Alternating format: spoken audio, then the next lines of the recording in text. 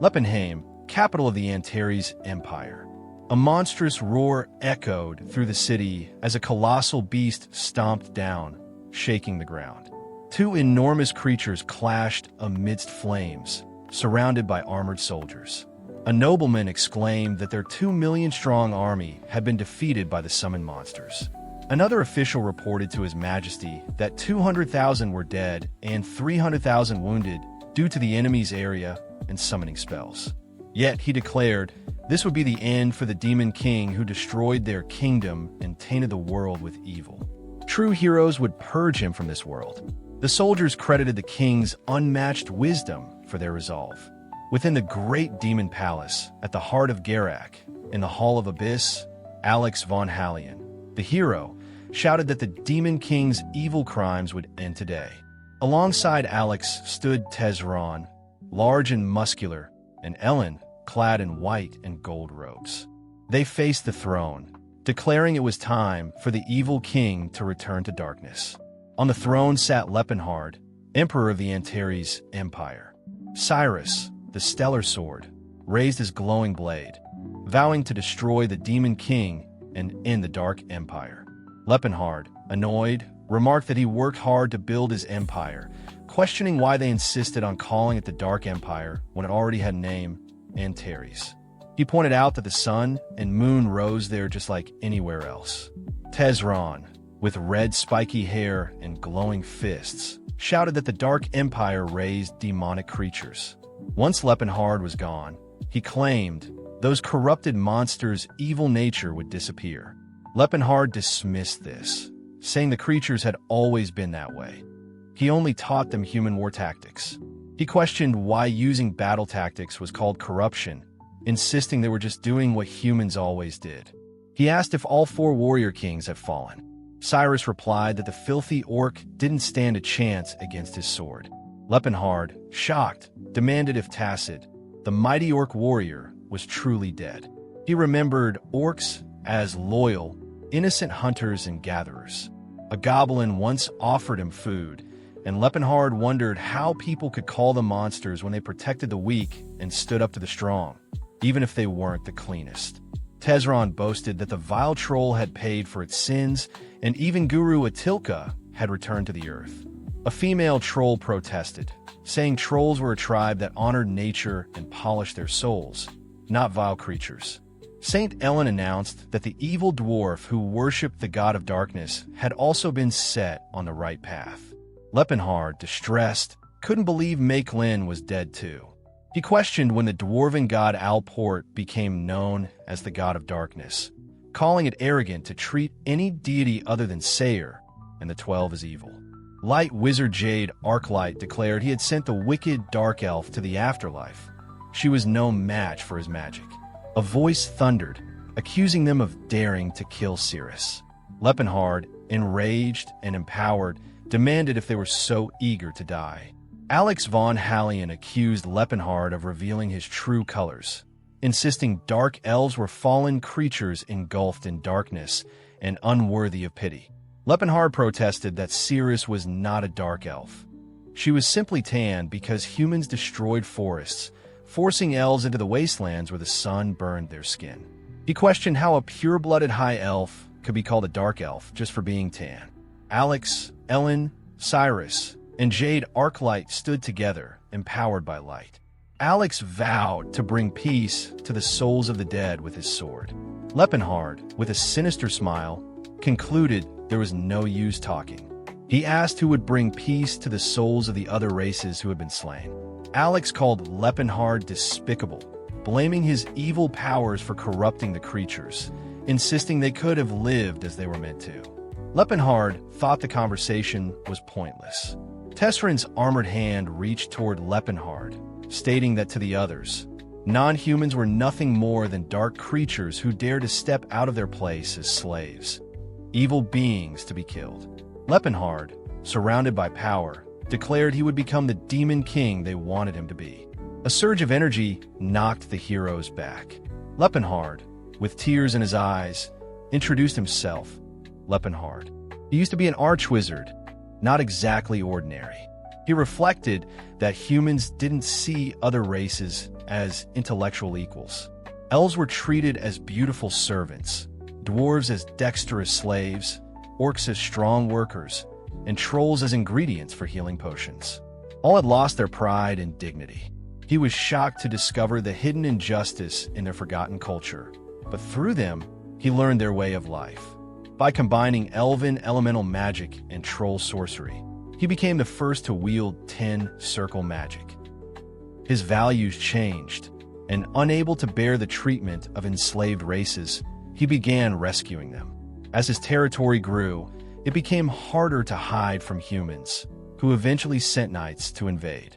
They kept attacking and destroying, forcing Laefenhart and his people to move repeatedly. Although they only defended themselves, their territory expanded, and the Antares Empire was born. He built a nation for other races, not out of hatred for humans, but because he believed all intelligent beings were equal. He never sought revenge, but this was the result.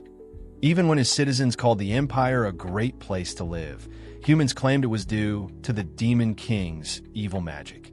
He admitted that having orcs and goblins as imperial guards might have seemed intimidating, but that was no excuse for killing innocent citizens and comrades. As ruler, he had a duty to protect his empire. Laefenhart unleashed his power, vowing to abolish any law that allowed such killings and establish a new one. Alex von Hallion screamed in pain as Tesron stood over him, criticizing Alex for being skilled in both sword and magic, but mastering neither. Alex retorted that versatility only made him a master of none. Laefenhart, with tears streaming down, thought that in heroic tales, the hero survived to the end, but in reality, specialists succeeded. Tesron, glowing with golden energy, proclaimed himself the only one left, the king of fists, with unmatched strength and endurance. Laefenhart realized Tesron was different from the others. Taking him down wouldn't be easy. Tesron, a true specialist, had focused on one skill his entire life. Tesron, glowing with golden energy, unleashed a devastating attack. He drove his glowing golden fist forward with immense force, the explosive impact echoing through the ruined hall. Laefenhart was sent flying backwards, battered by the sheer power of Tesron's punch. Laefenhart, reeling through the air, realized just how formidable Tesron was. Taking him down was not going to be easy. Laefenhart, battered, looked up at him with a determined gaze. Tesron leapt into the air, energy swirling around him as he prepared to strike again. Laefenhart, surrounded by swirling purple energy, extended his hands, readying a spell.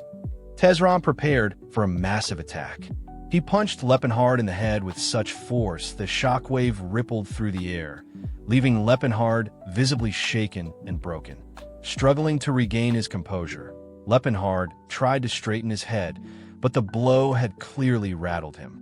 As Tesron calmly walked up to him, as tension mounted, Laefenhart, bruised and bleeding, taunted Tesron, saying he blocked the attack with magic.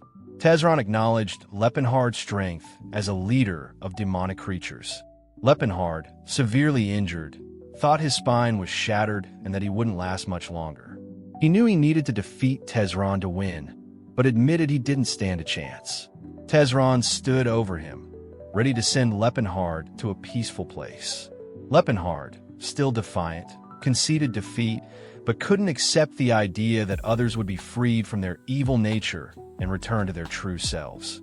He clenched his teeth in determination, refusing to give up. He questioned if Tesron meant that the others were meant to live as slaves. Laefenhart stood up, enraged, and revealed an ancient artifact, the Eye of Time and Space. Not even a 10-circle magic wizard like him could unravel its magic. Tesron, shocked, demanded to know what Laefenhart was doing. Laefenhart announced he would cast a time and space-changing spell, one that rewinds the caster's time and disrupts the natural order of the gods. He wasn't sure if it would work, but he had nothing to lose. He challenged Tesron to try to stop him. Tesron lunged forward as Laefenhart activated the spell, determined not to die yet. Not like this. A collision of energy and light engulfed the hall. Suddenly, Birds chirped outside a cozy wooden house.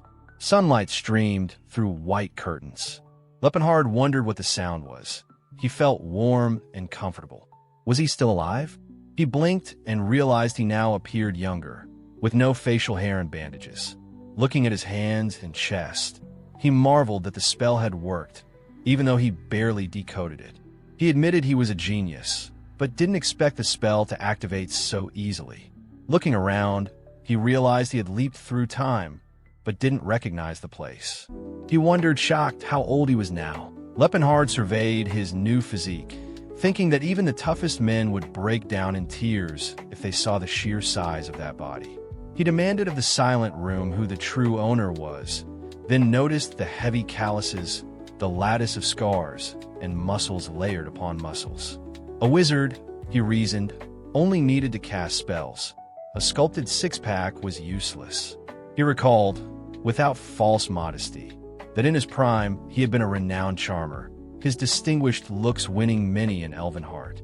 Now, the reflection looking back at him seemed bland, the sharp features gone, replaced by bulging muscle. He wondered whether the time and space spell had failed and left him trapped in a stranger's body. Yet the face felt familiar. Perhaps this was not the past.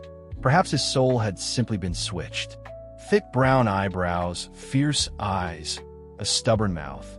If the body gained some height and facial hair, it would resemble the king of Fis himself. Realization struck, and he murmured Tesron's name. At that moment, Gerard Crome, Prody eyes burst in, calling Tesron a lazy punk and scolding that the sun was already high.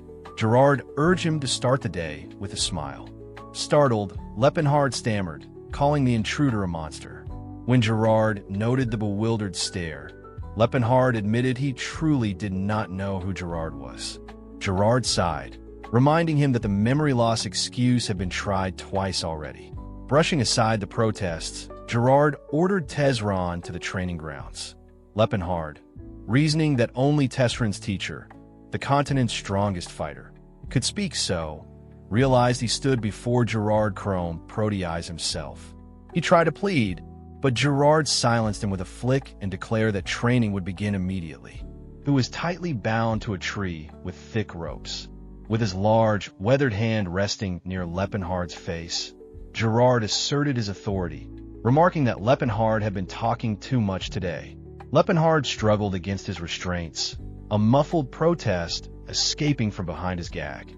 Refusing to relent, Gerard added more ropes across Laefenhart's chest, binding him even more securely to the tree. His grip tightened around one of the poles, signaling that the day's training was about to begin. Despite the overwhelming restraints, Laefenhart continued to wriggle and fight, his muffled sounds echoing his frustration. As Gerard declared the start of training, Laefenhart's eyes widened with a fierce mixture of determination and defiance. Straining desperately against the ropes and gag, his face reflected both his resistance and resolve. Laefenhart's muscular frame flexed powerfully, veins bulging as every fiber of his being resisted the restraints. The ropes pulled taut as he summoned all his strength, sweat glistening on his skin under the strain of his effort. Yet the struggle only intensified. Laefenhart's body trembled under the relentless pressure, muscles rippling as he gave everything he had. He fought on, his breath ragged and face contorted in agony. With each second, the pain mounted. Tears and sweat mingled, and saliva slipped from the corner of his mouth. The anguish was overwhelming, each strike emphasizing the severity of the training. At the edge of consciousness, Laefenhart's vision blurred, and suddenly he saw a fleeting image of Cirrus, a woman with white hair reaching out to him. Her presence felt both distant and painfully familiar. In that moment of deep vulnerability, Laefenhart's thoughts turned desperate as he silently called out to her, fearing this ordeal would be his breaking point. "Cirrus, I'm afraid this is the end for me." Gerard noticed the boy's body felt softer than usual and wondered if memory loss was genuine. Jim Unbreakable's brutal regimen had made even Gerard forget things once or twice. The remedy, he decided, was simple. The more Tesron was beaten, the faster the memories would return. Gagged, Laefenhart pleaded for help while Gerard launched into a lecture. Humans, the master said, wielded weapons only because they were weak, cowards masking fragility with steel. A true fighter had to train and conquer those weaknesses. The human body was like iron, growing stronger each time it was hammered. Laefenhart protested that such logic was absurd, but Gerard pressed on, affirming that Tesron's body had no limits. Fine iron could indeed become steel. Only exceptional people could forge such a body, and Gerard had found that potential in Tesron. He urged his pupil to think of a vast ocean, one that accepted everything yet remained unchanged, and to unleash that ocean within. Battered and bruised, Laefenhart struggled to grasp the metaphors, but Gerard finally called an end to the session, granting him rest. Astonished, he realized he had survived. Tears welled up as he thanked the heavens for his resilience. Soaking in a bath infused with gerald grass, peptal's petals, and generous bottles of healing potion, each worth at least 10 silver coins, he marveled at the extravagance. He asked Gerard why such a bath had been prepared, and the master replied that iron had to be cooled after hammering. Laefenhart reflected that Jim Unbreakable's method, driving the body to its limits, then using aura and healing water to recover, allowed it to regenerate before breaking down, becoming tougher each time. The regimen, he admitted, was not baseless. Having fought Tesron in the future, he knew how resilient the King of Fists' body was. The training must have begun in childhood. With a weary sigh, he accepted that he was indeed in the past. New questions arose. What had happened to the Laefenhart of this era? Did a younger version of him still live somewhere? Could two versions of the same soul exist at once? Two possibilities took shape. Either he, the future Laefenhart, now occupied Tesron's body while the young Laefenhart lived on, or the young Laefenhart's body now carried the soul of Tesron, the King of Fists. Master Gerard began the day by pointing at a towering heap of roasted drumsticks and ordering Laefenhart to eat every last morsel. Laefenhart obeyed, tearing into the meat while the old fighter reminded him that the body needed nutrients after being pushed to its limits. No sooner was the meal finished than Gerard bounded up a snowy cliff, declaring it time for a light jog. Laefenhart, burdened by an enormous training sack, struggled after him until he collapsed on the path. When Gerard asked if the load was too much, Laefenhart forced himself upright, vowing that he could continue. Soon both master and student were suspended upside down from chains bolted to a cliff. Gerard hung at ease, but Laefenhart writhed and cursed the endless regimen, wondering how long the brutality would last. That night he dropped onto his cot and, in a moment of bleak clarity, realized once more that he was inhabiting young Tesron's body. In the gloom of a stone cell, he brooded on the dangers of two identical souls existing in one timeline. If his younger self, still a bookish apprentice at the Delphia Magic Tower, ever crossed paths with him, the clash could annihilate them both. He comforted himself that the meeting was unlikely. Young Laefenhart would be buried in scrolls for another decade, and Tesron, now possibly trapped in Laefenhart's aging body, would find that frail frame useless for Jim Unbreakable's training. Nevertheless, the thought of permanent entrapment drove him to plan an escape.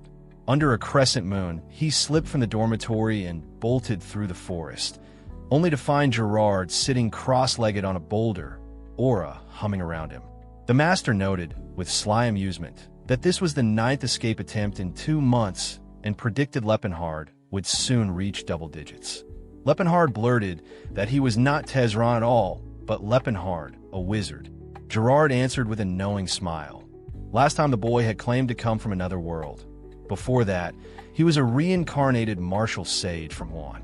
Admitting that today's fantasy was at least creative, Gerard seized his pupil's arm and dragged him back to bed, promising more training after a good rest. The following morning, and many mornings after, Laefenhart endured submersion drills, chain drags, and hill sprints. He learned that Jim Unbreakable had perfected apprentice escape prevention methods for 130 years, and that any student who fled would be hunted to the ends of the earth. Eventually, even the so-called Demon King of Tenacity surrendered the dream of running away. 2 years passed in that loving hell. One day, the chains around Laefenhart's wrists shattered, and a vivid orange aura burst from his body. Gerard roared with pride. The boy had awakened his aura younger than most prodigies. The master explained that life or death training triggered survival instincts, and that heightened vitality crystallized into aura. Proof was that Gerard's own practice bat scarcely hurt anymore. Laefenhart dared hope the next phase would involve real techniques and perhaps permission to leave the mountain. Gerard agreed. Skill training meant free sparring against the master himself. 3 more grueling years rolled by. At last, Gerard led his disciple to a waterfall deep in the Rakip Range. There, Laefenhart practiced the secret strike Calamity Horn, condensing layered aura around his fist. He could muster 3 stacks, but needed 4 to earn freedom. Remembering that Tesron of his previous life had managed 7 and Gerard 8, he resolved to push further. While the master visited a village, Laefenhart ended the physical session and switched to magic. He shaped purple mana into an arrow bullet, but Tesron's body resisted the finer calculations of sorcery. Frustrated, he sensed a non-human presence and stepped into the trees. An orc, tall, scarred and armed, emerged from the shadows. Laefenhart identified the creature at once. The orc, sweat beading on his brow, warned the human to pretend nothing had been seen. If Laefenhart complied, he would be spared. Laefenhart judged the small orc to be no more than 4 years old and wondered if the child had fled a battle arena. Because Laefenhart showed no hostility, he realized the orc hoped to talk, a mark of the race's pride and reluctance to spill blood needlessly. Addressing the child in the language of grace, he asked whether the youngster was being hunted. The orc, astonished to hear his tongue from a human, demanded how the stranger could speak it. Laefenhart replied that he had once known orcs. Grateful, the boy admitted pursuers were on his heels. Laefenhart offered help and asked for trust.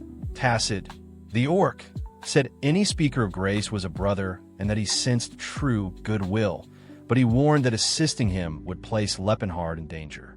Hearing such eloquence, Laefenhart suspected noble blood, yet assured the boy that he possessed strength enough for them both. He summoned purple mana and opened a hiding portal inside a cave, explaining that his spell would conceal Tacit. The orc marveled that such a muscular man could be a wizard, prompting Laefenhart to concede that his appearance made sorcery seem unlikely. Tacit thanked him sincerely. Soon 3 mercenaries appeared, seeking the runaway orc and promising a gold coin for information they never intended to pay. Laefenhart denied seeing the child, but the men spotted tracks and tried to press past him. Deciding strangers would not trespass on his mountain, he recalled Gerard's lesson. A fighter whose fist could kill with 1 blow must show mercy to the weak. He tore a stone club from the ground, a kinder weapon than bare hands, and warned the mercenaries they would live. Red aura flared as he advanced. The cudgel art Jim Unbreakable taught was meant to temper disciples rather than slay foes, but its all-out assault shattered weapons and scattered men. Swords snapped against Laefenhart's back, joints cracked, bones bruised, yet no one died. When the last warrior lay groaning, their leader Bright still tried to threaten him. So Laefenhart struck until the man begged for mercy and ordered his band to flee. Laefenhart found the fight enjoyable enough to consider taking disciples himself. Tacit, watching, realized his savior already carried Jim Unbreakable's imprint and thanked him again, vowing never to forget. The orc declared that Laefenhart had become his mentor, a life guide revered like a lord, and promised to draw his sword for him one day. Pressed for a name, Laefenhart nearly blurted Tez, but caught himself and answered Laefenhart Wald Antares. Tacit repeated the name, promising to remember it. Asked where he would go, the boy said he preferred wandering death to slavery. Laefenhart directed him toward the land of trials southeast of the Rocco Range, home to the hidden Blue Bear tribe. They parted ways, but Tacit soon turned back, proclaiming himself Tacit, son of Crota and bearer of Lat's axe. Only then did Laefenhart realize whom he had rescued. The future chief of the Blue Bears, one of the 4 warrior kings. He doubted the original Tesron would ever have aided such a child and laughed at fate's strange twists. Standing upon a cliff bathed in golden light, he smiled at the distant figure and at the memory of comrades. An orc king, a blue-skinned giant, a white-haired elf queen, a weary human sage, and his own former self on a throne. He wished to meet them all again someday, his comrades, his brothers, and the descendants of fearless warriors. 6 months had passed since that strange encounter with Tacit. The mountains were capped with snow, and the lake below was partially frozen, an unbroken wintry calm. Gerard gave a fierce command to his apprentice, his eyes glowing with yellow light and golden aura swirling around his clenched fist as he warned Laefenhart to brace himself. Suddenly, a massive, focused blast of golden aura crashed down from above. Laefenhart, shirtless and with wild red hair, was visibly shocked, but he faced the attack head-on, particles of light swirling around him. With determination, Laefenhart unleashed his spiral guard. A vortex of fiery red aura spiraled up to meet Gerard's golden blast, and the two clashed violently. Gerard folded his arms, standing proud as the blast faded. He acknowledged that Laefenhart had truly mastered the spiral guard, noting the shattered earth beneath where Laefenhart stood. Reflecting back, Gerard remarked that it felt like just yesterday when Laefenhart first introduced himself with that impossible-sounding name. Gerard had wondered if so many beatings had affected his wits. Laefenhart, slightly annoyed, reminded him that was 6 years ago and questioned why Gerard was bringing it up now. Gerard mused that it had been almost 10 years since he began teaching, noting his tremendous growth with a satisfied expression as he stroked his beard.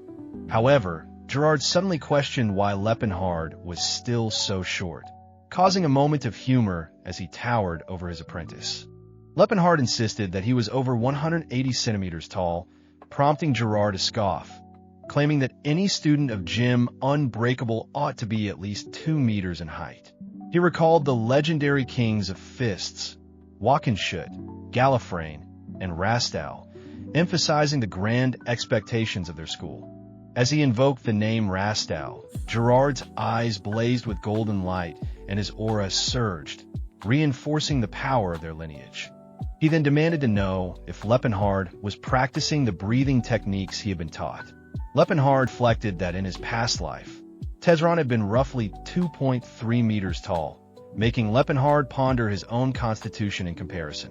Laefenhart tried to reason that his stature was simply a matter of genetics, but Gerard pressed on, warning him of the consequences if he grew even larger by overusing the technique. Laefenhart quickly protested. He wasn't interested in becoming a giant. Ultimately, Gerard conceded that strength and sturdiness mattered far more than height. With that, he called for Laefenhart to demonstrate the final result of his training. Laefenhart's eyes filled with determination as he summoned his golden aura, swirling it around him and shattering the leftover ice from their battle. He focused all his energy into his fist for Calamity Horn, launching a blinding golden strike. The attack surged forwards, a towering pillar of golden light that cracked the earth and shattered the ice beneath his feet. Gerard burst into proud laughter, thrilled by Laefenhart's power. With satisfaction, Gerard commented that Laefenhart would no longer be easily beaten. Laefenhart looked at his hand, triumph shining in his eyes.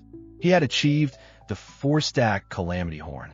Gerard then announced that it was time for Laefenhart to leave and face the world, his tone both serious and proud.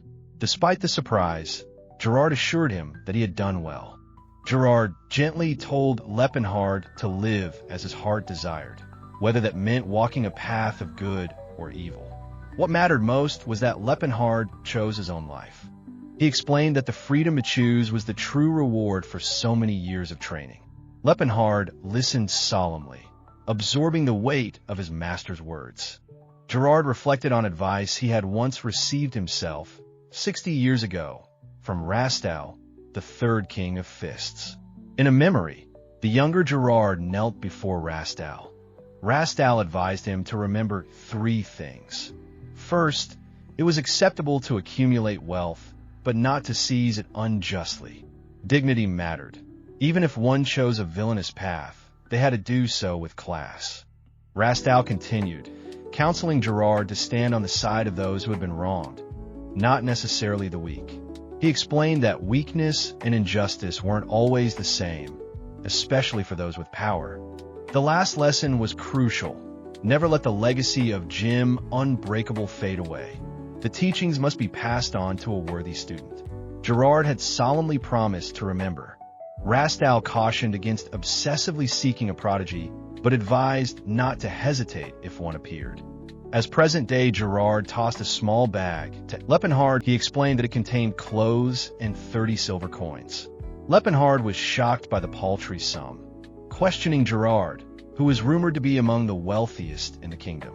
Gerard explained that the martial sect had always given students a set sum for their departure. He himself had received just 20 coins. He also handed Laefenhart a map, marking a hidden gift he had left in the Cephleo Mountains, encouraging him to seek it out one day. Wrapped in a cloak, Laefenhart soon found himself overlooking a vast snowy expanse. He wondered if he was really free at last, finally allowed to step beyond his master's domain. Behind him, a mountain erupted with a dazzling golden column of aura, Gerard's final show of overwhelming power. Terrified, Laefenhart stared back at the display, only to hear Gerard's farewell. Gerard called out for him to move forward bravely, reminding him that he was now the successor to the greatest teaching in the world. Seeing this, Laefenhart could only scream as the golden aura crashed towards him, equal parts awe and fear on his face.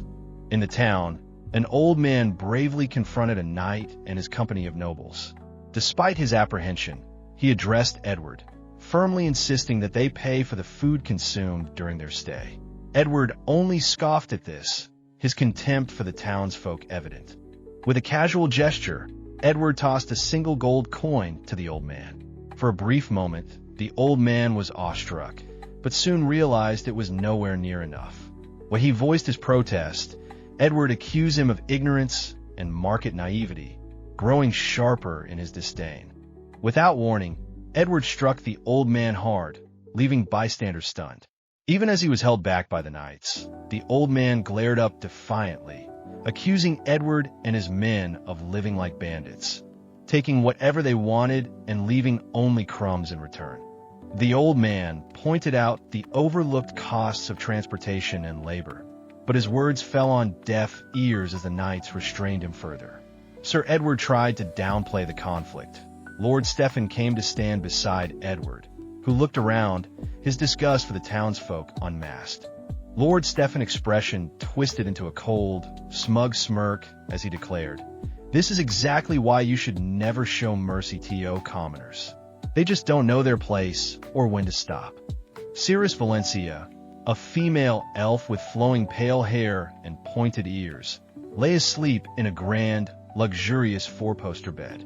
The ornate room, adorned with intricate patterns and fine furnishings, radiated elegance and quiet opulence. Gradually, Cirrus stirred awake, her eyes fluttering open as she found herself pondering a question. She wondered aloud why Laefenhart always touched her body in that affectionate way. Lying beside her was Laefenhart in his previous, muscular form. Long hair cascading down his shoulders, his hand rested gently on her chest. With a soft smile, he explained that he touched her because he simply enjoyed it. Cirrus looked at him skeptically, her voice gentle yet teasing. She asked what was he liked so much about her skinny little body. The conversation brought a delicate blush to Cirrus's cheeks. Her dark skin, contrasting with her light hair, shimmered as she smiled playfully at him. As the warmth of that memory lingered, Laefenhart's inner monologue surfaced. He thought to himself that Cirrus appeared so elegant and sharp, like a well-honed blade.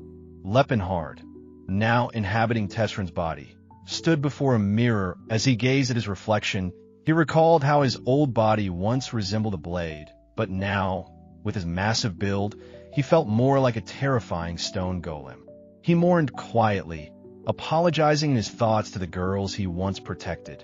After a moment, Laefenhart stood tall and imposing, his newfound height and muscular build dwarfing those around him. With Cirrus standing by his side, both looking up in awe, he mused with a faint grin that at least he was much taller now, a small comfort that brought a spark of humor to him. Looking out the window, Laefenhart's thoughts drifted to Cirrus. He estimated that she would be about 70 by now in elf years, which translated roughly to a 17-year-old in human terms. A wide-angle view revealed a bustling, snow-covered city, Chrome City, nestled in the southern region of the Vasily Kingdom. He recalled the rumor that Cirrus would be sold next year, likely at a slave auction house in the Chap Kingdom. Laefenhart pondered his next move. Should he storm the auction house and rescue Cirrus by force? He reasoned that a direct assault might jeopardize his quest to regain his magic. It seemed wiser to simply buy her freedom. However, elf slaves fetched an unimaginable price, and for now, he was flat broke. Standing at the railing and gazing into the distance, Laefenhart found reassurance in his new strengths. He had acquired a powerful body, mastered many skills, and, crucially, the ability to recall memories of the future. He concentrated, stirring the swirl of artificial phantasmagoria that allowed him to access memories as needed. He remembered ancient ruins located along the road to the Chap Kingdom, details that might help him amass the gold he needed. Elsewhere, inside a stately building, the knight Stefan von Altion stood over the meditating wizard Todd, who was surrounded by a shimmering purple aura. Stefan pressed Todd for information about the ruins, but Todd assured him to wait a little longer. Todd, the ruins exploration specialist from Pelphia Magic Tower, declared his certainty once he finished his divination. With the location confirmed, Stefan looked out from a window at the snowy mountain range and the stately structure below, the final resting place of the great swordsman Sir Claude von Altion. Laefenhart's journey northward from Chrome City over the last 3 days carried him into the Hatton mountain range, moving with supernatural endurance and indifference to the cold. As he viewed the map of the Vasily Kingdom, he marveled at his new body's stamina. Even the biting winter air barely touched him. Passing through a snowy forest clad warmly, unlike his legendary predecessors who braved winter shirtless, Laefenhart continued to rely on artificial phantasmagoria to recall vital memories regarding the ruins. He remembered meeting Wizard Todd during his days at the Delphia Tower when Todd told tales of explorations with a member of House Altion. Laefenhart, in his previous wizard form, had later traveled to those same ruins, uncovering a secret trove of hidden treasures that Todd's group had overlooked and selling everything for more than 2,000 gold coins. As he approached the snow-shrouded cattle village, he recognized it instantly. Inside, villagers huddled in hushed anxiety, debating grave circumstances. They needed a guide for outsiders demanding passage through the Valley of Death, a place no one returned from. When all fell silent, Ted reluctantly volunteered to guide them, despite the tearful pleas of his child and the mounting pressure from the fearful villagers. Just then, Laefenhart interrupted, offering to go instead if they would accept. Ted's astonishment was palpable. He demanded to know who would volunteer for such a dangerous task. Laefenhart explained that he was just a traveler passing through who happened to overhear their troubles and assured the villagers that he was familiar with the area. He had visited the Valley of Death before, though the village chief protested that no man had ever returned from that place. Laefenhart remained confident, insisting he would save one of their own by stepping in. The Valley of Death was in fact an ancient dungeon, a relic from the forgotten Silver Age. 50 years ago, a famed knight named Claude from House Altion had awakened his aura at the age of 45 and became a hero throughout the Vasily Kingdom. However, fame clouded his judgment, and after charging into the Valley of Death with only a single servant, Claude met his end. The legendary demon Sword Altion, symbol of his house, was lost alongside him, prompting 50 years of failed retrieval attempts. Stefan von Altion, now leading a determined party, pressed onward to recover what his house had lost. Among his party was Relsha, a poised elf whom Stefan praised as elegant and noble even when dismounted. Relsha, in turn, smiled warmly at the compliment. Laefenhart watched Stefan's group from afar. He noted the impressive elf, suspecting she was a slayer, and eyed the red-haired priest, Ceylon, initially confusing him for a woman due to his youthful appearance. More importantly, Laefenhart reflected in surprise that Ceylon was, in fact, male. He wanted an excuse to speak with Todd and felt a sense of nostalgia watching Todd and Ceylon speak together. Todd had once treated Laefenhart that way when he was a young wizard. Yet now, something about Todd's demeanor fell off, raising his suspicions, but he dismissed them, recalling Todd had always seemed a good man. As the villagers approved of Laefenhart acting as their guide, he reflected that volunteering was no great feat for him, but it was plain the villagers were terrified. Their fear, he reasoned, was only natural. They were hardly accustomed to the company of the kingdom's bravest knights. But as he looked at the assembled knights, Laefenhart could only sneer inwardly. He found their arrogance typical, thinking that chivalry bred more narcissists than true protectors. Suddenly, a sharp cry broke the calm. Stefan swiftly moved into the snowy woods as monstrous, rock-like beasts swarmed overhead, attacking with feral speed and intensity. Stefan shouted orders, rallying the knights in the name of Sayer and House Altion, commanding them to repel the monstrous threat. Todd unleashed a fearsome fire chain spell, while Ceylon, glowing with a pink aura, invoked the blessing of Philinage, surrounding his companions with courage and radiant light. Laefenhart watched the chaotic battle unfold. He acknowledged that Stefan was more skilled than he expected, though from the expertise of a wizard-turned-fighter, the knight's techniques were still sloppy. Reflecting that Master Gerard would take pride in the prowess of Jim Unbreakable, his thoughts shifted as new dangers emerged. Orc-like creatures fled in panic, only to be intercepted by monstrous, avian beasts with red, glowing eyes. Laefenhart, fists crackling with blue aura, launched into the fray. He lamented that no one else seemed to be concerned for the villagers' safety, taking it upon himself to deal with the threats as his powerful punches sent monsters flying. As the battle raged on, a map illustrated the Vasily kingdom, tracing Laefenhart's journey from Chrome City through Cattle Village towards the treacherous Hatton Mountain Range. Laefenhart remembered Todd's grim story. This was where their previous guide had perished. A monstrous, shadow-coated beast lunged forward, its fangs and claws flashing red in the darkness. Stefan of House Altion, leader of the party and clad in shining armor, surged ahead. He brought his sword down with a powerful strike, black stains splattering as he cleaved through the behemoth. But chaos erupted. Winged, bird-like monsters swooped, shrieking and slashing their claws and beaks. Stefan crouched low, fighting furiously as his allies struggled. Panic cries echoed all around. Laefenhart, watching the fray, mused to himself that Stefan wasn't truly evil, but never protected those beside him. Yet, the result was much the same, neglect that cost lives. As the monsters swarmed, Stefan's skill shined. He leaped, slicing through several enemies midair. One fell, tumbling to the ground. Laefenhart reasoned that perhaps neglect defined a bad person. No wonder, then, that their guide had died on this journey. Nearby, an unnamed companion barked for someone to hide behind a tree. Danger was everywhere. Among this group, Laefenhart thought, at least one seemed decent. Suddenly, a massive winged beast launched skyward, light streaking as it vanished from view. Laefenhart, stoic and defiant despite arrows and projectiles thudding into his torso, scoffed that such attacks barely hurt. Then, an enemy's glowing missile struck and pierced his eye.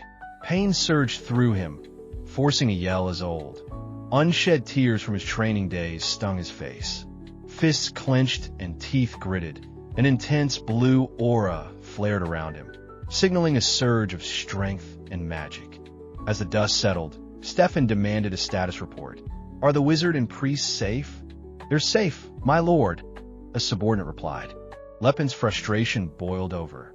Hey, don't you even care about our safety? Stefan, with his subordinate, turned away, unconcerned. His voice rang out, heralding the Altion Order's strength and urging his knights to enjoy their victory. Jubilant cheers answered him. Seizing the moment, Lepen approached Todd, gratitude in his eyes. You saved my life, thank you. Todd replied quietly. Well, it's what I do. Lepen pressed on, saying, I overheard you're from Delpha Magic Tower. I have a friend there. Todd leaned in. Which friend? His name is Laefenhart. Do you know him? At that, Lepens uttered his old name with deliberate calm. Todd's response was light, but edged with familiarity. Laefenhart? I didn't know he had a rugged friend like you.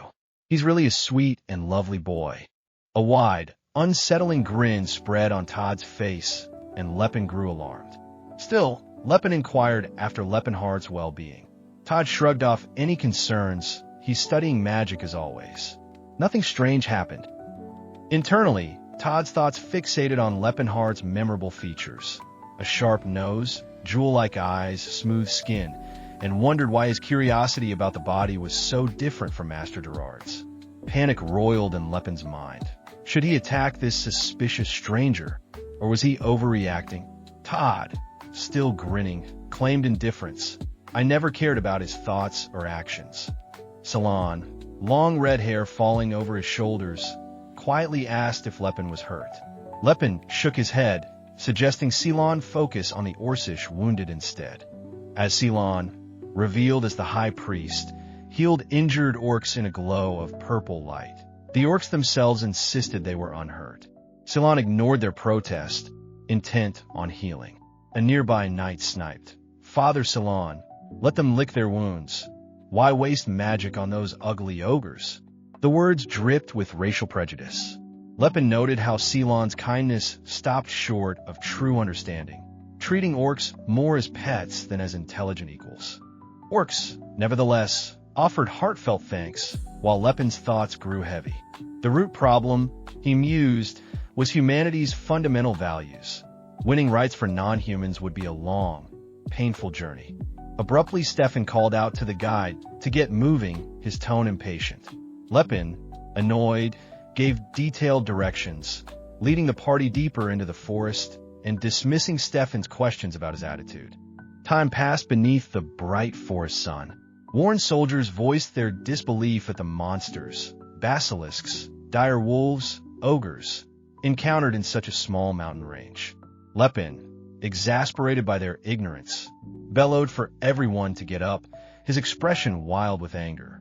Inside, he considered the arrogance of knights, the stubbornness of priests, and the pettiness of wizards, himself most of all. He led them by the quickest and most dangerous path simply because it was expedient, not out of cruelty, or so he insisted to himself.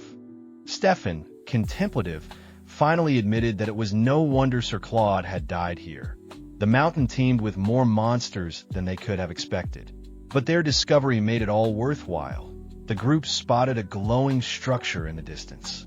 Awe spread among the men as the truth dawned. They had found the ancient ruins of Fulton.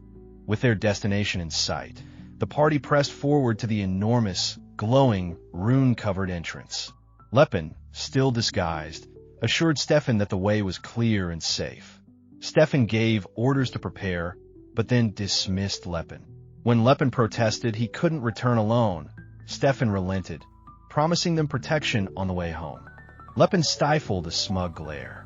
Did they not intend to protect him from the start? Stefan's rallying cry rang out. Beyond these gates, a great night rested.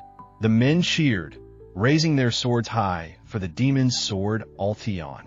With a thunderous roar, the knights charged through the massive doors. Once alone, Lepen shed his cloak and hurried after.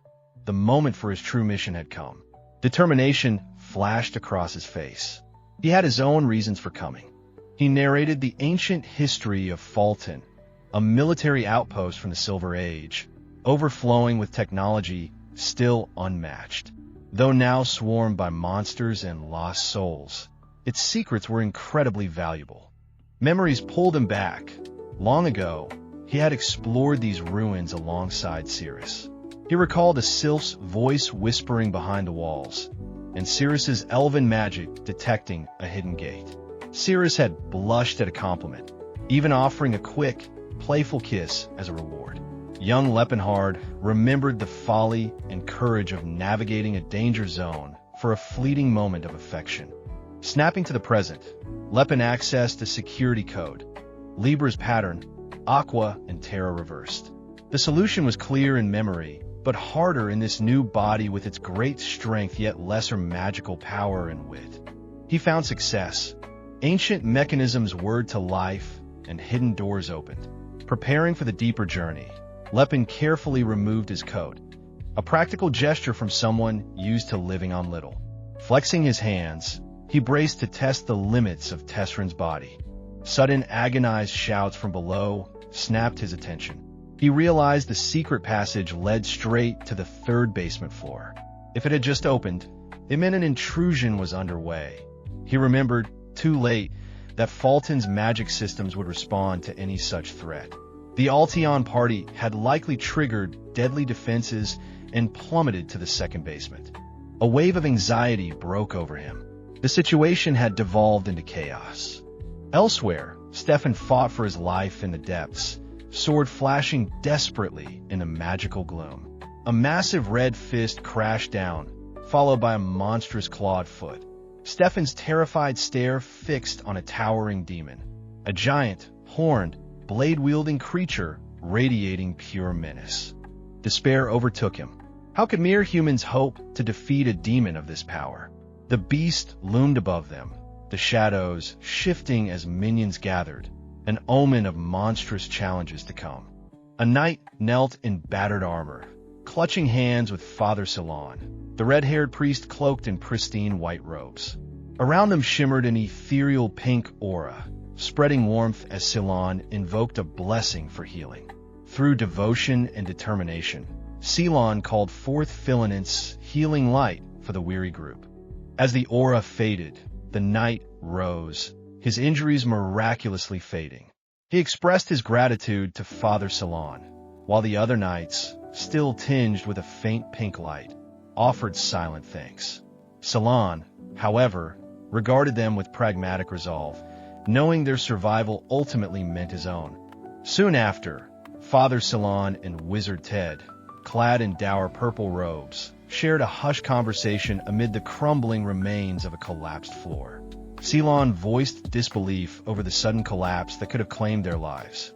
Ted, still composed, acknowledged the narrow escape his magic had granted them, though he warned it could not guarantee protection from future dangers. The party, a mix of knights and spellcasters, pressed onward through a darkened, ruined corridor, their nerves taut beneath archways choked by skeletal vines. Suddenly, one of the knights staggered, hunched in pain, as an invisible force struck without warning.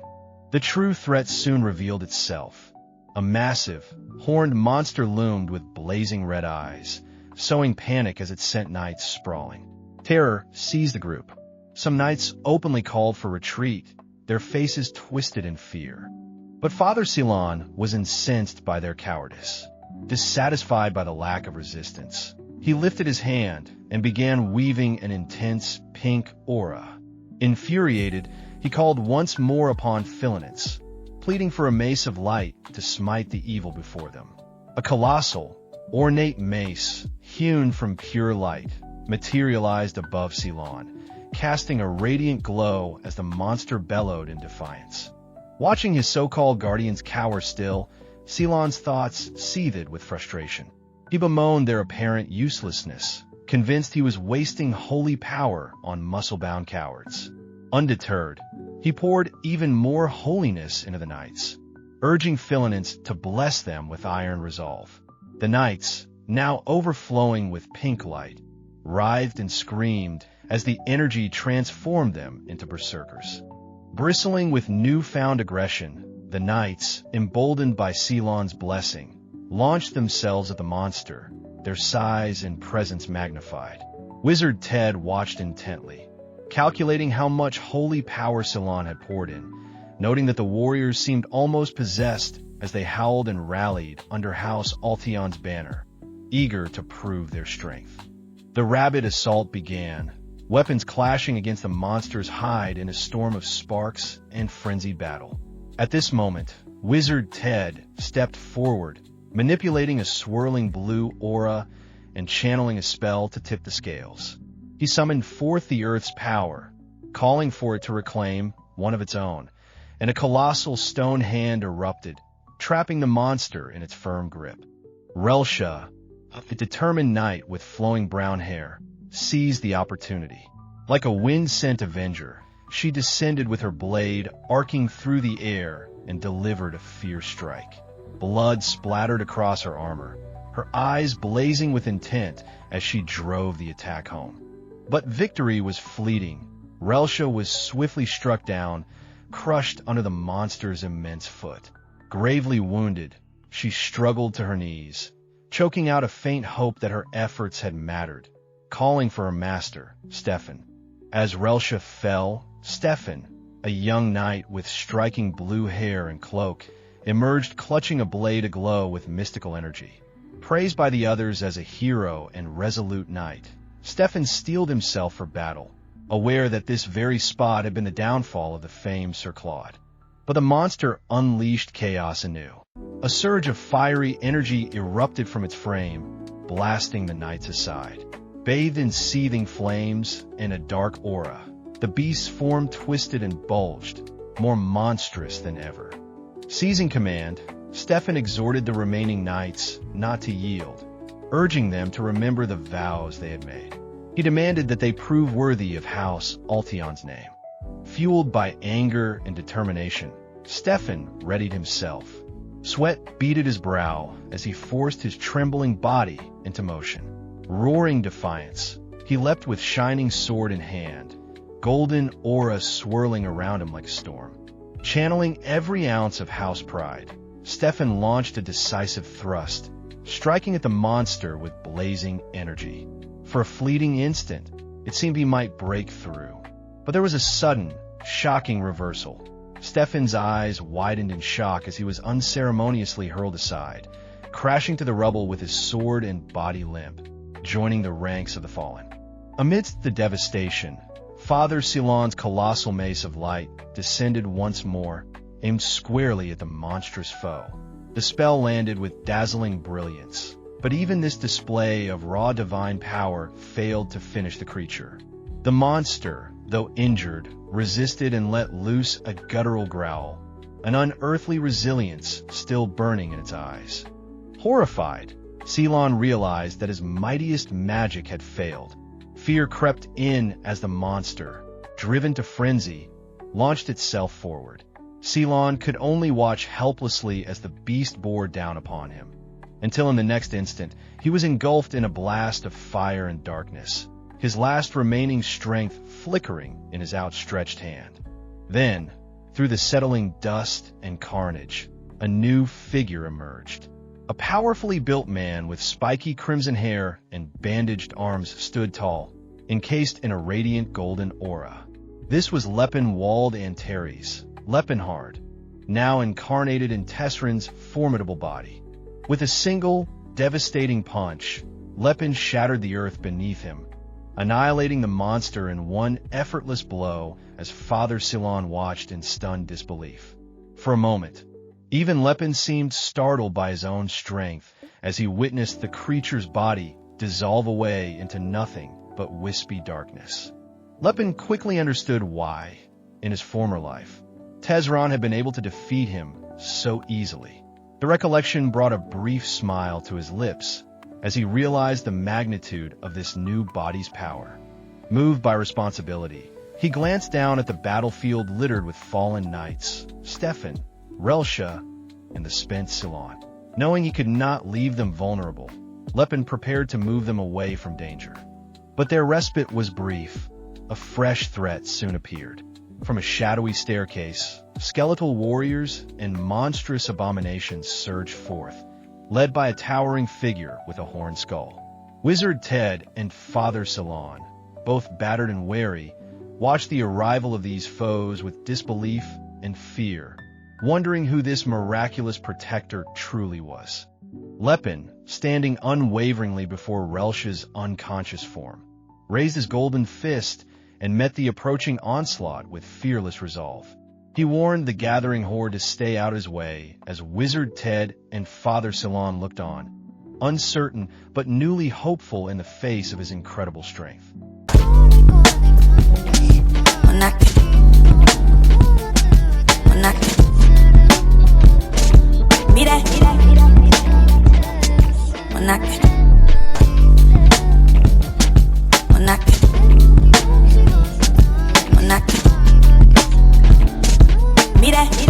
As Lord Stefan slowly regained consciousness, groaning and clutching his head, the surviving adventurers gathered around him. The man in the red cape leaned forward, asking if Stefan was awake, prompting a groggy nod. Around them, the ground was strewn with shards of what used to be undead soldiers, one especially horrific, impaled by a sword. Peering at the devastation and confusion, Stefan asked what had happened. The red-caped man attempted to explain, but Stefan's shock only intensified when he heard the tale. Another knight chimed in, questioning if the man responsible for all this carnage was truly a fighter. Attention turned to Laefenhart, now in Tesron's body, who stood confidently surrounded by the remnants of Laefenhart's magic, glowing blue lines cut across the floor. Seeking to make amends for his earlier oversight, Stefan approached humbly, asking for the man's name.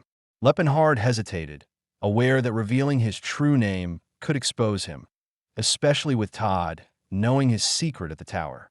After a moment, he replied simply, "It's Lepin."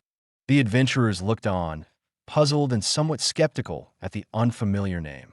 Stefan admitted he'd never heard it before, while one of the others inwardly doubted any true champion could be so unknown. Stefan pressed on, asking for Laefenhart's noble house. Laefenhart responded that he was not of noble birth, and the group reacted with surprise bordering on disdain, suspecting him now of being just a commoner who finished what nobility had started. Stefan, in a condescending gesture, clapped a hand on Laefenhart's shoulder and suggested that Laefenhart merely mopped up after their hard work. Laefenhart eyed him coolly, pointedly asking if Stefan's memory was warped, and noted he doubted the knight had anything up his sleeve. Stefan's indignation flared, demanding respect for House Altion, but the red-caped man stepped in, urging calm and remarking that a vagrant couldn't be expected to grasp etiquette. Unfazed by the comments, Laefenhart stood firm, arms crossed. Stefan inquired about his teacher, but Laefenhart evaded, claiming to have picked things up here and there. Secretly, he thought of his old master Gerard, whose reputation was too widespread to risk exposure, and firmly resolved to reveal nothing of his origins. Stefan remained skeptical, unable to believe someone so powerful could be self-taught. Laefenhart brushed off the interrogation, suggesting that tending to the wounded would be more productive. The man in the red cape, observing all this, reflected that Laefenhart seemed perfectly comfortable wielding authority, entirely unaware how arrogant he sounded. His inner monologue noted that this was behavior befitting royalty or someone much older, rather than a young man. What an interesting, peculiar person.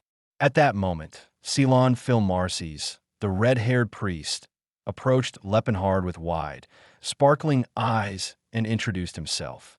He asked Laefenhart's height and, delighted with the answer, 192 centimeters, pressed for more details, weight, training, and regimen.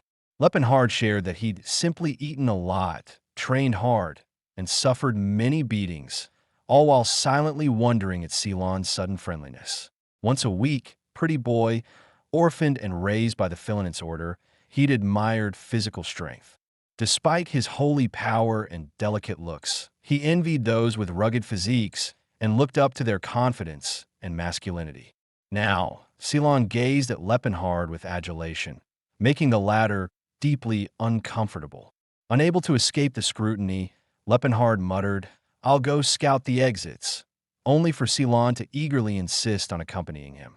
Laefenhart warned that leaving now could risk missing more wounded soldiers, which dejected Ceylon.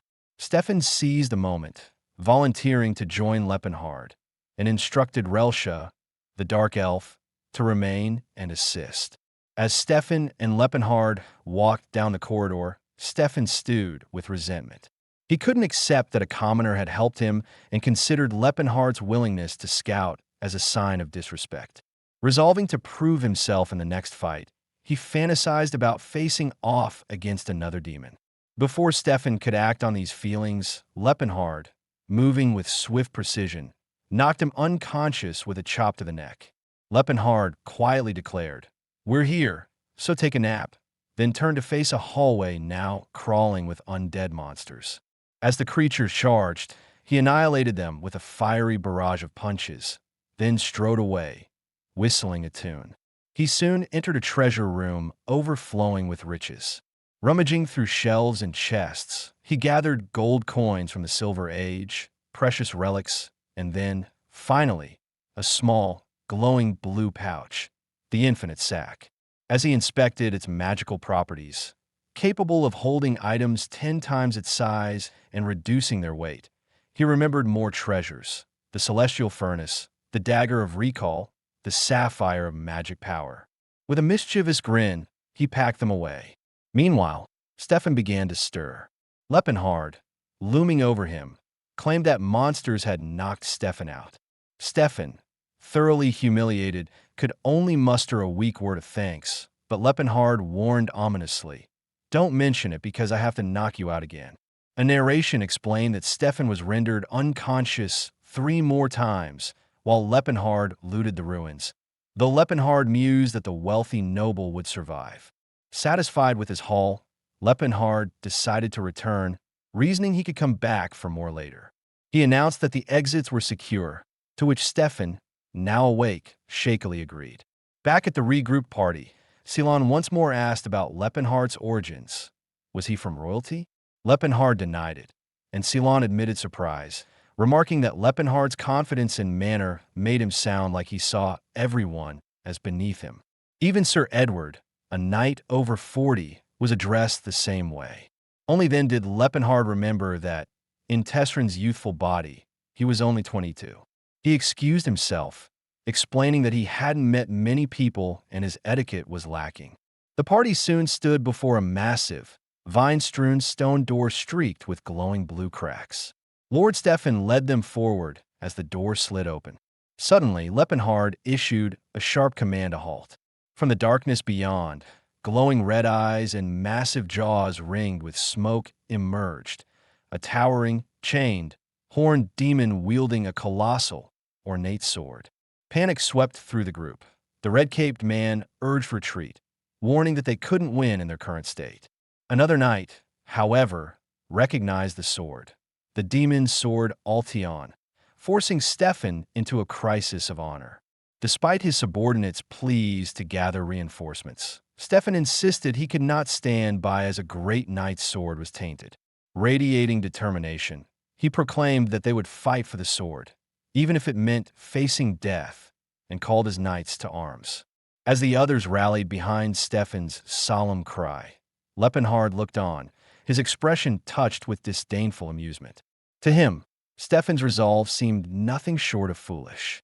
The shattered ruins in the dimensional rift, remnants of the Silver Age, operated with a self-sustaining system that compensated for any deficiencies.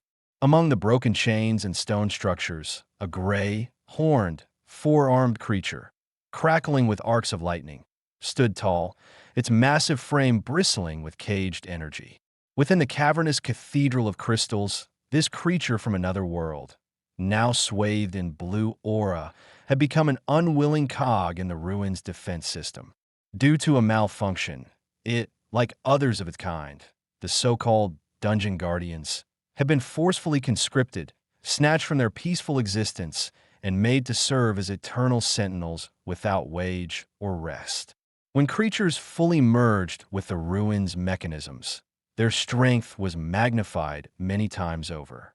Lepin, now observing keenly, recognized this horned fiend as the very demon that had killed Sir Claude, an esteemed aura wielder. If this monster proved stronger than Tagrel, they faced an opponent on an entirely different plane. Nearby, One of the armored young men bristled with bravado. He shouted that the beast was chained and questioned why there should be fear of something already restrained. Lepin put a gentle but firm hand on the man's shoulder, warning him with quiet conviction. If they challenged the monster, they would lose. None of them stood a chance. Facing it would be suicide. The brown-haired brushed off Lepin's words. He insisted that some things merit risking one's life and chided Lepin for his supposed lack of honor, calling him nothing more than a vagabond. Even so, Stefan acknowledged that Lepin had no idea how dangerous this really was, but honor compelled them forward. Undeterred, Stefan rallied his knights, declaring that the knights of House Altion would prove their valor, even at the cost of their lives. From the side, Lepin watched in silent exasperation, thinking how these men could not even handle Tagrel, much less this abomination. The knight priestess with long pink hair knelt to pray, channeling the blessing of Philinance. With a surge of divine pink energy, she called down a massive mace of holy light, delivering a furious blow to the Grell beast.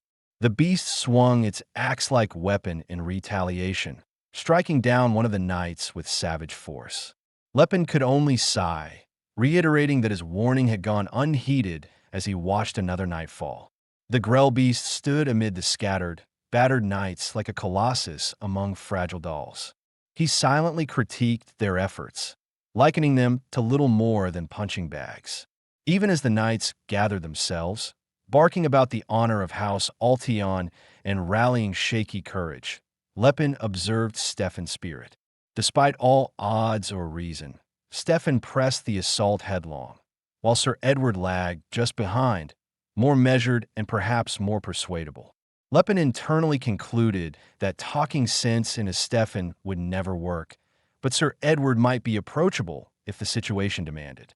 Despite everything, Stefan managed to hold his own, at least momentarily, against the Grell beast, trading blows and darting with agility. In Lepin's mind, Stefan was certainly nimble, but his tactics amounted to little more than opportunistic strikes. Meanwhile, Reltia summoned additional power with fervent prayer, as Tagrel, the skeletal demon adorned with a crown, appeared overhead, his aura swirling with pink radiance. Together, the twin auras blasted the Grell beast, and Reltia leaped in with her sword arcing downward, landing a clean strike. Stefan praised Reltia for her skill, acknowledging her bravery. Lepin found himself impressed. Reltia's talents were considerable, better even than Sir Edward's. In his eyes, she was easily the second strongest among them. Ceylon Phil Marcy's, long accused of underestimating the group, now accepted he had been wrong. With a sweeping incantation, Ceylon summoned the cold northern winds, conjuring a spiraling blizzard to buffet the battered battlefield. But in response, the mystical defense system within the ruins pulsed to life. A warning echoed in forgotten words, and red lines snaked across the beast's form. Red crystals fractured underfoot, and the Grell beast seemed to swell with new, more menacing power. The ruins' defense system entered its dreaded second phase. Dreaded among the knights, Lepin cursed as the beast surged, leaping skyward and crashing down with earth-shaking force, scattering the knights like leaves in a tempest. Its claws carved bloody arcs, leaving mangled armor and cries in their wake. Stefan cursed and charged, only to fall prey to the beast's gnashing jaws. Blood spurted, and the battle turned grim. Even so, Stefan survived with Sir Edward's support, stubborn as always. Reltia darted forward, sword flashing, sparks spraying over the Grell beast's armored hide.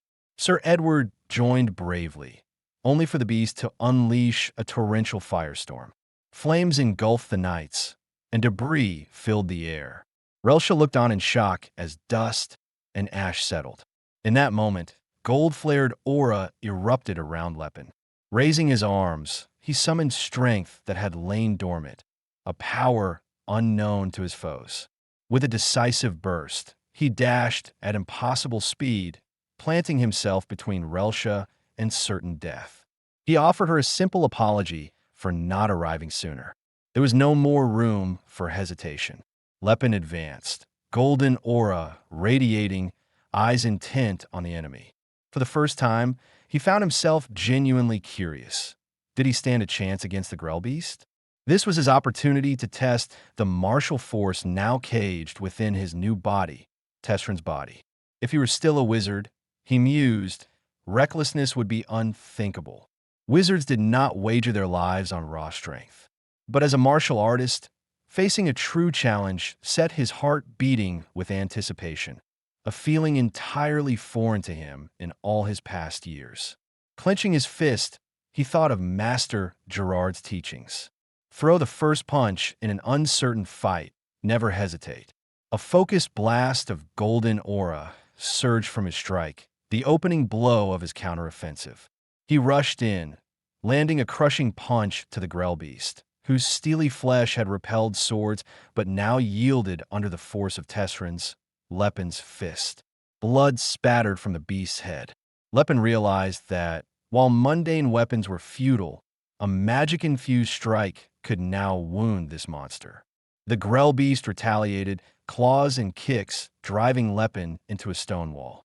Yet he stood again, battered but undaunted, golden aura swirling around him. Relsha, wide-eyed, questioned if this was the true power of an aura wielder. Lepin simply cracked his neck, already analyzing his errors and eager to improve further. Years of exhaustive sparring with Master Gerard had ingrained a stubborn resilience into his bones. Now, polishing those skills mattered more than ever. The Grell Beast bellowed a phrase in some unknown tongue, dark energy flaring about its monstrous form. Lepin challenged it with a confident grin, ready for whatever came next. Their clash was electric, gold aura meeting crimson darkness in a cataclysmic collision. Sir Edward watched in awe, struggling to comprehend how a man with no name, no noble birth, could muster the legendary power of aura when he, a lord, could not. Stefan and others looked on, dumbfounded. Unable to grasp Lepin's origins, Stefan wondered out loud who this extraordinary man could be, where he had come from, and how he wielded such inhuman might. As the battle's dust settled for a moment, Lepin stood tall. His raised right arm blazed with golden aura. The Grell Beast sprawled. As the battle raged, a massive, dark, horned monster, its body streaked with ominous red patterns, hurtled through the air, shattering stone as a wild red aura swirled around its form. Imposing chains bound its limbs, but they barely seemed to restrain its explosive movements. Lepin, fighting the beast, could only marvel at how far his training had brought him. Even in the thick of combat, he observed the predictability of the monster's attacks. He clenched his fist, golden-orange aura flickering around his knuckles, a smirk on his lips, as if nothing could surprise him anymore. In his eyes, these attacks had become laughably straightforward. His opponent, a towering wolf-like creature, roared with fury, yellow eyes burning, while crimson lightning crackled across its fur. Lepin's powerful strikes landed again and again, the creature barely flinching under the assault. These ruined guardians, he realized, refused to fall no matter how grievous their wounds. Magic from the ruins themselves continuously healed them, lending their bodies unending vitality. A monstrous entity shadowed by chains and countless tentacles, rising from a glowing grid etched in the ground. Lepin, bathed in a faint glow, regarded this fresh challenge with quiet resolve. Before the monstrous being could fully release its might, glowing aura gathering in its jaws, Lepin launched himself into the air, delivering a blistering kick to its head.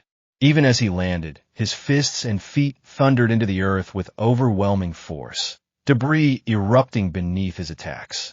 But the giant's clawed hand closed around Lepin's head, squeezing with crushing power. Muscles straining, he twisted in the beast's grip, muttering to himself that it was the perfect opportunity to practice some joint locks. Liberating himself, Lepin soared upward again, unleashing a volley of aerial kicks and strikes, each one crackling with his vivid aura. To him, the battle felt less like a struggle for survival and more like a perfect martial arts training session. He thought in satisfaction that this relentless monster was, by far, the best punching bag he had ever faced. After hammering the monster's face with a rain of blows, Lepin halted for a moment, realization dawning that he could not let himself grow complacent. Briefly, he considered ending the fight with his trump card, the Calamity Horn technique.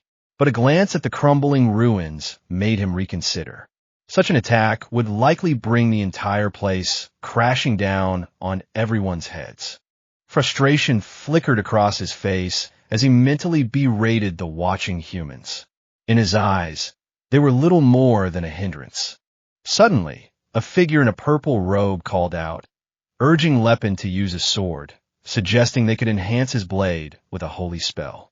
Lepin shouted back in irritation that he was perfectly aware of such techniques, but he had no idea how to channel his aura into a weapon. The robe man reacted in disbelief. How could a martial artist of Lepin's caliber not know something so basic? But Lepin only shrugged. His sect had always let aura flow through the body, never weapons. At that moment, Cirrus, a red-haired priestess in white and red robes, cried out to Lepin. She asked if his body could withstand a powerful spell. With a grimace, Lepin admitted his body was pretty solid. Satisfied, Cirrus began chanting, swirling pink aura lighting up her hands as she called upon Philinance to bless Lepin directly. The spell struck him like a bolt of lightning, pink aura coursing through his veins with blinding intensity. He gritted his teeth, enduring the pain as holy magic, typically meant for weapons, flooded his body. To everyone's surprise, including Cirrus, her blessing seamlessly fused with Lepin's own strength. Cirrus, elated that her gamble had succeeded, urged Lepin on, shouting for him to put an end to the demonic beast. With a determined glare, Lepin bounded toward the enemy, holy energy now sparking from his fists and feet. He charged forward, gathering pink aura, and let loose a series of devastating attacks. His high kick, infused with holy magic, smashed into the monster, holy kick, followed by a bone-crushing knee strike. With each blow, chains binding the creature shattered, and Lepin's aura blazed ever brighter. Summoning every ounce of might, Lepin launched his final strike, a punch so mighty it shattered the monster's bonds and left it crumpled amidst the ruins.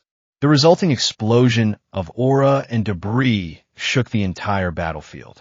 As the dust settled, Lepin stood tall, fist raised in victory, pink aura glowing around him like a badge of honor. Cirrus, deeply moved, watched him with admiration and joy sparkling in her eyes. The magical glow faded, and Lepin relaxed, looking to Cirrus to confirm the threat had passed. Cirrus, ever practical, urged him to undo the spell quickly. The event had drawn the attention of several armored knights who now approached the pair. One knight, recognizing Lepin, accused him of hiding his true strength all along. Sir Edward, the knight with the blue cloak, confronted Lepin with anger and wounded pride, demanding to know if Lepin had taken them all for fools. Lepin, cold and unbothered, replied that he had never been interested enough in them to laugh. He only regarded them as background noise. Angered by such disregard, Sir Edward drew his sword and lunged at Lepin, who only sidestepped the attack without even turning to look. Sir Edward stumbled, defeated by his own aggression. Lepin casually returned a stray axe to the knight, dismissing both the weapon and the situation as beneath his interest. The purple-robed man watched with approval, marveling at Lepin's utter lack of greed, believing this made him the truest of champions. Lepin, secretly, compared the axe to the masterpieces he had once created in his former life. He dismissed it as a second-rate trinket, hardly worth a passing glance. With the immediate battle over, Sir Edward admitted defeat and called for the group to return. Lepin agreed, his good spirits unshaken. The scene shifted to Cattle Village, nestled among mountains.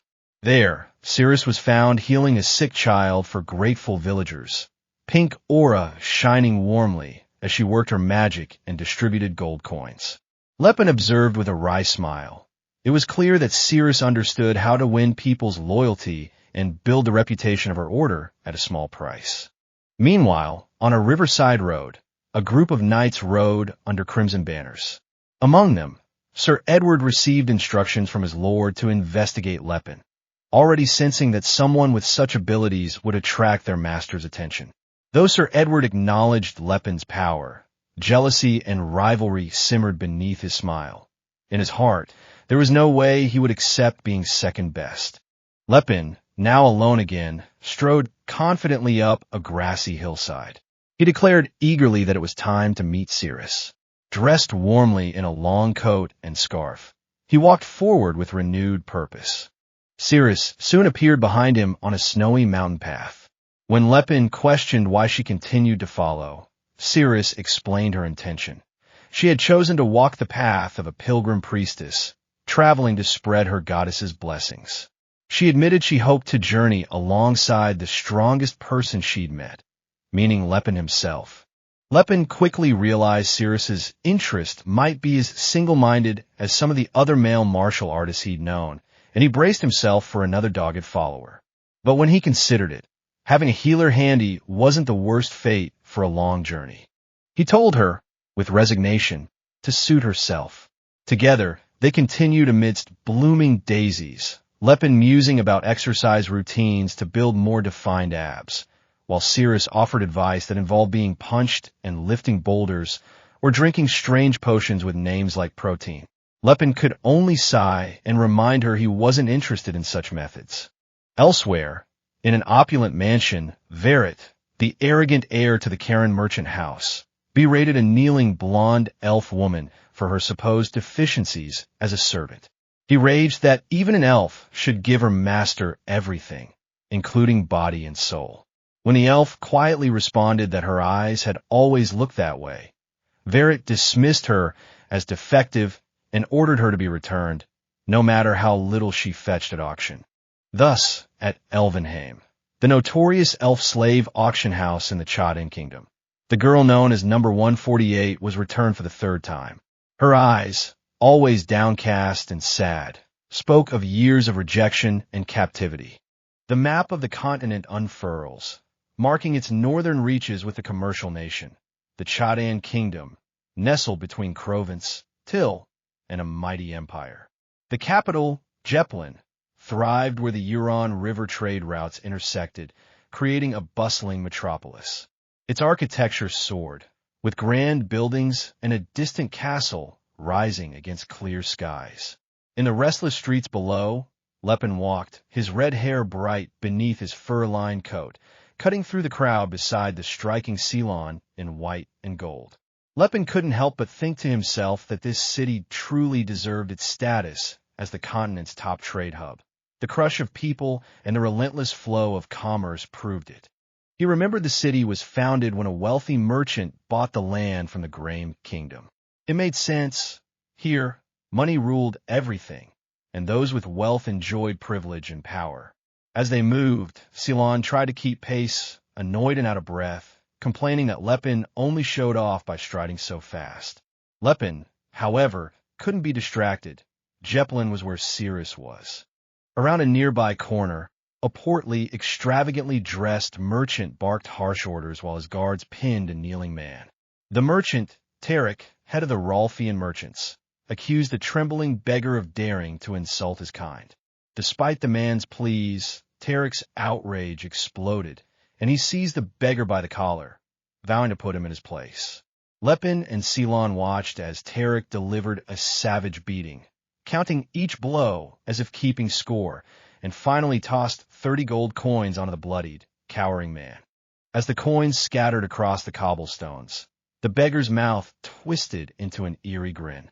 Ceylon rushed to the victim's side, concern in his voice, but the beggar just stared up in confusion, as if struggling to believe what he'd just witnessed.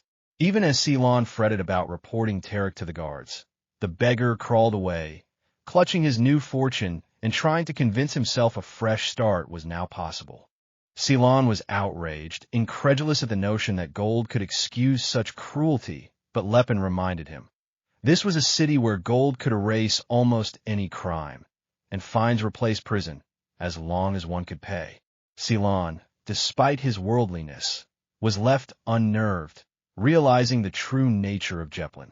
She demanded to know what business could bring Lepin to such a place. He didn't answer at first, but eventually admitted he'd come to buy an elf. Ceylon recoiled, horrified, though Lepin insisted there was more to it than appeared. Even so, to deflect further questions, he dryly conceded that Ceylon's assumption was correct. Ceylon stalked off, cursing men, leading to a teasing retort from Lepin about Ceylon's own appearance. A brief exchange that faded as they moved on. Elsewhere, Tarek lounged in luxury while a beautiful, blonde elf woman with golden markings attended him. Bragging about the Rolfian merchant's reputation for using money to their advantage, Tarek crowed that, if others found this unfair, they should simply get richer. The elf, obedient as ever, agreed. Tarek's comfortable arrogance was interrupted by the arrival of Verret, a rival merchant with distinctive purple hair. After some thinly veiled, gloating about Verret's failure to tame a slayer elf, Tarek vowed to visit Elvenheim and acquire the infamous, unruly elf himself.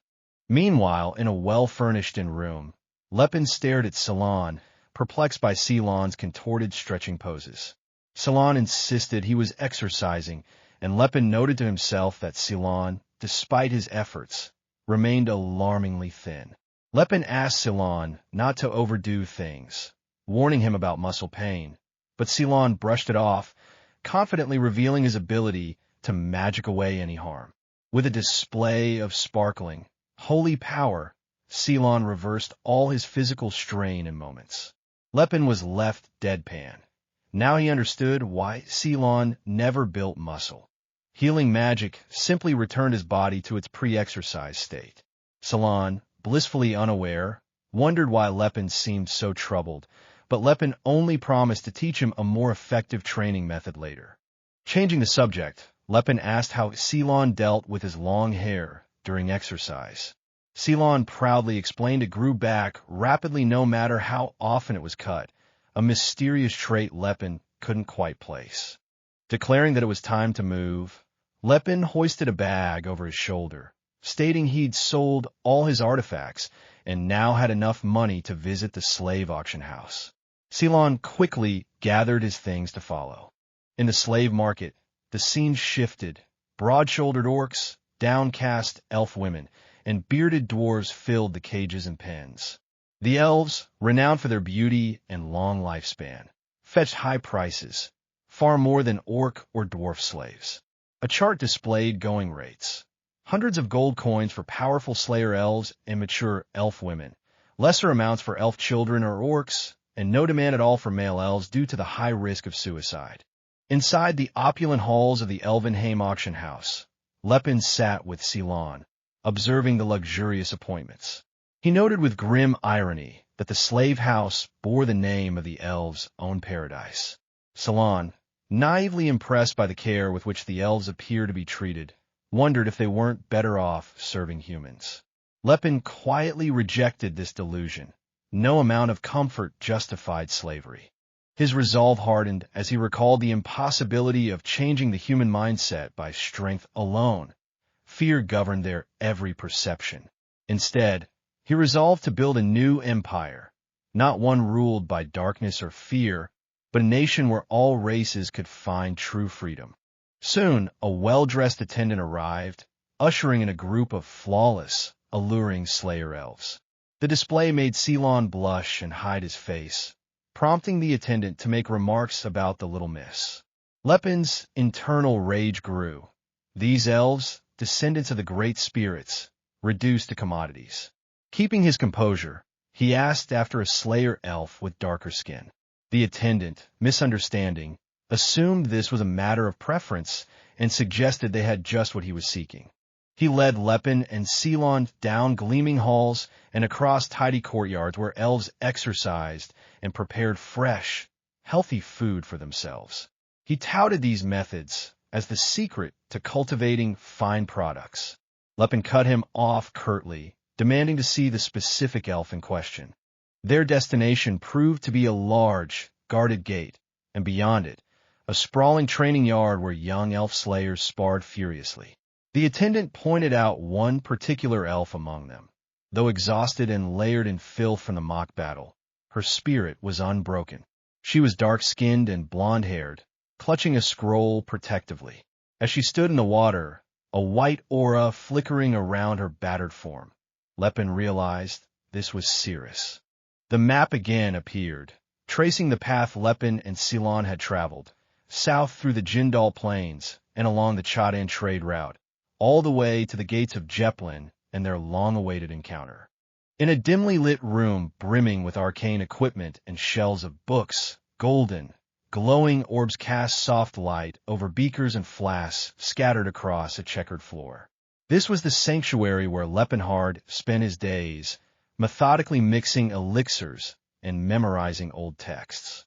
The room hummed with latent magic, as if the very air trembled under the weight of too many secrets kept for too long. Nearby, Cirrus Valencia, the fair-skinned elf with white hair and gentle red eyes, looked alarmed, her hands raised in distress. "Lord Laefenhart, you can't mix those together," she exclaimed, watching nervously as the man calmly held a dripping vial. Laefenhart only tilted his head, puzzling over her reaction. Moments later, as predicted, the two watched a swirling violet and blue aura erupt in a minor explosion, scattering debris across their workspace. Cirrus, barely holding back an "I told you so," pointed out, "See? It exploded." Laefenhart, still holding the vial, blinked. "Huh? Why did it explode?" "It's because you can't mix flame grass extract with seed night," Cirrus explained, exasperated. Now surrounded by smoke and fallen books, Laefenhart studied his feet and stuttered, I'm sorry, I thought it'd work this time." Cirrus, viewing his apologetic demeanor, shook her head in mild annoyance. "You said the same thing yesterday, and it all exploded. Remember?" she reminded him, unable to hide her irritation. Despite her words, some softness crept into her gaze. Carefully, Cirrus reached out, gently brushing dirt from Laefenhart's face as she thought to herself, "How can a man of his age be so adorable?" Aloud, she said, "Come here, Lord Laefenhart. You've got dirt all over your face." The two stood closer, looking into each other's eyes. Laefenhart smiled kindly, asking, "By the way, when are you going to stop calling me Lord Laefenhart? I told you just to call me by my name." Cirrus hesitated. "I can't do that," she replied. "Why not?" Laefenhart pressed. Cirrus's expression clouded as she turned her eyes away, her thoughts fixated on complicated memories. Elsewhere, war loomed over the continent. Under a tumultuous sky, flames devoured cities and shadows flickered over broken battlements. On a high balcony, a solitary figure cloaked in red surveyed the devastation, his back to the world, starlight and fiery particles swirling in the air around him. Below, bodies littered the ground, human, orc, and elf alike, victims of the unending conflict. Amid the carnage, an orc with a broken tusk gazed at the man on the balcony and declared, "I bid you farewell, your majesty." The figure, eyes closed, managed a gentle smile. "Atilka, Makelin, Cirrus," he said softly. "Why the somber faces? You're all acting like you're looking at a doomed man." Opening his eyes, Laefenhart offered a wry smile. Standing before the burning city, he spoke with grim resolve. "The entire continent has united and mobilized 1,000,000 troops to slay the Demon King. It's probably all the military power they have." The crowds clustered like ants beneath him. Armored knights hidden behind their helms marched as one. "I wonder how they plan the aftermath. Are they trying to ruin their nation through a single war?" he mused aloud. A subordinate agreed, quietly. "It just shows how intolerable our existence has become to them, your majesty." One of his loyal men, a slender fellow with a bandana, smiled knowingly. An orc with a severe expression stood behind him, crackling with magical aura. "Are you sure you can't come with us?" the man inquired. Laefenhart shook his head. "You all have a chance to escape, because I'm staying behind in Girak." He paused, then glanced back once more. "My apologies to Alport. As a deity, he went through the trouble of endorsing me, but I failed." "It wasn't an endorsement," the bandana-wearing man replied. "It was a prophecy." Laefenhart chuckled quietly. "It's pretty much the same thing. In his mind, he pictured the prophecy itself, a fiery symbol like a V ringed in flames, and a scroll reading, "The one who keeps an elf by his side, follows the orc guide, and crosses the abyss of Palman will emerge after breaking the pillar of Hokril. Follow him. He is the one who will twist fate and bring salvation." I was confused when I first heard it, Laefenhart reminisced, turning to the small, white-bearded dwarf by his knee. "I destroyed half the temple, but instead of being angry, you dwarves swarmed in and praised me as your savior." I couldn't understand what was going on. With a final farewell, he stepped away from the group, calling out, "May Alport's blessing be with you until we meet again." He gave each departing companion a final goodbye. "I hope so too. Take care, Makelin. Tacit and Atilka, stay well." Next, Laefenhart strode to Cirrus's side. The elf, barely conscious, lay upon a grand bed. Gently, he said, "Cirrus, it's time for you to go too." Cirrus's eyes fluttered open as she sat up, resolve burning in her gaze. "I'll be waiting for you, Lord Laefenhart." Together, twilight illuminating their silhouettes, the two stood on the balcony as Laefenhart observed, "You never know what destiny will bring us." Cirrus replied, "If something happens to me, you must meet someone new and—" But before she could finish, her voice tightened with determination. "But things aren't looking. No matter what," she insisted. Their eyes met, tension and emotion swirling between them. Then, under the golden sky scattered with light, the two embraced silently, shadows long across the polished stone floor. Time turned, casting the story to a grim training hall or a holding pen. A new female elf, with white hair and tattered clothes, swung chained swords in desperate defiance.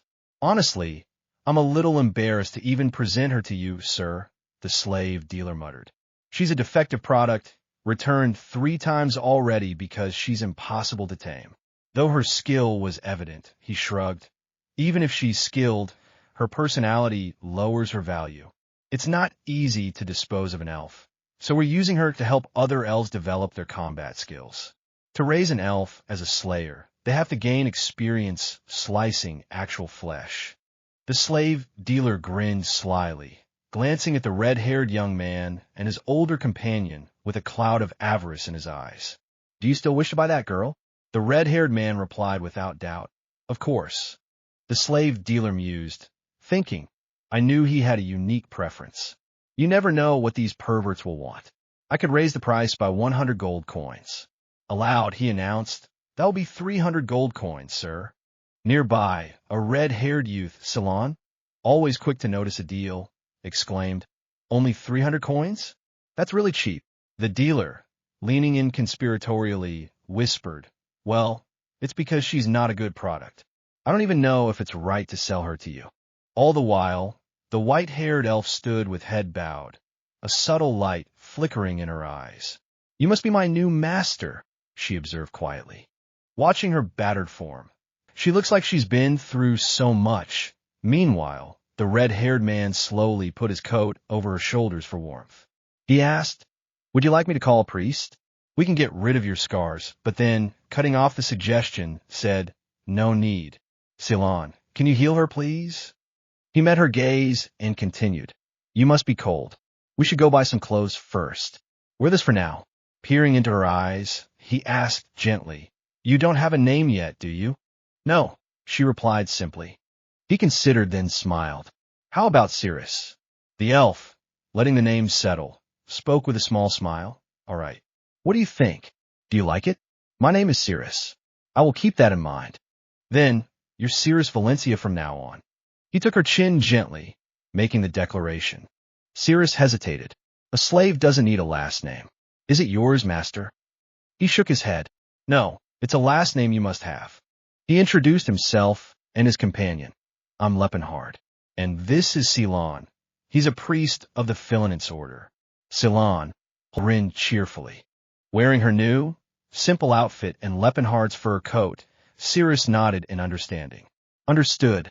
Later, at the slave market, the slave dealer fumbled awkwardly as another gaudy merchant appeared, pressing for news about a particular elf. "You want number 148, sir?" the dealer stammered, looking surprised. But she's been sold already. The flamboyant newcomer shouted in disbelief. What? She was sold about an hour ago. The older dealer grew anxious, suspecting sabotage. Could it be that Verret figured out my plan and bought her back? But to his customer, he answered, no, the buyer wasn't Mr. Verret. It was a young man I'd never seen here before. Pressed for details, he shrugged helplessly. Well, he paid in cash, so I didn't write down his information. The other merchant grew more suspicious. There's someone in this town who carries around enough money to buy a slayer on the spot. The slave dealer, resigned, revealed more. The slayer you're looking for was a defective product, so I sold her to him for a very cheap price. At last, Verret demanded, then at least tell me what he looks like. The description was unmistakable. He was very tall and big. You'll know when you see him at once. Laefenhart, somewhere nearby, walked the city streets with his companions, unaware of the stir he had caused. Meanwhile, Cirrus admired her new boots and dark leggings adorned with decorative garters. Cloaked and confident for the first time in ages, she looked forward, her renewed aura unmistakable. Laefenhart offered reassurance. I know it's not perfect, but why don't you wear that for now? I'll find something better later. Cirrus, gripping a small pouch, stood at Ceylon's side while Laefenhart appraised her. Later, as the group made their way through the busy street, Laefenhart asked, Aren't you hungry? Cirrus answered, Do as you please, master. He tried again. Look, don't think of me as your owner. Cirrus turned her head, expression veiled. Would you like to return me? Laefenhart hesitated. No, I didn't mean it like that. Cirrus, her thoughts muddled, wondered to herself. What's with this man? First, he gives me his coat, as if showing off, and then he buys me these expensive clothes. He's treating me like I'm some human woman. Cirrus's thoughts tumbled onward. I just want you to treat me like a fellow traveler and comrade. Laefenhart, smiling at her, quietly hoped. So, can you please call me by my name instead of master? Cirrus frowned, considering. Is this the type of thing he's into? He's just a pervert who's obsessed with adventure stories. She glanced away, mind still racing. I guess he wants to pretend he's a warrior traveling with a female swordsman. All right, I will call you Lord Laefenhart from now on. Before long, the group sat in a lavish restaurant. Cirrus, pouting, munched on seafood piled high before her, musing humans. They're all the same. The Baroque hall, crowned by a statue, bustled with movement and laughter. A whisper drifted over the table. Ladante's Grace is apparently the most famous restaurant in Jeplin. They believe that providing food in the name of Ladante, the goddess of earth and abundance, is the proper way to serve her. Laefenhart, curious, asked Ceylon, then shouldn't all of this be free? Ceylon replied, mouth half full. Your Philinant's order makes money through the beauty business too. When Laefenhart remarked, really? I heard you earn quite a lot of gold coins doing it. Ceylon grew flustered. Yes, that's true. The three ate their fill, Laefenhart and Ceylon devouring food as Cirrus nibbled happily with an upward glance. Yet a moment later, Cirrus, now full-sized, wiped her lips and sighed, a ghost of sadness crossing her face. Watching her, Laefenhart set his chin on his hand, troubled. Does she not like this place either? He wondered silently. We used to come here every year to celebrate our first meeting. In my past life, I met Cirrus as her savior. But in this life, I've met Cirrus as her buyer. There's a big difference between being a savior and a buyer. Maybe I came too early. Well, she'll come to understand my true intentions someday. For now, this is more than enough. He walked with Cirrus and Ceylon through the afternoon marketplace, stalls bursting with fruit and sun. Later, the group paused at a weapon vendor's stall. These are our shop's finest weapons. You'll never find weapons like these anywhere else, the vendor bragged, eyes shining. Laefenhart turned to Cirrus. What do you think, Cirrus? Do you see anything you like? Cirrus, inspecting a rapier, was surprised. Oh, a rapier? Laefenhart replied. I thought you used a scimitar. Both froze. Wait, how did he know that? Cirrus wondered. Ceylon, bright-eyed, explained, they say true master fighters can tell what weapon someone uses just by looking at their hands. A shining star-shaped, mithril weapon dangled from Laefenhart's belt. I never thought I'd get to own a mithril weapon. I used to just admire these things, he reflected, pride in his eyes. Salon, now holding a small dagger, nudged Laefenhart. Well, of course, how often does a priest need to use a weapon? The group continued, making their way along the city's bustling avenues. Cirrus, still a step apart, walked beside them in silence. Suddenly, Laefenhart glanced over his shoulder, alert to approaching footsteps. A group of armored men, led by a stern-faced commander, blocked their path. "Sir, we would like a word with you," the leader announced gravely. Laefenhart, Cirrus, and Ceylon exchanged tense glances. Lepen's surprised voice rang out as he demanded to know what this was all about. His sharp, red hair bristled against the sky, painted the colors of dusk. He faced a stern man in a dark uniform, whose eyes didn't waver when he announced, "A great gentleman wishes to acquire that female elf." Cirrus, the golden-haired elf, looked on with unease. Turning away from the man, Lepen's stance remained unyielding. "So," he asked coldly. Another man approached, his face hidden behind a mask. With a smooth gesture, he laid an envelope sealed with gold at Lepen's feet, while several companions, their white auras faintly flickering, watched from behind. The masked man declared their intent plainly. "Sell us that slave. You'll be well compensated." He added, "If you'd like, you can trade her in for a proper slaver elf, or check this promissory note first."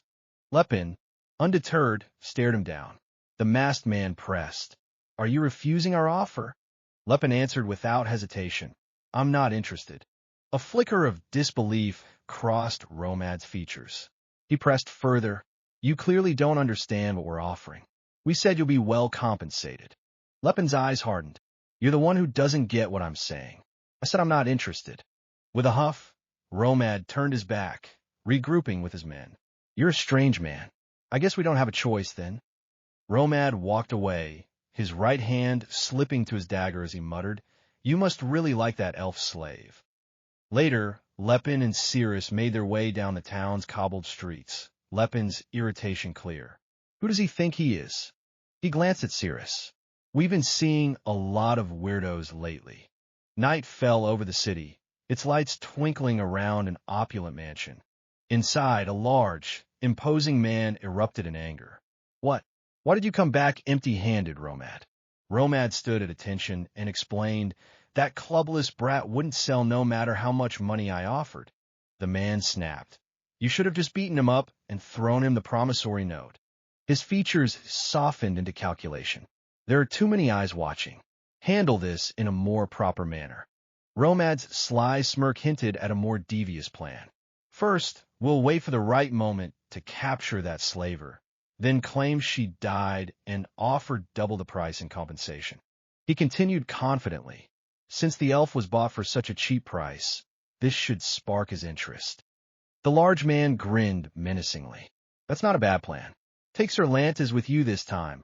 He's been lazing about too long. Time he earned his keep." The city bustled under a clear sky that morning. Somewhere else, a substantial pile of gold was stacked next to a plain satchel.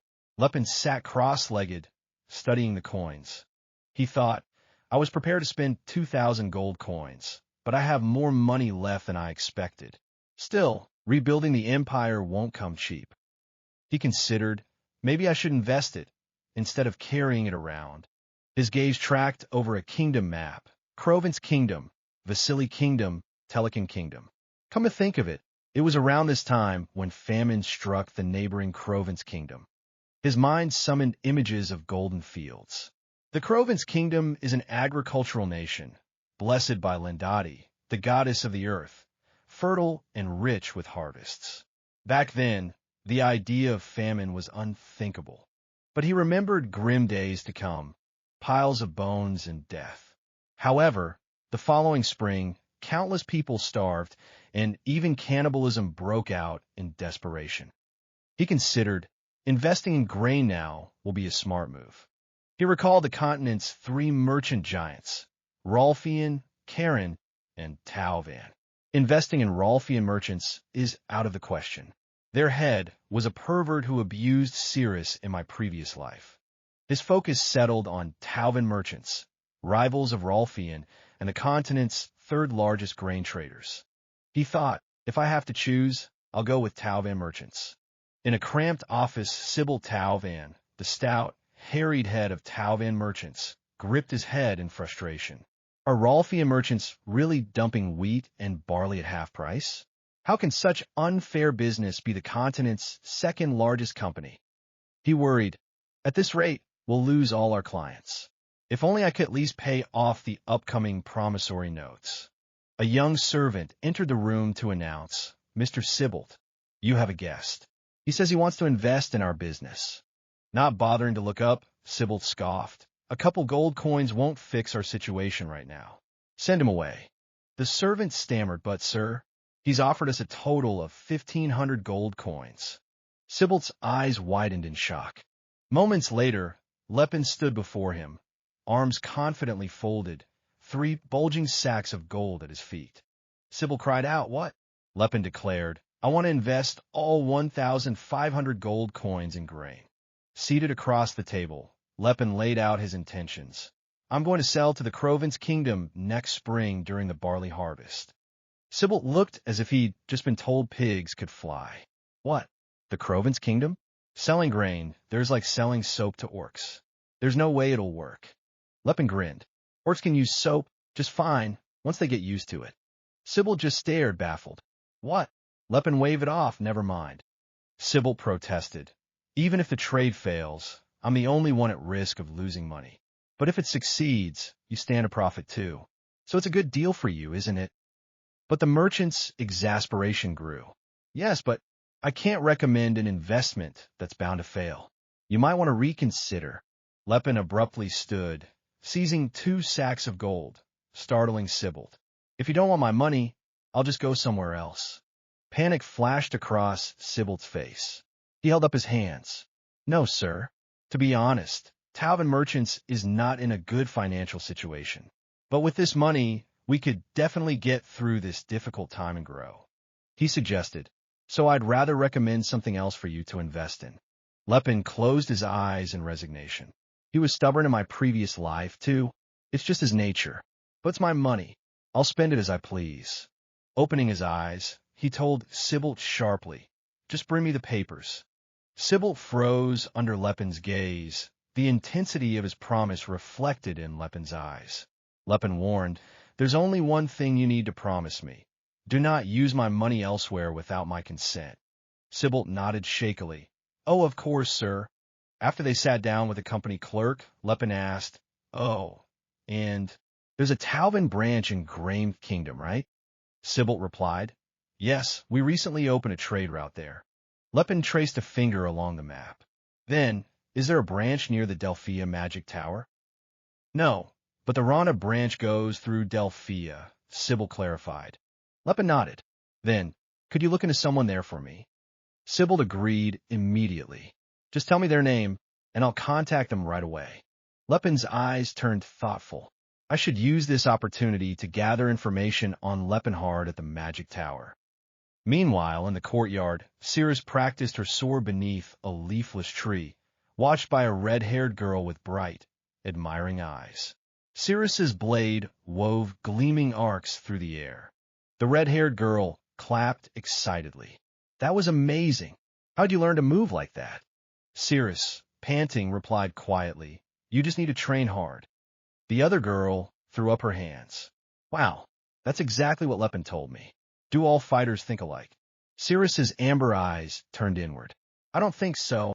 The girl mimicked Cirrus's moves, punching at the air. Is this how you do it? Suddenly, a voice called out, cold and menacing. There you are. Romad emerged from the shadows, addressing them from across the courtyard. Come with us, female elf. Romad's sinister smile spread as he promised. We'll take you to your real master. Cirrus's eyes narrowed with resolve as she faced the threat, jaw set in defiance.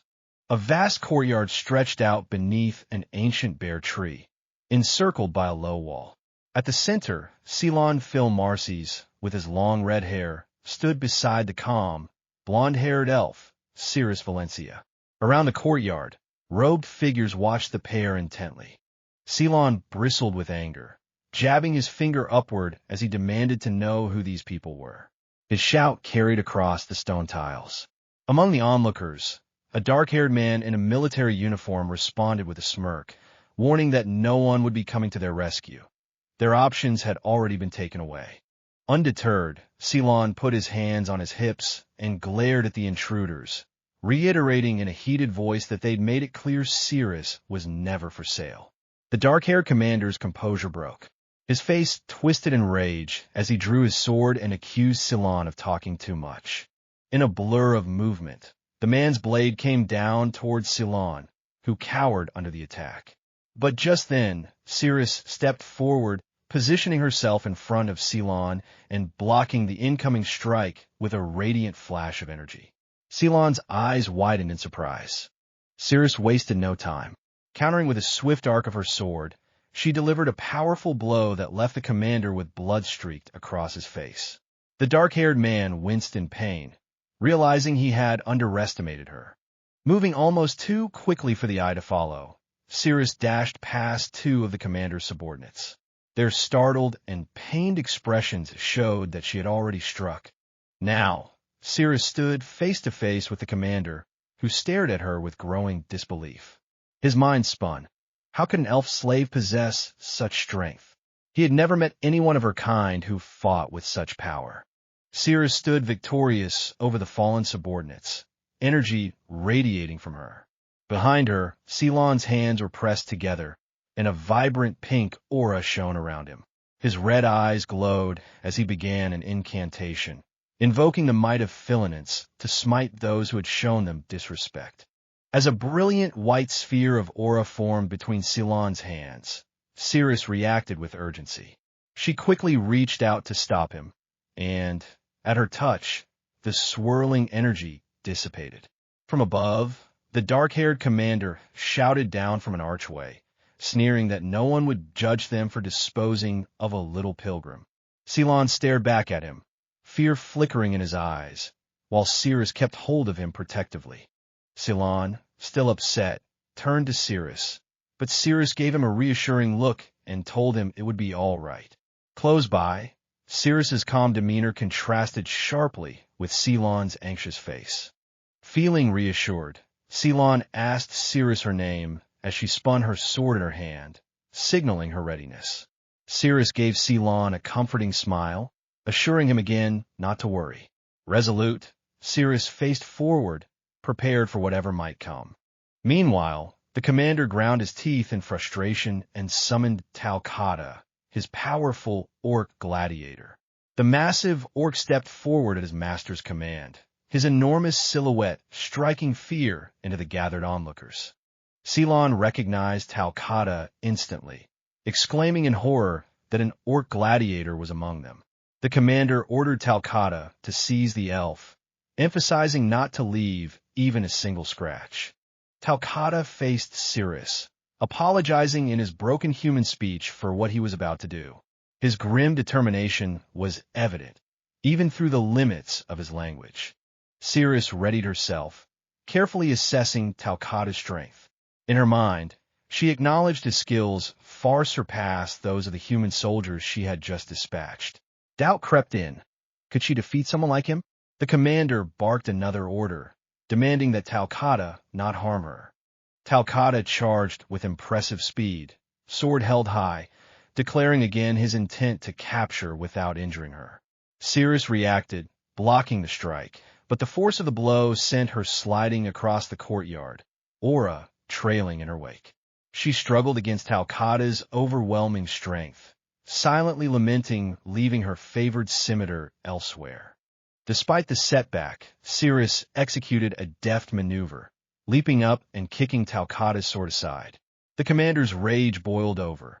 He shouted at Talcata, questioning his inability to handle one female elf. Talcata, sweating and frustrated, thought to himself that if he failed, supper would probably be off the table tonight.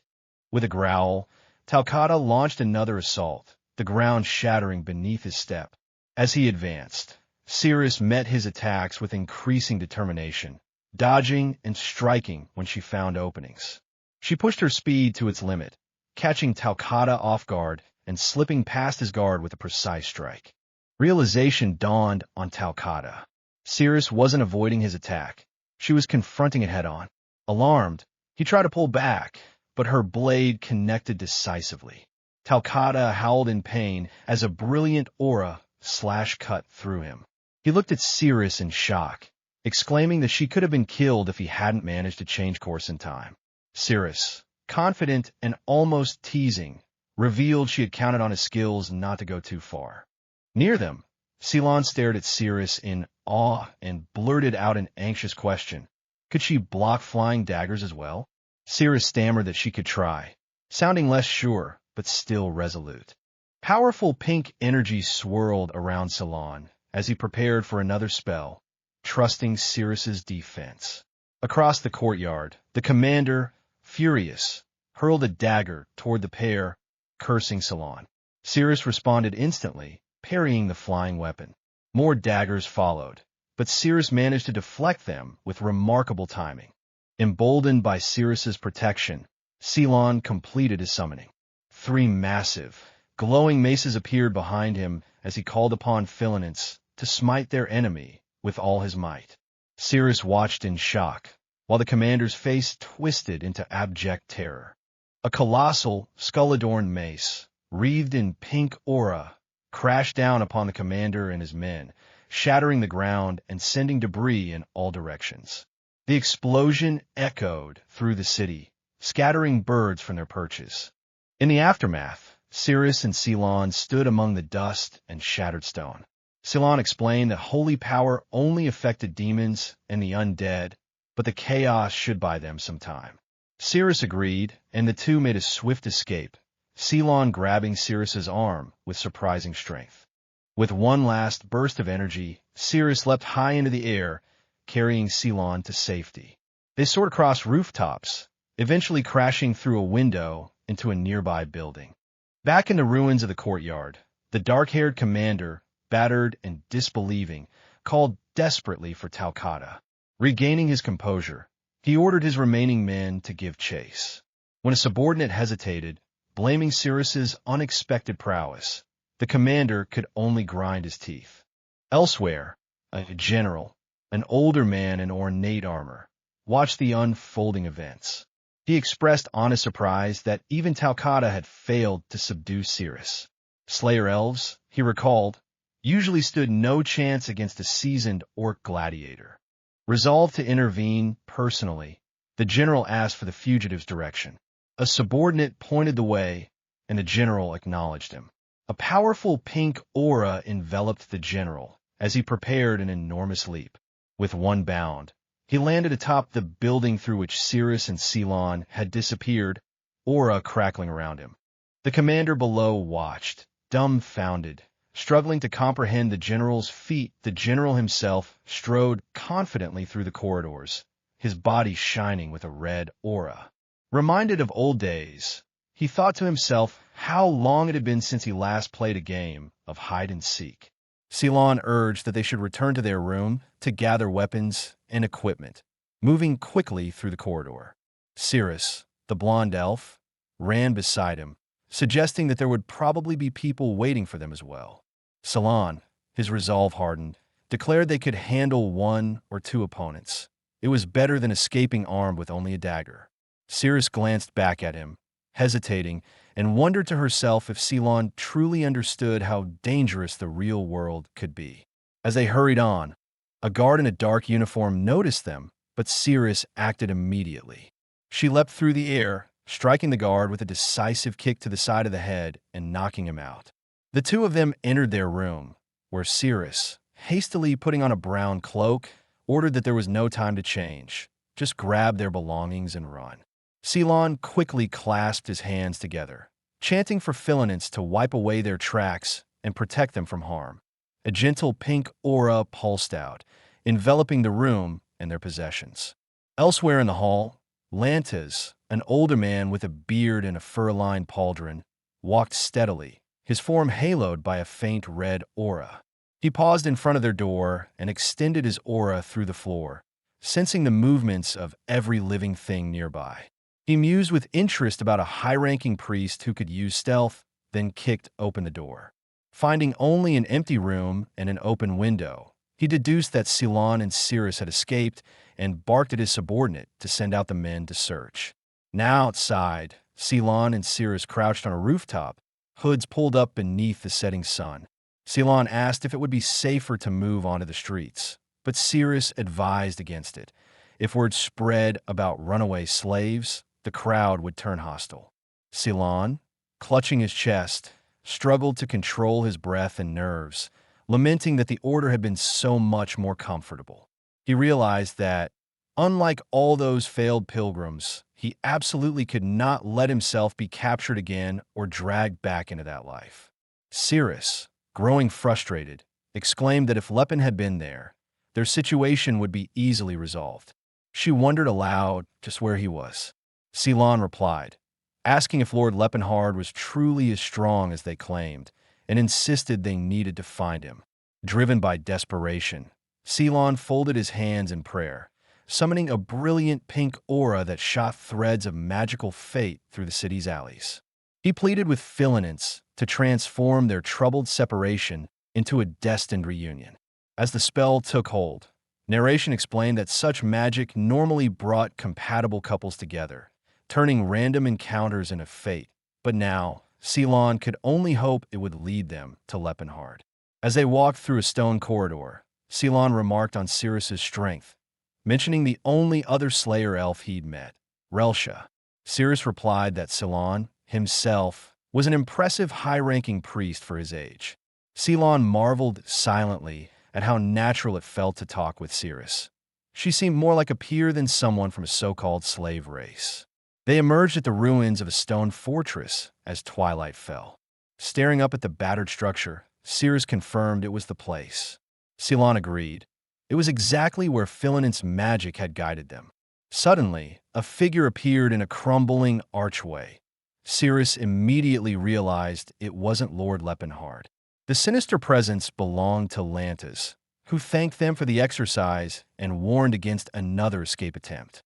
Cirrus gritted her teeth, mentally resolved that there was no other choice but to defeat the enemy before them and secure their escape.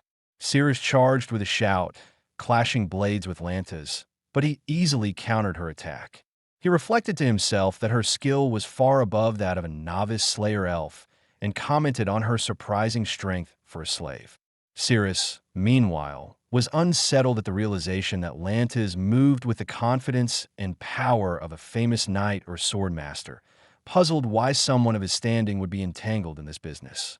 Seeing the danger, Ceylon channeled a powerful pink aura, casting an advanced blessing that imbued Cirrus with the courage of a lion, the strength of giants, the sharpness of a hawk's gaze, and the steadfastness of an ox. The magic surged into Cirrus, who stared in surprise at her own transformation. Lantis' subordinate observed that this must be a powerful holy spell, while Lantis recognized that the level of spellcraft implied Cirrus had the status of a bishop, not merely a priest. Spurred on by Ceylon's encouragement, Cirrus attacked again. Her blade, now glowing with holy energy, swept toward Lantis. However, despite the magical boost, her sword shattered against his, a large shard slicing by her face and reflecting Lantis' determined expression. With a swift motion, Lantis, his weapon wreathed in crimson aura, slashed Cirrus across her chest and downed her with ease. He mocked her efforts, noting aloud that she truly believed she had a chance just because he'd been toying with her. Ceylon, horror-struck, realized that Lantis was an aura wielder, a master of a nearly legendary skill. Lantis stood with his sword drawn, a faint red aura shimmering along the blade. Ceylon, holding the gravely wounded Cirrus in his arms, felt a chill of recognition and dread. Lantis was unmistakably an aura wielder. He stared at the glowing weapon, unable to believe someone of such skill would be fighting them here. To command aura was unheard of outside of the highest echelons. Sending a warrior like this to hunt elf slaves felt as excessive and senseless as using a dragon's fire just to boil soup. Lantis' subordinates arrived, congratulating him for catching the fugitives. Ceylon's heart dropped as he recognized the infamous name, Lantis von Kalpenat. Lantis, amused, asked if he'd heard the rumors. The narration recalled Lantis's past with stark clarity. Once a famed knight of the Tekin kingdom, born to nobility and celebrated by the kingdom for awakening his aura in his late 30s. Yet behind closed doors, he harbored horrifying, unspeakable urges, indulging his cruelty first on elf slaves, then on humans, even fellow nobles. Eventually, he was branded the greatest shame in the kingdom's history. In the present, Ceylon, desperation rising, called Lantis a monster and accused him of hiding out in Chadan all this time. Lantis responded with a smirk, unfazed. Ceylon shouted that everyone knew his name. Growing up, he'd been warned never to wander at night, for fear Lantis was lurking in the shadows, waiting to kidnap him. Ceylon's anger turned to bitter disbelief. Such a powerful aura wielder, stooping so low. He cursed Lantis as vile as the stories claimed. Lantis only shrugged that he had to make a living one way or another. He reminisced, almost proudly, about fleeing after slaughtering hundreds in Tekan, and admitted his life had grown dull until this chase. The Rolfian merchants were willing to overlook Lantis's notorious reputation for access to his ore mastery. With Lantis running their dirty errands and enjoying total freedom, each side benefited. As a result, Rolfian had quickly become the second greatest merchant power in the Chadan kingdom. Lantis's hand began to glow, and he pointed menacingly at Ceylon. He announced that he'd be sealing the priest's holy magic, explaining that he knew far too well the threats posed by high priests once they could chant. Lantis then delivered swift, precise strikes, targeting Ceylon's vital pressure points until the priest crumpled in pain. One of Lantis's subordinates cautioned him not to harm the elf anymore or risk Mr. Tarek's wrath, but Lantis dismissed the warning, claiming it wouldn't matter. They could always hire another priest to heal her. His gaze then turned disturbingly appreciative as he leered at Ceylon, declaring that the priest was quite pretty as well. Ceylon could only choke out a weak protest. Lantis called for his subordinate, Romad, to take Ceylon too. His men, clearly revolted, exchanged glances. One of them silently bemoaned another of Lantis's episodes. As Lantis gave the order, Ceylon cried out in panic, insisting, "Wait, I'm a man." But Lantis expressed only perverse interest. Ceylon, still defiant, threatened Lantis, promising he'd never lay a hand on him. Surprised that, despite the wound, Ceylon was still able to stand, like the liveliest, most beautiful, and most fragile zombie he'd ever seen. He announced that next, he would cut off Ceylon's limbs. Just then, a massive explosion rocked the ground behind Lantis, sending him and his men flying. Ceylon, looking up in shock, saw that Laefenhart had arrived, wreathed in a gale of golden aura, his eyes shining with fury. Lantis cursed the interruption, while Ceylon shouted Laefenhart's name in relief. Laefenhart's glare sharpened, his overwhelming power cracking the earth beneath his feet as he declared that trying to take Cirrus would not go unpunished. Laefenhart stood in the middle of the rubble, a powerful golden aura swirling around him like a living storm. Lantis and his men lay scattered around, stunned by the force he radiated. Streams of golden light flowed across the cobblestone ground, bending with the movement of the air. Adjusting the fur-lined cloak draped over his shoulders, he looked calm and unbothered. Lantis's eyes widened. He wondered who this man was, thinking to himself that Laefenhart didn't just appear imposing. There was something far greater beneath the surface. He could feel a mountainous aura encompassing the man's entire body. His gaze shifted to the pouches on Laefenhart's belt, questioning in his mind where such an enormous energy could originate. Turning to a brown-haired subordinate, Lantis identified him as the one who had purchased the Slayer. The subordinate, shocked, reminded him that he had called Laefenhart just some punk. Lantis's grin sharpened as he thought how just looking at Laefenhart triggered alarms in every part of his body. This wasn't a mere punk. If his own experience as an aura wielder couldn't measure the man's strength, then Laefenhart must be one as well. Laefenhart stood protectively before the injured Cirrus and Ceylon. He thanked Ceylon for protecting Cirrus. Lantis's thoughts continued. How could someone so young be an aura wielder? Then he reconsidered. Despite looking in his 20s, Laefenhart might actually be in his late 30s at least. With deliberate slowness, Lantis drew his sword, its blade gleaming in the fractured light. He admitted aloud that it had been a long time since he had faced someone truly powerful. Laefenhart smirked in reply, his eyes narrowing, and he mocked Lantis for pretending to be a knight, calling him a filthy, perverted old man. He cracked his knuckles and told him to come at him. Lantis's grin widened as his aura flared. He swung his sword, but Laefenhart blocked the strike with his bandaged forearm. His golden aura blazed brighter, his teeth gritted and eyes glowing. Energy crackled in his clenched fist before the ground beneath him erupted, sending shards and dust into the air. Surrounded by that massive golden light, he launched himself toward Lantis. The sheer brilliance of the aura filled the panel.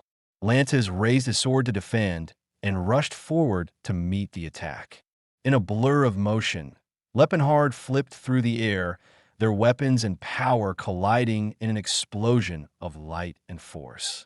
The shockwave tore through the surroundings, cracking the ground and shattering stone. The blast threw Lantis's men back, helpless against the pressure. Laefenhart's face remained steady within the swirling energy, locked in a brutal struggle against Lantis's clashing red aura. His fist glowed brighter, his expression unyielding. Lantis's own features twisted into a snarl as their powers met in another devastating explosion, sending further shockwaves into the air.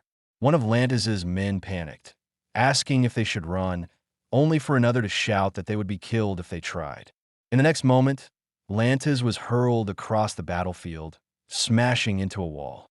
Off to the side, Cirrus watched as Ceylon continued healing her with a pink aura. Cirrus asked in disbelief if Laefenhart was an aura wielder, and Ceylon, almost casually, replied that he thought he had already mentioned it. Cirrus's shock deepened. Meanwhile, Lantis realized this man wasn't someone who had only recently awakened his aura. Their fight resumed in a flurry of strikes. Red tendrils of energy swirled around Lantis as he attacked, but Laefenhart blocked and dodged in turn. Lantis's sword cut the air while Laefenhart prepared a counterattack, unleashing a focused energy blast that drove Lantis back. Lantis acknowledged to himself that Laefenhart's aura control was on another level, speculating that he must have awakened in his teens or be over 40 with a youthful face. Both explanations frustrated him. Through the dust and debris, Laefenhart surged forward again, colliding with Lantis's sword in a thunderous impact. Wondered how someone he considered a perverted scumbag could possess such refined swordsmanship. Surrounded by a whirlwind of power, Laefenhart inwardly swore to beat up anyone who claimed martial arts-built character. The battle intensified, forcing Lantis onto a raised platform. From there, he realized with disbelief that Laefenhart had been deflecting his sword bare-armed, without armor. Then, a thought struck him. Could those skills mean he was a student of Gerard, the King of Fists? Lantis asked the question aloud. Laefenhart, his back turned, remained silent for a moment before allowing a slight smile to cross his face. His orange aura swirled again. From above, Lantis questioned why someone so strong would care about a mere slave. Laefenhart's eyes flared as he demanded to know who Lantis was calling a slave. His voice hardened as he declared that those dragged around as slaves had thoughts and emotions too. He demanded to know if Lantis had ever truly spoken to them, ever wondered why they were labeled slaves at all. His aura surged as he asked whether it had ever crossed Lantis's mind to question their status. With a roar, he smashed a rock pillar, sending Lantis flying. Lantis barked back, dismissing his words as nonsense, and slashed the air with blades of aura. Laefenhart dodged, recalling how people in his previous life reacted the same way. In narration, it was explained that humans considered anything non-human beneath them, even when those beings clearly felt emotion. As the fight raged on, Laefenhart demanded to know what made humans superior, what gave them the right to enslave elves. Lantis seized him by the throat, proclaiming the humans were the chosen rulers by decree of their god, Sayer, and that other races were born to be slaves. Laefenhart broke free and struck back with a powerful blow, sending Lantes through another wall. He shouted his challenge. When did descendants of noble fairies become destined for slavery? And warned that humans could easily find themselves in chains instead. The fight tore apart the battlefield as Laefenhart's voiceover recalled humanity's cheering when orcs, dwarves, and elves were enslaved. He shouted that allowing others to be enslaved was accepting the risk of becoming a slave oneself. Lantes raged, asking if he truly believed elves were equal to humans. Laefenhart slammed the ground, the explosion throwing Lantes and his men into the air. Landing amidst rubble, Laefenhart declared that Cirrus was not a slave. His next blow sent Lantes crashing again. Narration explained that slavery was so deeply ingrained that even powerless humans lived as half-slaves under serfdom. Such misguided beliefs always returned to their source, but humanity remained oblivious. Without breaking the cycle or changing their thinking, everyone would live in fear of being shackled. Laefenhart stood over him, golden aura raging, and resolved internally that it had to change. He swore he would change it, no matter what it took. Lantes shivered at the intent in his eyes. Laefenhart's final punch launched him into the air, blood spraying from his mouth before he crashed to the ground, defeated. Standing over him, Laefenhart vowed again, no one would dare call Cirrus a slave, and he would erase the very idea of slavery from people's minds. Cirrus watched in awe, tears brimming, wondering if he was insane. Cirrus, the blonde elf, also appeared, exuding a quiet confidence. Meanwhile, Lantes, battered and broken, begged for mercy as he lay on the shattered ground. Laefenhart, looming above him in the sunset's glow, questioned whether such a man deserved to live. He swore upon his sword, demanding true repentance. Lantes, nearly weeping, promised to spend the rest of his life atoning and performing good deeds. Laefenhart, gazing at his forced smile, mused aloud that the plea seemed oddly sincere. Lantes hurried to agree, claiming his sincerity. Laefenhart, with glowing golden eyes and a cold edge in his voice, expressed his disdain for the Sayer order, criticizing the belief that sins could be absolved through mere confessions at a temple. If Lantes was truly repentant, he argued, turning himself in, not running to the Sayer temple, would be the only true act of contrition.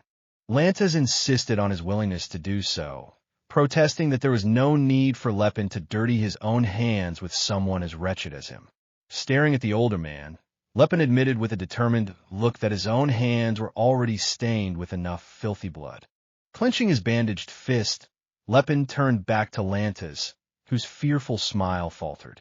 Laefenhart declared he would accept Lantes' words, but pressed him further, demanding to know if he truly believed he deserved to die for his sins. Did Lantes yearn for such justice? Standing tall, radiating golden power, Laefenhart pressed the point. If Lantes had truly repented, shouldn't he accept his own death as just punishment? Lantes barely managed a weak response before he was cut off. Nearby, Cirrus and Celon watched in shock, unable to look away as Laefenhart drove his fist into the ground, creating a crater that blasted out shards of stone. The impact reverberated, a physical testament to his fury. Laefenhart, eyes glowing, warned Lantes not to speak of repentance so lightly.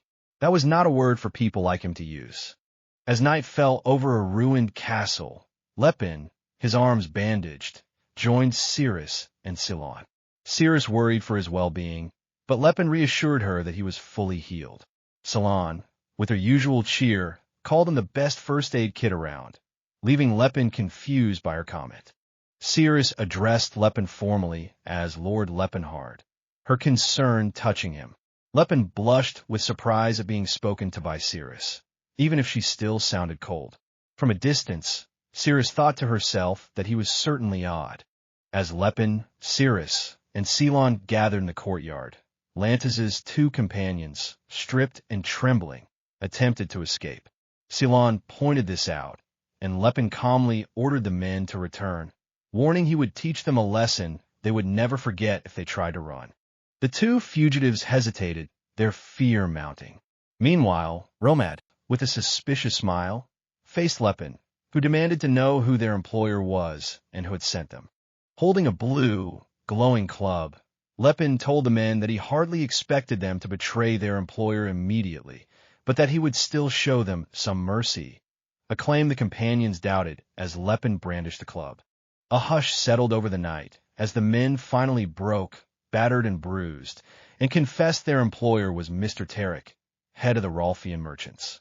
They provided directions to Tarek's manor on Jeepin's southern outskirts.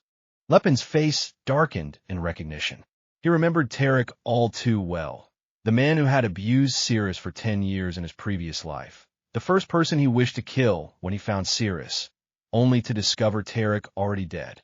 Romad, panic rising, tried to stop Lepin from going after Tarek, warning that harming such a powerful man would turn the entire Chadin kingdom against him. Unmoved, Lepin replied that he knew exactly who Tarek was and what he was capable of, a dangerous glint in his eyes. Keeping his promise, Lepin spared the battered men, instructing them to stay together through the cold. Huddling for warmth, they bickered, one embarrassed by the other's gratitude. The story shifted to Tarek's grand manor, where Tarek, surrounded by a purple aura, inquired about the returned elf, clearly referring to Cirrus's fate.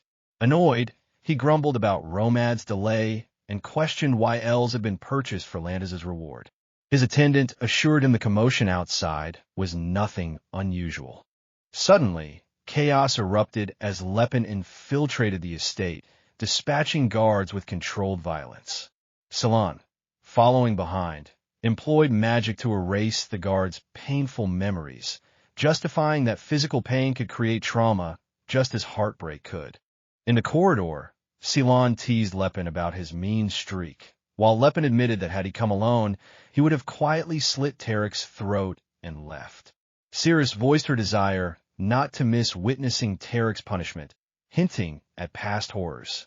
At that moment, Talcata, the massive orc warrior, confronted the party. Lepin questioned Talcata's devotion to Tarek, challenging whether a true warrior should serve someone so unworthy. Talcata replied that, as a warrior, he was bound by duty regardless of the task or whom he served. Lepin acknowledged the orc's stubborn honor and conversed with Ceylon in Orcish, surprising her. When Cirrus asked to handle Talcata, Lepin gave his blessing, though he worried about her safety. Cirrus replied with confidence, preparing for battle with a newly strengthened sword, which even Talcata recognized. Lepin instructed Ceylon to intervene if things turned bad, which she agreed to do. Redirecting the orc's focus away from himself, Lepin made it clear that the fight belonged to Cirrus, not him. As Lepin continued his advance alone, he detected a strange and unpleasant scent behind a closed ornate door, drugs. Peering inside, he glimpsed a disturbing scene shrouded in purple mist, barely comprehending the depravity before him. Inside the decadent room, Tarek and another older man were startled by Lepin's intrusion and shouted for help. Standing in the doorway, Lepin's disgust was plain as he declared that, despite all the filth he had encountered in life, what lay before him was beyond what he could bear to see. Rage and determination flared in Lepin's eyes. An ornate, lidded pot rested on a surface, releasing a faint purple aura into the air. Tarek, a large, shirtless man with long green hair, turned left with a terrified look, a smaller figure barely visible behind him. His voice broke as he demanded to know who the intruder was. Still in panic, he turned and called for guards, shouting if anyone was nearby. Lepin's shadow falling across part of his face beneath his spiky red hair. A silver-haired female elf with long hair and pointed ears was shown with her eyes closed, unconscious, the purple aura coiling around her. Another female elf with long, dark purple hair and pointed ears held herself tightly, her expression twisted in pain as the same aura swirled about her. Lepin's golden eyes glowed under spiky red hair, his face hard with grim anger, flames and dark aura encircling him.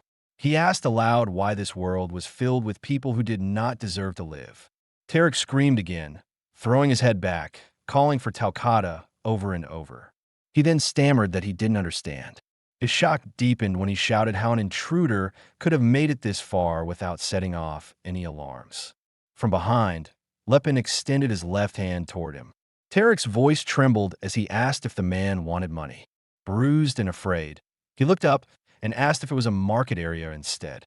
In desperation, he accused him of being from the Tauvan merchants, as he swore on the name of the Rolfian merchants.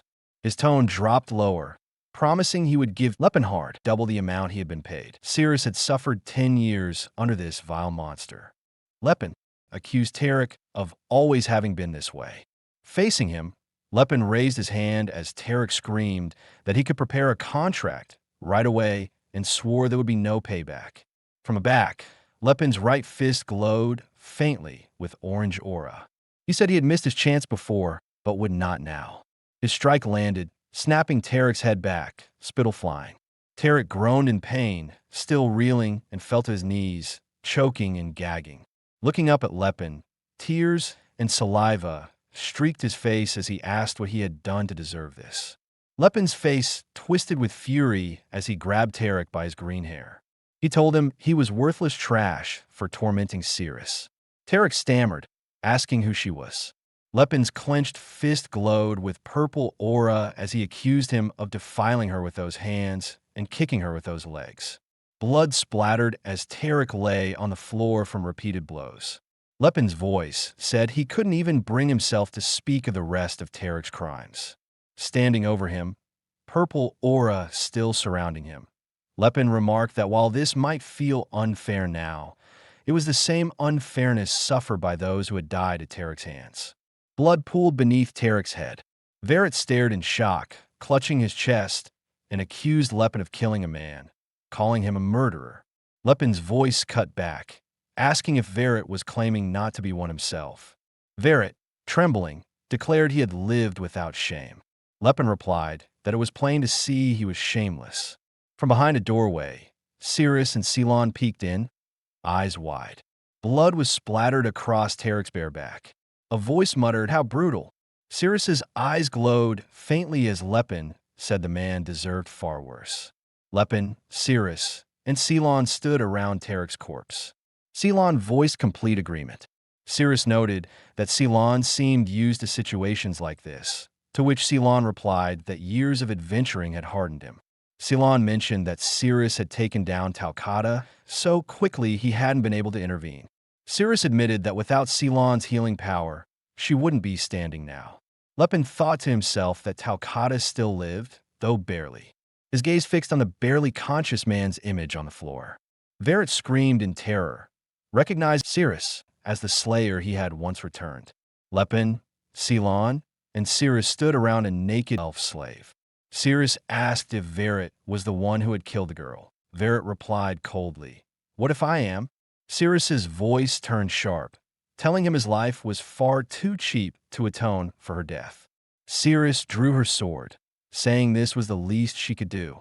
Her golden eyes glowed with resolve, Verret's terrified face reflecting in her blade. Verret shouted if she was going to kill him over a mere elf slave, insisting it made no sense. Black liquid splattered a wall as his life ended. His trembling hand reached toward the unconscious girl, whispering for help. Moments later, the blade pierced him. Cyrus declared she would never let his filthy hands touch that girl. Lepin's calm face came into view before the scene shifted to a snowy forest under a starry night sky. Warm lights glowed between the tall pines. Around a campfire sat elves, orcs, and freed slaves in quiet gathering. An orc, Talcata, and an elf, Cyrus, exchanged looks. There were 17 female elves and 9 male orcs, all former slaves of the manor. Cyrus thanked Talcata, who replied there was no need, saying his sword was broken and her master was now his. Ceylon noted the imbalance in gender ratio. Cyrus explained it was because there was no demand for male elves or female orcs. An incantation was spoken in elven tongue, followed by 2 elves embracing. Lepin's face burned with anger as he demanded to know if anyone had tried speaking to them or questioning why they were slaves. Cirrus thought to herself that perhaps she had been wrong about him. Standing on a snowy path, Lepin apologized for keeping her waiting. She asked about the document in his hand. He explained it was a slave document and that he had also brought the Rolfian merchant seal. It had been difficult to find, as it was an important document. When asked where he found it, he said he had seen a safe after smashing through the office wall. Ceylon deadpanned that he was stupidly reckless, which shocked Lepin. No one had ever called him that in his 50 years of life. Realizing what he had just said, he told her to forget it. Two women peeked from behind him as he wondered aloud if his personality was becoming simpler and more reckless. Ceylon then asked why he had brought the document, and he said it was necessary. Addressing the freed slaves, he told them that if they did not wish to remain slaves, he would give them freedom. The choice was theirs. Confusion spread. Some asked what freedom meant. Others admitted they didn't understand. One muttered that their new master's order was too hard. Lepin thought to himself they didn't even know what freedom was. Ceylon asked if he planned to become a slave merchant. He replied that he had no intention of selling them. She speculated he might give up adventuring to settle down, but he pressed the seal to the document, explaining that once stamped, they would no longer be Terric slaves. It was simply a necessary step to secure a safe place for them to live. Privately, he thought they had nowhere to return to and no wish to live on their own, and freeing them now would be selfish. In their current state, it would only push them into more danger. He resolved to start by changing their way of thinking. Later, he met with merchant Sybilt. Sybilt, surprised, asked if these were Terric slaves and how Lepin had bought them all. Lepin said he would find out soon enough, but for now, he should keep them safe and hidden. He added that Sybilt would receive interesting news by morning and be the only one to know the truth. So if a secret leaked, he would know exactly who to suspect. When Sybilt reacted nervously, Lepin brushed it off as a harmless threat. He then offered 100 gold coins to cover their needs, stunning the merchant. Inwardly, Sybilt suspected Lepin had robbed Rolfian Manor. Still, he agreed to hide them on the outskirts of Jeplin, mixed with his own slaves so no one would suspect a thing. Lepin asked if he could ensure their safety and freedom from mistreatment. Sybilt assured him it would be guaranteed. He admitted 100 gold might be excessive, but Lepin instructed him to use it for their education. When Sybilt assumed they had already received training from Terric, Lepin clarified he was not talking about slave training. He wanted them to learn letters and numbers, and depending on their level, perhaps accounting, history, or philosophy. If circumstances allowed, they might even learn medicine or pharmacology. Sybilt sat in his ornate chair, staring in disbelief at Lepin. He asked if he truly intended to give that kind of education to slaves, and why he would go through so much trouble. Lepin leaned back, calm and confident, replying that it wasn't so strange if one thought about it. He explained that the more skilled the slaves became, the more useful they would be to their masters. Sybilt frowned, unconvinced, insisting there was no way slaves could properly learn such things. Lepin countered that no one could know until they tried, and since he was funding the education, it was no loss to Sybilt. If it succeeded, he said, it would make the slaves more productive, which in turn would benefit Sybilt as well. Sybilt touched his chin thoughtfully, still hesitant, admitting that while he might give it a try, it would surely be difficult to teach academics to slaves, since no scholar would ever want to teach non-humans. Lepin acknowledged how proud scholars could be, but then asked if those scholars didn't have students of their own. Some of those students, he reasoned, would be commoners who needed the money, and they could be hired to teach. Raising his finger as he laid out the plan with confidence, Sybilt grew exasperated and stood, questioning how people who had not completed their own studies could ever be good teachers. Lepin calmly replied that he wasn't asking for advanced knowledge, just the basics, and besides, it was far cheaper that way. In the end, Sybilt slumped back in his chair, resigned. He said he would arrange it as Lepin wanted, but still doubted the slaves could grasp academic subjects, likening it to teaching numbers to babies. The idea of educating slaves wasn't entirely new, but the upper classes who owned them had always rejected it. To them, It was as absurd as handing a brush to a dog and expecting it to paint. For centuries, the belief in human superiority had been deeply rooted. Lepin thought to himself that he intended to turn that belief to their advantage, while Sybil hummed in doubt. Withholding education from slaves had been a deliberate practice, meant to keep resistance from other races under control, though most humans had long forgotten the true reason. Once the slaves were educated, Sybil would be astonished by the results, and he would even begin to educate his own slaves. After all, the masters always stood to gain the most when their slaves became capable. If the plan succeeded, it could spread across the entire continent. Lepin's eyes hardened with resolve as he thought that the plan was to change perceptions, something he had failed to achieve in his past life, and that it all began now. Later that night, the city was shown under the dark sky, lights glowing in the windows of its buildings. Inside, Lepin looked tense and asked Ceylon if he had any money. Scratching his head in embarrassment, he admitted that he had given all of his to Sybil and completely forgotten about their travel costs. Cirrus tilted her head slightly, holding out the clothes she had been given, and asked if she should return them. Lepin flailed in panic, insisting she didn't need to do that. Cirrus smiled softly, closing her eyes as a small laugh escaped her. Lepin failed to notice that this was the first time Cirrus had laughed since becoming a slave. The next morning, the city of Jeppelin was thrown into chaos. The head of the Rolfian merchants, Tarek, and the heir of the Karen merchants, Verit, had been brutally murdered.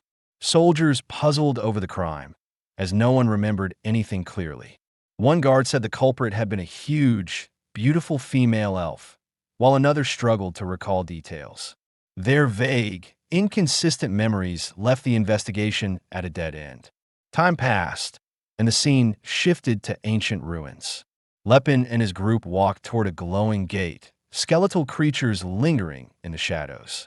Ceylon stood with his eyes glowing pink, calling out to Philinance as a great burst of purifying light surged from him. Cirrus leapt through the air, her blade striking down a skeleton.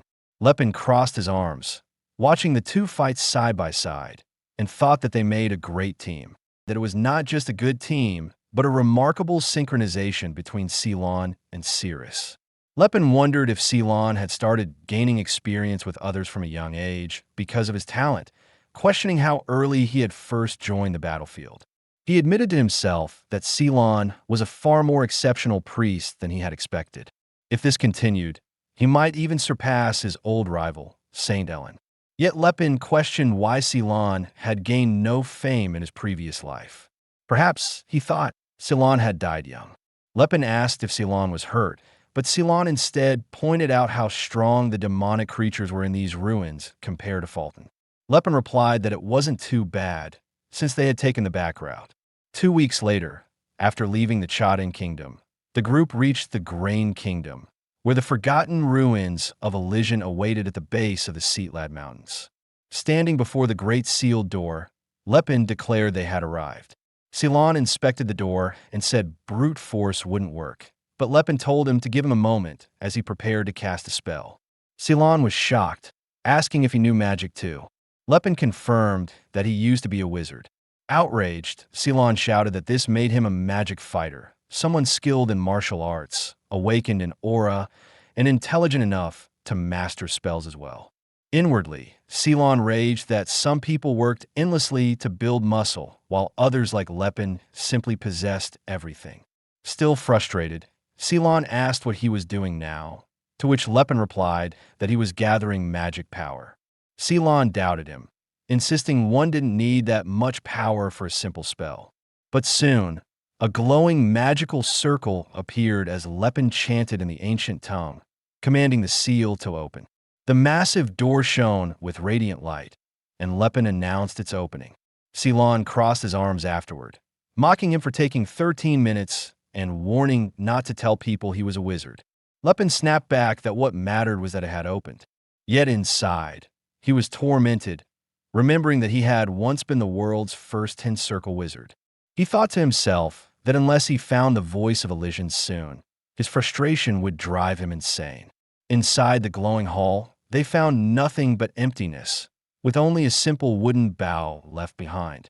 Confused, they left the ruin behind and continued through the snowy forests. Ceylon suggested that perhaps someone else had explored it before them. Lepin clenched his teeth, thinking that Elysian was supposed to be discovered 17 years later, and that he had been the one destined to find it. The future, he realized, had changed. Cirrus then held up the bow they had taken, which glowed with a green aura. It was identified as Nylon, the demon bow, a relic of the world tree Elvenheim. The weapon could conjure arrows of pure magic, firing multiple shots depending on the wielder's focus. Cirrus marveled at it, calling it incredible. Lepin, however, remained serious, knowing it was the same bow Cirrus had wielded long ago. Ceylon commented that there were many ruins across the continent, so there was no need to be disappointed, but Lepin thought bitterly that nothing could replace the voice of Elysian, the only artifact capable of restoring his magical power. Soon, the group descended into a small mountain village. Lepin brightened, saying he wanted to eat something cooked by others for once. At an inn, they were served hearty food, and Lepin praised the cooking while the innkeeper beamed at their appetite. She mentioned, however, that arrogant knights had passed through a week ago, complaining endlessly. When asked, she explained that they were nobles here to explore a ruin, led by Viscount Kelburn, though strangely, some in his party seemed to outrank him. She recalled one knight in particular, clad in shining golden armor with a matching sword, who had treated the villagers with surprising politeness. As Lepin ate, realization struck him. Only one man fit that description, the Golden Knight of House Tennies, Captain Eustace Tennies of the Grain Kingdom. The scene shifted to a castle, where Viscount Kelburn dined with Eustace. He praised the captain's strength, marveling at how he had defeated the demonic creatures. Eustace accepted the flattery with confidence, promising that as agreed, a third of the artifacts would go to Kelburn. The sun dipped low, casting a warm glow over a castle at the base of a mountain. In the distance, a quiet village nestled within a mountain pass. It was a privilege to fight alongside you. We're a few artifacts compared to that, Viscount Kelburn said warmly, a smile spreading across his face. You can take them all. I really wouldn't mind. He leaned back, speaking with casual confidence. Money isn't an issue for me. Building a connection with Captain Eustace is far more important. From across the table, Eustace's voice cut in, calm but direct. What are you going to do with the adamantium and orichalcum we found? The Viscount chuckled heartily. Haha, I've already instructed my little moles to craft armor and weapons out of them. Eustace lifted a glass of wine to his lips. It looks like you have a lot of talented dwarves, just as one would expect from the renowned Kelburn family's expertise in the mining business. Huh, you flatter me, Kelburn laughed, gesturing to two young women standing behind him. Ah, these are my daughters. Come offer your greetings. This is the famous Golden Knight of the Grain Kingdom, Sir Eustace Tennies. He continued, smiling with an almost hopeful tone. I know that you're married, but I was hoping to foster a good relationship. I'm sorry, Eustace interrupted firmly, but I have no intention of getting close to any woman other than my wife. Kelburn hesitated, thinking, did I offend him? Come to think of it, I've heard a rumor about a brother. Ah, then, what about your younger brother? The words hadn't finished, leaving his lips before a cup shattered. Kelburn froze, startled. Eustace's cold eyes glared at him, his fist bleeding as he crushed the cup in his hand. I have no younger brother. The Viscount and his daughters paled with terror. Kelburn quickly bowed his head. My apologies. I've overstepped. Before another word could be said, a scream rang out from outside. Ah! The Viscount spun toward the noise just as a servant burst into the room. What is it? Tell me. A voice answered sharply from outside. A demon came out of one of the artifacts.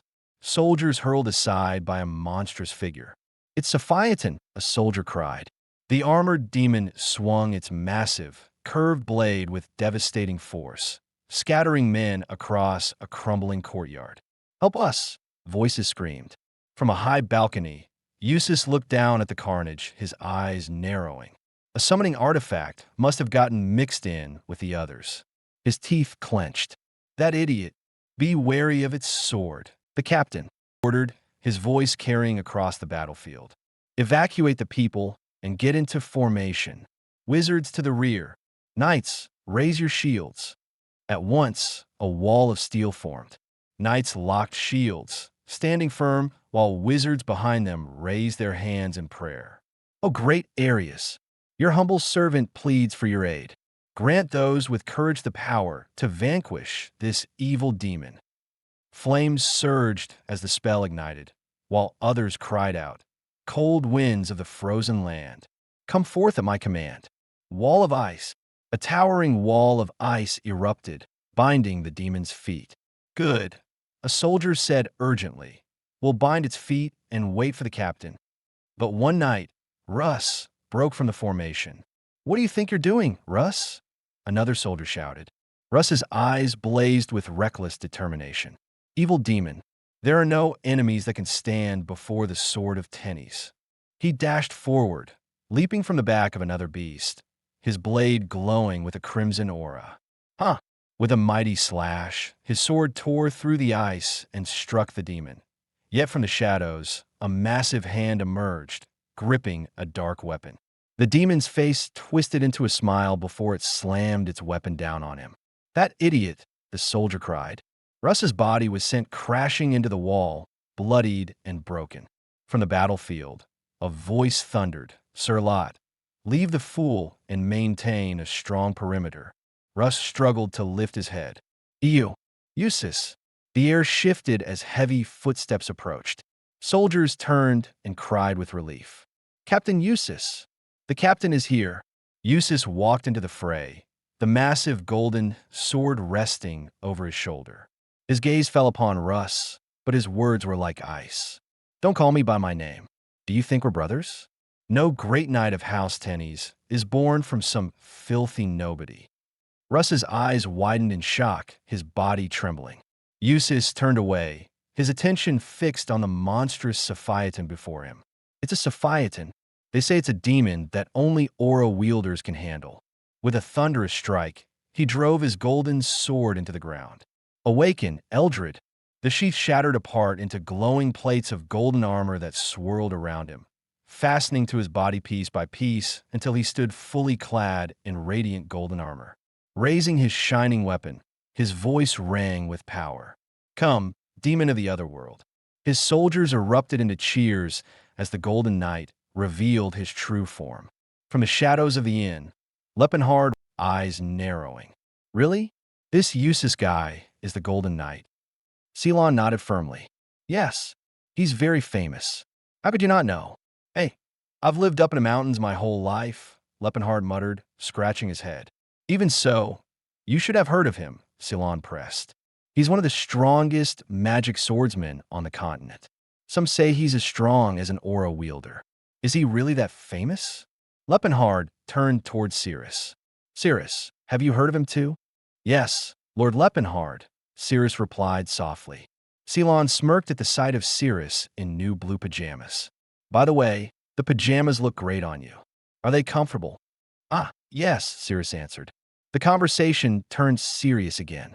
"But even if he's really strong," Ceylon mused, "a magic swordsman can't rival an aura wielder, can they? After all, they get their power from magic items." Laefenhart leaned back on the bed.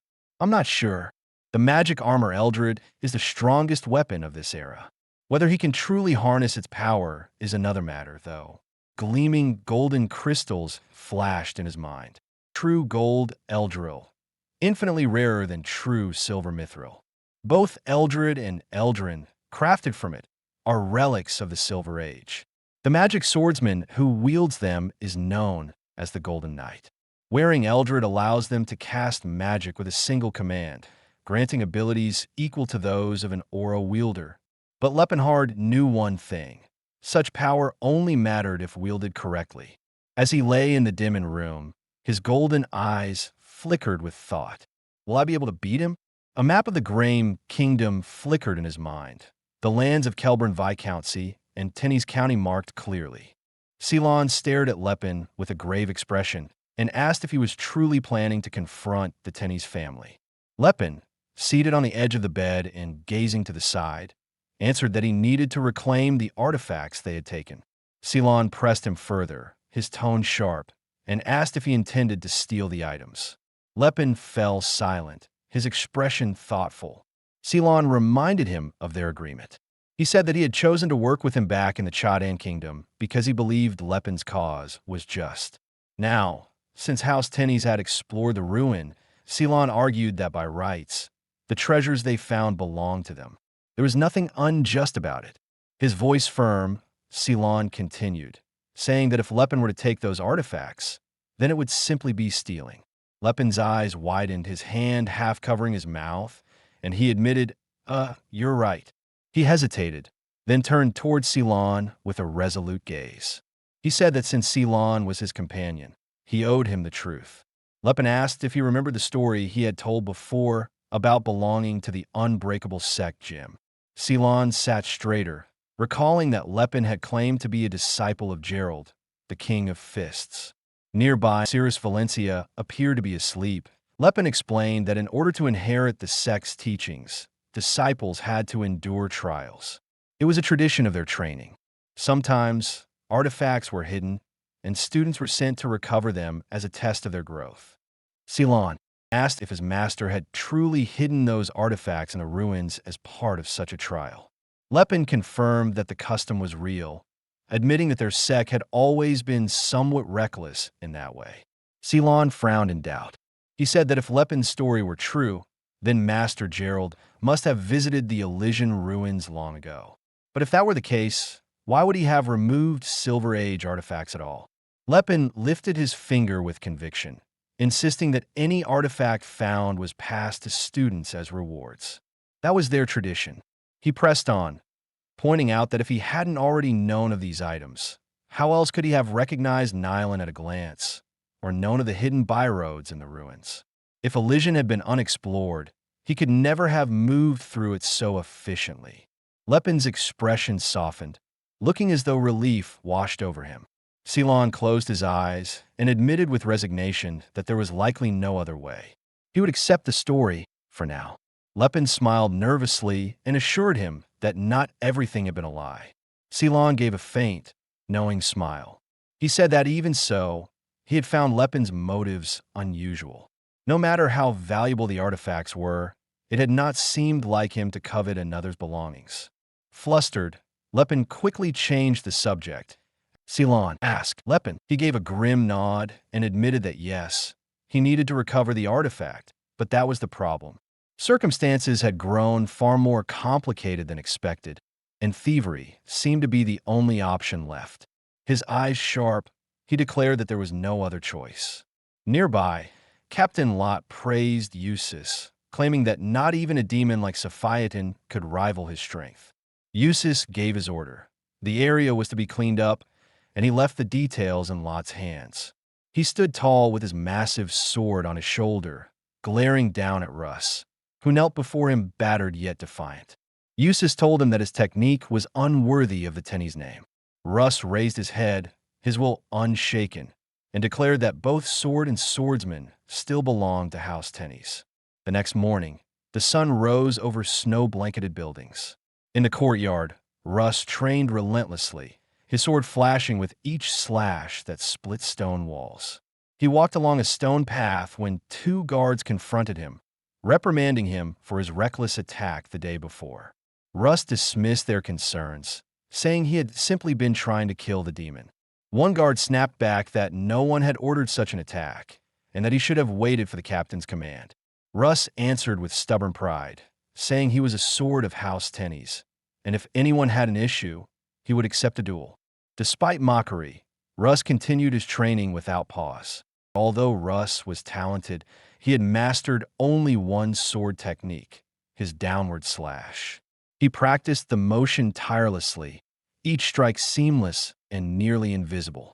Any master would recognize the move's magnificence, but in truth, the rest of his swordsmanship lagged far behind.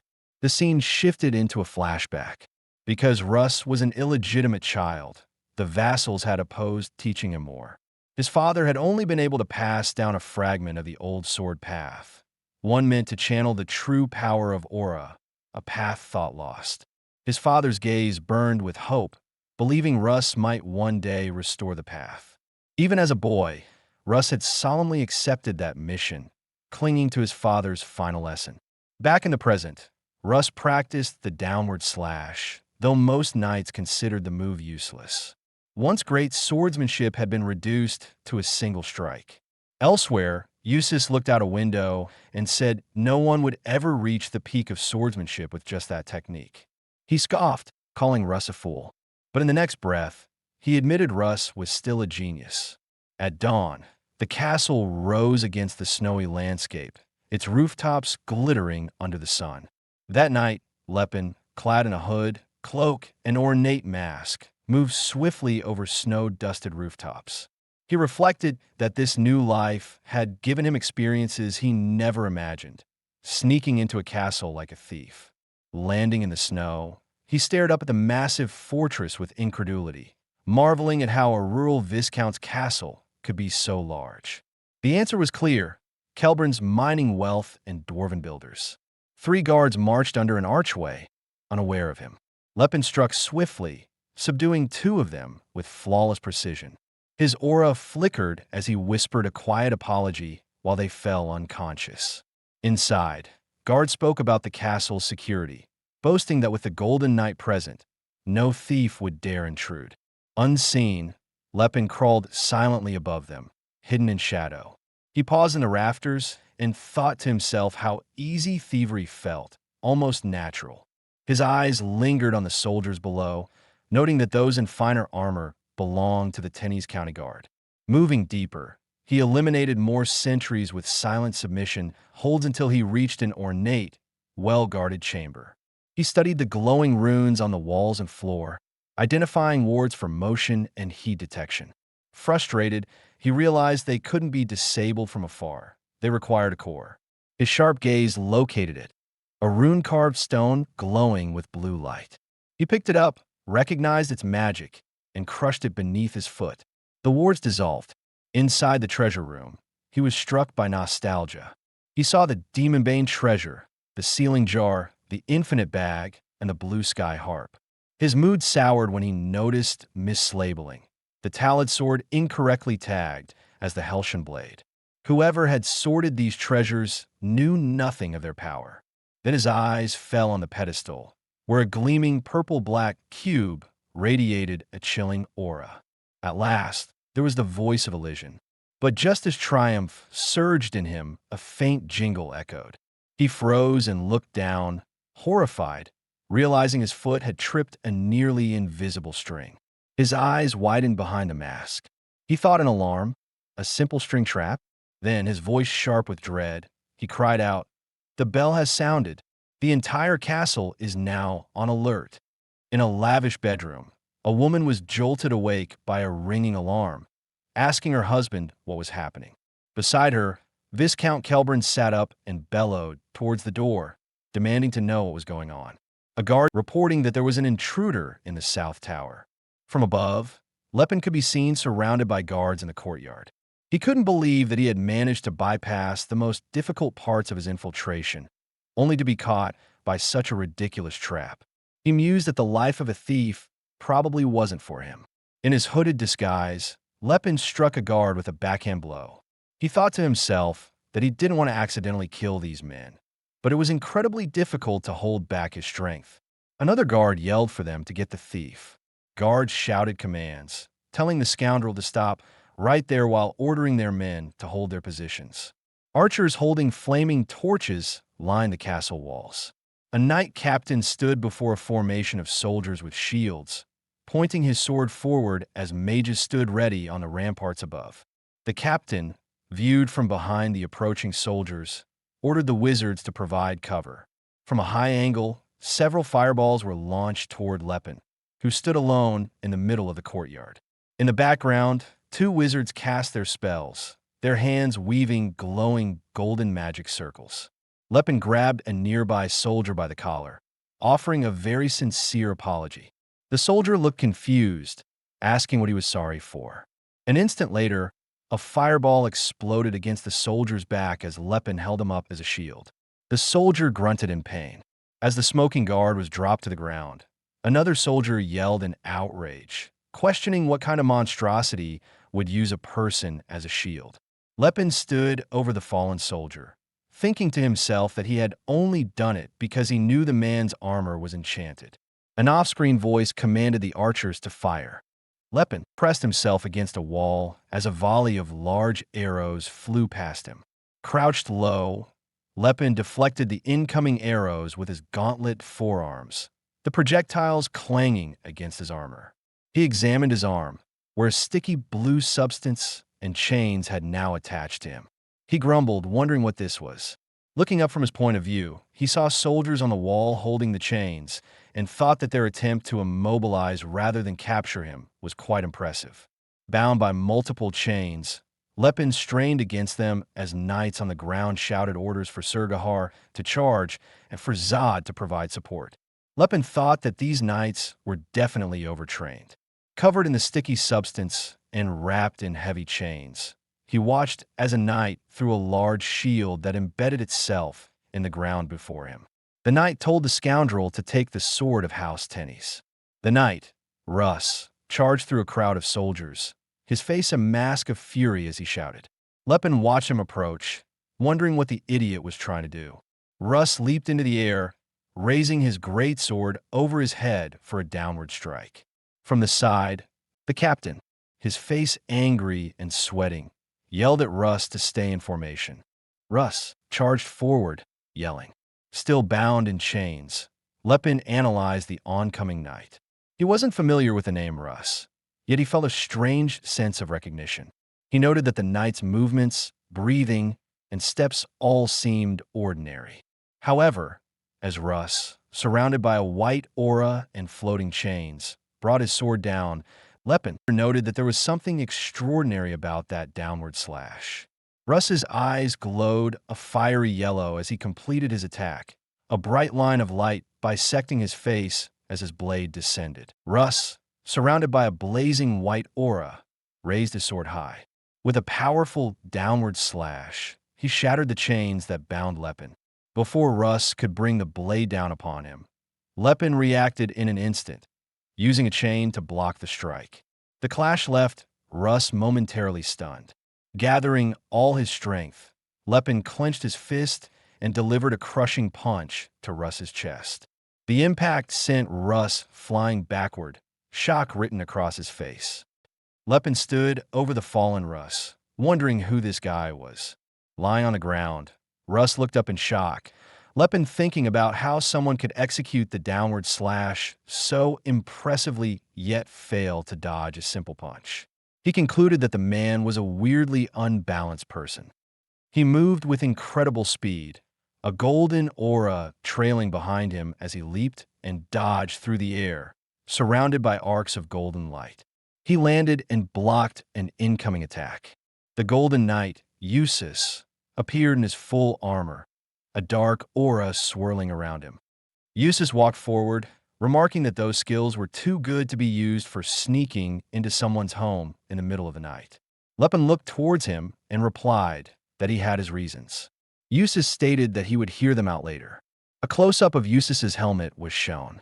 Lepin thought to himself that according to Jim Unbreakable, striking first always guaranteed a win.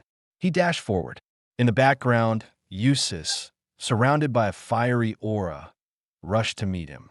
The two opponents stood face to face, their determined eyes locked, ready to clash. Eustace dodged Lepin's attack, and Lepin dodged Eustace's counterattack. Lepin blocked Eustace's massive golden sword with his forearm, locking them in a struggle. The Golden Knight unleashed a powerful slash that sent Lepin sliding backward. They faced off again from a distance. The onlooking soldiers watched with stunned expressions, one wondering what Captain Eustace was doing and why both fighters had stopped in the middle of their attacks. Lepin thought that the last attack had been a reckless, suicidal move that would have killed them both. Simultaneously, Eustace and Lepin both admitted that they had messed up. Eustace, now surrounded by a swirling purple aura with dark tendrils, declared that he would merge with the shadow of the abyss and let out his mighty roar.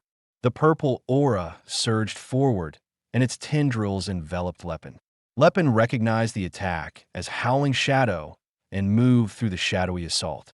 A split image showed Eustace's face and his helmet as he wondered how Lepen knew the weakness of Howling Shadow. As Lepen dodged another attack in midair, Eustace remarked that he was quite adept at dealing with magic. Lepen replied that it was nothing new to him, before landing a slash attack of his own that shattered a stone wall behind him.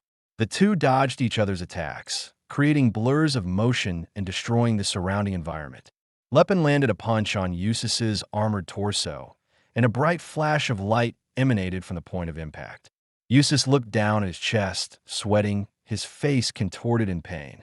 He couldn't believe that such a destructive force was piercing through his armor. Grunting in pain, he unleashed another attack, commanding blazing heat to gather and strike the enemy, becoming arrows. Arrows of ice and fire flew through the air, swirling around as Eustace cast another spell, calling for Eldrin to awaken.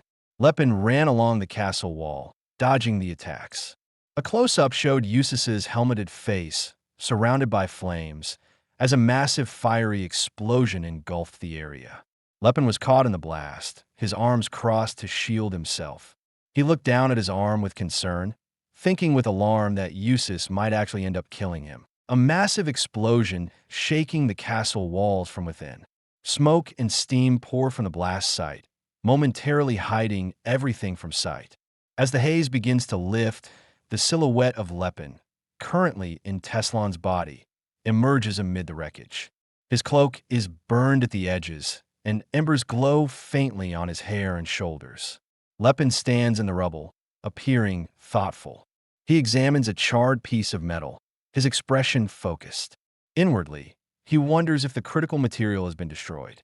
He thinks to himself that Eustace managed to cast a remarkably advanced spell. The Golden Knight eyes Lepen in disbelief.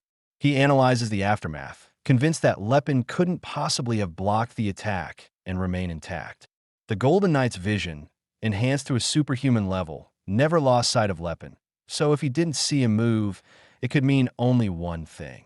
Drawing his own conclusion, the Golden Knight notices the faint wisp of dark aura surrounding Lepen's feet.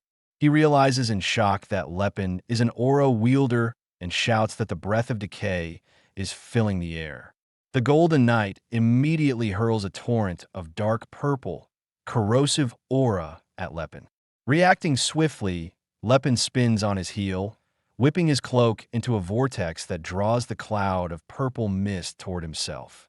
He silently recognizes the spell as the mist of acid, but knows that a simple gust of wind can neutralize it with ease. Lepen stomps hard on the ground, the stone shattering beneath his foot as swirling winds rise up, dispersing the acid completely. The Golden Knight charges through the thinning mist, closing the distance between them. Lepen conjures a shield of shimmering purple aura just in time to block the oncoming punch, resulting in a shockwave of energy. Eustace, the Golden Knight, grunts in frustration as his attack is stopped cold. The Golden Knight thinks, frustrated by Lepen's speed, finally certain that his opponent is indeed an aura wielder. He is forced onto the defensive as Lepen fires off a flurry of rapid, powerful punches. The Golden Knight reflects that now he understands Lepen's abilities, the battle will change. Power surging through him, the Golden Knight's armor blazes with a bright cyan aura. If matched against another aura wielder, he plans to match force with force, relying on the legendary Sword of Tennis. Meanwhile, Lepen feels burdened by the hassle, wishing the fight could end more easily. Lepen narrowly dodges a luminous cyan slash from the Golden Knight's sword, musing that if aura wielders are considered unorthodox fighters, then mages are no better. Another explosion rocks the tower above, drawing the attention of the guards below. The Golden Knight is perplexed about Lepen's intentions, unable to understand why someone so powerful would act in this way. Lepen picks out his opponent's confusion, pondering whether he has realized the truth about his aura abilities. He admits to himself that he's been avoiding use of the signature golden aura for fear of attracting too much notice, even if the Golden Knight suspects the truth. From the Golden Knight's perspective, Lepen's physical prowess betrays the traits of an aura wielder, but he hasn't openly manifested his aura. The Golden Knight concludes that Lepin must be a newly awakened aura wielder and jumps straight at him, confident that he has the upper hand. Glowing with colossal power, the Golden Knight prepares his ultimate technique, the sword and armor bathed in overwhelming golden light. He shouts to awaken the power of Eldred and Eldrin, calling on their might to destroy anything in his path. Sensing the surge of energy, Lepin's eyes widen. He knows he is now in genuine danger. A tidal wave of golden light descends as the Golden Knight roars out his attack, the Light of Eldril. He leaps high, wielding both a massive hammer of golden light and his greatsword, both blazing with furious energy. Steeling himself, Lepin gathers his own aura, bringing his arms across his chest.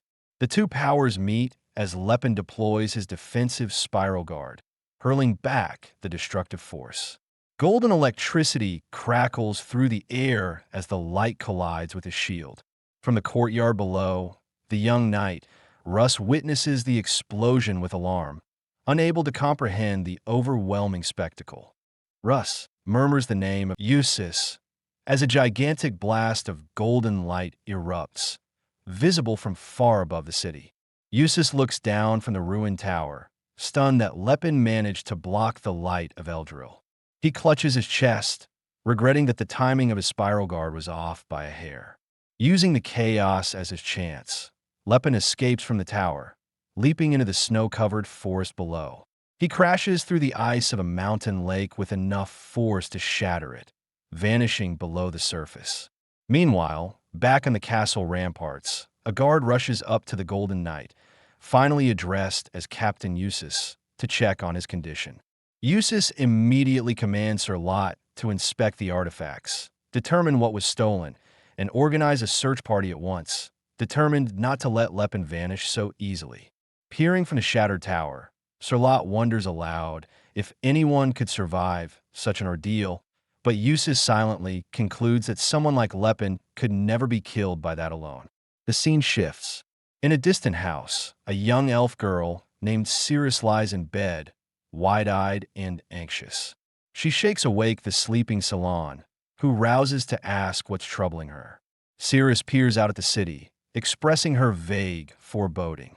Ceylon is confused, but Cirrus can't shake the sense that something bad has happened to Lepin. Far beneath the ice, Lepin slowly sinks, unconscious and surrounded by dark water and drifting air bubbles. The setting then moves to a bustling city street, with guards running urgently through the crowds. They shout orders and chase two fugitives leaping across the rooftops. The guards try to cut off all routes of escape, ordering the townspeople to help and drive the pursuers toward Chap. The two fleeing figures were revealed to be Cirrus, who was carrying the red-haired Ceylon. From off-panel, a guard shouted, "Seal off all escape routes." Ceylon looked at his rescuer with irritation. "Cirrus, I'm a man, you know. Don't you think this is a little embarrassing?" he asked. As they ran, a male citizen pointed them out to one of the pursuing guards. "I saw them going that way," the citizen reported. A guard tossed the man a coin, saying, "Thank you for your cooperation." He then yelled after the pair, "We've already got proof that you're with that giant intruder." Suddenly, the captain of the guards appeared on a nearby rooftop, addressing the fleeing duo as more guards swarmed into the area below, completely surrounding them. "You should know by now that the whole village has eyes and ears everywhere," the captain declared. "You've got nowhere to run now." The guards formed a solid shield wall, blocking their path. "Drop your weapons and surrender," the captain commanded. Ignoring the demand, Cirrus shouted a single word, "Nihilin." She drew a simple piece of stick, which immediately began to glow with a vibrant green aura as she prepared to fight. A guard saw the strange weapon, asking with confusion, "Ichuh, what's that piece of stick?" With a sharp motion, Cirrus shot a glowing magic arrow from the stick.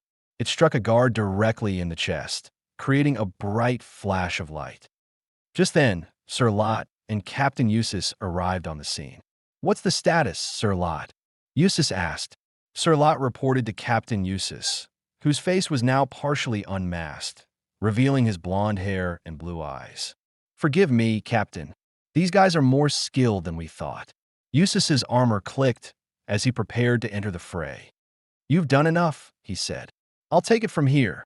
Cirrus called out to Ceylon, who replied, all right. I'll hop on your back." Ceylon thought to himself, "I wonder when Lepin will finally start my muscle training." As Cirrus ignored him, her expression serious and focused on the enemy, Ceylon felt a pang of frustration. "This really is hurting my ego." Blade of the Wind, Eustace roared, unleashing his power.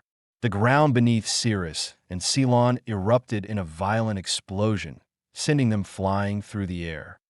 Ceylon cried out. When the dust settled, Captain Eustace, now fully armored as the Golden Knight again, hovered in the air above them. "It ends here, you vermin," he announced. Cirrus looked up in shock at the imposing figure. The Golden Knight of Graham, she thought. Without hesitation, Cirrus drew her sword, its blade singing as it left the scabbard. The Golden Knight observed the weapon with a keen eye. "That's no ordinary sword," he mused. "Who would give such a valuable sword to a mere elf?" Cirrus stood ready, her sword glowing with a faint, pinkish aura. The knight's gaze then fell upon Ceylon, who had begun to pray, his hands clasped together as a matching pink aura enveloped him. "And she's also with a high-ranking priest," the Golden Knight realized. Ceylon chanted, "O great Philinance, grant your servant the courage of a lion.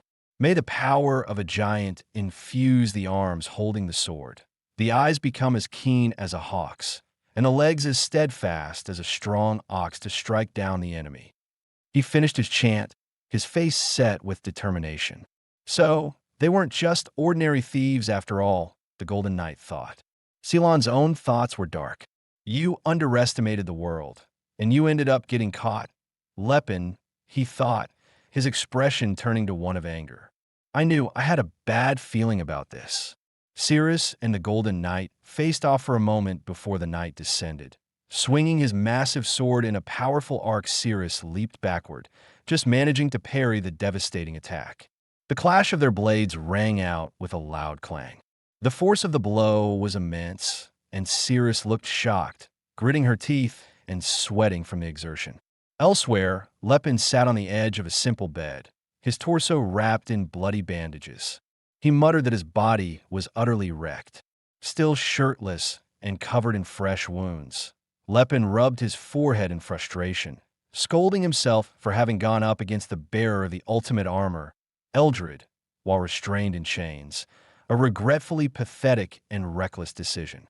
Despite the pain, a smile tugged at Lepin's lips as he looked down. At least he managed to secure the voice of Elysian, which made the outcome not entirely terrible. He held a black cube streaked with glowing purple lines and glanced around the small, bare stone room, realizing he didn't recognize his surroundings. A voice from off-screen announced that he was finally awake. Turning, Lepin saw a short, stout dwarf in a thick, fur-lined coat standing by the bed, asking kindly how he was feeling. Lepin's mind reeled at the sight of a dwarf, but responded after a beat. The dwarf introduced himself as Hedos. Lepin replied by giving his full name, Laefenhart. Hedos informed Lepin that he was likely too weak to get up and asked if he could eat. Startled, Lepin agreed, and Hedos asked Tila to bring some barley porridge. Lepin noticed the pink-haired dwarf, who appeared youthful but realized she was a full-grown woman by dwarf standards. Tila handed Lepin a tray of porridge and greeted him with bright enthusiasm. Lepin found her friendliness toward a human unusual, considering the reputations of dwarves, but that question was immediately answered when an elderly dwarf appeared, introduced as their elder with great reverence. The elder, Jelfi Delphistone, addressed Lepin as the savior of the dwarven people. Lepin was stunned to hear this and questioned the use of the term savior. Jelfi explained that roughly 6 years ago a prophecy had come to their high priest. The vision foretold that one with a body of steel and ultimate wisdom would emerge from the dark path, brought by the tears of the north wind, and that all dwarves should follow him, for he would twist fate and become their salvation. The big, clever man would float down the icy cave river, so they should fish him out and make him their savior. Since that prophecy, Gelfeed and the clan had spent each winter waiting for the sign. Lepin's sweat dropped at the convenient interpretation, thinking inwardly that Alport, the dwarven god, had again changed his words. A montage followed, displaying the symbol of Alport and recalling Lepin's use of a time travel artifact and his reincarnation 6 years prior. Lepin realized Alport took action immediately after he entered this timeline, a remarkably quick god. Reflecting on his new life, Lepin thanked Alport inwardly for the second chance and vowed to do better this time. He then asked Gelfeed if this prophecy alone was why they had nursed a human stranger back to health. Gelfeed answered solemnly that Alport would never utter empty words. Tila commented with admiration on Lepin's recovery speed. Lepin stretched, crediting it to the care he received, though he admitted to himself he would have healed faster with some meat in his diet. Tila modestly replied that she'd only given him porridge. Tila then requested if Elder Gelfeed could speak with Lepin further, to which Lepin agreed, appreciating the dwarves' hospitality. These dwarves, as the Steel Hammer clan, mountain dwarves forced into slavery by the Kelburn family. As Tila helped guide the bandaged Lepin through a lively cavern filled with dwarves, how the dwarves retained their culture and traditions even as slaves, unlike elves and orcs, due to their specialized workforce. A flashback revealed a human knight demanding to learn or seeking, and the dwarves explaining that such skills required listening to the voice of the earth. Lepin passed through the settlement, overhearing young dwarves whispering that he was their savior. He reflected that the dwarves' structure and cooperation had made them valuable allies for the old Antares Empire, being the only non-human race to understand and adapt to human society. Curious, Lepin asked Tila about their numbers. She replied that 60 dwarves resided there, all slaves of Viscount Kelburn. Lepin noticed mostly women and children present. Tila explained the men were at the mines in the Seatlad mountain range. Lepin immediately understood that human overlords held families as hostages. He apologized for bringing up such a sensitive subject. Soon, Lepin and Tila approached a grand, metal door set in the cavern wall. Elder Gelfeed welcomed them into the temple, commenting on Lepin's improved condition. Lepin asked to be addressed simply by his own name, not as a savior. Gelfeed admitted they didn't truly know why Alport had chosen him and laughed at the mystery. Gelfeed studied Lepin, noting that he didn't treat them as slaves, while Lepin pondered inwardly that holding goodwill toward dwarves was very different from determining the fate of their entire race. Standing in front of a great banner displaying the symbol of Alport, Gelfeed went on to say that the dwarves themselves did not know why their god chose a human, but they held on to hope, following the prophecy without truly understanding how he would deliver them. For now, Gelfeed said, his duty was to help Lepin in any way he could. He also remarked on Lepin's composed demeanor, admitting surprise that Lepin did not seem shocked at all to be named savior. Lepin simply replied that maybe he had always expected it. Lepin asked why Gelfeed had summoned him. Gelfeed said the high priest wished to meet with him. When Gelfeed mentioned the high priest's name, Father Maeklin, Lepin instantly recognized it from his previous life. Gelfeed confirmed that Father Maeklin was the spiritual leader of all dwarves. Lepin agreed to the meeting, which surprised Gelfeed further. Gelfeed admitted he spent a long time considering how to break the story to Lepin, since humans usually lacked access to the voice of truth that dwarves could hear. Yet Lepin seemed wholly unsurprised and at ease, which truly amazed Gelfeed. Lepin concealed his true thoughts. In his previous life, the Antares Empire fell, and even now, despite following the path set out in the prophecy, history could easily repeat itself. Meeting with the wise Maeklin, he hoped, might help him find a solution.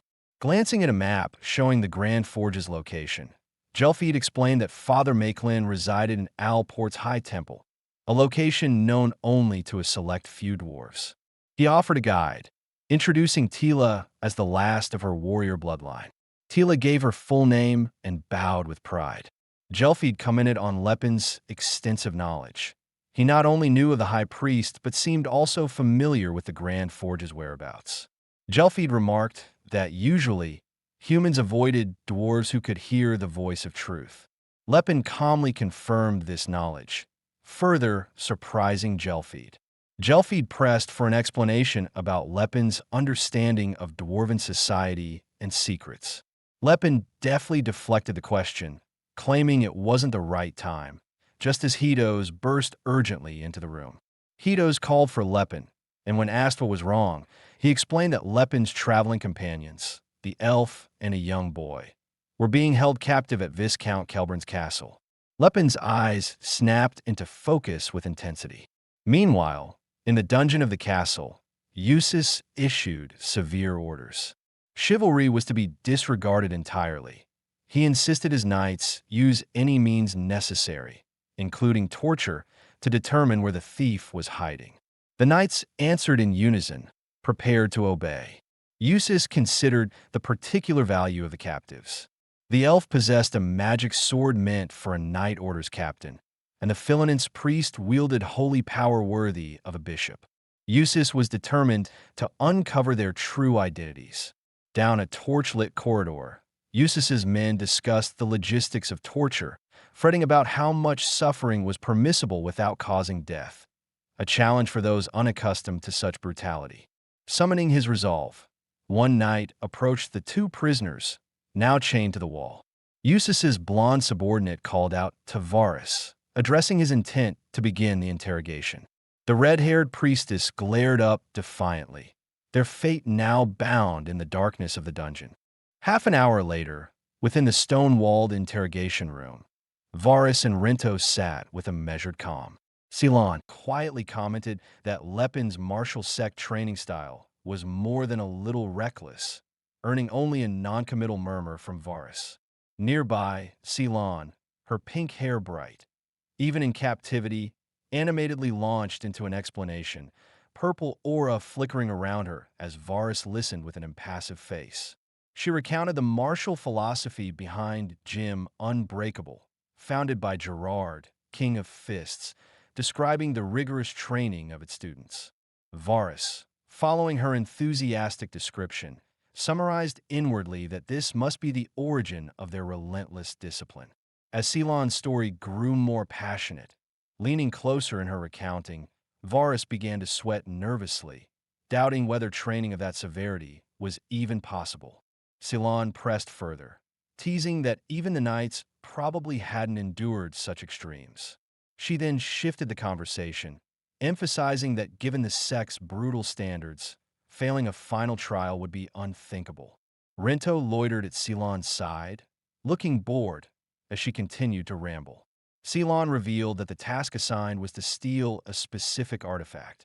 Unfortunately, the Tenny's family had claimed it first. The penalty for failing Gym Unbreakable's test, she hinted ominously, was no mild affair, a detail leaving even Varus uneasy. Because the artifact originally belonged to their sect, reclaiming it seemed justified, and since Lepin took only that one item, their intent should be evident. Ceylon confessed she waited in the village after hearing about Lepin's circumstances, and while she didn't fully support the plan, loyalty decided her course. Ceylon's transparency bewildered the interrogators, who had expected resistance, not ready confession. She paused to request water, her delivery unflappable. Varus, caught off guard, handed her a glass, and Ceylon drank happily before resuming her narrative. Varus at last voiced concern, questioning whether it was wise to disclose everything so freely. Shouldn't she protect her comrade? Ceylon shrugged, saying there was nothing to hide. After all, she added, if word spread that the King of Fist's successor was caught stealing, his reputation would suffer. Yet if he truly cared for reputation, he shouldn't have committed the theft.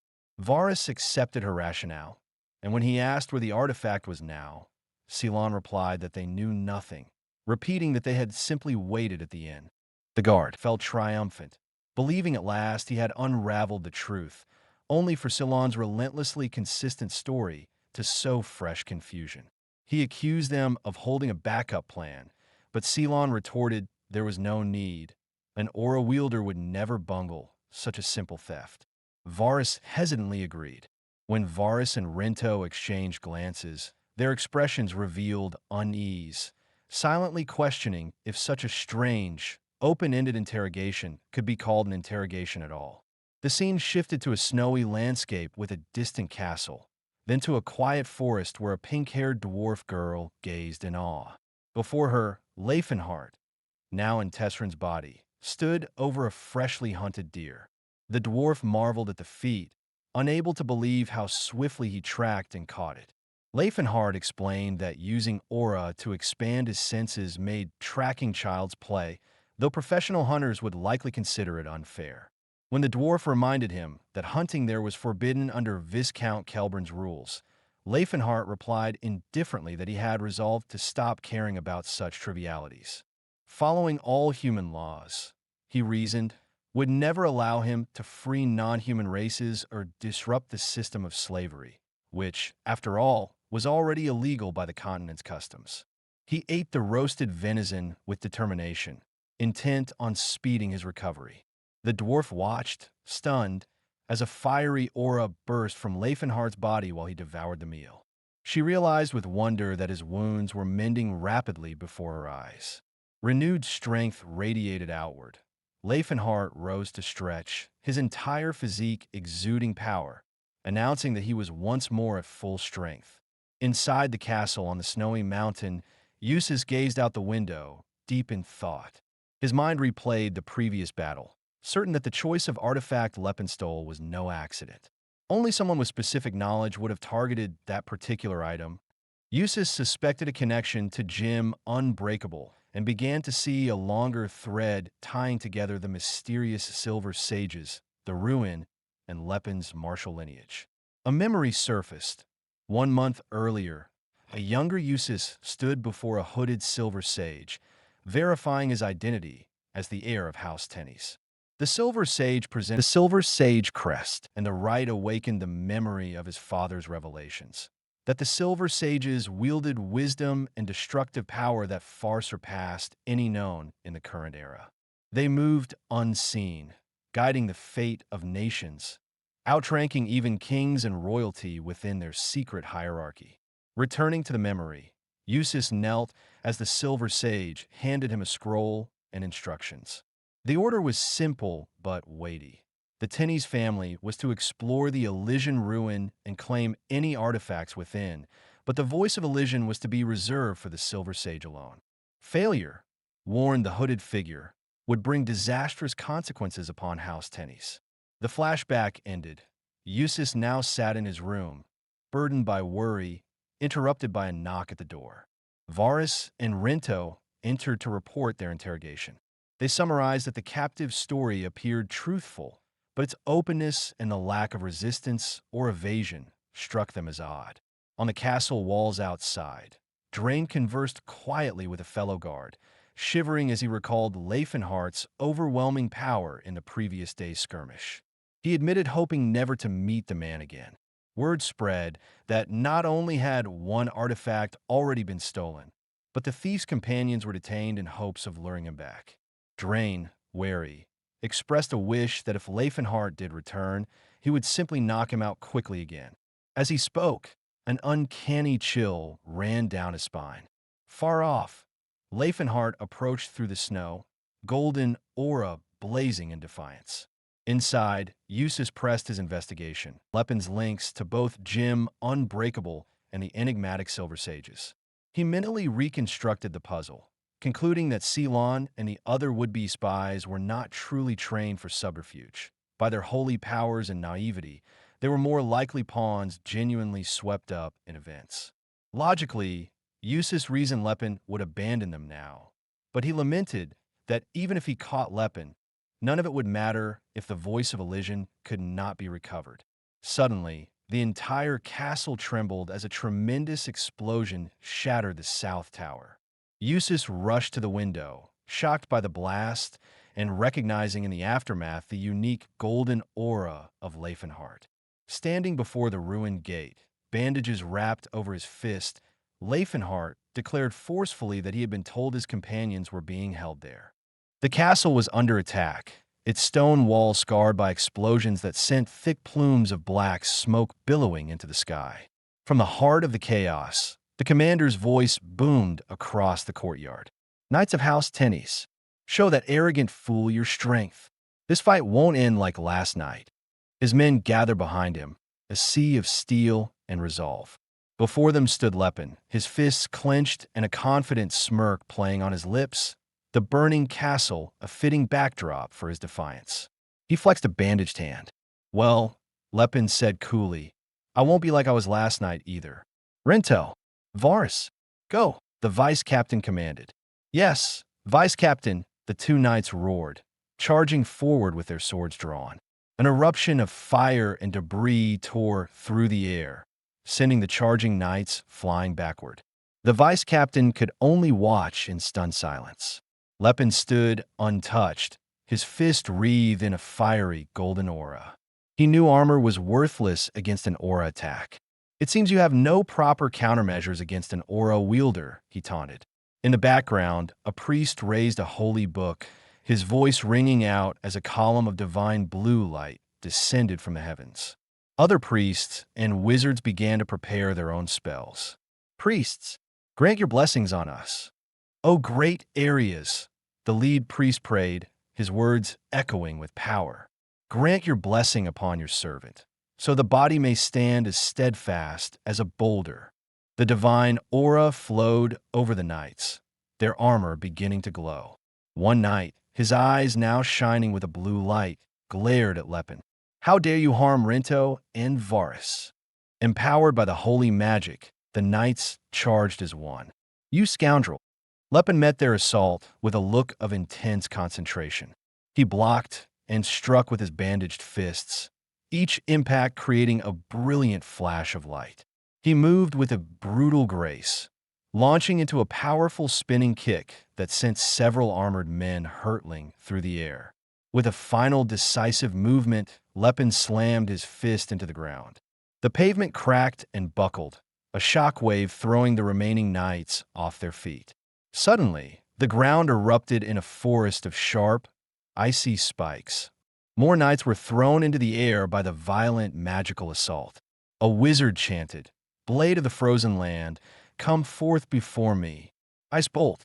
Another conjured a swirling ball of fire.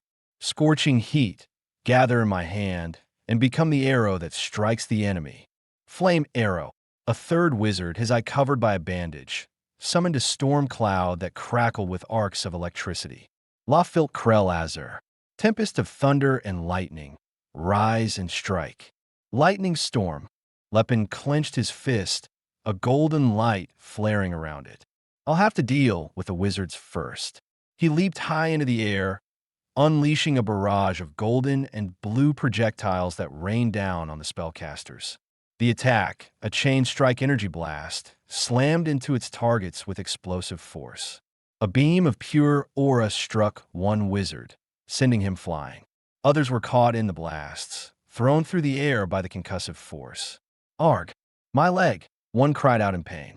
The vice-captain shouted in rage from the sidelines. Why, that evil bastard! Lepin landed, observing the outcome with a calm, analytical expression. Wizards tend to lose concentration at even the smallest injury. Well, that's typical for wizards of their level. Still, I thought at least one or two of them would show some grit. He turned his attention to the priests, his movements a blur. Should I start taking care of the priests too? He incapacitated one with a swift chop to the neck, while seizing another in a chokehold. A nearby knight yelled in protest. If you're an aura wielder, fight us fairly. Don't resort to such cowardly tactics. Lepin internally scoffed. Are you really talking about fairness when you're all ganging up on one person? He knocked out another charging knight with a single blow, never loosening his grip on the struggling priest. You wicked monster! How could you choke someone to death like that? A knight screamed. The priest, Rahan, gasped for air. Please have mercy. You scoundrel! Another priest shouted. Release Father Rahan. Priests' holy powers sometimes get stronger when they're injured, Lepin thought, tightening his hold. So the basic strategy is to knock them out without causing injuries. Father Rahan struggled, thinking, ugh, This bastard is choking me. Father Smad, a knight cried out. A net. Throw a net. Fire crossbows. A woven net and a volley of crossbow bolts flew toward Lepin. He didn't even flinch. A massive orange aura erupted around him, effortlessly repelling the projectiles. Oh no! A knight stammered in fear. He's completely different from last night. The knight stared in terror at the display of raw power. Is this the power of a true aura wielder? The vice captain noticed one of his men, Russ, standing completely still. Russ, why are you just standing there? Go join them. Russ, you bastard. You're always rushing out when you're told to stay put. Why are you just standing there now? You'll be expelled. Once we return, I will make sure you're expelled. But Russ wasn't frozen in fear. A look of profound revelation was on his face. Oh, so that's what it looks like. In his mind's eye, he no longer saw a man fighting. He saw the flow of a golden aura, a radiant light that guided the flow of strength, sometimes enhancing it, moving together as one. He remembered a younger boy with bandaged hands watching a similar fight, thinking, that's aura? I see it, Russ thought, his focus absolute. I see everything. I can see why he moves like that, and why the power flows like that. Everything is crystal clear, and I can naturally comprehend it. It was a revelation, an understanding that transcended any training he had ever received. It's something no one ever taught me, something no one could teach me. Only those who've reached the true pinnacle of martial arts can grasp the true movements, the breathing, and the flow. He watched Lepin fluidly take down another knight. That's how I should have moved there. That is the movement of a true master. A slight, knowing smile touched his lips. I can't help but admire him. As the realization washed over him, a faint blue aura began to crackle around his body and his sword. Suddenly, a massive explosion of fire erupted nearby. Lepin jumped clear of the blast, landing smoothly on his feet. Now you show up, he said, turning to face the newcomer. Captain Eustace stood before him, his massive broadsword held at the ready. His golden armor was gone, but his presence was immense. See, Captain. Sir, the knights called out weakly. In the name of House Tennies, Eustace declared, his voice a low growl. I will not tolerate any more reckless behavior. He looked down at his defeated men, a whirlwind of air beginning to swirl around him. Look what you've done to my knights. Don't act like you've just arrived, Lepin shot back. You've been back there for a while now, haven't you? You've been squatting behind the wall, watching the whole time. Did you really think I wouldn't notice? Eustace looked flustered. How did you know? So his magic armor gives him power that rivals an aura wielder, but he's ignorant about the sensory circle of an aura wielder? Lepin thought with a smirk, crossing his arms. You probably wanted to see my skills, but using your subordinates as test subjects seems a bit harsh, don't you think? A nearby knight overheard, his face a mask of disbelief. No way. Captain Eustace would never do that. Rumor has it you're a righteous and noble knight, Lepin continued, but you seem to have a rather sly side. If that's not it, what took you so long? Even if you were in the middle of a shower, you'd have arrived faster than this. I merely dozed off for a moment and didn't wake up in time. Eustace acclaimed. You were sleeping when the castle wall was being smashed down? What are you, the sleeping knight? Eustace's face flushed with anger and embarrassment. A powerful golden aura flared to life around his massive sword. Silence, he roared. You will answer for disgracing the name of House Tennies. His sword began to transform, intricate pieces shifting and assembling into a more complex, mechanical form. Eustace glared, his face half hidden in shadow, as the components of his weapon floated around him. A massive wave of fire erupted from Lepin, who stepped out of the flames unscathed, cracking his knuckles. All right, he said, a grin spreading across his face. Let's do it properly this time. In an instant, Eustace was airborne, clad in his full golden armor. He summoned pillars of fire from the ground as he descended toward Lepin. The eyes of the Reaper pierce through shadows, and the cry of the leopard strengthens the limbs. Eustace chanted, his sword glowing with an unbearable light. And with the senses of a dragon, I shall gaze upon the world. The flow of purity that forms the world shall empower my sword. Is that the arcane blade, the pure magic sword? Lepin thought, his own golden aura flaring in preparation. He watched Eustace bring the weapon down. Yes, that could definitely stand against aura. The clash was titanic. Eustace's attack created a wave of raw energy from which jagged spikes erupted. Lepin leaped and weaved through the deadly field, punching through the energy constructs. But the arcane blade was too fast, its edge grazing Lepin's side. No matter how tough my body is, it can't stop an arcane blade. Eustace's eyes widened in surprise from within his helmet. He swung his massive sword down with all his might. Lepin raised his arms to block, his bandaged forearms glowing intensely with golden aura. The arcane blade met his block, and the resulting explosion of energy was catastrophic. The ground shattered, completely obliterated by the sheer force of the impact. From the heart of the devastation, Lepin launched himself through the air, a golden comet aimed directly at Eustace. He pulled back his fist, ready to strike. A distant rumbling echoed through an empty, stone-walled corridor. Inside a dimly lit room, the noise startled Cirrus, a blonde elf, and Ceylon, a red-haired young man. Ceylon asked what was with all the loud noises. Holding a bowl and spoon, a hopeful Cirrus suggested that perhaps Lord Laefenhart had come to rescue them. Ceylon replied with skepticism, pointing out that despite acting cold and distant, she seemed very sure of this possibility. Ceylon confidently stated that Laefenhart was coming to save her. Cirrus trailed off nervously. While eating, she contemplated the situation, admitting that she wasn't really sure what to make of Lord Laefenhart. She continued, saying that she didn't understand why he treated her so well. Ceylon suggested that maybe he was just really into elves or something. Cirrus explained that at first, she had thought he was just someone caught up in role-playing. Ceylon agreed that he did seem like that a bit. Cirrus added, however, that when you look into his eyes, recalling his intense and caring expressions, it feels like there's more to it. Ceylon remarked that he guessed it was true that's how men get women to fall for them. Puzzled, Cirrus asked him to clarify. He elaborated that when women fall for men, they always think he's different or special, or that there's something about him. Then, after they're married, they accuse the man of tricking them. He added that this was something the nun at his orphanage used to say, which made him wonder about the kind of past the nun must have had to think like that. He then lamented Laefenhart's situation, saying that if he was going to steal, at least he should have done it right. He questioned why Laefenhart had to get caught and make such a mess. Cirrus observed that he didn't seem to be blaming him that much.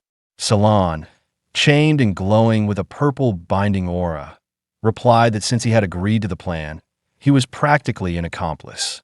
He felt he was also responsible for not stopping him, and mused that sometimes in life, you end up in situations where you just can't follow every law to the letter. Cirrus smiled, telling him he was more mature than he looked. Ceylon replied that he was turning 20 next year and was only 3 years younger than Laefenhart. Cirrus reacted with shock, exclaiming that she had thought he was at least 20 years younger. Sweating, Ceylon said that Laefenhart might cry if he heard her say that. Suddenly, a voice from the doorway cut him off, asking if they were Mr. Ceylon and Ms. Cirrus. A woman with short pink hair stood in the doorway and introduced herself as Tila. Now fully in the room, she held up a set of keys and stated that she was helping Laefenhart. She told them she would give them the details later, but for now, they needed to get out of there first. As Tila began to unlock their chains, Cirrus asked if she was a dwarf. A curious Ceylon looked on, repeating the question. He looked closely at Tila and remarked that she looked like a human except for her ears. Once the last of the restraints clicked open, an annoyed Cirrus asked if her ears were the only difference he saw. As Tila smiled knowingly, Cirrus remarked that he was still an innocent boy. Ceylon retorted that she had just called him mature a moment ago. Their exchange was interrupted by a voice from off-panel shouting and asking who was there. Another voice added to the question, wondering if they were the thief's companions and how they had escaped. Cirrus and Ceylon looked up a flight of stairs to see armored guards approaching. Cirrus leaped up the stairs and swiftly attacked one of the guards. As the other guard came from behind to attack her, his blow was blocked by Tila's axe. Tila stood protectively in front of startled Cirrus and Ceylon. Gripping her weapon, Tila grabbed the guard's own weapon and, with immense strength, swung him and his weapon, slamming him into the ground. The impact of her attack was so powerful it shattered the stone floor. An amazed Ceylon stammered that she was really strong. Tila smiled and scratched her head, explaining that dwarves are usually pretty strong. She then urged them to hurry and dashed toward the window. She smashed through it and fired a signal flare, which exploded in the sky. On a rooftop, Laefenhart looked up at the signal and smirked, remarking that it looked like Tila had made it. He stood looking towards a specific part of the castle. Eustace observed the signal and exclaimed that it was where the dungeon was. He turned to Laefenhart, who was now engulfed in a fiery aura, and asked if he had been the bait all along. Laefenhart replied, asking why else he would have caused such a scene. He declared that he could finally go all out now. Eustace retorted, asking if Laefenhart was saying he hadn't been fighting at full power this whole time. Eustace, also surrounded by an aura, dashed forward, yelling that Laefenhart was an arrogant bastard. He swung his large sword, which barely missed Laefenhart. They clashed in a flurry of motion. Laefenhart dodged the sword and landed a powerful punch to Eustace's head, sending him flying back. Eustace then unleashed a focused energy blast. Amidst the smoke and destruction, he thought to himself that he refused to lose this battle like this. Laefenhart surrounded himself with his aura and leaped toward Eustace, gathering energy in his fist for a powerful strike. Eustace leaped into the air, managing to dodge the attack, and swung his sword, releasing a powerful aura attack of his own. Before Eustace could catch his breath, Laefenhart landed another powerful blow, creating a massive impact. Eustace now stood behind Laefenhart, holding his large sword. His opponent, now surrounded by a massive golden aura, used a skill. Laefenhart looked up to see 3 identical armored figures standing before him. He recognized the technique as mirror image, but realized it wasn't a simple illusion. He could feel the presence of all 3 clones. He mused that while the fighter seemed inexperienced with aura wielders, he knew how to handle the fight quite well. Laefenhart smirked at the use of wizard tactics. As the figures chanted to awaken Eldrin and unleash the light of destruction, their swords began to glow. One declared, "Material destroy." Laefenhart confronted one of the figures, asking if it was the real one before punching it, causing the illusion to dissipate. The true armored figure was shocked, wondering how he had been found right away. Laefenhart explained that as a wizard himself, he had noticed the magic patterns were different, and there was no way he would miss that. The armored figure retorted that he didn't know what trick Laefenhart had pulled, but declared that the sword of House Tennies never fails. Chanting, he summoned a massive wave of fire, followed by a mist of frost, arrows made of wind, and a breath of decay. Against each magical onslaught, Laefenhart maintained a defensive stance, yelling, "Spiral Guard." His swirling purple aura deflected every attack, shattering the ground around him as his opponent grew increasingly frustrated, wondering what kind of skill could deflect everything. Laefenhart thought to himself that other aura wielders couldn't use Spiral Guard. He knew it wasn't because the skill was tricky, but because it was reckless. While any aura wielder could enhance their defense by layering aura over their body, spinning it in that state was considered impossible, as the force would tear their bodies apart.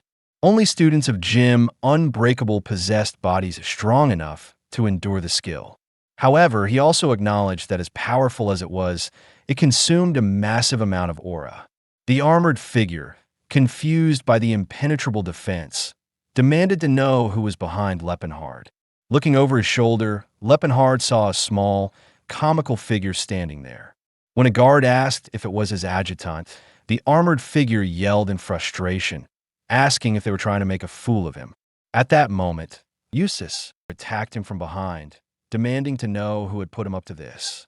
The armored knight began to chant, awakening Eldrin to grant him the power to destroy all things. His sword shone with a brilliant light, emitting multiple beams of energy in an attack he called the Light of Eldril. Realizing this skill was not something to be taken lightly, Laefenhart decided to counter it with the strongest card he had. A demonic figure formed in the aura behind him as he stomped his foot and declared, "Horn of Destruction." A powerful golden aura swirled and intensified, focusing into a massive beam. Gritting his teeth, Laefenhart put all his power into his 4-stack Calamity Horn, which shot forward to meet the Light of Eldril in a massive explosion of power. A massive, fiery explosion erupted from a castle tower, shaking the battlefield.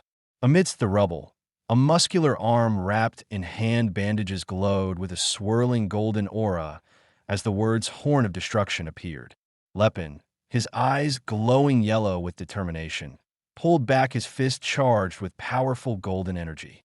With a wide, confident grin, he threw the punch forward, his body enveloped in a vortex of golden aura.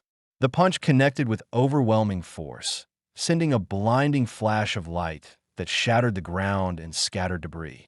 From Laefenhart's perspective, the attack created a massive tunnel of destructive energy named 4-stack Calamity Horn.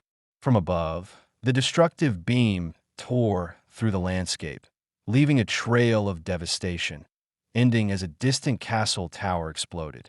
A counterattack immediately followed, the formation of a swirling vortex of golden and shadowy dark energy. Eustace found himself caught in its ferocious grip, struggling within the storm.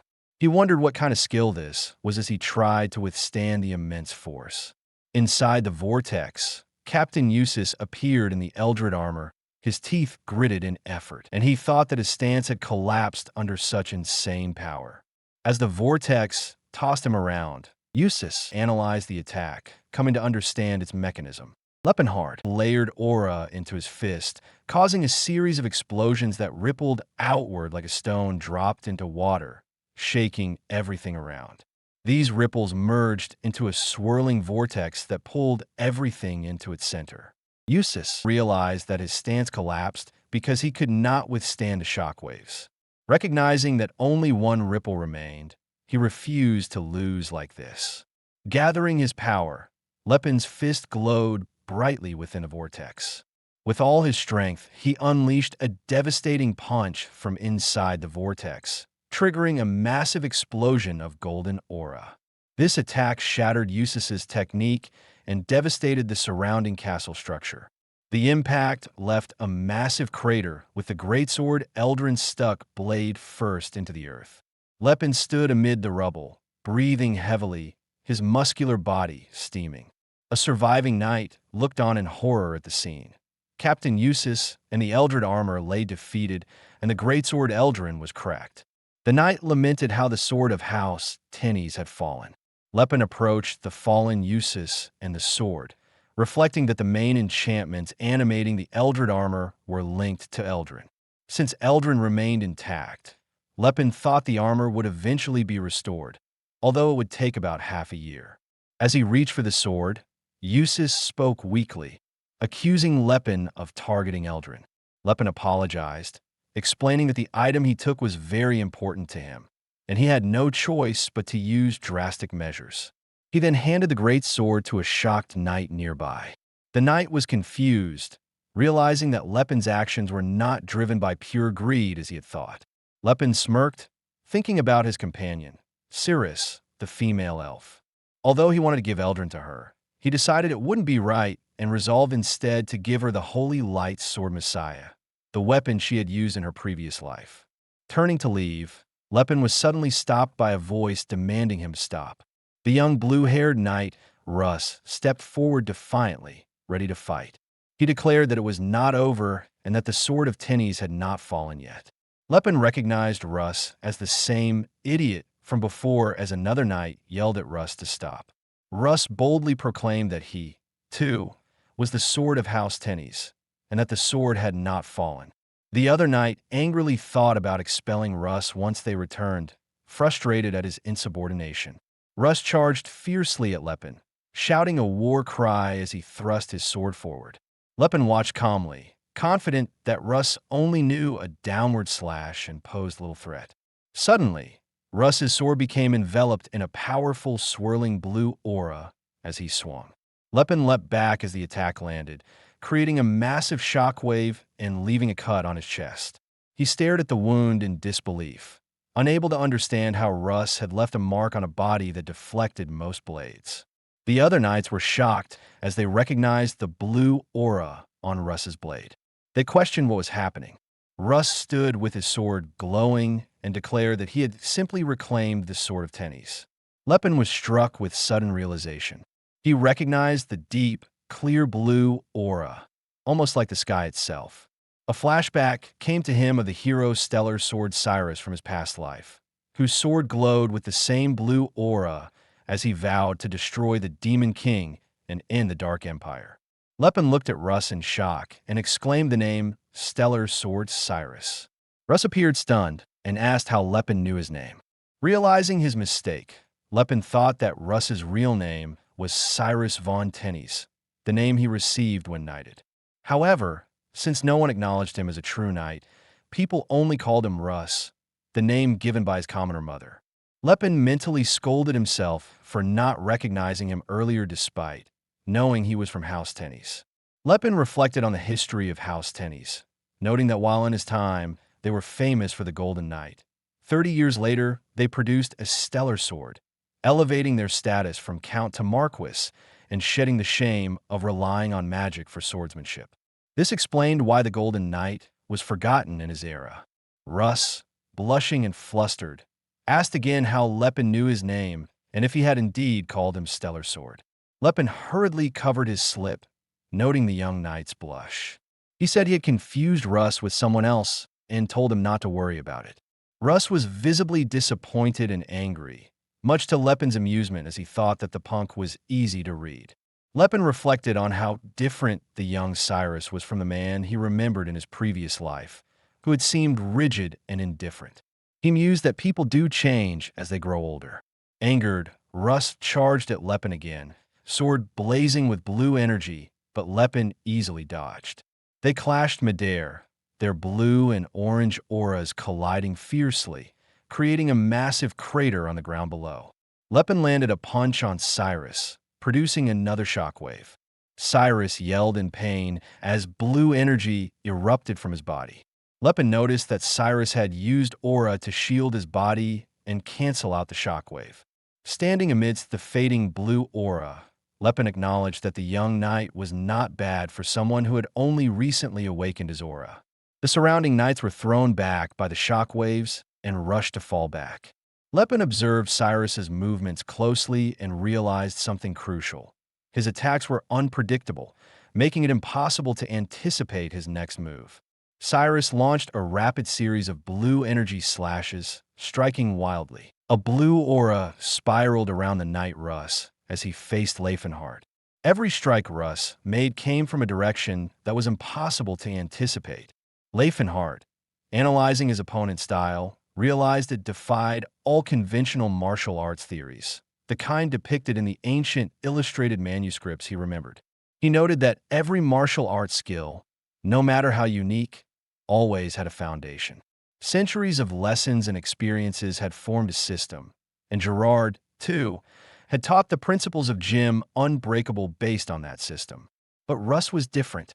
He moved like a wild beast on a rampage, ignoring all restraint, never settling into any form or stance. Despite the chaos, each of Russ's attacks was powerful, and Laefenhart couldn't find the slightest opening for a counter. Logically, such erratic attacks should have been full of flaws, lacking in strength, but somehow Russ's slashes only grew fiercer and heavier, the blue aura around his blade cutting through the air without violating any martial logic. Laefenhart's mind wandered briefly to his past life as the Demon King, and the memories flooded back, discussions about the legendary for warrior kings. He remembered how it was said that a true genius like this appeared only once in a century. With such talent, it was no wonder Russ was once called a stellar sword.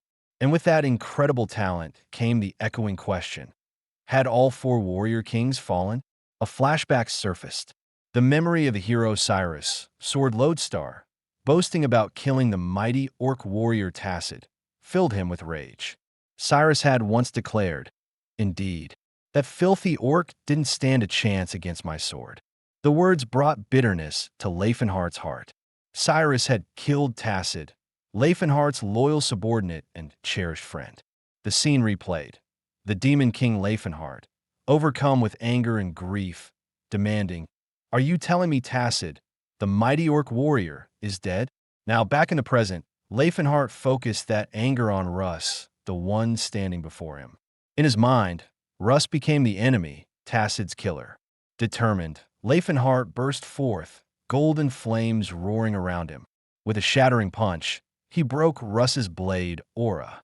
Russ, astounded, realized Laefenhart had crushed his blade aura effortlessly. Russ wouldn't back down. He shouted the pride of his lineage. "I'm the sword of House Tennies." Laefenhart recognized the signature stance Russ was preparing for, a downward slash, the technique Russ had practiced the longest. The power behind the strike felt great enough to split the very world in two.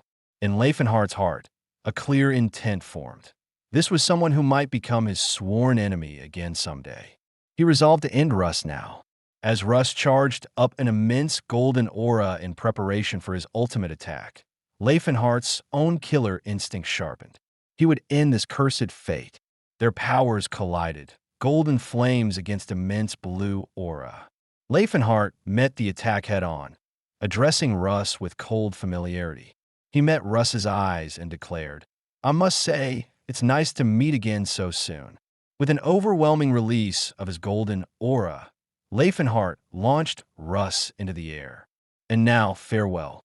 Russ crashed onto the stone ground, battered and dazed. Laefenhart stood amidst his own storm of golden flames, looking down at his defeated opponent. Russ, bloodied but defiant, struggled to his knee and managed to declare the honor of his house. I am the sword of House Tennies, and it never falls." At that, Laefenhart involuntarily recalled the name of his old rival, Cyrus, hidden in Russ's words. He realized the blow he had struck was meant to kill. Yet Russ, who should have died, instead staggered back to his feet, still swaying but unbroken. Laefenhart noted that this was different from his other battles. Unlike before, he had struck Russ with a true intent to kill. Yet Russ remained standing. Staring at Russ, drained of strength but stubbornly upright, Laefenhart wondered if he should deliver the final blow. It would be simple. Russ remained a threat. Perhaps one day he might kill someone dear to Laefenhart. The safest thing would be to end him, right now. But something held him back. It was more than the knowledge that Russ hadn't done anything wrong. Laefenhart's thoughts turned to Tacit, his former friend and subordinate, the great orc warrior whose soul embodied the essence of true strength.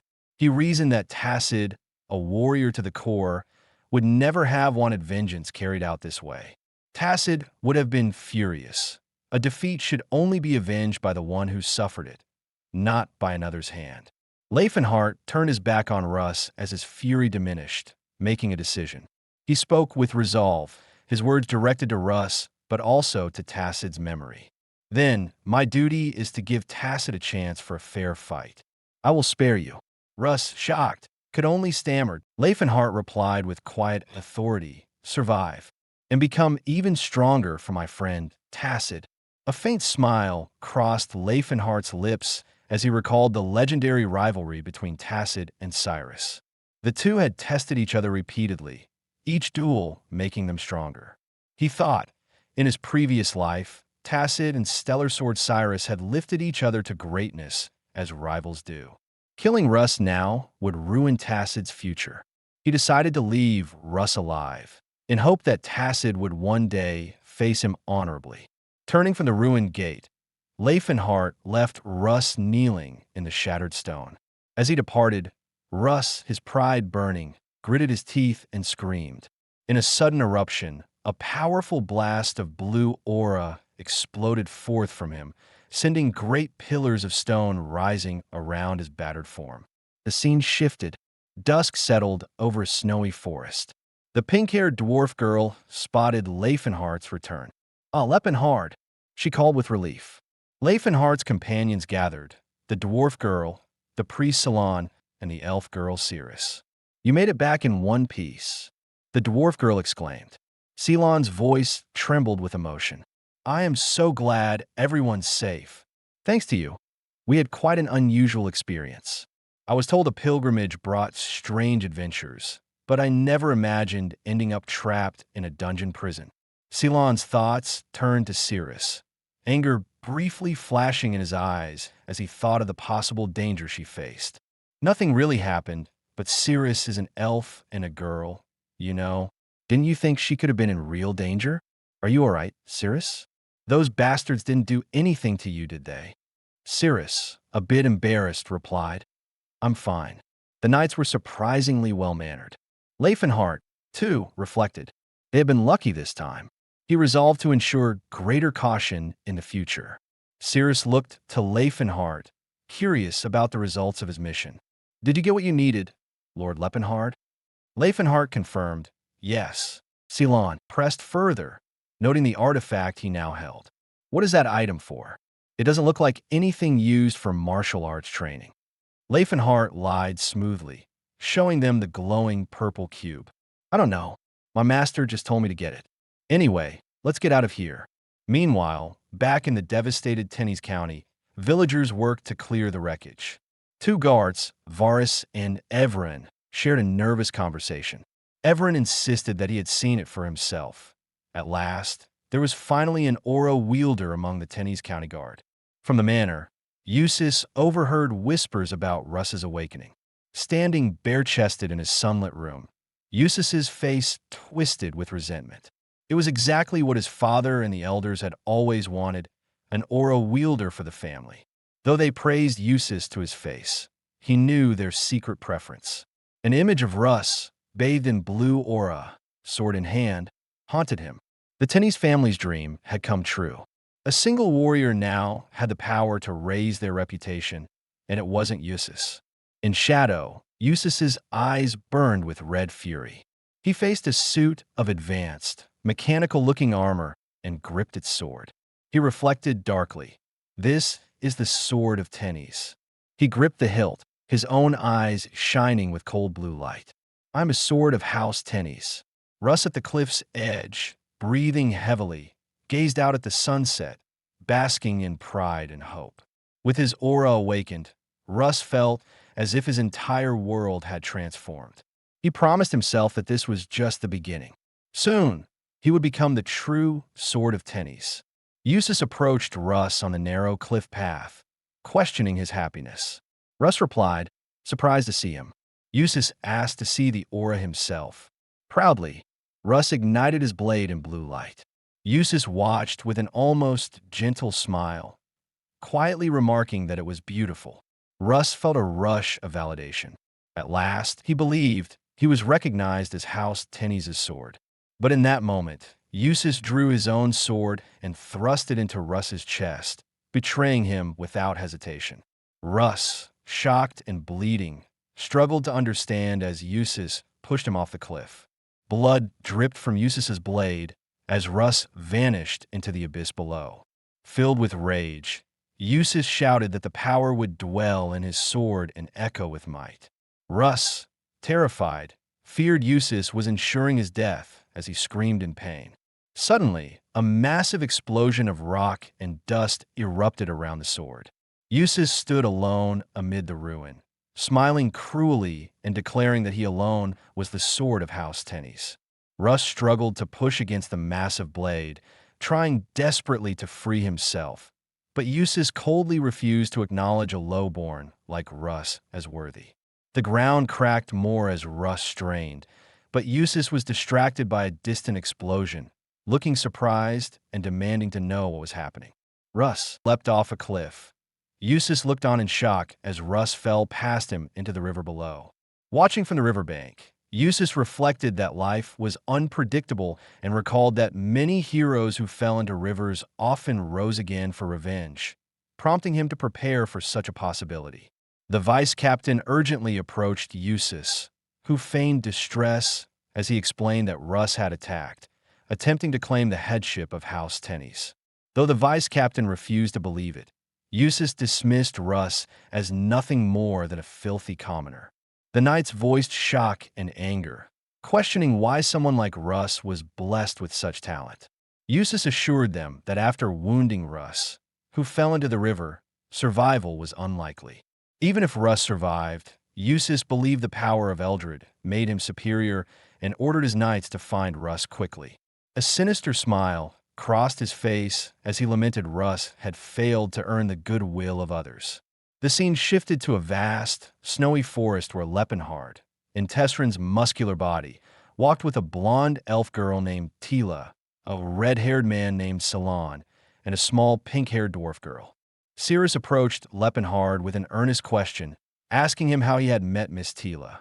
A sheepish smile appeared on Laefenhart's face as he recalled the memory, while Cyrus looked at him with wide, shocked eyes. He confessed that he had fallen into a river and was floating away when some dwarves pulled him out and saved him. Her disbelief was palpable as she questioned how dwarves could have saved a human. Laefenhart found himself having to explain the strange circumstances. He told her there had been a prophecy from Alport which stated he would be the one to save the dwarves. Cyrus could only breathe out a confused, "What?" Tila then confirmed his story, her voice full of conviction. She stated that it was true, that Laefenhart was the prophesied savior of her race. The small, pink-haired dwarf girl gazed up at him, her eyes shining with unwavering belief as she added that was why she was following him. Salon, ever the pragmatist, interjected that he hadn't known dwarves believed in a deity. Surrounded by his companions, Laefenhart shrugged, noting that they even had priests, and asked if Salon hadn't known. Tila's tone held a hint of accusation as she remarked that humans often assumed other races wouldn't engage in something as sophisticated as religion. As she spoke, she looked up at Laefenhart, as if seeking his agreement. He added that dwarves believed in Alport. Salon asked if Alport wasn't an evil god, voicing the common prejudice. Laefenhart met his gaze and posed a question of his own, asking what exactly Alport had done wrong. He knew that in this world, there were 12 gods under the main god, Sayer. Among them, 2 deities were as obscure as the 4 guardian gods, the elven deity, Eldia, and the dwarven deity, Alport. Even in his past life, Laefenhart knew Alport was called an evil god, but he had never learned why he was considered so evil. His thoughts were shattered by a sudden, frantic shout. Cyrus cried out for Lord Laefenhart to look. He turned to see her pointing ahead, her expression one of utter shock. They stood at the edge of an icy river. She stammered that she might be mistaken, but she thought that it looked like a person. His eyes followed her finger, and his heart stopped. A body, face down, was floating among the jagged chunks of ice in the freezing water. They rushed to pull the man out. As Laefenhart brushed the wet hair from his face, he saw him clearly. It was Russ. Sweat and water dripped from his unconscious form. Laying him on the riverbank, Laefenhart examined him. How did he end up floating all the way here? And he's been stabbed too, he wondered. Salon looked up from a wound and asked if Laefenhart knew this man. Laefenhart hesitated, replying that it was complicated. He kind of did and kind of didn't. As they stood over the unconscious form on the snowy bank, a faint red aura began to emanate from his body. Laefenhart wondered if there was a sequel to the prophecy. The wheels of the wooden cart they acquired rolled through the snow with a steady, rattling rhythm. Inside, Russ began to stir with a soft groan. He sat up, wrapped in a blanket Laefenhart had given him, and peered out the back of the moving cart. "Where's this place?" The confusion was written all over his face. His mind was clearly elsewhere, lost in a painful memory of Eustace, his half-brother. Eustace had been too great a knight to hate, so Russ had worked desperately not to bring shame to his name. He must have thought that if he proved himself worthy as the sword of House Tennies, Eustace would finally acknowledge him. But that acknowledgement never came. In Russ's memories, could see the cold, dismissive look on his brother's face. He never had any intention of acknowledging him. A bitter, broken laugh escaped his lips. Laefenhart glanced over his shoulder and told him he was awake, asking how he was feeling. Russ looked at his back and asked in a hoarse voice if they were the people who had saved him. Later, as dusk settled, they gathered around a crackling campfire. Laefenhart explained what had happened, telling Russ he had been barely alive and floating down the river, so they had pulled him out. Russ stared out at the vast, snowy landscape, painted in the fiery colors of the sunset, and asked where he was. Laefenhart told him they were in the Bade Barony, and that it had been 3 days since he caused a scene at the Kelburn Viscounty. He explained that they had planned to stay at an inn until Russ woke up to find treatment, but Ceylon had said his wounds were too severe and that only a priest of his level could save him. He finished by saying it was a good thing Russ was an aura wielder. Ceylon added his professional assessment, explaining that if Russ had been an ordinary man, he wouldn't have been able to heal him, even with his skills. He said it seemed Russ's own aura had saved him from any critical internal injuries. Russ's teeth gritted, his face falling into shadow. Eustace. Laefenhart could practically hear him thinking the name. Laefenhart continued, trying to ease the tension, telling Russ that while they did save his life, he didn't have to thank them, but there was no need to be so stiff. He added that they had even gotten a carriage for him because of his injuries. Suddenly, Russ was on his feet, shirtless, and bowing deeply before him. He declared that he sincerely thanked him for saving his life. Laefenhart looked away, a slight smile on his face. He told Russ that just so he knew, he hadn't paid a single coin for the carriage, as he had no money to spare. He said that Ceylon had paid for it, so Russ should thank him. Laefenhart then mused that if the future Stellar Sword was indebted to him, it might work in his favor in the future. After all, even if they ended up as enemies, he wouldn't recklessly attack someone who had saved his life. He finished by asking if now that Russ was awake, they should give him some travel expenses so he could head back to his family. Russ looked troubled and hesitant before he spoke. As lightning silently cracked across a distant mountain peak, he finally explained, his expression grim, that returning to his family was no longer an option. By now, he was probably branded as the traitor who had attacked the heir. In the original course of events, Laefenhart thought, watching him, he would have awakened his aura, challenged his brother in an official duel, and succeeded the family title. And that's why I had not heard of Eustace in my past life. It was a sobering realization. It looks like I've altered history again by getting involved. He then asked Russ what his plan was now. My plan, Russ repeated, lost. As he and Ceylon ate by the fire, Russ gazed up at the starry night sky. If I return to the Tenney's family, I'll only be seen as a traitor. He then turned to Laefenhart, his decision made, and asked that if it wasn't too much of a burden, he be allowed to go with them. Laefenhart, who had just taken a mouthful of stew, choked and sprayed it everywhere. They all just stared at him, utterly stunned. Huh, Laefenhart thought. Russ pressed on, his voice filled with a knight's conviction. He explained that Laefenhart had saved his life, and as a knight, it was his duty to repay that debt. Since he had been cast out by his family, the only way he could repay him was by offering himself to his service. Laefenhart held up his hands, flustered, telling him there was no need to go that far.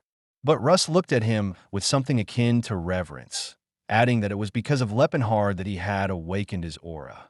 He wanted to follow a true master like him and continue to hone his abilities. Still, you don't really know who I am, Laefenhart thought, feeling a growing sense of unease. Russ insisted that just knowing he was the successor of Gerard, the King of Fists, was enough for him. Laefenhart's mind raced. In his previous life, Cyrus had journeyed all over his country, seeking out other aura wielders to hone his abilities.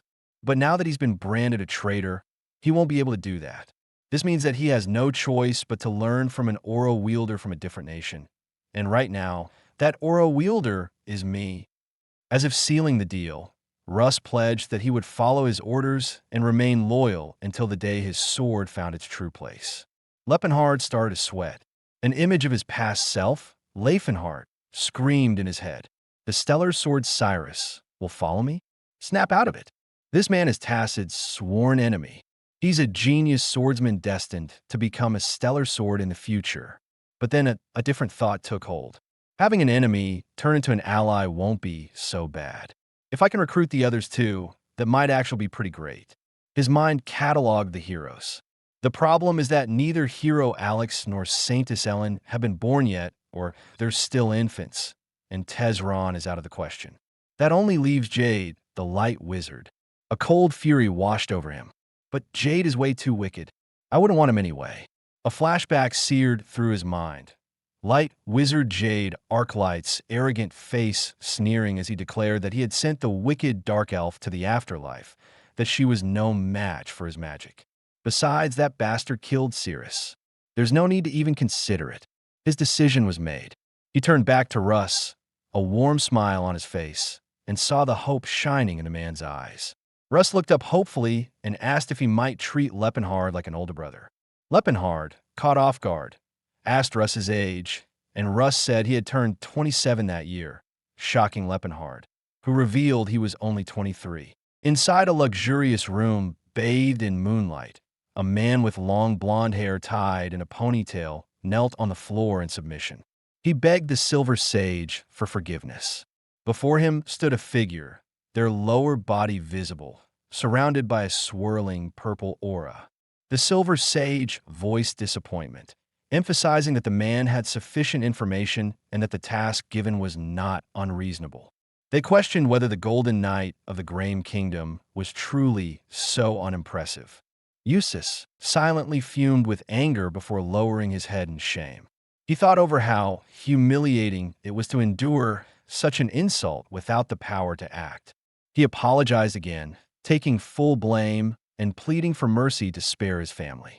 Eustace marveled at the Silver Sage's power, realizing that while even the mightiest wizards could not transcend space, this figure had projected an illusion all the way into his private chamber. Overwhelmed and sweating, he desperately begged again for mercy, fearing the bleak future of the Tenny's family. As the purple aura of the Silver Sage dissipated, the scene shifted to a different location. Sage Leston, a man with long dark hair tied back, held a glowing orb and appeared displeased. He commented that despite all efforts, failure still occurred. Speaking to a servant, Leston expressed regret for trusting a magic swordsman and recalled how the Golden Knight was overtaken by the Stellar Sword. Leston then entered a grand chamber and was greeted by Duke Ironad, who praised him. Duke Ironad acknowledged Leston's unique gifts, awakening aura at the young age of 20, impressive mastery of magic, and extraordinary foresight that had greatly protected humanity. That potential earned Leston his title as a Silver Sage despite his youth and inexperience. However, Duke Ironad's tone became stern as he reminded Leston that his position was based on future potential rather than current skill. Leston apologized for his recent use of the Sacred Seal, but Ironad dismissed him without punishment, stressing the importance of understanding his place. As Leston turned to leave, Duke Ironad called him by his true identity, Tesron.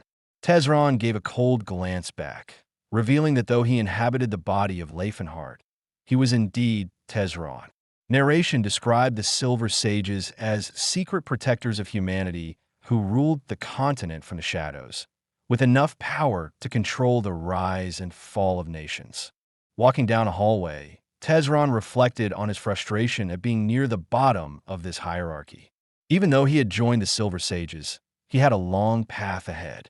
His thoughts turned to his nemesis, Lepin, the Demon King, who once terrorized the world, had reincarnated in this timeline with unparalleled strength and wisdom. Tesron pondered who could possibly stand against him or stop the nightmare of his return. Tesron resolved that Lepin must be stopped before regaining all his magic. Losing the voice of Elysian to Lepin had been a painful setback. Yet Tesron clung to hope, believing that even the Demon King could not quickly reclaim his former power using Tesron's brain within this body. No matter what, Tesron knew he needed to grow stronger. He contemplated his plan to obtain power through the voice of Elysian and the artifacts of the four guardian gods. According to Jade, Lepin had gained strength from these artifacts, so Tesron vowed to claim them first at any cost. His eyes glowing with purple aura, Tesron silently cursed Laefenhart, the Demon King. The scene shifted to a snowy forest where a horse-drawn wagon rumbled along. Inside, Cirrus and Tila teased an unhappy Ceylon. Russ observed the group, and thought them strange. He recalled how chores were assigned by drawing lots, which could have easily fallen to the elf slave. The knight's memory flashed to a time when a burly man, Lepin, had lost a lot and begrudgingly accepted scrubbing dishes. Ceylon teased Lepin to do a better job this time, and Lepin urged them to proceed. When questioned why he performed chores himself instead of letting slaves do them, Lepin stated that though the world treated some as slaves, he never would. He considered them valuable companions and said he would understand if anyone chose to leave due to his views. Russ reflected that top martial artists often had eccentric personalities but pledged loyalty to Lepin until his swordsmanship was perfected. Returning to the present, the knight wondered what Lepin was doing in the wagon, suspecting meditation for martial enlightenment. Inside, Lepin sat shirtless, meditating and clutching a purple, cube-shaped artifact glowing with magical energy. As his meditation ended, Lepin breathed deeply and acknowledged his recovered magic power was sufficient to continue his efforts. He activated the artifact. The cube unfolded and reassembled itself, announcing the start of Challenge Mode, Level 1, Beginner. Lepin found the virtual reality space monotonous and changed the scenery to something easier on the eyes, a beach where two bikini-clad women awaited. He splashed playfully in the water and posed victoriously as the women cheered. The game-like display disappeared, replaced by flying tiles. Lepin prepared to cast a spell, surrounding himself with a teal aura.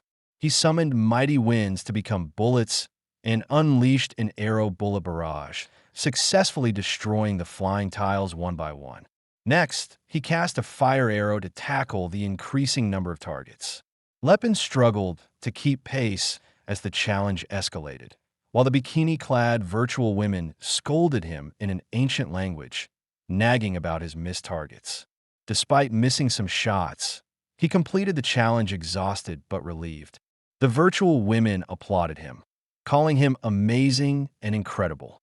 Lepin thought the voice of Elysian was powerful but burdened with unnecessary features. Reflecting on the artifact, Lepin recognized it was originally a magic learning tool from the Silver Age, designed with game-like elements such as diverse backgrounds, rhythmic music, cheering, and a point system to motivate users and accelerate magic skill development. He speculated that perhaps people of the Silver Age hated studying so much, or the knowledge was so common it lost value. He could not understand why only one of these artifacts remained in the world, but acknowledged that with it, even Tesron's brain could regain a good level of magic ability, though still inferior to Lepin's past power. Lepin smiled contentedly as Ceylon, Cirrus, and Tila peeked into the wagon. Ceylon called his name and pointed toward the horizon, indicating Strazen City, a key military and commercial hub nestled in snowy mountain passes where northern trade routes intersect. Later, Lepin met with a merchant who provided requested reports from Tauvan traders. Reading the documents, Lepin finally gained an update on his former self. His expression turned dark as he read that at age 16, his past self had suffered a mysterious mental illness, behaved erratically, and insisted he was Tesron, not Laefenhart. Lepin confirmed his suspicions. The King of Fists, Tesron, had indeed reincarnated in this timeline. Meanwhile, the real Lepin, inhabiting Tesron's body, he appeared frustrated as he thought that Tesron had swapped bodies with him. Despite hoping otherwise, he accepted that this was inevitable.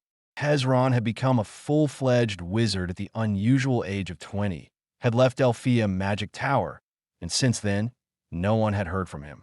Lepin remarked that no one seemed to know what had happened afterward.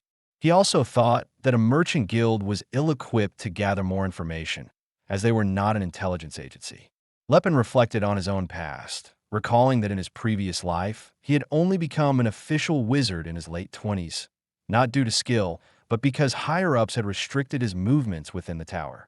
Contemplating his next move, Lepin decided he needed more information and thought of asking the Tauvan merchants to recommend a reliable bounty hunter. With a companion's agreement, Lepin prepared to depart. Clad in a heavy winter coat, Lepin created a small flame in his palm, confirming to his companion that they would leave Strazen the next morning. As he looked out at the sunset, he considered telling his companions their true destination. In an ornate building at dusk, Salon, Tila, and Russ gathered excitedly, discussing Lepin's recent display of power. Ceylon remarked that at first, he had thought Lepin was just a country boy, but when Lepin had appeared shirtless and defeated a demon, it was impressive. Russ agreed, expressing admiration for Lepin's strength combined with humility. Ceylon wrestled with a dilemma, uncertain if it was out of humility or deliberate concealment that Lepin had hidden his strength until then.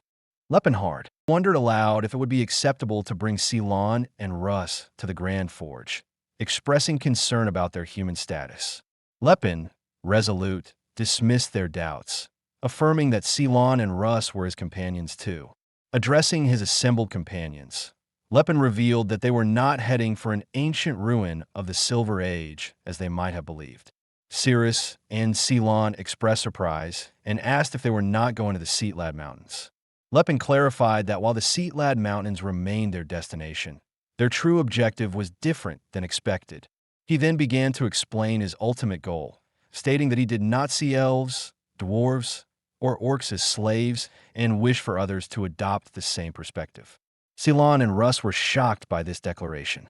Lepin expressed his dream to create a world where other races would not be treated as slaves. Asserting this was both his dream and goal. Russ hesitated, attempting to understand, and asked if Lepin wanted to set elves and dwarves free in the wild. Lepin corrected him, emphasizing that these races were just like humans, possessing intelligence and emotions, and that the term wild should only apply to animals. He explained that, from a human perspective, suggesting that other races be treated as people might sound like proposing that livestock be considered human. Ceylon agreed with Lepin thoughtfully, noting that others likely saw the difference as nothing more than the ability to speak. Ceylon then asked Lepin to confirm if he truly wished to change the world, and Lepin affirmed this. Ceylon guessed that Lepin's goal went beyond secretly freeing slaves, and Lepin agreed, stating that his ultimate goal was far greater and that he intended to fight the world to realize his dream. He then asked for his companion's support. When Lepin asked if they would follow his cause, Ceylon was the first to respond positively, smiling. The others looked to Ceylon in surprise, and Ceylon explained that while she did not completely agree with Lepin's dream and thought it was a crazy idea, she felt that a world where other races remained slaves was wrong. She also mentioned that elves, dwarves, and orcs had males and females, which motivated her to spread teachings of love from the great Philinates. She proclaimed her intent to go down in history as the first to preach religion to other races. Lepin discussed potential consequences with Ceylon, warning that humans might hate her, and asked what she would do if he asked her to fight the nobles and free all the slaves. Ceylon declared that if necessary, she would do it, even if it meant committing a blatant crime. Russ, despite not understanding Lepin's words fully, he pledged his loyalty, saying he had already sworn to follow Lepin's path. Lepin thought to himself that Russ sounded like a typical knight. Lepin then revealed their true destination as a vast, snow-covered mountain range, the Grand Forge, sacred to the dwarves and their god Alport. The party journeyed through a blizzard in the mountains, battling monsters along the way. Tila, empowered by the Great Earth, slashed at a gargoyle-like creature, invoking strength from the earth. Russ, wielding his sword glowing with blue aura, fought goblins. It was noted that dwarves could connect with the Great Earth for temporary strength boosts, and that Russ was an aura wielder, making ogres no match for him. The party faced a montage of monsters, including harpies, a hydra, a bear, and wolves. They arrived at a snowy, desolate landscape with ancient, broken structures. A companion remarked on how depressing the place was, worse than most ruins, and Lepin explained that dwarves had settled there for good reasons, making it untouched by humans.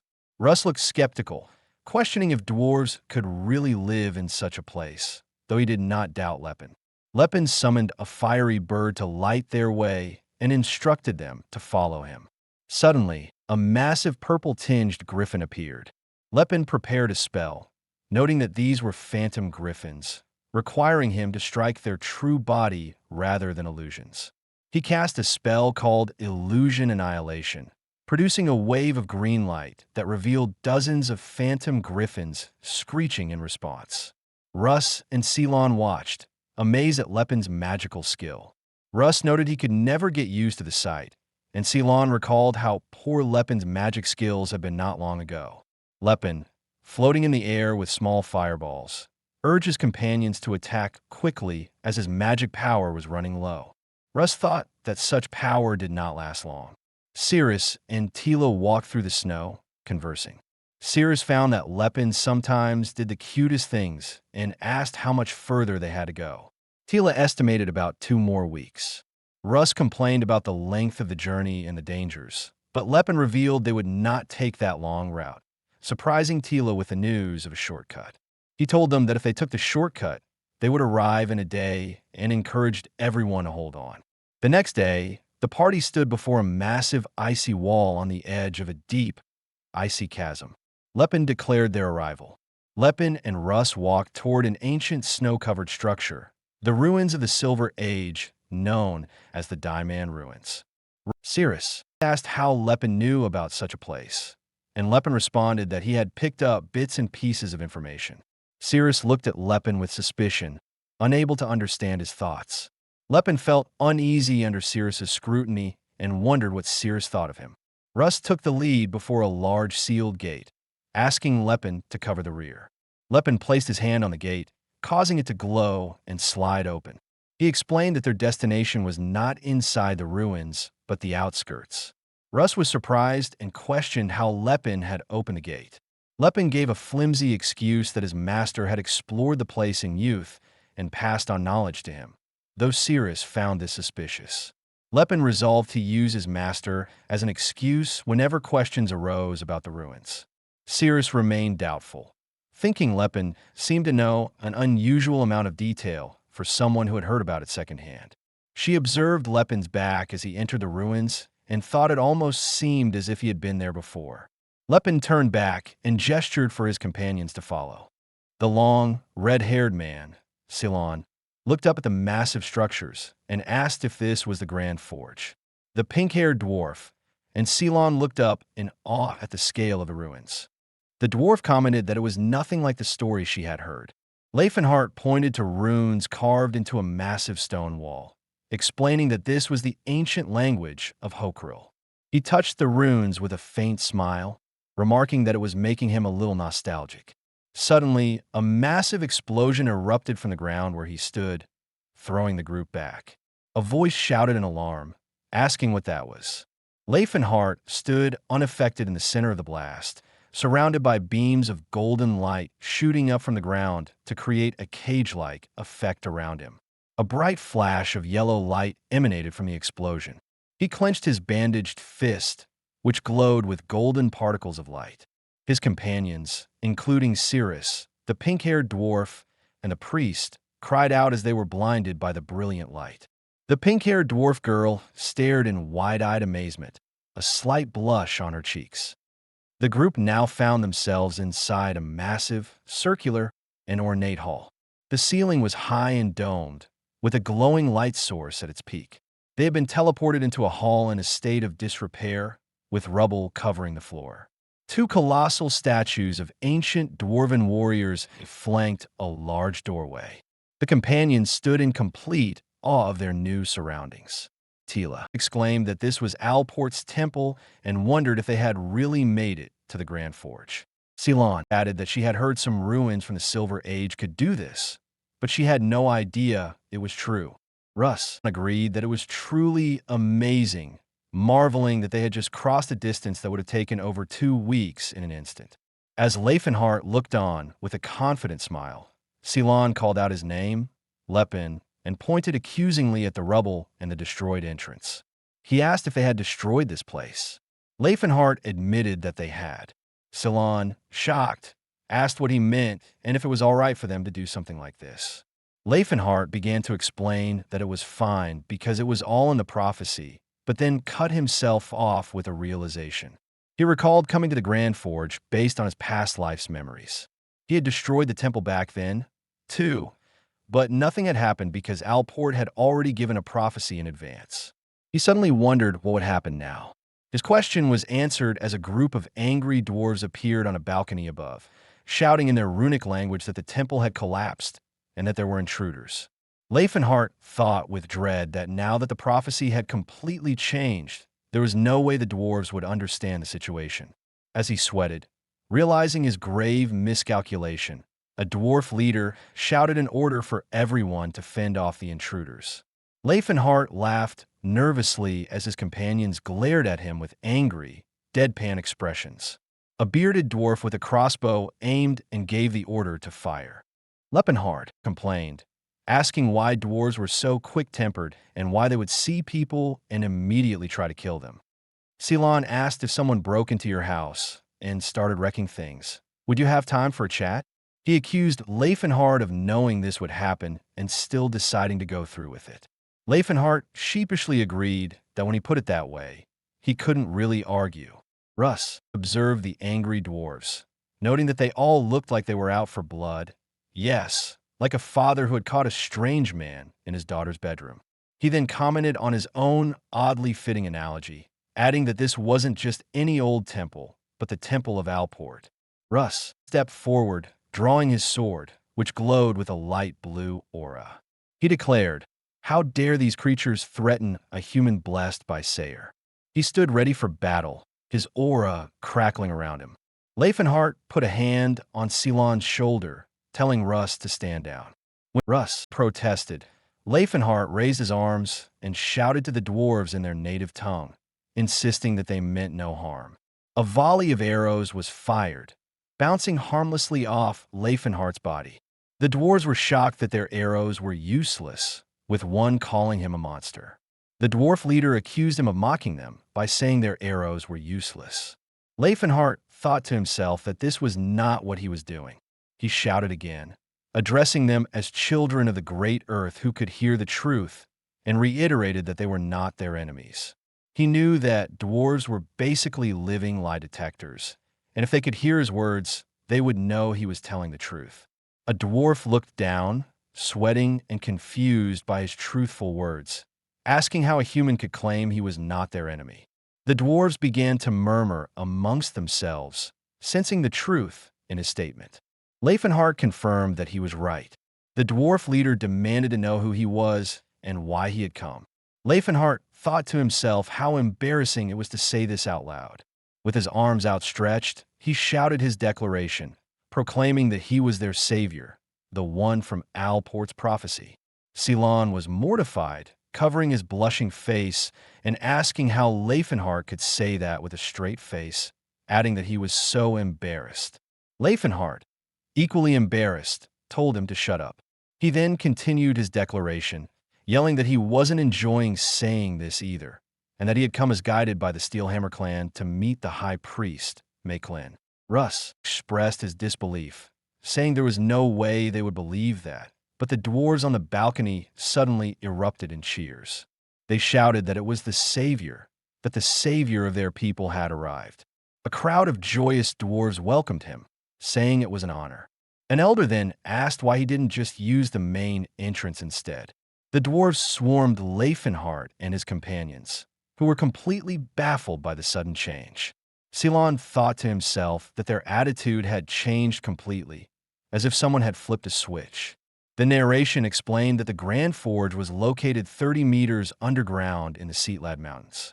This massive underground city had a diameter of 2 kilometers and ranged from 30 to 50 meters in height. 2 hot spring rivers flowed through it, filling the air with steam, and geothermal stones embedded in the ceiling every 100 meters emitted light and heat. A friendly, bearded dwarf guided the group through the city. He explained that this was the blacksmith area where the master craftsmen gathered, and a bit further was their residential district. Ceylon wondered aloud how they built something like this. Russ commented that he knew dwarves were skilled, but he didn't realize their craftsmanship was this incredible. Russ then raised a question, asking why, if they had this many people, they weren't freeing their enslaved kin. Ceylon remarked that it seemed he was finally starting to find it odd that other races were enslaved. When Russ asked what he meant, Ceylon explained that if you don't notice something's off, you'll never start questioning it. Russ contemplated this. The dwarf guide explained that the Grand Forge was originally a ruin from the Silver Age and that they had just renovated the interior to make it their home. Russ agreed that it made sense. Laefenhart observed that even during the Silver Age, this must have been a dwarven city. When a companion asked how he knew, he pointed to the height of the doorways. He explained that this meant that in the Silver Age, dwarves prospered enough to build their own cities. Looking directly at Russ, he made the powerful point that if they were born to be slaves, that would have been impossible. Russ looked troubled, contemplating this new perspective, while Laefenhart watched him. Laefenhart thought that it was probably still hard for Russ to accept, as the perception that other races were primitive was deeply ingrained in him. The guide told them to please stay there for the night, and that he would prepare a meal for them. Later, a meal was laid out on a table. Ceylon asked what kind of meat it was. As the group ate, the dwarf guide explained that it was boiled basilisk liver. Cirrus, adding with a laugh that elves usually followed a vegetarian diet. Ceylon began to protest, saying Cirrus was chewing on jerky just yesterday, but yelped in pain. Laefenhart commented that he thought it was pretty good. The guide explained that while it might not taste great, it was a rare delicacy and also good for one's health. When a companion asked what it was good for, the guide explained with a suggestive look that it was really good for men's.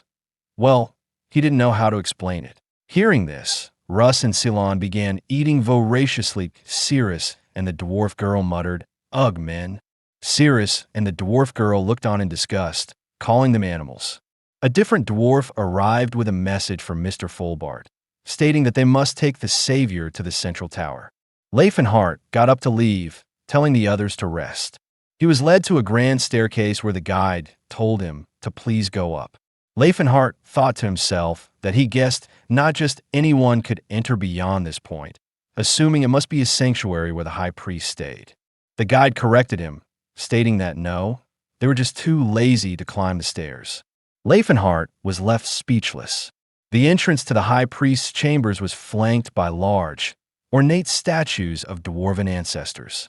Laefenhart walked up the stairs alone. At the top of the stairs, a very old dwarf with a long white beard stood waiting on a dais. The old dwarf welcomed the savior chosen by the prophecy. He was identified as the high priest of Alport, Makelin Port Hammerline. Laefenhart was stunned, thinking Makelin's name in disbelief. He stared completely shocked. In his past life, Makelin had been one of his 4 heavenly kings who had died. Laefenhart suddenly found himself recalling a vivid memory, a flashback to a grand, ornate throne room with a towering domed ceiling, now filled with dust and debris. Behind the throne, a large tree-like carving spread across the wall. A voice echoed in the chamber, addressing Tesron as the king of fists and acknowledging his strength. In the memory, Laefenhart appeared in his original form, with long dark hair, looking back over his shoulder as Tesron's voice declared victory and proclaimed that the others would soon be freed from their evil spirits, returning to their true selves. Tesron, in his prime with muscular build and bandaged fists, prepared to deliver a final blow while Laefenhart held a glowing artifact. Tesron commanded the nightmare of the continent to be gone, but Laefenhart began chanting an incantation. His words spoke of bending laws and deceiving fate, aiming to reverse the flow and remain under the law of defiance, becoming one who could twist time and space. Tesron's eyes widened in shock and fury as Laefenhart completed his magic. Suddenly, Tesron's, now inhabiting Laefenhart's younger body, opened his eyes abruptly, startled by the intensity of the memory. He realized he had dozed off momentarily while sitting at his large wooden desk in a sunlit study filled with piles of books and scrolls. He acknowledged to himself that it was not enough. Despite working tirelessly for 6 years, without a break, he had yet to reach his goal. Rising, he clenched a fist that faintly glowed red and reflected on his journey. With a weak and frail body, he had awakened his aura at 20 years old and used this power to pressure the elders of Delphia Magic Tower into officially making him a wizard. He had ventured into the world, built connections with future powerhouses, and succeeded in becoming a member of the Silver Sages. Everything had gone according to plan so far.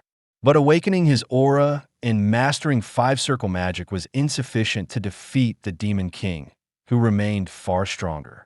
In the flashback of his original body as Tesron, battered and bloodied from battle, he realized the extent of his former power and the uncertainty regarding how much of his magic had been restored. He understood that his lost magic and loyal followers were likely still being sought by the Demon King. Tesron looked out the window with resolve, acknowledging the need for strong allies to help him defeat this foe. He recalled his most loyal subordinate and reliable friend, who had also been a respected teacher and a dependable presence in the past.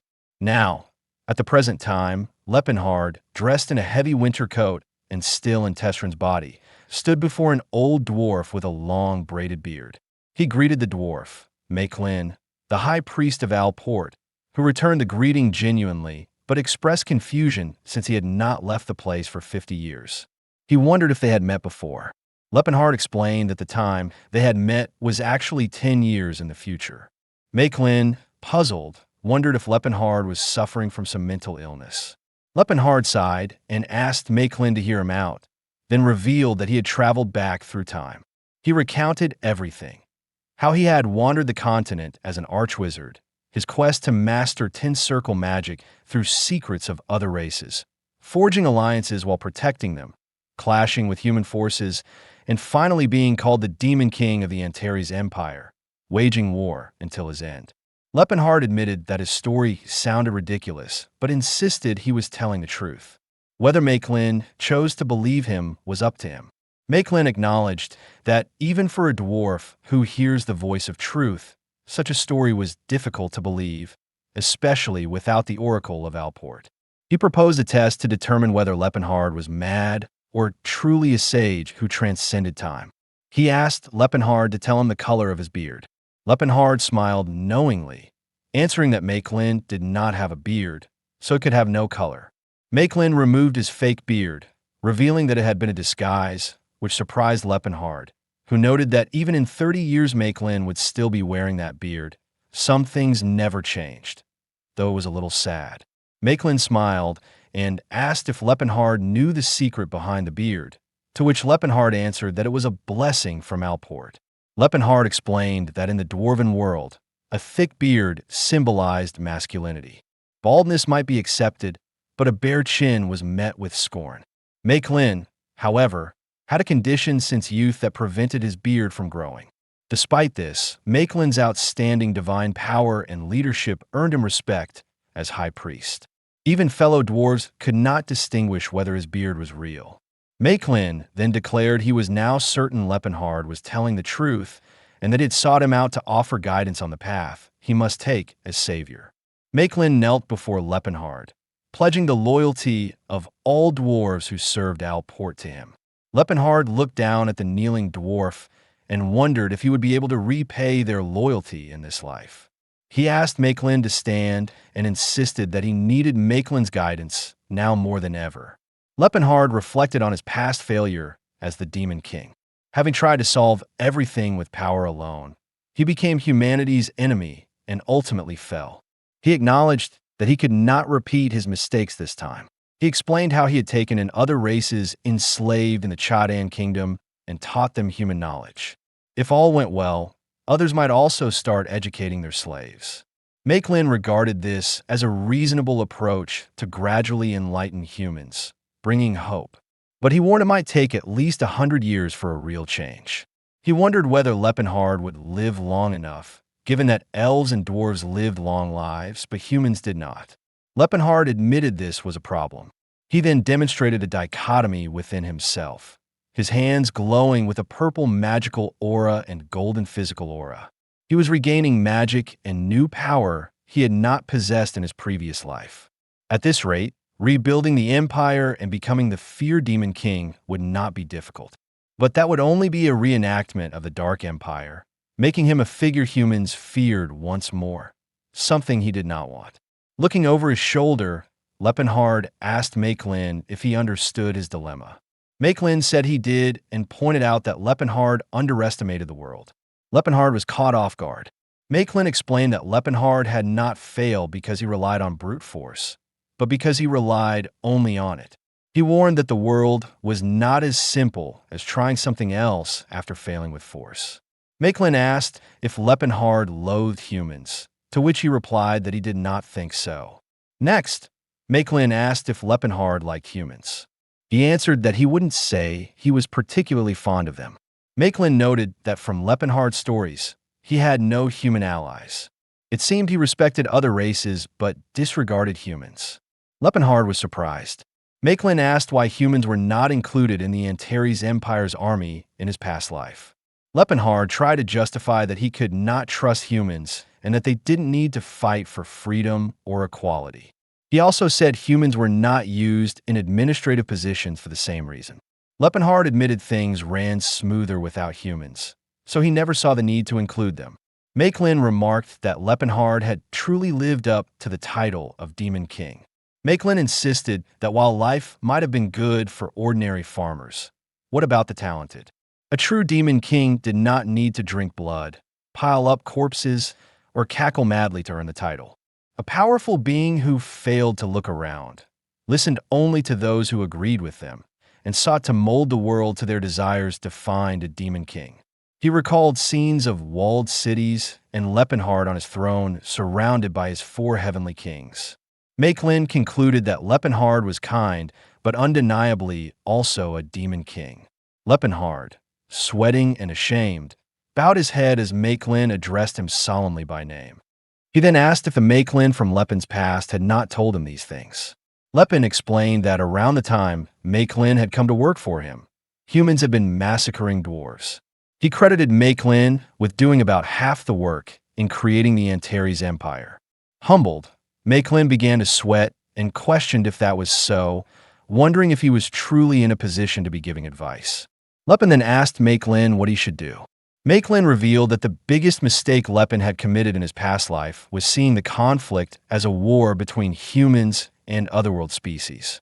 He explained that humans are the best at fighting amongst themselves without any interference from other species, and that the otherworld species really did not have to do anything. As his final piece of advice, Makelin told Lepin that it is never a good idea to be greedy. He stated that was all the advice he could give, and that he was sure Lepin could think it through himself. The scene shifted to a vast, icy landscape where a massive ice drake with sharp teeth and crystalline scales emerged roaring from a blizzard. A group of dwarves tried to restrain the colossal beast with ropes and chains. A warrior in a blue outfit, Russ, leaped into the air, unleashing a skill called Seven Shredder. The drake roared as it was hit by multiple energy slashes. Russ landed on a pillar of ice, frustrated. He thought to himself that the skill was not good enough yet, and that he had been trying to copy his master's chi bullet. The elf attacked with his wind magic, a spell named Nylon. The glowing green energy slashes struck the drake, but had no effect. Ceylon shouted that the drake was too big and their attacks were not doing anything. A fierce-looking dwarf with a large black beard and an axe shouted an order to another dwarf, Cardamite. The heavily armored Cardamite readied his large two-handed axe, which began to glow with a powerful, fiery red aura. He unleashed a powerful attack, creating a flaming phantom wolf that lunged at the drake. Cardamite stood triumphantly with his axe on his shoulder, declaring that they were going to be feasting that night. 2 of Lepin's companions watched in shock, admitting to each other that they did not know dwarves had aura users. They soon realized it was not just one, but 3 of them. Russ looked on in complete astonishment, thinking that while he had heard the dwarves exceeded the power of a small nation, this was beyond anything he had imagined.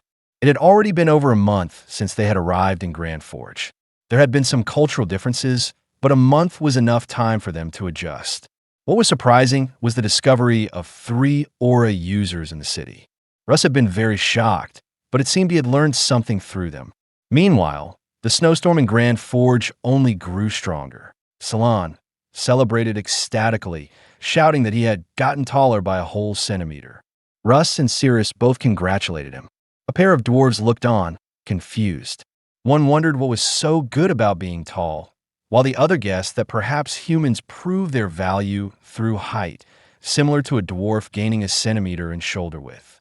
Russ then asked where their master was. Ceylon replied that he was likely where he usually was. Ceylon wondered aloud what he was doing there again. A giant steel tower was located in the center of Grand Forge, serving as the power source for the geothermal stones. Inside was a massive, glowing orb of energy considered the sun of Grand Forge, their lifeline, Magrim. Lepin stood shirtless before the orb, remarking on how great the Silver Age was. He reflected that it was only natural for an otherworldly species that had been enslaved to lose their tradition. Though much of the dwarves' magical knowledge was lost during their enslavement, the doctrines of Alpoth had been passed down through scripture, and the holy relic Magrim had been left behind. Magrim, he thought, was like the heart of Grand Forge. A god's authority was influenced by the world of the user, and since the dwarves' status in this world had fallen, Alpoth had little power to interfere with reality. The most it could currently do was awaken Magrim, a feat Lepin believed he could also accomplish. However, Tesron's body had spent so long without magic that no matter how hard he tried, the mana capacity would not rise. He needed to use the power of Magrim to change his body into a more magic-friendly one. This would require very detailed mana handling, but that was not difficult for someone like him. He recalled his past life, where he had succeeded in moving Magrim to his will in just a year, something only a god was supposed to be able to do. Inspired by that method, he had even created Nuclear Bust, a 10-circle spell, and used it to bring down the Vasili kingdom in one fell swoop. He knew that Magrim was an agglomeration of mana. To change his physique with it, there needed to be zero interference between it and himself. He could not have any impurities in his mana. As he floated naked in the light of Magrim with his arms outstretched, he felt a bit embarrassed. He hoped that at least no one was watching him, as it would be mortifying if someone saw him. Unbeknownst to Lepin, a group of veteran dwarven women were observing him through a monitor. They admired his buff back and muscular arms. One looked at his physique and then thought of her husband with a sigh. Another commented on his chubby ass, while others praised his chest. They were all veteran mothers, married for multiple decades, and one should not be fooled by their appearances. 40 days after their arrival at Grand Forge, Lepin was manipulating a complex, glowing red circuit board made of mana. Chanting in an ancient language, he called upon the son of the cold snow, the being of the northern wind, to follow his will and show itself. He successfully cast a 5-circle summoning spell, bringing forth a large frost elemental from a swirling vortex. Pleased with the success, he noted that now he just needed to raise his mana. Later, Lepin stood atop a giant map of the continent, planning his next move. He considered looking for the Four Symbols relic first, but realized it was almost spring.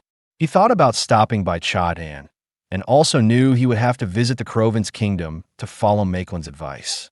He decided to head that way first. He found Ceylon doing pull-ups, shirtless. He commented that he had gained a little muscle. Blushing, Ceylon flexed proudly and asked if he could really tell. Lepin confirmed that he could. As he put on a robe, he asked why Lepin had come back, since it was not mealtime. Lepin explained that he was done with what he was doing. Ceylon then asked if they were leaving soon. When Lepin asked if he had grown attached to the place, he admitted that was part of it, but she was also wondering if he had managed to spread her faith to the dwarves. He also mentioned that Russ had said he had some kind of feeling and had isolated himself in training, just like Lepin, even packing a whole week's worth of food. Lepin thought to himself that it was impressive for Russ to be having an enlightenment so soon after awakening his aura. Cirrus watched dwarven children play fighting. One had shouted at an evil drake to take his hammer, while another had claimed his axe could tear the heavens asunder. The other told his friend that could not happen, as everything would come falling down if he did. Cirrus watched the children with a wistful expression. A flashback to Cirrus' childhood showed her and other elf children foraging for food, finding lizards and sylphid roots. She thought to herself that she believed she had forgotten it all and would never recall those times. Lepin's voice called her name, and Cirrus snapped back to the present, acknowledging him. Lepin asked what she was doing there. Cirrus replied that she was watching the children and remarked on how free they were. She added sadly that she was sure a life of hardship awaited them, and that there would be kids who did not make it to adulthood. Lepin called her name again. Cirrus told him not to mind it, as she was just reminded of her hometown. Lepin thought about Cirrus' home, the Svelith Desert, a very remote and barren land west of the Graham Kingdom, was where her family, the Danheims, lived. Lepin mused that it was technically his in-laws' place, and he should go visit them once. Lepin then made an offer to Cirrus, asking if she wanted to visit her hometown. She noted that it would take at least 2 months to get there. Surprised, Cirrus looked up at him. Lepin smiled and added that there were ways to get there faster. He proposed that they go, just the two of them. Lepin and Cirrus found themselves standing in a vast desert beneath a scorching sun, surrounded by towering weathered rock formations. Suddenly, a swirling portal of vibrant purple magic opened before them. Lepin reflected that this was indeed the land of lamentations. He reminded Cirrus that using the Tidy Diamond portal made their travel almost instantaneous. Cirrus looked up at Lepin and remarked that she had heard only high-ranking mages could activate an ancient site from the Silver Ages. Lepin explained that six-circle magic was sufficient, provided the proper placement technique was known. Cirrus skeptically questioned whether his master had taught him that. Lepin replied casually that one of his master's friends had been a mage, implying that was his source of knowledge. Their conversation was interrupted by the sudden roar of a huge, scaly sand lizard with glowing green eyes emerging from the sand. Lepin clenched his fist, his body enveloped by a swirling white aura, and dashed forward to strike the beast. He acknowledged that sand lizards appeared occasionally in the desert and were good to eat. Lepin then cast a spell, conjuring a purple magic circle to create a shade barrier against the blazing sun. Following that, he cast a fire spell that ignited a red magic circle under the lizard's corpse, cooking the meat. Next, he summoned a blue magic circle above the lizard's body to extract water from its blood for emergency hydration. Lepin mused on the convenience of magic, lamenting that he hadn't been able to use such powers until recently, before preparing to skin the lizard. Cirrus, now cloaked with her hood up, offered Lepin a piece of the cooked meat on a stick and suggested he try it. Lepin then asked how long it would take from there to reach Cirrus's hometown. Although he already knew the answer, he wanted to hear it from her. Cirrus replied that it would take about half a day, though she doubted anyone would still be alive there now.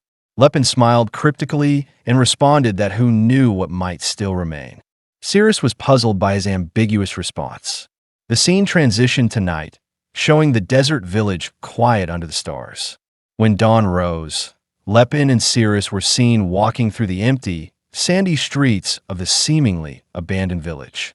Cirrus recalled her childhood memories vividly, the voices of her mother urging her to grow strong and protect the tribe, her father praising her swordsmanship, and her younger self promising to help him. Yet now, standing in the deserted streets, she questioned why she had even come here, since no one remained. She reflected sorrowfully on how the faces of her parents, the voices of her friends, the scent of her siblings, and even the name they had all called her by had faded from her memory. She wanted to cry, but realized that, like this desert, her tears had long since dried up. 50 years ago, Lepin noticed her distress, his face troubled and perspiring. He pondered the discrepancy between this desolation and his past life's recollection of the Danheim tribe thriving at this time. Shocked, he wondered if events in this timeline had changed again. Internally panicking, he questioned Cirrus aloud, asking if she found the village strange and whether she had ever seen an abandoned village before. He pointed out the inconsistency between the tribe's supposed downfall 50 years prior and the well-maintained state of the village, suggesting it looked like someone had managed it until at least 2 weeks ago. Cirrus's eyes brightened with desperate hope. A group of elves, including children, being led as slaves through the desert by robed men. Among them, a young blonde female elf encouraged a younger elf child, Natina, not to show weakness. Two discontented slave traders voiced frustration over their meager earnings under the hot sun. One lamented the hard work and low pay, cursing his bad luck since encountering a certain country bumpkin, Lepin.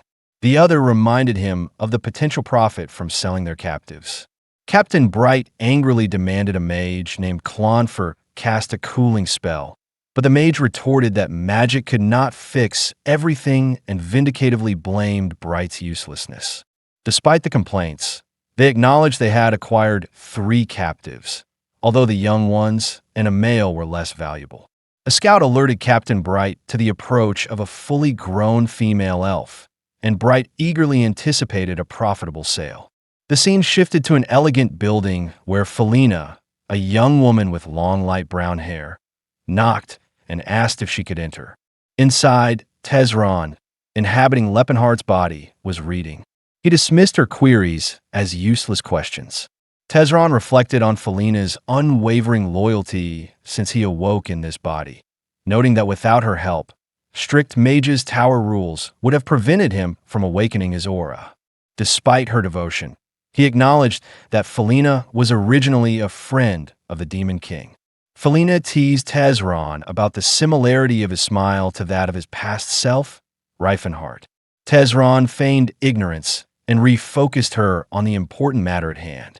Felina displayed a scroll, teasing that many now spoke of the martial king Reifenhart, sharing the same name as Tesron's former self.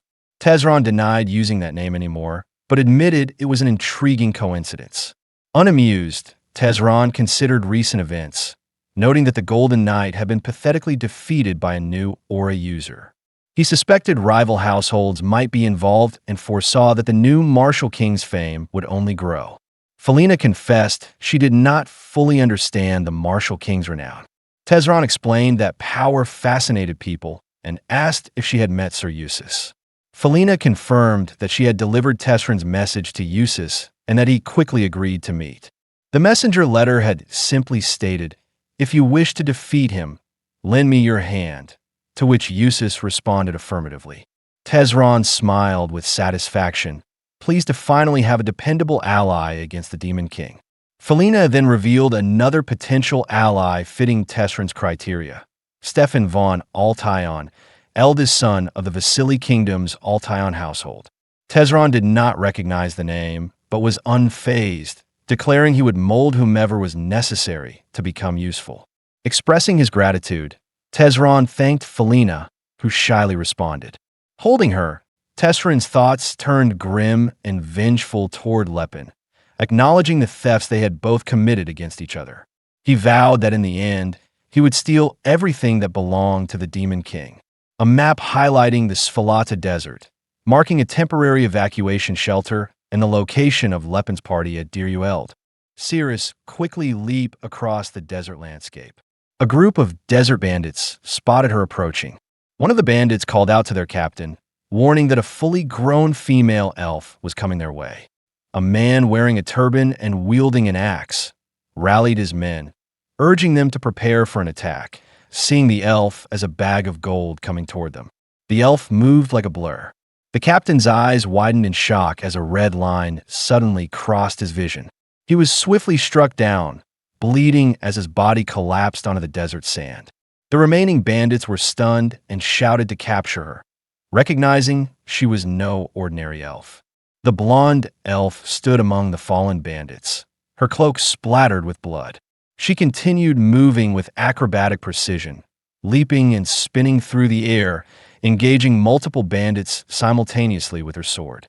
After her assault, the elf landed with a tear streaming down her face while the surviving bandits watched her fearfully. At that moment, the leader, shocked by Cirrus' sudden arrival, asking where she had come from. The leader, surprised with Cirrus' sudden attack, began chanting an incantation, fiery magic circles appearing beneath his feet. He continued invoking fire to empower his palms, summoning the spell Fire Bolt and unleashing a massive torrent of flames that engulfed the area. Laefenhart caught up to Cirrus as he created a purple aura barrier to protect her. He warned the bandits to stay where they were or face death. The leader of the bandits was surprised to recognize the newcomer, Laefenhart. Laefenhart smiled and addressed the bandit leader, recalling that they had met before, implying the bandit was now a slave hunter. The bandit leader trembled with fear upon seeing Laefenhart, recalling their past defeat at Laefenhart's hands. Though Laefenhart was amused that the bandit still remembered him. He thought to himself it was unfortunate that he had to remember hateful people like this bandit. Laefenhart then approached the terrified bandits and looked toward a group of captive elves. He asked if those 3 elves were the only ones they had.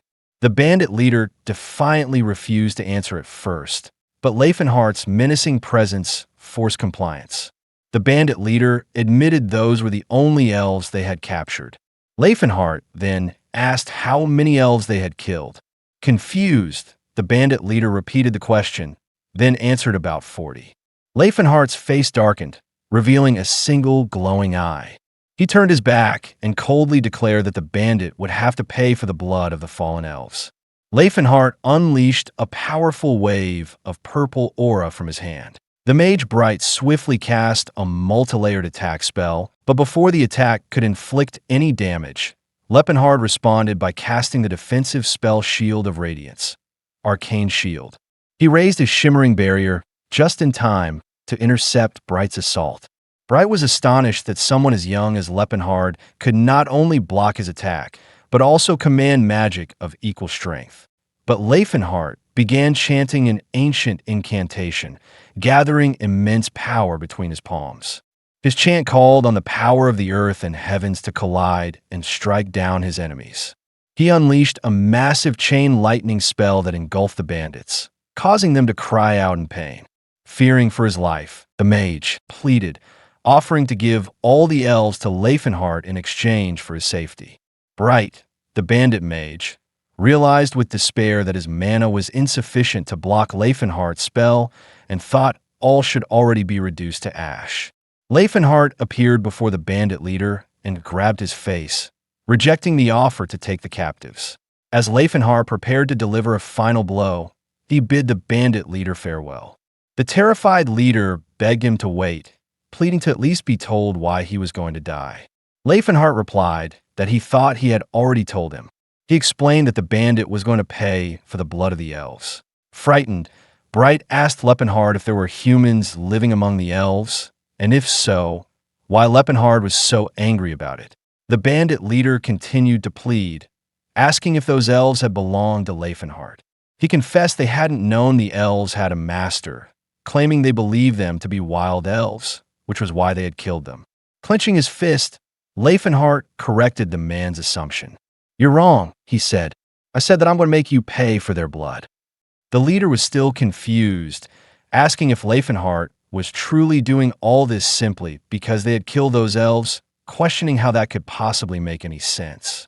As Laefenhart's eye glowed with rage, he thought to himself, "You killed those elves and didn't feel that you were doing anything wrong? They act and feel like humans, but you thought it was akin to killing beasts? You're out of your mind," the bandit leader muttered. Laefenhart then turned his attention to the bandit mage. "I'm sure you know the answer to this, since you're a mage," he began, before posing a philosophical question. "What is the difference between a human and a beast?" The mage answered that humans think for themselves. He explained that they have rational minds and more than just instincts. Laefenhart asked, "Then why do you think that elves are different?" The bandit mage argued his prejudiced worldview, shouting that even humans who don't meet those requirements are treated as slaves. He questioned how they could possibly think of elves as humans when they were born as slaves. Becoming more impassioned, he accused Laefenhart of denying the system of slavery in general. "Do you think that you are wiser than the world?" he demanded. An image of an old, wise-looking man appeared, his voice echoing a similar thought. "You're underestimating the world." Standing alone against a vast sky, Laefenhart declared, "I'd never want to live as a slave." He turned, his expression firm. "If I feel that way, I'm sure others feel the same way too. What is wrong with this way of thinking?" Enraged by this simple, empathetic logic, the bandit mage shouted, "Don't try to force your beliefs on others. What kind of arrogance is that?" With his bandaged hands ready, Laefenhart accepted the label. "Yes, this is arrogance," he agreed. As he began to choke the bandit mage, he continued, "But if I must follow the logic of society, despite knowing how wrong it is, The mage let out a choked sound. Standing on a rocky outcrop, Laefenhart finished his thought. Then I'd rather be arrogant. The 3 captive elves were shown, their hands still bound. Cirrus approached one of them and cut her ropes. "Are you all right?" she asked. The freed captive remained silent. Cirrus looked closer. "Are you Shylan?" she asked tentatively. The captive elf, Shylan, looked up at her rescuer, her eyes wide with shock and recognition. Shylan looked up in shock and spoke the name Serendi. Cirrus looked back at Shylan, recalling a memory. In a flashback, a younger Shylan and Serendi were shown together, excited to catch scorpions. The narration revealed Cirrus' full name to be Serendi Al Arelfiana. Cirrus held Shylan's hands with tears in her eyes, remembering her name and expressing relief that Shylan was alive. However, Shylan suddenly slaps Cirrus' hand away. Cirrus looked at her friend with shocked betrayal. Shylan warned the other 2 captive elves not to trust Cirrus, revealing that she was no longer the person Shylan had thought Cirrus was. Shylan scorned Cirrus for living without pride or honor and labeled her a slave to a dirty human.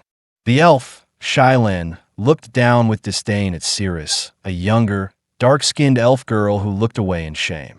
"You've become the slave of a dirty human," Shylan accused. "You've been living with neither pride nor honor, Serendi." Cirrus could only stammer, "I." Laefenhart stepped protectively in front of Cirrus, declaring, "She's my teammate. She's not a slave." He confronted the group of elves, his voice firm. "If you keep saying she's a slave, I won't forgive you, even if you're a family." With surprise, Shylan asked, "How does a human speak our language?" Laefenhart then turned to Cirrus. "Cirrus, you should speak up and be clear. Tell them you're not a slave." Cirrus's eyes widened with uncertainty. "Am I really not a slave?" she wondered. Looking down at Cirrus before facing the other elves again, Laefenhart asked, "Have I ever treated you like one?" "No," Cirrus answered. "Have I ever acted without asking for your opinion?" "No," she said again. "Then why are you belittling yourself?" Laefenhart demanded. Cirrus looked up at him. "But you've never said that I'm not your slave." Laefenhart paused, a thoughtful expression on his face. His expression turned serious as he looked down at her. "You're not a slave."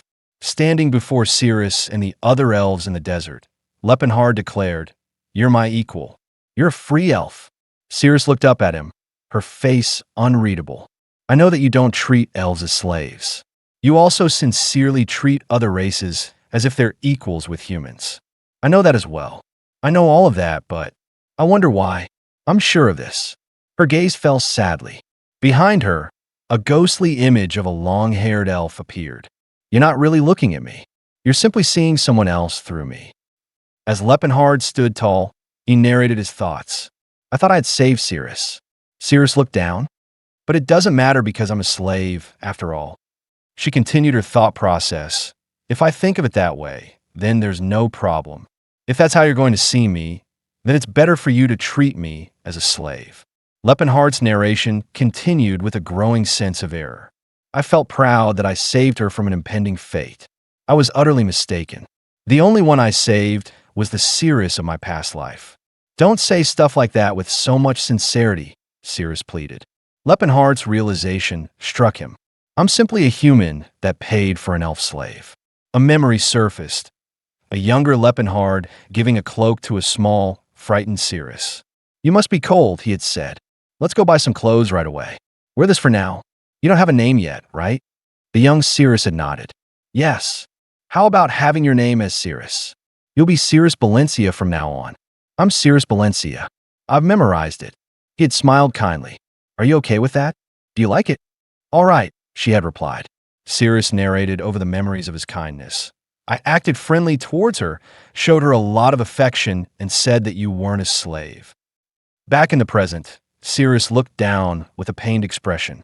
"I can't accept the feelings of sincerity that don't belong to me." Laefenhart looked at her, understanding dawning. "I see. Cirrus, you're free." He paused, correcting himself as she stood in the desert. "Cirrus, you can do as you please." "No, Serendi Al Arelfiana," he continued as she looked down at the sand. "The meaning of it is different from what I said just now. Whether you stay by my side or leave me, it means that you have the freedom to choose. Whatever you do, I'll respect your will. Are you asking me to leave you? She asked. Laefenhart met her gaze. No, I hope you'll stay by my side, but I don't want to restrict you anymore. That's simply my earnest request. Sirius looked up, considering his words in silence before finally speaking. Please give me time to think.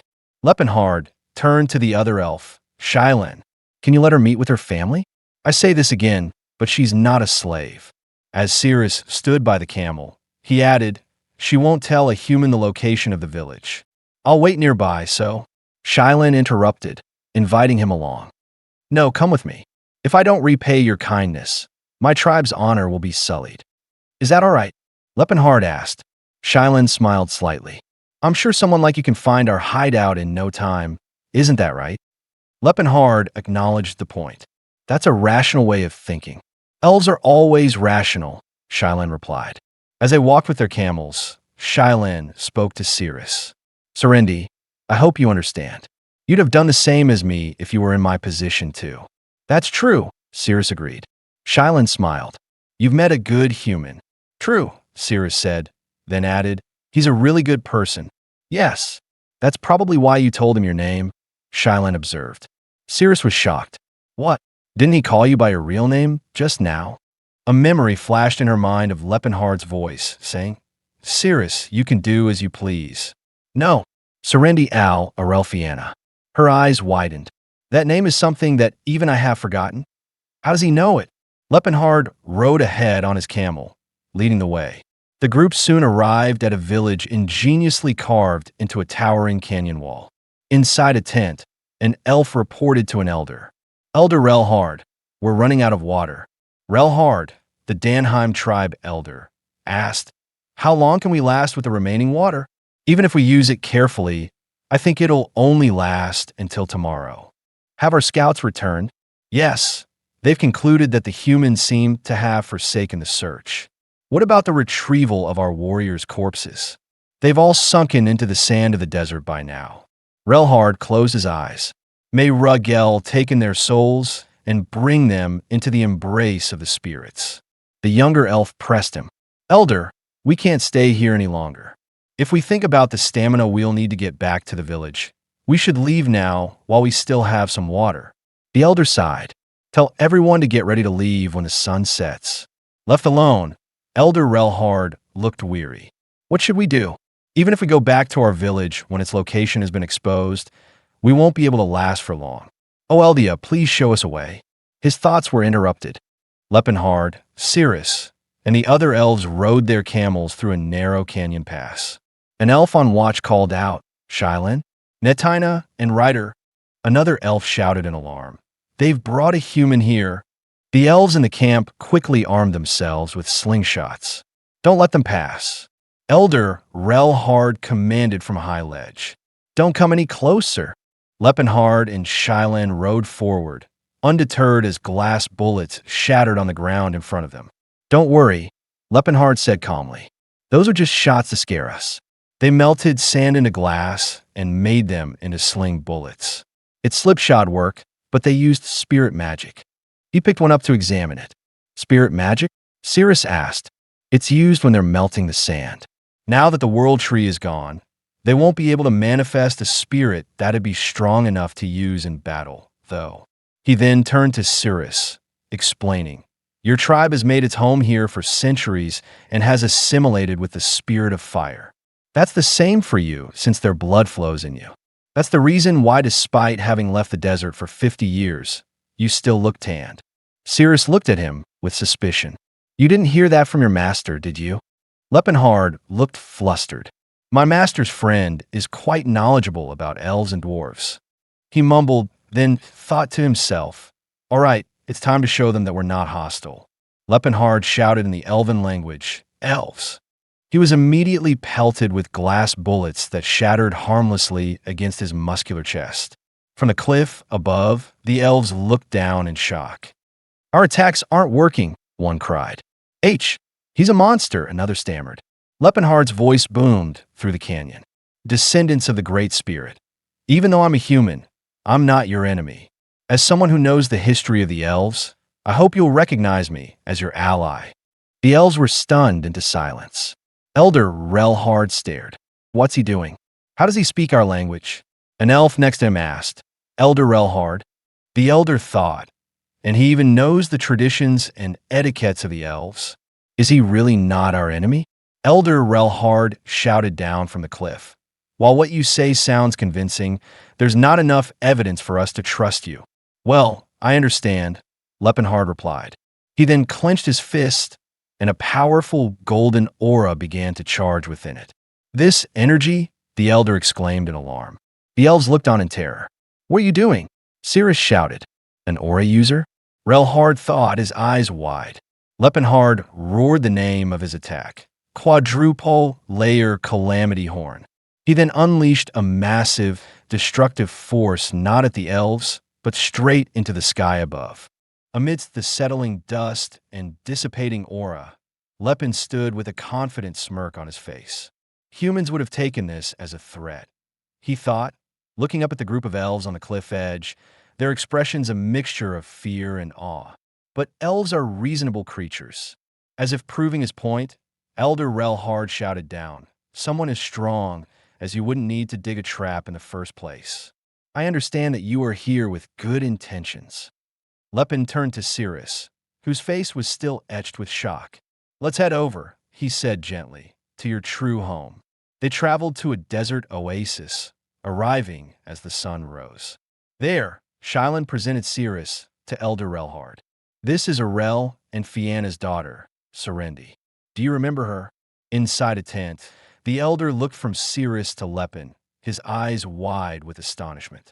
"Is this the child we lost on that nightmarish day?" he exclaimed.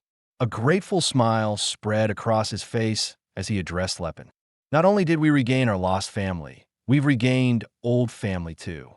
You're a true savior." "Not at all," Lepin replied. "Let's all prepare to return then." The elves returned to their village, Du Eld.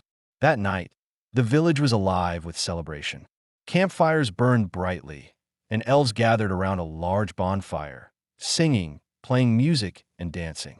Serendi was joyfully reunited with her kin. "I'm glad you're back, Serendi. Do you remember me?" An elf girl asked excitedly. "Zarian? Are you Zarian?" Cirrus replied, her eyes lighting up. Another elf joined them. "You do remember her. What about me?" As the happy reunion continued, Lepin sat alone at a distance, resting his head on his hand and watching them. "She's so happy to be back," he thought. "Will she continue with me after all this?" He stood up, his mind made up. Walking through the celebrating crowd, he thought, "There's still something I have to do here." He approached the elder elf. "I have something to discuss with you. I want her to experience the power exclusive to elves." The elder understood immediately. "You mean spirit magic?" "I can use it a bit too," Lepin explained, "but that's only for summoning. It's different from the spirit magic that elves use." A small, glowing flame appeared in his hand. "Only your people can teach this to Cirrus." Elder Relhard looked down, a sad expression on his face. "That is the duty of the tribe." However, he held out his own hand, conjuring a similar, but much smaller flame. "Having lost the Tree of Life, this is the most we can do." The tiny, weak flame flickered in his palm. "We can at most start a fire. We can't fight with it. I think it'd be better for her to learn from you." "I'll teach her other magic too, of course," Lepin countered. "But isn't it sad that an elf cannot communicate with the spirits?" The elder looked at Lepin with a knowing smile. "You know much about us. If that child remains here, and you do not wish to part with her, we will welcome you to our tribe."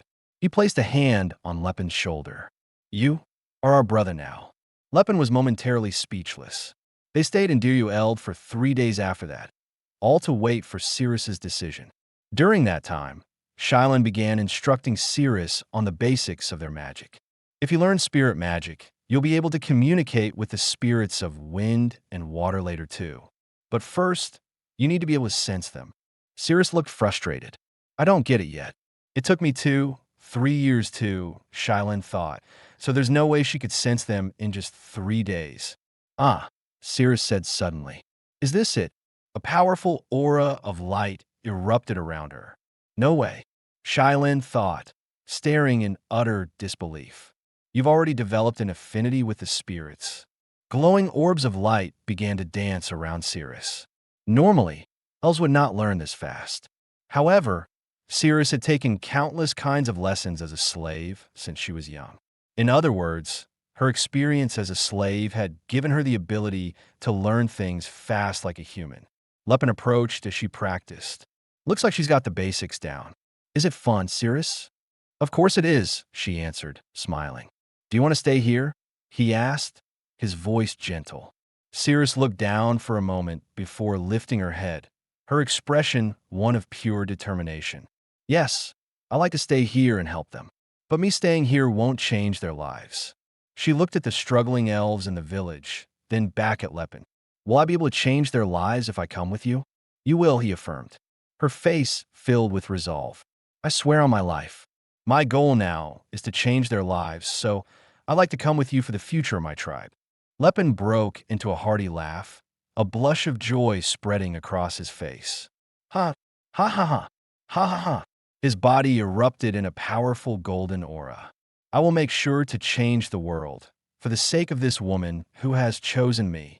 The aura shot into the sky. What are you doing? Cirrus cried out from off-panel. Lepen looked sheepish. I was just so happy. Why would you attack the sky when you're happy? Good point, he admitted, then turned to her with a confident smile. Cirrus, I'll show you how your tribe will change. Right now, Lepen stood with Elder Reborn and Cirrus on a high cliff overlooking a barren canyon. A pillar of golden light descended from the sky into the gorge below. Savior, what brings you here again? Elder Reborn asked. You said this is a shelter you use for emergencies, right? Lepen stated, this is going to be your tribe's village from now on. The elder was confused. What do you mean? There is no water here. Lepen turned to Cirrus. Cirrus, can you give me the nylon? Pardon? She asked, puzzled. He took this simple wooden staff from her. You developed an affinity for spirits within just 3 days, right? Don't you want to know how that was possible? That's because you're the owner of this nylon, since you called its name and were recognized as its owner through a contract. Lepen planted the nylon into the dry ground. A green aura surrounded him as he began to chant in an ancient language. El Sariti, Daunt Patrad, Asil. Awaken, one appointed as the protector, the seed of the great tree that supports the world. The green aura intensified, channeling power into the staff. A small, glowing sapling sprouted from the ground. What? Cirrus breathed. That's... the elder exclaimed. The elves watched in shock as the sapling grew at an incredible rate. Lepen smiled as the ritual succeeded. A single tear fell from the elder's eye. Impossible. Where the staff had been planted, a magnificent, glowing tree now stood, filling the middle of the canyon. From the base of the new tree, a spring of clear water began to flow. A spring? The elder whispered in awe. Goodness! Lepen stood proudly by the new spring. Elder Reborn, I'm sure you can feel it. The elder was overwhelmed with emotion. I can't believe this. He broke down in tears of joy as he felt the life-giving aura of the new tree. This cozy feeling enveloping his entire body. A feeling of satiation. Like all his cells had been connected to each other. A strong sensation as if his soul had been awakened. There was no doubt. It was a sensation only heard through legends, but something any elf would instinctively recognize. Elfenheim, the world tree Elfenheim. With the narrator's thoughts focused on the legendary world tree, Elfenheim, an illustration showed a serpent coiled around a diagram of the tree of life. It was explained that the nylon was one of its lost branches. Lepen reflected on the incredibly complex magic he had just performed. He had awakened the life force of the nylon, forcing it to take root in the ground, and had magnified the ambient mana to supply the immense energy it required. He admitted to himself that he had been very nervous attempting the spell, even having to use an artificial flashback due to its complexity. Overcome with emotion, Elder Reborn grabbed Lepen by the shoulders with tears in his eyes. He stammered, asking who Lepen was and if he was a savior sent by the goddess Eldia. Lepen simply replied that he was a friend and that friends were supposed to help each other. He then turned to a shocked Cirrus and smiled, apologizing for using the island, but promising to get her a better weapon next time. Cirrus, still stunned, could only manage to ask how he had done it. Looking back at the newly grown world tree, Lepin suggested that they should return to Grand Forge. He and Cirrus then stepped through a glowing purple portal, where a figure was already waiting for them on the other side. Ceylon asked where the two of them had been. Lepin greeted his friend, exclaiming that Ceylon had put on some muscle while he was gone. Ceylon, pleased, asked if he really thought so, and playfully retorted that Lepin should have stayed away longer, as he had come back too early. Lepin thought to himself how simple his friend was. Just then, a group of dwarves greeted him warmly, shouting that their master was back and that he should have at least told them before leaving. Lepin addressed the enthusiastic crowd of dwarves and asked if they had made any progress. One of the dwarves began a chant, Delfer La Sterin, an incantation to grab onto the void and turn it into a firearm. The dwarf successfully created a firearm of blue aura and fired a magical bullet, a spell called Arrow Bullet. Impressed, Lepin noted that there was nothing wrong with the execution. The other dwarves, eager for praise, cheered and showed off their own creations, asking him to look at theirs as well. Lepin reflected on his new class of soldiers in Grand Forge, the Mage Soldiers. He had selected 20 talented dwarves and had been teaching them the basics. He praised them all, saying they must have tried very hard and that it was amazing they had learned to detect and control mana within just 2 months. He told them he had written a book on magical theories for them to learn from. The dwarves thanked their master and promised to try even harder. As the dwarves cheered, Russ approached Lepin, who greeted him and asked if he had learned anything, as he had seemed to be on the verge of a breakthrough. Russ confirmed he had learned a bit.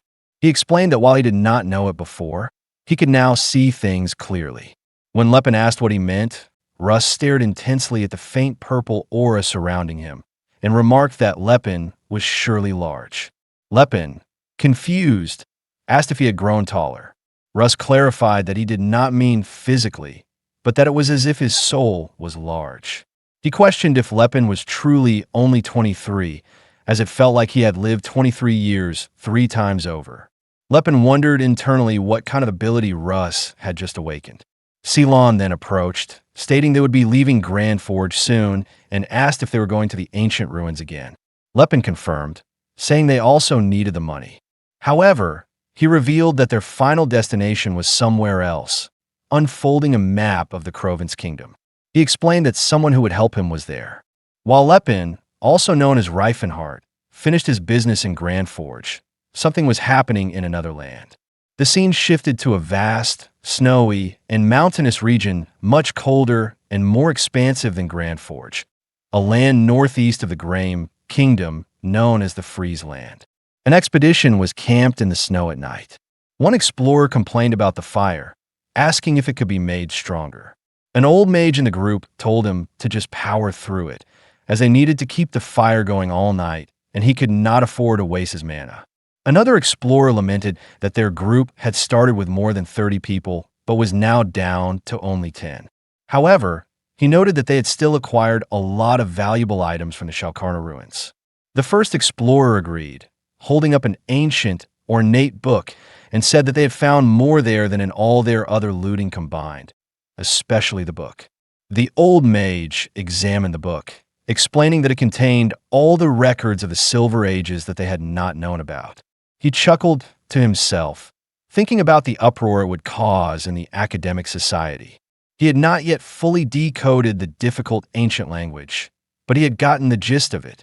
He began to declare that once they unveiled the truth about the Silver Ages and its people, he was cut short by a sudden commotion. He turned, asking if it was a monster. Suddenly, an explorer shouted a warning about enemies before being cut down. A figure with long, dark hair named Tesron stood over the fallen man, with other armored figures behind him. The expedition leader ordered his men to fight, assuming they were bandits after their relics. Tesron gave a single, cold command to his followers: kill them all. His companions, Eustace in golden armor and the wickedly grinning Stefan in dark armor, readied their blades. What followed was a swift and brutal slaughter as Tesron's forces moved through the camp, cutting down every explorer they could find. Amidst the carnage, the old mage pleaded for his life, offering them all the relics if they would just spare them. Tesron, holding his blade, coldly replied that he was sorry, but they had come all that way for him, not the relics.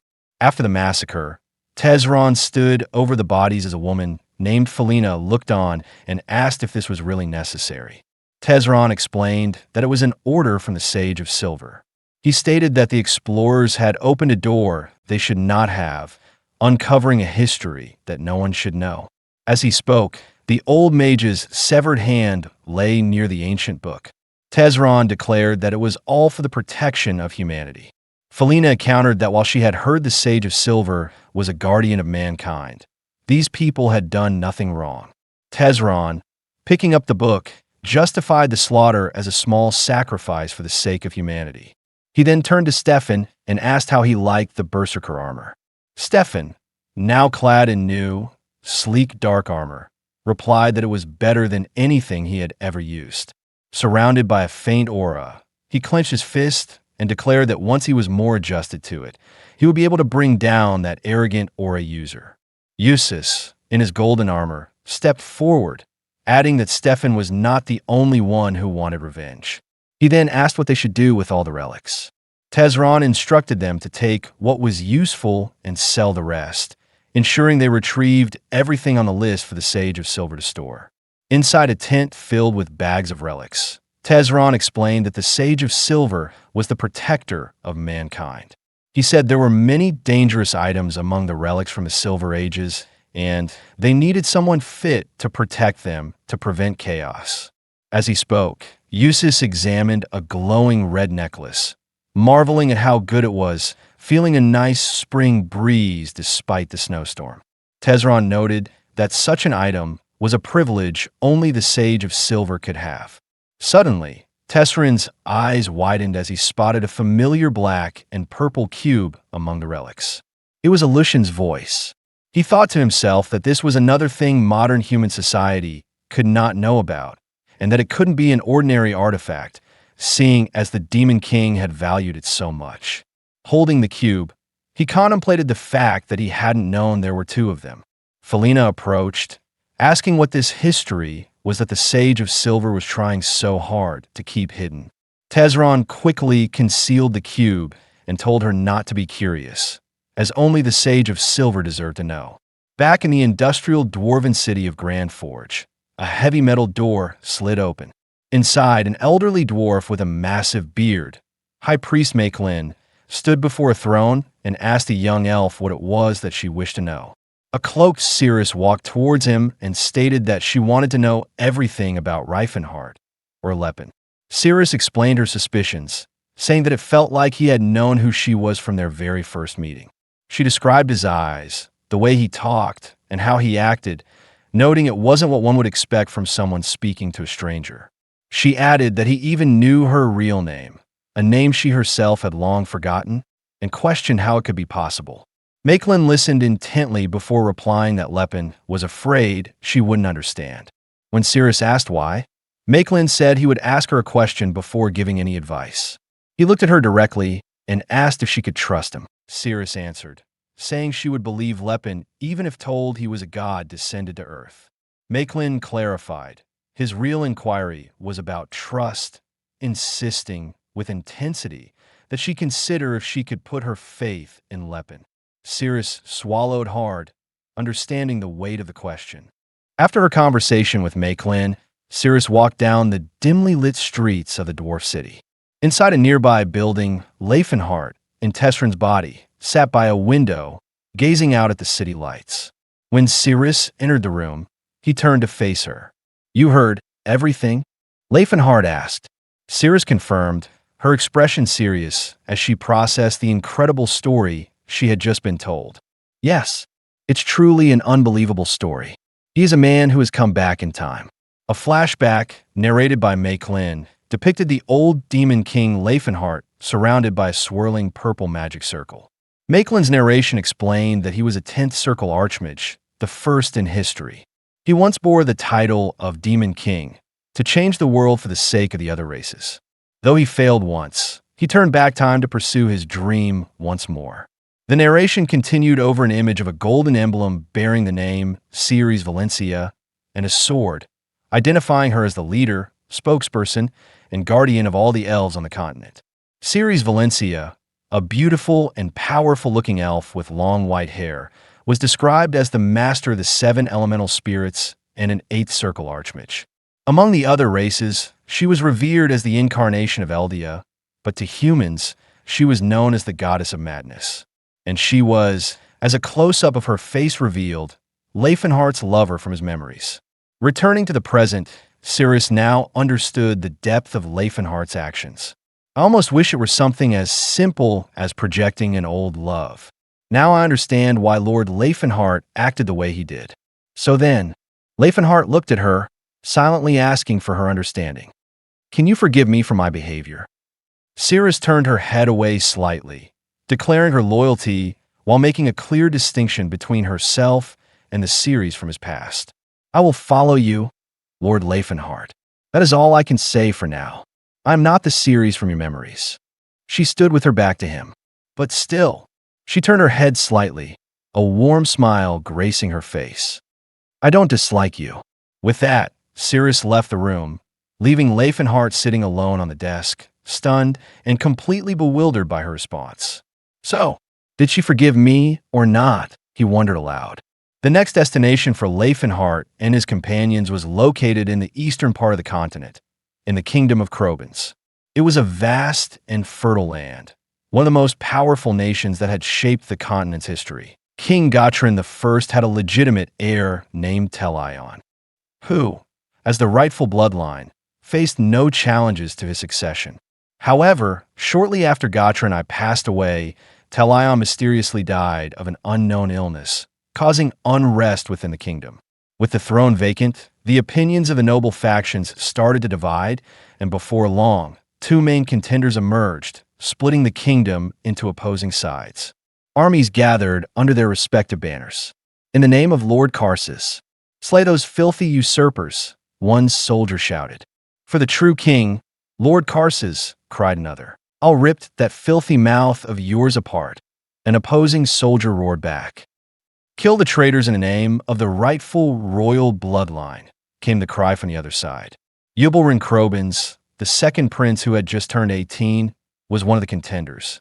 However, his status as the child of the king's concubine stained his claim to the throne. The other contender was the heir of the Duke of Fernando, Prince Karsus. Though not a direct son of King Gotrin, his bloodline was closely tied to the royal lineage. Krobans was now engulfed in a civil war over the throne.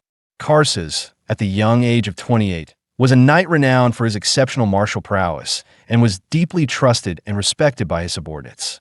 On the other hand, Reborn was famous for entirely different reasons.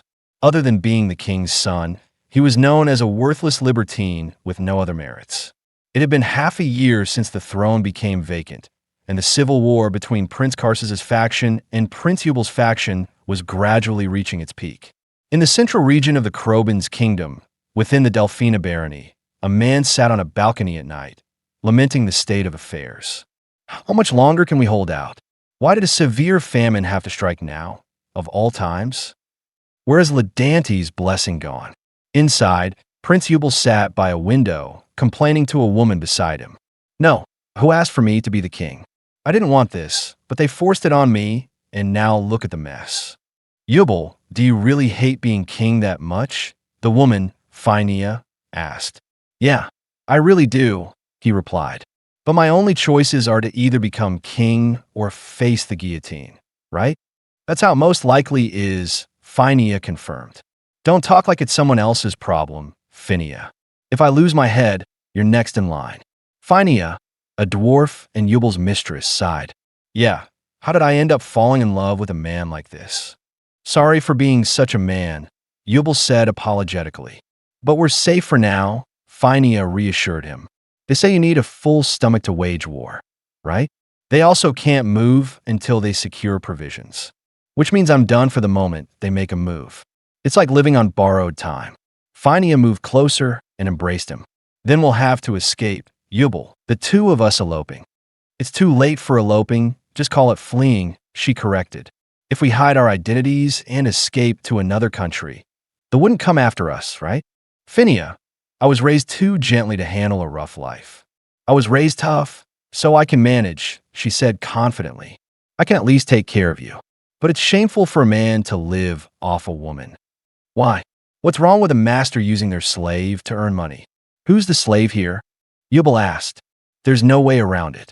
In this world, I'm just a slave, whether you're a king or not. They shared a tender moment. Phinia, Yubel whispered, there's no place we could go. No world where they'd see us as lovers. I love you, Yubel, Phinia thought. A mysterious voice suddenly interrupted them. Seems fun. I love you, Phinia, Yubel thought, startled by the intrusion. Phinia instantly grabbed a large battle axe and confronted the source of the voice. Who goes there? Reveal yourself. A figure in a dark red cloak stood in the shadows, then stepped forward. My name is Laefenhart, and I am a mage. I've come to lend my humble strength to the rightful next king of the kingdom of Krobans. You've come to join my side? Yubel asked, astonished. Phinia focused on the mage. It's not a lie, Lord Yubel. Being a dwarf, Phinia knows when someone's telling the truth, so it cannot be a lie, Yubel thought. You're quite an imposing figure, he observed. Are you a battle mage? Well, yes. Laefenhart replied. I purposely wore a loose robe to hide my physique, he thought to himself. So you've truly come to help me? Yubel pressed. Of course. But just now, I felt like you said, seems fun. That must have been your imagination, Laefenhart claimed. That's a lie, Phinia stated flatly. Yubel closed his eyes, accepting the suspicion.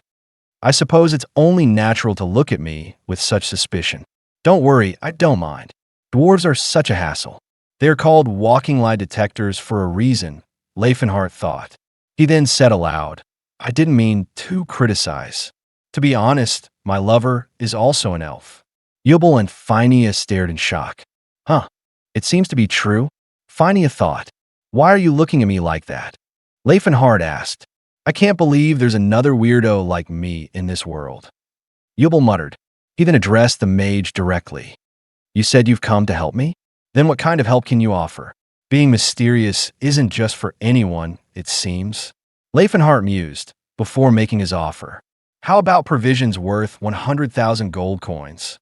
Yubel and Phinia gasped. 100,000 gold coins? That's an astronomical amount, almost matching the annual budget of the Krobans royal family. With that much grain, you could feed the entire kingdom for 3 months and still have some left over, Yubel calculated, sweating. But it's such an enticing offer that it makes me suspicious. How many aura users do you have under your command, Your Highness? Laefenhart asked. Not a single one, Yubel admitted. Then 6 aura users should be of great help, wouldn't you say? Yubel was in disbelief. There are only 5 aura users in the entire Krobans kingdom. Does this mage have the power to mobilize more aura users than an entire nation? And what would be the price for this? Yubel asked, his voice tense. When you ascend to the throne, Your Highness, Laefenhart began, I would like you to grant me a fief. That's all you ask? The fief I desire must be a fully autonomous territory, Laefenhart clarified, his voice filled with intense determination. My condition is that it must be independent of Krobans' kingdom's laws. What I seek is a place where elves, dwarves, and orcs can live freely, Your Highness. At night, in a small town located within the Delphina barony, Cirrus looked up with a concerned expression as a cloaked figure approached. Did the conversation go well? She asked. The figure, revealed to be Laefenhart walking down a dimly lit alley, replied. Of course. The problem is what will happen from now on. He continued, explaining his intentions. I can't repeat the mistakes from my past life. I need to make sure that our dominion is recognized legally, even if it takes some time. Then the humans have no choice but to acknowledge the place as legitimate. Cirrus questioned him further. Were you already acquainted with Prince Yubel? No, this was my first time seeing him, Laefenhart answered. Who became king in your past life? She inquired. Karses, he stated. His narration continued over a gruesome flashback of Prince Yuval's beheaded body lying in a pool of blood. In my past life, Prince Yuval was beheaded. Seeing the evil, smiling face of Karses in his mind, Laefenhart returned to the present conversation. That won't happen again, will it? Cirrus asked, her voice laced with worry. Laefenhart's expression was firm. If I don't intervene, it might. I'm going to make sure it doesn't, though. He added, I think it'll be fine, as long as they start seeing the otherworldly species as their allies rather than slaves with this fight. Inside a tavern, Laefenhart and his companions joined Russ, the dwarves, and Ceylon, who were already seated at a table. Did things go well? Russ asked. I think so. Things are going smoothly, for now at least, Laefenhart replied. Russ sighed, looking over a map marked with several red X's. It's been a month since we left the Grand Forge. During that month, we've hit 10 ancient ruins. No one would believe us. Quite the start off to our journey. To be honest, it was harder work carrying those relics out of the sight than to fight those demons, Russ admitted. Ceylon chimed in, right? It's a good thing I built some muscles. But when did we get 100,000 golden coins? It's not 100,000 golden coins, Laefenhart corrected. It's grain worth 100,000 golden coins. Ceylon recalled. You mean the grain you bought through the Taubon trade union? If it weren't for the war and the famine, it would have been only 4,000 golden coins worth. But it's a different story now, Laefenhart explained with a smug look, remembering the stressed merchant he'd dealt with. The dwarf girl looked at him suspiciously. I feel like you're committing fraud. Laefenhart wagged a finger. So what? I'm not technically lying. Russ held up 3 fingers. I have a question. You said you were going to supply him with 6 aura users. But right now the only aura users are you, the dwarf, and I. That's only 3. Are there aura users amongst the elves too? There are, but they are not on good terms. It would have been too hard to persuade them. So, I just didn't include all of them, Laefenhart said, taking a seat at the head of the table. I'm also not part of the 6. But then we don't have 6.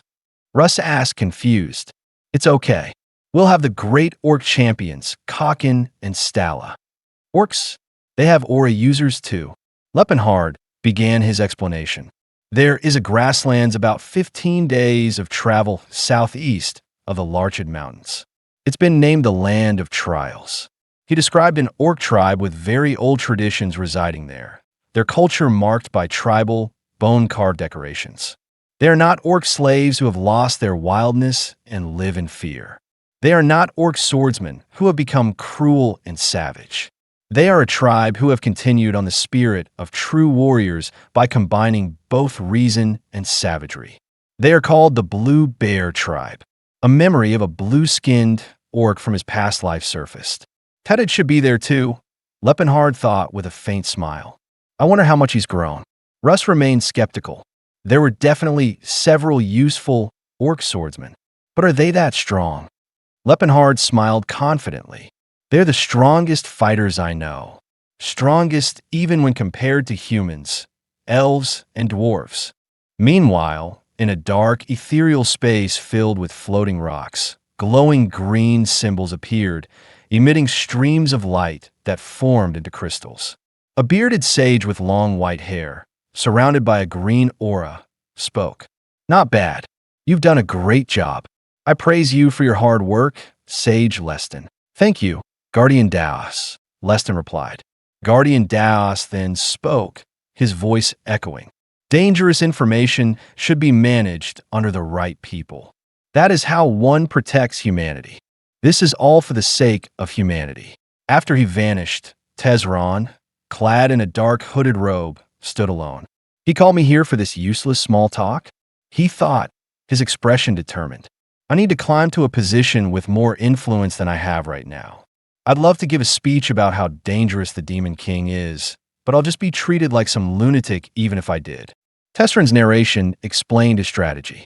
Because of the Mage of Light, Jade Archlight, he knew that Duke Tranid was part of the Sage of Silver. He had presented things he knew about the Sage of Silver from his past life, as if they were his own theories, and that was how he had managed to become one of them. The Great Silver Age, as it was called, was not an era dominated by humans. Its main characters were the elves with their tree of life and the dwarves that ruled the earth. They were so impressive that just 1,000 years ago, they were known by two separate names, the Eldrith civilization and the Alhathran civilization. In the ancient language, Eldrith meant blessing of Eldia, and Alhathran meant blessing of Alpoth. Their civilizations were named after their gods, a truth the Sage of Silver hid from humanity. In order to erase the truth, you needed to let out a reasonable lie. Tesron figured that's why they called it the Silver Age instead. The protection of humanity, Tesron said to himself, looking down from among the floating rocks. That was all done just to protect the ego of humanity, and it's making them weaker and more foolish. The group's journey had taken them from the Delphina Barony to the East Fetland grassland, a barren, rocky landscape also known as the Land of the Dead, Destrand. This place is really barren, Russ commented as they rode through the desolate terrain. There's a story of throwing out weak babies and those who have grown too senile from the orc villages, Laefenhart explained. That's why the orcs consider it an honor to leave the village on their own when they deem themselves useless. I guess it's their own way of survival in these barren lands. The dwarf girl behind him looked concerned. So they are savage. The dwarves were lucky enough to have been passed down a legacy and a safe place to live, Cirrus countered. Well, it's true that it's savage to throw out the weak, the dwarf girl retorted. Cirrus pressed her point. It's understandable that you'd have such a custom in an environment like this. Do you think the dwarves would have been able to keep up the Grand Forge if they had lost their skills? I guess it's not just humans that fight each other. What a pain, Laefenhart muttered as the two girls glared at each other. But how are you going to convince the orcs? Ceylon asked. I do have a plan, but I'm not really sure that it'll work. I guess I'll have to see first, Laefenhart said, looking ahead. Cirrus whispered. I thought you were going to do as you did in your past life. Back then, I had Tathid, Laefenhart whispered back. Suddenly, Russ's expression became serious. Something's coming. The ground began to tremble as a horde of savage-looking orcs charged toward them. Intruders! Squash them all! An orc roared in Orcish. Another, with glowing orange eyes, shouted, Shaman, Dahalka!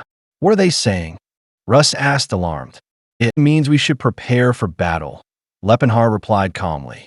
That's scary, Ceylon whimpered. Laefenhart shouted to the approaching horde, Warriors of Blue Souls. I am your. His words were drowned out by the collective war cry of the orcs. Shatan Dahataka. Russ looked terrified. I don't think they're willing to listen. A large orc let out a massive roar, and the horde charged Cirrus. She leaped into the sky, her sword flashing as the orcs' attacks missed her and cracked the ground below. The dwarves and Russ joined the fray, their weapons swinging. Russ landed a couple of heavy blows on the orcs. They really are strong, he exclaimed, impressed. Laefenhart stood with his arms crossed as the orcs' attacks bounced harmlessly off him, dealing only minimal damage. Well, yeah, but they have a very serious weakness. He began to cast a spell, his hand glowing with a purple aura. Sandflow, become the dream of Abyss. A wide-range sleep spell, mass sleep, erupted from his hand. Swirling purple and orange energies washed over the battlefield. The charging orcs suddenly looked confused and drowsy. Russ uttered. One by one, the orcs fell to the ground, fast asleep. Ceylon stared in shock. How did that take effect so fast? I thought that spell was completely useless in battle. Laefenhart explained that this was the reason the orcs had lost against the humans, despite being such good fighters. Even a strong warrior couldn't do anything if their magic resistance was so low. He mused that if someone like Ceylon were to cast a spell to defend them from such magic, things would be very different. He looked over the sleeping forms. These guys aren't even warriors. He narrated that the Blue Bear tribe's true warriors were the ones who protected the tribe and hunted monsters. The orcs who were yet to become warriors, like the ones now sleeping before them, scouted the area to gain experience and prove themselves worthy. Russ was stunned. You're telling me they weren't even warriors? Laefenhart gazed towards the horizon. Speak of the devil. Russ turned his head, his face paling. Good God! On the horizon, a group of massive, heavily armored orc warriors appeared. The true warriors of the Blue Bear tribe stood imposing and silent, their formidable figures silhouetted against the desolate landscape. The orcs barred the path of a cloaked figure. One of them declared it was their land and that humans were not allowed. The cloaked figure stood silently before the war party. Lepin, having shed his cloak, stepped forward and addressed the orcs from the base of their clifftop position. He called out to the souls of noble warriors, stating that he had come out of goodwill. A cloaked orc, its single visible eye glowing green, responded with suspicion, retorting that humans were good liars and could not be trusted. Lepin raised his hands in a gesture of peace, a faint golden aura surrounding him, as he insisted that he wished to show them their honesty. An orc demanded to know what he was trying to do. Lepin's expression turned to one of fierce determination as he clenched his fist. He declared that a true warrior hones their soul through battle and offered a ritual of battle to prove he spoke the truth. This ritual, a series of one-on-one fights, was a tradition the orc tribes used to form bonds and earn trust, as they respected strength above all else. Lepin was resolute, believing that a coward could never become strong, and thus, someone strong was trustworthy. His only concern was whether they would be willing to carry out such a ritual with a human. The orcs began to discuss the offer. One expressed surprise that the human knew of their great tradition, while another urged the group to accept. Grinning ferociously, a third orc called Leopensmart, and a fourth added that a real conversation is carried out with swords. Observing from the side with Cirrus and Tila, Lepin noted that they were accepting the offer. Cirrus remarked that it was to be expected of orcs, and Tila found it surprisingly simple. Russ questioned Lepin, asking if Cirrus and Tila would also have to join the fights. Lepin explained that orcs do not care about gender when it comes to battle. The tearful Silon asked if he had to fight as well, but Lepin reassured him that he was not a warrior and didn't need to participate, thinking to himself that the orcs likely saw him as just a kid anyway. The cloaked orc announced the beginning of the ritual of battle and called for those willing to prove their worth to step forward. As the orcs cleared a space for the duels, Cirrus stepped forward, drew her sword, and introduced herself as Cirrus Valencia of the Danheim tribe. An incredibly large and muscular orc named Zalcathor, son of Durather, accepted the challenge, declaring that he would be her opponent. Cirrus seemed confused. Zalcathor then repeated his challenge in the common tongue, which prompted Silon to wonder aloud if the orcs could speak the official language as well. He then asked Russ if he knew any language besides the official one. Russ admitted he never needed to learn another. Silon humorously suggested that perhaps they were the most stupid ones in the group. The fight began. Cirrus charged with a battle cry, and her sword clashed with Zalcathor's massive blades in a flurry of sparks. She pressed her attack, and her immense strength overwhelmed Zalcathor, who wondered internally how someone so small could be so strong. Cirrus, however, acknowledged his strength, but felt it was nothing compared to the training she usually endured. She expertly dodged and weaved through Zalcathor's powerful but clumsy swings. He swung his sword toward her, and she managed to block the powerful blow. Cirrus leaped over the orc, searching for an opening, but Zalcathor gave her no time to rest and immediately resumed his assault. As Cirrus blocked another attack, she recalled Lepin's description of orcs as the strongest fighters, surpassing even humans, elves, and dwarves. She thought to herself that he was right. As their swords clashed, she recognized that the orc's swordsmanship was of a very high level, but she also perceived a flaw. His sword couldn't keep up with his skill. Cirrus leaped into the air, descending for a strike. Zalcathor called out the names of his two swords, Satharar and Skeven, and they began to glow with a powerful aura. He blocked Cirrus's attack as his swords transformed, becoming larger, more jagged, and crackling with energy. Silon cried out in shock from the sidelines. Cirrus stared, wondering if what she was seeing was an aura. With a wicked smile, Zalcathor declared that a weapon is his soul, and a warrior's soul does not break. Lepin immediately recognized the technique, exclaiming that it was a spirit weapon. Cirrus was confused. Lepin shouted for her not to panic, explaining that it was the orc's secret technique. When she asked for more detail, Lepin clarified that his swords were now simply sturdier and sharper. Gripping her sword, Cirrus compared the exclusive orc skill to Tila's earth resonance ability and decided she should fight as if he wielded a very renowned sword. Lepin added that more proficient warriors were capable of different forms of spirit weapon, but there was no time to explain further. Cirrus continued to fight defensively against the empowered orc. She parried a blow, forcing Zalcathor off balance, then leaped and delivered a side kick. Realizing his posture was broken, she saw her opening and believed she had him. She performed a backflip, thrust her feet forward, and landed a powerful strike that kicked his weapons out of his hands. She immediately moved in to strike him with her sword. The orc was shocked by what had happened. Cirrus, however, looked up in horror, realizing her attack had failed. She thought to herself that it wasn't enough. Zalcathor called out to his swords as his comrades, and both weapons levitated into the air. Cirrus was stunned to see the two blades flying down to strike her. Lepin casually remarked that sometimes the orcs can control their swords like that. Cirrus shouted in frustration, asking why he hadn't said that earlier. The blades descended in a massive attack, sending debris and dust flying everywhere in a powerful shockwave. Lepin screamed her name. The orc warrior, Jalkato, gathered a swirling torrent of energy, which coalesced and formed massive swords that rose into the air before hurtling toward his opponent. Cirrus deftly dodged the barrage as the swords crashed into the ground with destructive force, forcing her to take a few steps back as they returned to Jalkato's side. The orc warrior looked on with a confident expression as his swords danced around him.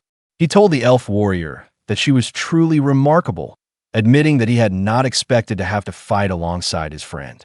With a determined expression, Cirrus reflected on her opponent's strength.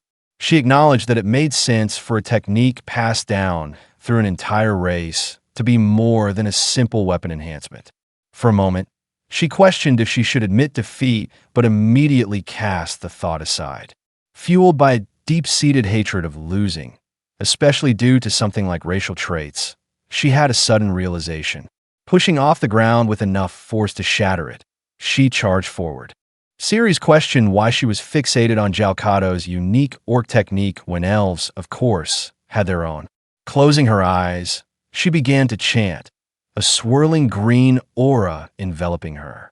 A spirit in the form of a woman started to manifest around her as she called upon her friend, Sarana, in the name of their friendship.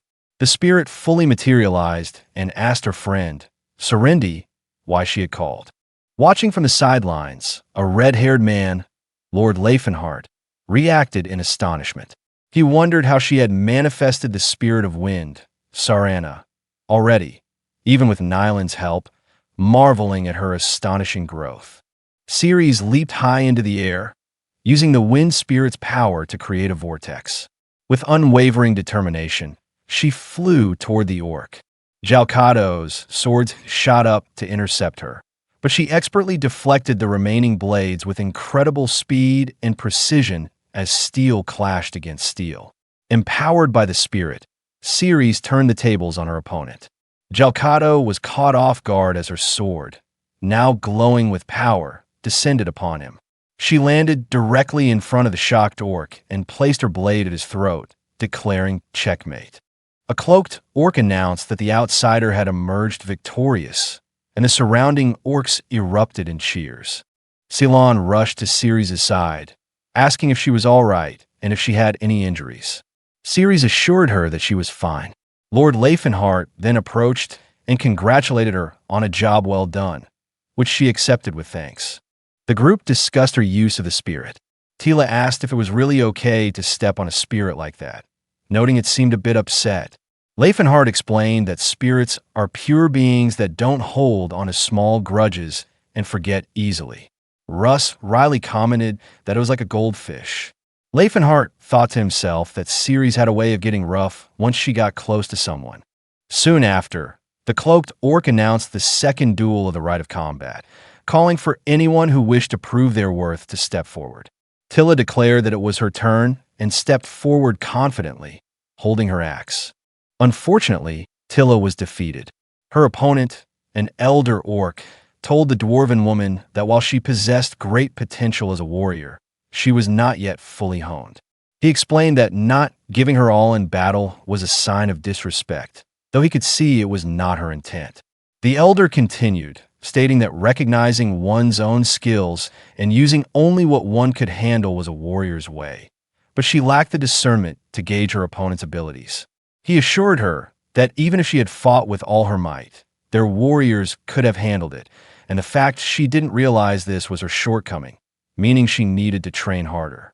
When Tilla asked what the orc had said, Laefenhart translated.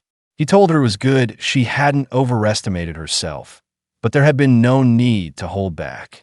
He added that the important thing was that she had been acknowledged. Laefenhart then called on Russ, telling him that he was up next and reminding him not to give off any killing intent. Russ affirmed that he understood.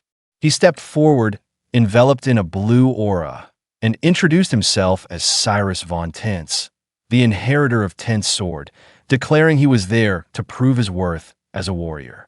A muscular, dark-skinned female warrior with long brown hair named Stalla Longar Beta stepped forward, announcing that she would personally take on this one. An orc in the crowd shouted that it was the godmother herself, who held the title of champion. Another added that she was the one blessed by the great fighting spirit, Debata. The surrounding orcs were in awe, questioning if a human could be a champion. Cyrus thought to himself that if they were already this surprised, he wondered what they would do when his leader stepped in later. Stalla powered up, surrounded by a massive purple aura. She introduced herself as the matriarch of the Blue Bear clan and champion Stalla, declaring that she would fight him. Cyrus braced himself, his own blue aura flaring as he recognized she was strong. Laughing maniacally, Stalla charged at Cyrus. He launched an attack, but she managed to block it, their auras clashing violently. Cyrus realized that this orc was on a completely different level from the others. Stalla complimented his interesting attack and remarkable talent, but told the young one that he still lacked experience. Her eyes turned blood red with the thirst for battle. She spoke briefly in the Orcish language before realizing he wouldn't understand. Switching languages, she told him that while he was skilled, she was old, and then leaped toward him with her blades in hand. Cyrus protected himself with his aura, wondering if her strange words were a strategy to make him let his guard down. Stalla leaped into the air and unleashed a technique, calling out the names of her two daggers, Cedia and Randat, as she threw them. The two daggers twisted and danced in the air, emitting a powerful purple aura as they flew towards Cyrus. He was pushed back by their sheer power. He recognized this as the technique his leader had mentioned, a spirit weapon, where weapons were controlled with sheer willpower, regardless of aura. He thought about how tricky it was. With incredible speed, Stalla closed the distance, gathering her aura in her hand and landing a powerful punch. The attack managed to break through Cyrus's aura defense and his armor. Laefenhart observed the battle, thinking that while Russ was experienced in one-on-one combat, his experience against aura users was still lacking. He knew that if Russ focused too much on Stalla, he would be attacked from all directions. Bleeding and gripping his sword with one hand, his aura beginning to fade, Russ was in a difficult position. Laefenhart wondered what he would do. Stalla declared that victory was hers, but Cyrus shouted back that it was not over yet. He stood with fierce determination and unleashed aura from his blade, silently hoping that the technique he hadn't fully mastered in battle would work. Both Laefenhart and Stalla were surprised by what they were seeing.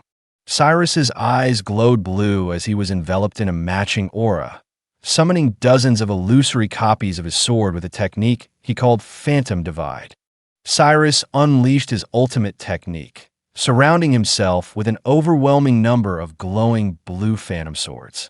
Some were arranged in neat rows, while others floated around him as he stood in a dynamic pose, seemingly controlling them all with his will.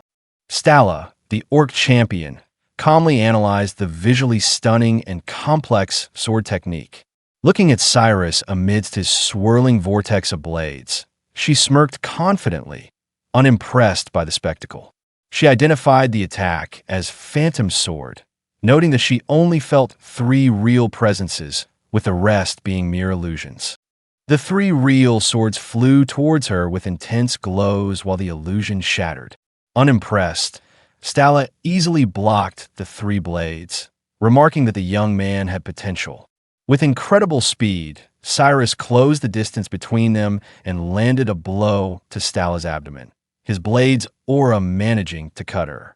Her eyes widened with shock and pain, but her expression quickly shifted to one of grim determination. Watching from the sidelines, Lord Laefenhart had a bead of sweat on his face, impressed by what he had just witnessed.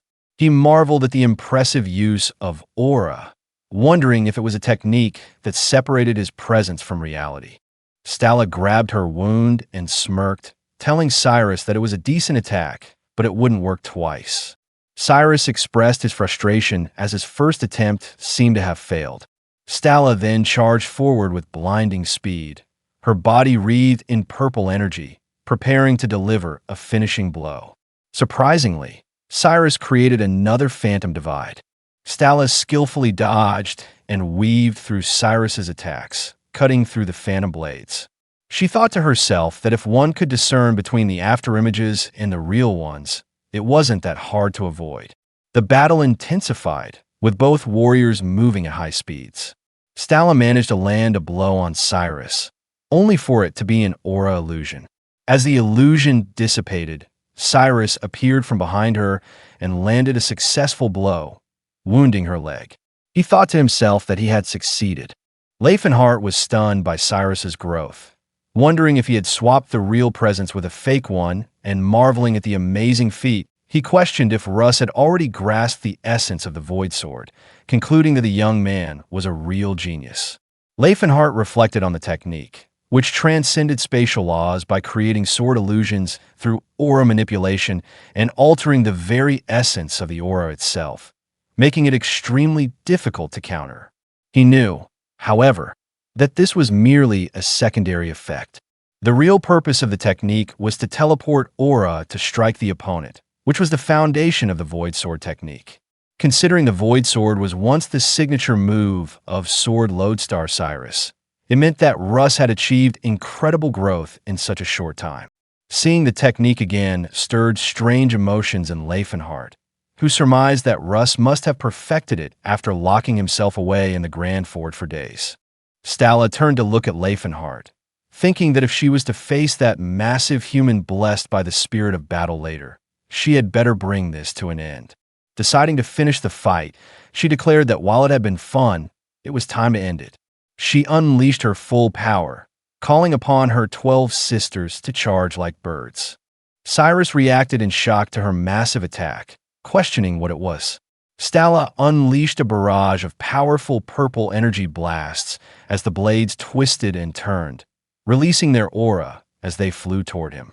Overwhelmed, Cyrus raised his hands amidst the destruction and surrendered.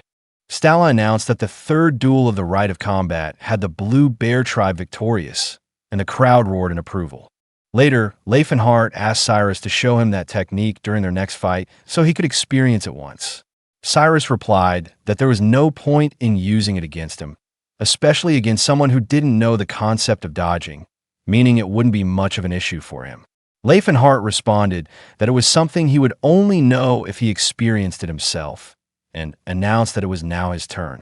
As Laefenhart prepared for his own fight, the orc women, including Stella, admired his physique. Stella commented on his great body, noting that he didn't even need to go through the rite, as it seemed everyone was already impressed. She added, however, that skipping the set rite wasn't an option. Laefenhart then formally introduced himself as Laefenhart Waldantares and declared that he would partake in the Rite of Combat. A mysterious, cloaked figure asked his wife if it would be okay for him to take on that friend. Laefenhart was shocked, wondering when he had shown up, as he hadn't sensed any presence at all at that distance. Stella asked her husband when he had gotten there. The cloaked figure replied that he had been watching for a while, because it looked fun and that he had been behind a rock. Laefenhart was taken aback, realizing the rock was easily 300 meters away. Stella then asked her husband why he had come so early and what had happened with the Snake King. He replied that he had already captured and chopped him up before coming here, to which Stella proudly commented that was her husband and that they would be feasting for a while. An imposing, white-haired orc then appeared, introducing himself as Kalkin, the chief of the Blue Bear tribe and a champion. He asked if it would be okay for him to face Laefenhart in his wife's stead. Laefenhart eagerly accepted, thinking that this was the first time he would face someone of this size since his master. He exclaimed that this was just what he was hoping for.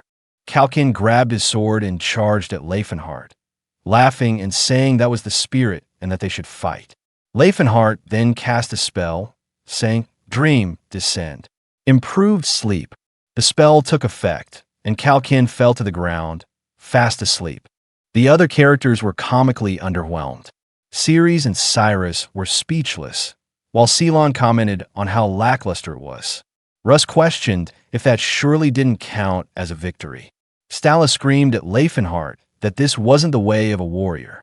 Laefenhart replied that she could wake him up, explaining that he only revealed he was both a warrior and a mage in the interest of a fair duel. Kalkin woke up, grabbing his head in confusion and wondering if he was still that tired. Stella informed her dear that he had just been hit by a spell. Kalkin, surprised, asked if that guy was a mage. Laefenhart explained that not only his body, but magic too was his weapon, and if he didn't use all the power he possessed to face him, it would be disrespectful. The orc chieftain acknowledged Laefenhart's honor. Kalkin thanked the champion of the humans for his consideration, stating that if magic was also his weapon, then not using it would indeed be dishonorable.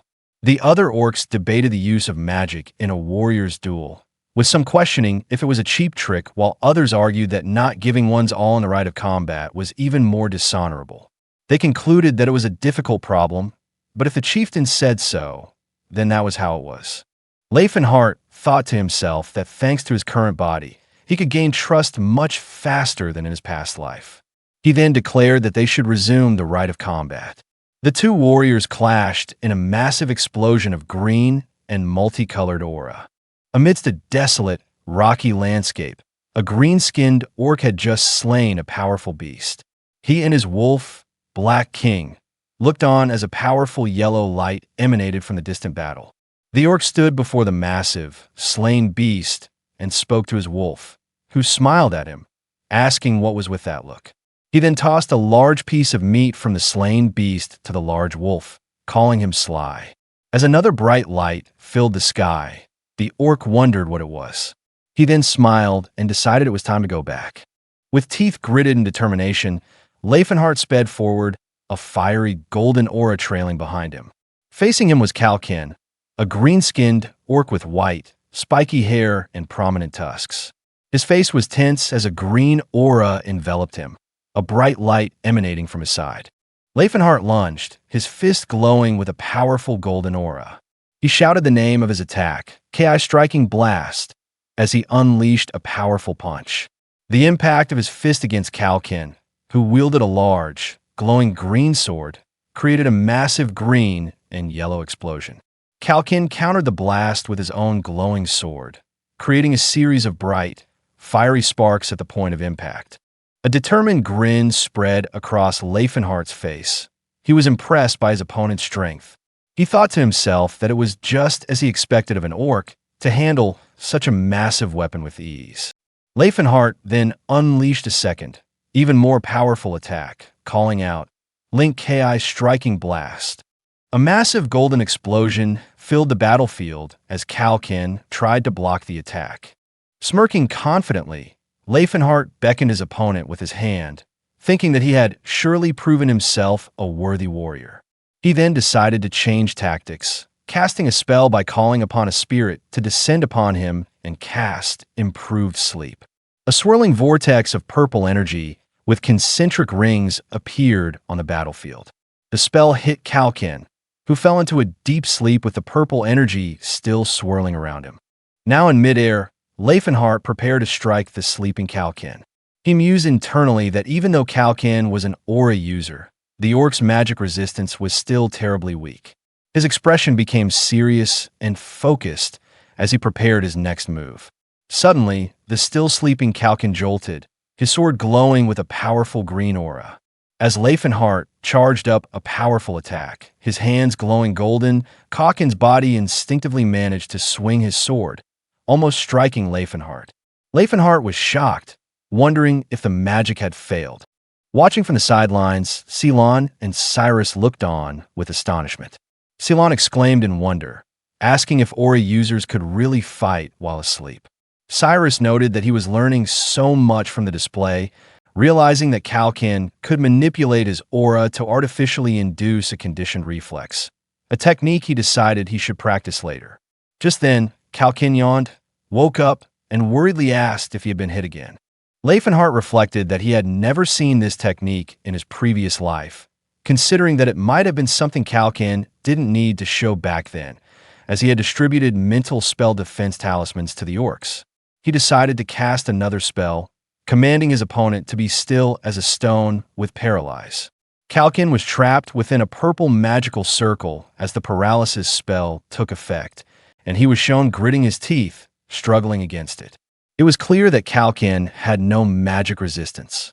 However, Laefenhart observed that Kalkin was in an auto-combat mode and was parrying attacks, compensating for his weakness by utilizing his aura control skills. With a roar, Kalkin managed to break the spell as he smashed his massive sword into the ground. The two warriors faced each other with wide, excited grins. Kalkin laughed and declared how fun the fight was, while Laefenhart praised his impressive technique. A wide, manic grin filled Laefenhart's face. He thought that while he could use another spell, he preferred to settle this with a skill used by warriors. He declared that he would get serious now. In the middle of the desolate, rocky landscape, the two clashed again. A massive explosion of energy erupted from their collision as Laefenhart punched Kalkin, who managed to block the attack. Several orcs watching the fight had looks of shock and awe on their faces. Kalkin roared with determination, shouting to the human that they should bring this fight to an end. Laefenhart responded with an equally determined and excited expression, his fist glowing with immense golden energy, and gladly agreed. A close-up showed both Laefenhart's and Kalkin's eyes glowing with power. From midair, Laefenhart channeled immense golden energy as he prepared to deliver a powerful diving attack, announcing it as quadrupled Calamity Horn. Kalkin responded by raising his sword, which now crackled with green lightning, to meet the attack with his Thunder Strike. A massive explosion of golden and green energy erupted as their ultimate attacks collided, shattering the ground and sending shockwaves across the landscape. The aura of the two fighters could be seen from far and wide. After the duel, Laefenhart received a painful healing spell from Ceylon, his back covered in sweat and glowing with a pinkish light. He yelped in pain, asking when it would end. Ceylon retorted that she had told him it would only take a moment. A muscular female orc named Stala, who had overseen the rite of honor, announced the result to the crowd, declaring a draw in the traditional orc fashion by stating that the skill of both fighters was like that of twins born on the same day. Tilla asked why the holy healing of Philanans was so painful. Ceylon explained that it was because some of his opponent's aura was still lingering inside his body. She elaborated that aura, holy power, and magic all have different natures. While aura doesn't repel like magic and holy power, their differing natures prevent them from fully integrating. Ceylon offered to heal Kalkin as well, but he declined, saying it would heal on its own if left alone, and gestured to his own partner, who was already tending to him. Kalkin then formally acknowledged Laefenhart as a warrior he could trust. He declared that from that day forward, they were brothers. He proclaimed that meeting a new brother was a joyous occasion, and that conversation started with swords must be followed by drinks. The scene transitioned to a celebration around a large bonfire in the orc settlement that night. Several orcs raised their drinking horns in a toast, shouting for everyone to raise their glasses in celebration. Amidst the boisterous scene, Ceylon and Russ felt hesitant, with Ceylon noting the great mood and Russ finding it too intense to drink there. Kalkin approached Laefenhart, calling him brother and offering him a drink.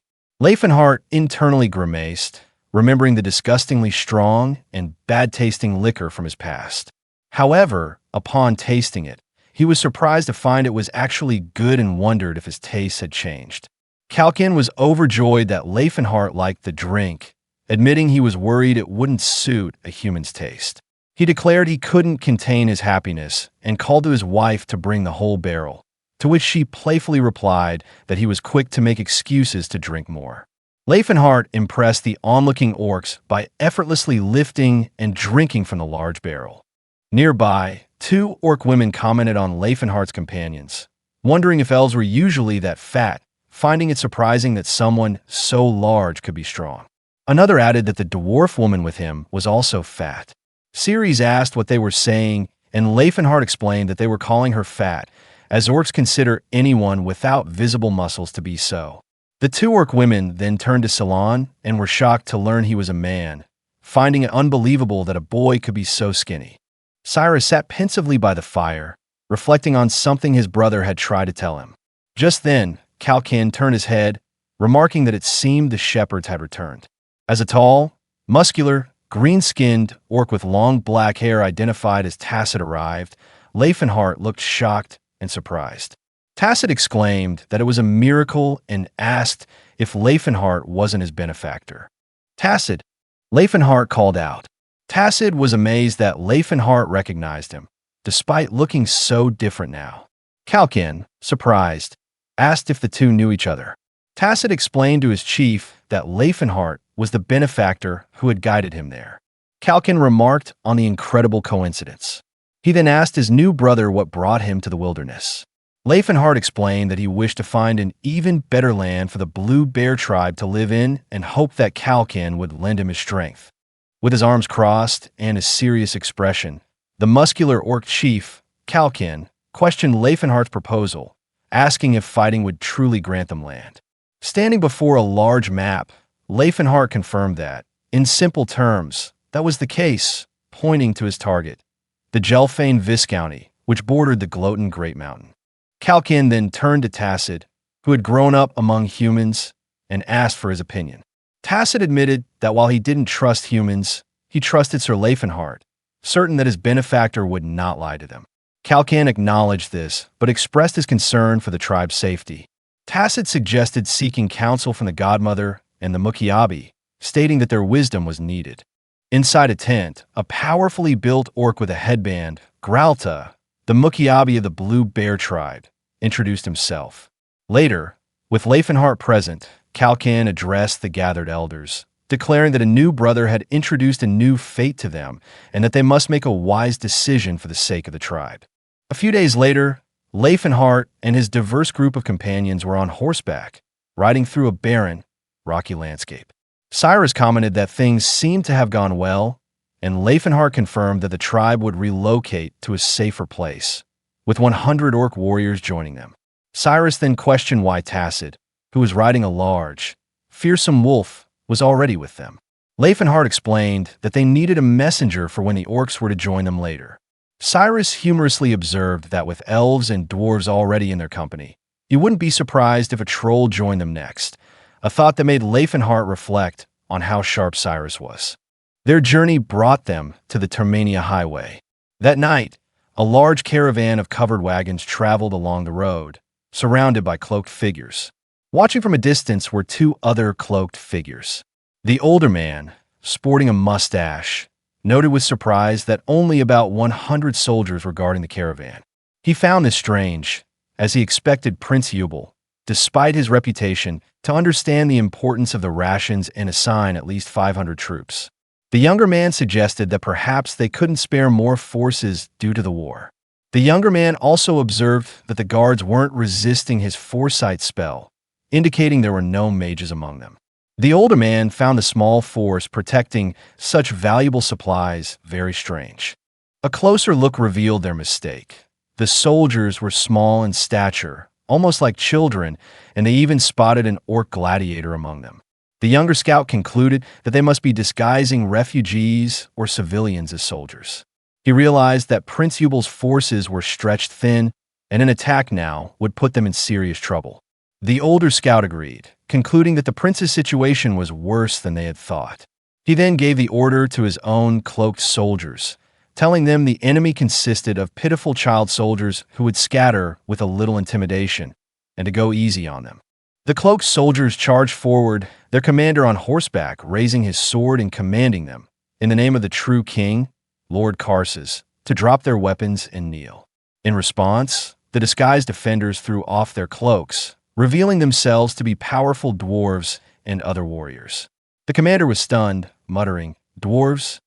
The dwarves let out a battle cry, with one shouting that they had been waiting for these bastards as they charged to meet the attackers. The enemy commander looked on in horror, wondering what lunatic would use mole-like creatures as troops. His companion exclaimed that the good-for-nothing miners had lost their minds. Just then, a dwarf leaped high into the air, bringing his axe down and cutting the younger scout in half. The commander looked up in shock as the dwarf's axe crashed down, chopping through his soldiers. He couldn't comprehend how they were jumping so high. The eyes of the dwarves and orcs glowed with a menacing red light as they tore through the enemy ranks in a chaotic battle, with one dwarf taunting the humans to come at them, while a soldier cried out in confusion. The commander tried to rally his remaining men, shouting not to panic and that they were still just mole men, ordering his infantry to charge. A massive force of reinforcements charged down the road. Amidst the snowy battlefield, two dwarves surveyed the approaching infantry unit of 800, noting it was about 8 times their own size.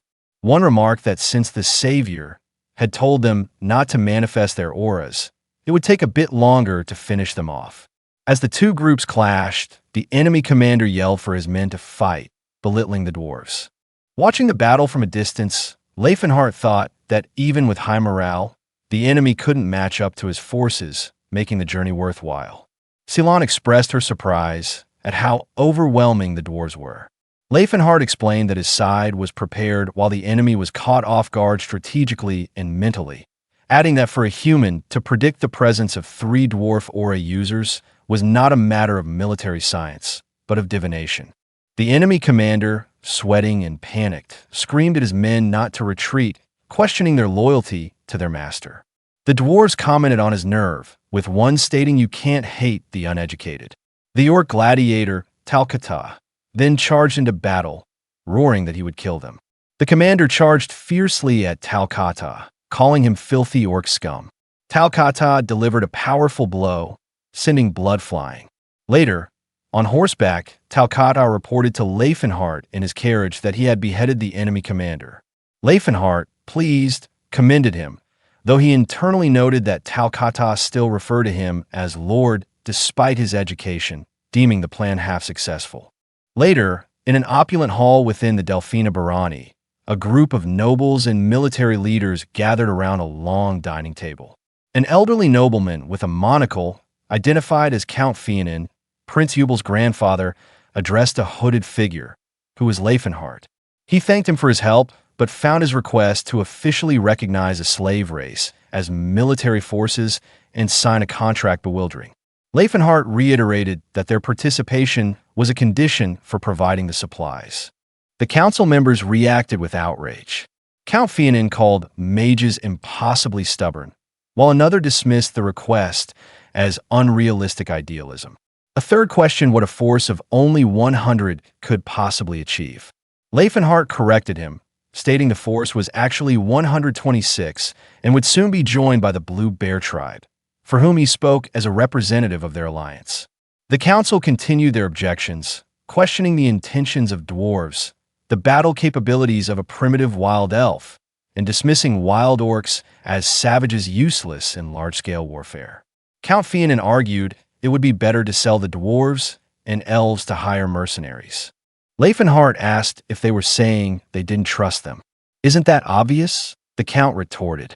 With a confident smile, Laefenhart declared that they would prove it to them. Standing before an image of a large, fortified city built into a mountainside with a waterfall, he announced, "We will take Fort Sinai with our own strength." Count Fianin stared in disbelief, asking if Laefenhart had just said Fort Sinai. An older man in a military uniform looked on with equal surprise. Laefenhart calmly confirmed that was correct. The older noble shouted in anger, asking if he was joking and if he thought Fort Sinai was some bandit hideout. He questioned whether winning a single battle made Laefenhart a great commander, reminding him that Sir Tetzvold, the kingdom's strongest knight and an aura user, was stationed there. Laefenhart calmly explained that his forces had more than enough strength and, if treated properly, would bring victory to Prince Eubel. Another stern-faced noble dismissed the plan as foolish, claiming that mages didn't understand war at all. Prince Eubel interjected, telling them it was enough and questioning why they were so upset. A uniformed man with a mustache expressed his concern to the prince, arguing that he was sending valuable slaves to their deaths for nothing. Prince Eubel countered, asking if their priority wasn't supplies, not the slaves. He then turned to Laefenhart, addressing him as Count, and confirmed that he would be leaving the supplies behind. Laefenhart agreed, stating they would only carry a week's worth of provisions. The prince smirked, reasoning that most of the supplies would remain, and since a mere 100 soldiers couldn't eat much anyway, it seemed like they stood to lose nothing. A military man voiced his agreement with the prince's wisdom and the count's proposal. As the rightful heir, Prince Eubel then officially ordered Laefenhart to seize Fort Sinai and show his loyalty. With a determined look, Laefenhart accepted the order. Later, at a forest encampment at night, Laefenhart asked Ceres if Tacit had departed as planned. She confirmed he had left a while ago with the Black King and asked if the meeting went well. Laefenhart replied that it went according to his plan. Cyrus noted the odds were 3,000 against 200, pointing out that an attacking force typically needed to be 3 times larger than the defenders to take a fort. Laefenhart countered that while the Knights of Krobans weren't weak, they couldn't be compared to the warriors of Grand Forge and the Blue Bear tribe. He was confident that with the strongest forces from those two races, they couldn't fail. Cyrus added that, not even counting Laefenhart, they had 6 aura users on their side, a force rare in the entire history of the continent. The male priest Silon predicted that the status of orcs and dwarves across the continent would soon rise. Elder Relhard appeared, adding that the elves would not be left out of this movement. He explained that thanks to their benefactor, Elvenheim had been revived, and humans would no longer treat them as a weak race. To demonstrate, he stretched out his hand, and fire emerged, growing into a bright fire sprite that then expanded into a fire giant, surprising everyone. Silon exclaimed how incredible it was. Relhard explained that as time passed, other elves would also sense the revival. However, he momentarily lost control of the spirit and panicked that everything would be burned down. Just then, Prince Eubel arrived, asking about the noise. He explained that Phainia had wanted to meet the other dwarves. He admitted that while they had stirred things up according to Laefenhart's plan, he questioned if they truly had a chance of winning. Laefenhart confirmed they did, though they needed to be prepared for the consequences. He then commented that seeing the dwarf girl Phainia smiling put him in a good mood.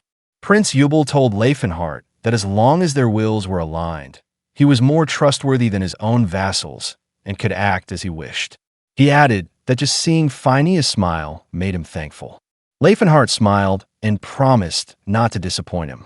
A few days later, with the arrival of a warm spring, the fires of war came to Fort Sinai. A guard from a tower shouted that an enemy raid was underway. The knight, Tetzvold von Fernando, rushed to see what was happening.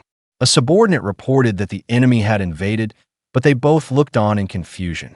They saw no humans, only a force comprised mostly of dwarves fighting under Prince Eubel's crest, and wondered if they really thought they could take the fort with so few numbers.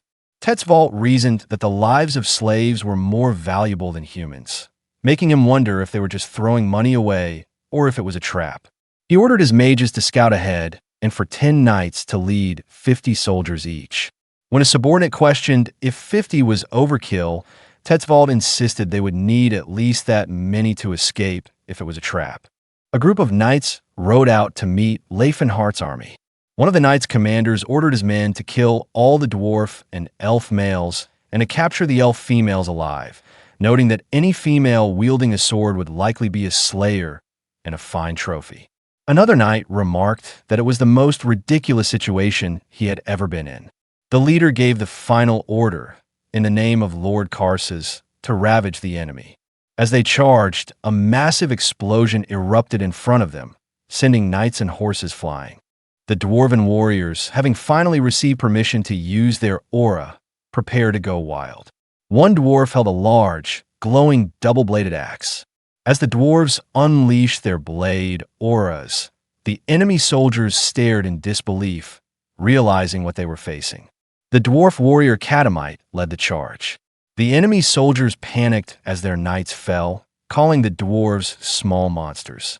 Catamite laughed as he cut down the human soldiers with his axe, declaring that he was finally avenging his kin.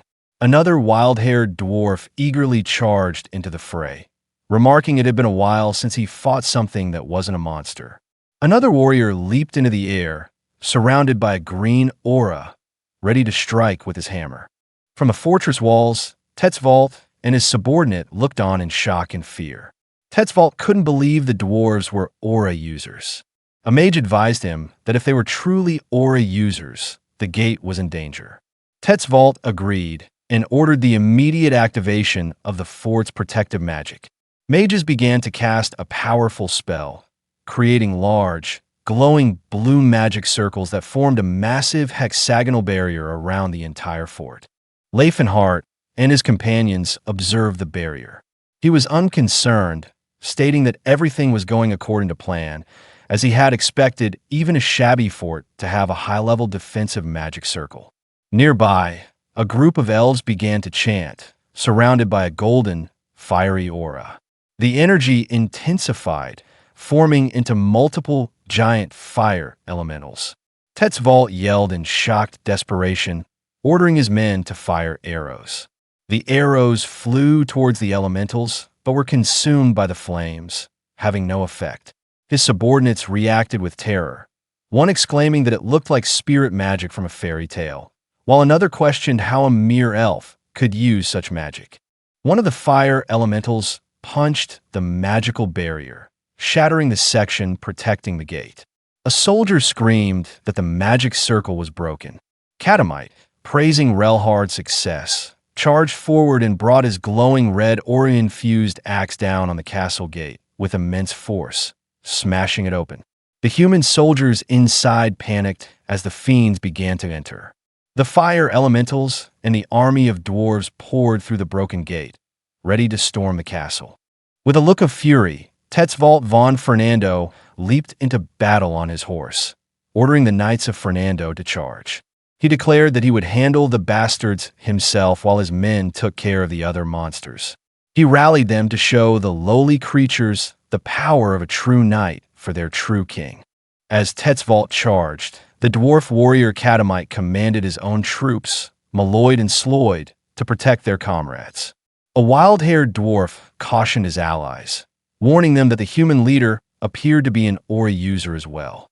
Tesron, engulfed in a powerful, crackling blue aura, roared with anger, questioning how a foolish grub dared to imitate an aura user. Catamite leaped into the air to meet the charge. The clash was immense. Tesron's blue aura-infused sword met Catamite's pink aura-infused axe, creating a massive shockwave of purple light and a violent impact. Tesron was inwardly shocked. He had been confident in his superior skill, but was now struggling against the dwarf's strength. Catamite, though determined, acknowledged that his opponent, while much younger, was no pushover, reflecting on the unmatched speed at which humans grow. The knights behind Tesron looked on in utter disbelief, surprised that a dwarf could possess aura abilities and not be overwhelmed by Sir Tesron.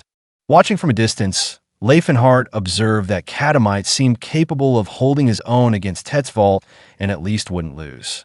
However, he noted that his forces were getting worn out as the elves strained to maintain the fire elementals under enemy attack. Cyrus, in a panic, asked if it was okay for them to just stand by. Laefenhart remained calm, explaining that this fight was meant to reveal the strength of the different races to the world, and they should not intervene. When Cyrus worried that losing the battle would make it all meaningless, Laefenhart agreed, but wondered why the reinforcements were taking so long. Suddenly, he turned his head in surprise, exclaiming that they were late. A massive, green-skinned orc, Tacid, appeared, apologizing for the delay. He explained that avoiding human eyes had taken time, but his brothers and sisters were now here. Laefenhart, realizing he should have considered the travel routes more carefully, urgently ordered Tacit to head out immediately. With a sinister grin, Tacit, riding a giant, snarling wolf, rallied the warriors of the Blue Spirit. The orc warriors, also mounted on wolves, crashed violently into the fort's soldiers. Tacit led the charge with a battle cry, proclaiming that the warrior's blade tears through and the hero's axe splits the earth. The mighty warriors of the Blue Spirit, their burning blood leading them to victory, overwhelmed the human soldiers inside the fortress walls. The orcs fought with savage fury, their commanders roaring for them to fight until their hearts burst, promising the blessing of the warrior's spirit. The human soldiers were thrown into chaos and terror. They screamed in horror, calling the orcs monsters and crying out for someone to save them. A knight attempted to rally the retreating soldiers, telling them to get a grip and that the orcs were mere beasts, but he was inwardly shocked by the massive weapons the savage bastards were wielding. Tacit, atop his wolf, effortlessly cut down soldiers with a massive sword. Laefenhart narrated to himself that the human surprise was understandable. In the current era, knowledge of multiracial tactics had been lost. He mused on the weapon preferences of different races: light and sharp for elves, long weapons for dwarves, and natural weapons for trolls. As if to prove his point, a massive, bare-chested orc warrior with a glowing aura levitated and unleashed a barrage of spirit weapons, tearing through the human ranks. The soldiers screamed in terror, calling the swords possessed and crying out to their god for salvation. Watching from afar, Ceylon remarked that while he knew orc warriors were strong, they were even more overwhelming than he had thought. Laefenhart calmly analyzed their weakness, explaining that spirit weapons could be countered by two people working together, one to handle the flying sword and the other to focus on the orc. He reflected on how terrifying ignorance was, noting that it had made not just the other races, but humanity itself foolish. The chaos intensified as another massive orc, Kalkin, charged through the panicked soldiers on a giant wolf, his sword glowing with a green blade aura. The knights cried out in despair as they saw yet another aura user. Tesron, still locked in a desperate struggle with Katamite, looked on with a face full of disbelief, wondering what had happened to the world. Laefenhart turned to Ceylon, asking if it felt good to watch a human die. Ceylon admitted that it didn't, as he was human too. Laefenhart reminded him not to forget that this was a war for the right to live, no different than fighting for their own humanity. As he spoke, Katamite struck down the overwhelmed Tesron. Standing triumphantly on a bridge, Katamite held his axe high, declaring that he had cut off the enemy commander's head and that victory was theirs. In the capital city of Croton, Lord Karses slammed his desk in anger, refusing to believe the messenger's report. He demanded to know if they were absolutely sure about Knight Tesron. The messenger confirmed that based on the reports of surviving soldiers, there was no doubt. Karses hung his head in grief, mourning the fall of his mentor. An advisor gave a grim assessment. Their remaining forces were around 12,000, and with Fort Sinai lost, the capital was now in danger with only 4,000 defense forces. Recovering his composure, Karses issued decisive orders. He instructed that his father and grandfather be contacted immediately, and for every noble's troops to be gathered and converge on the capital.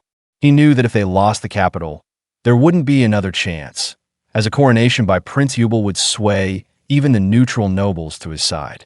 His advisor silently admired the young lord's cold and swift judgment, thinking him the rightful king.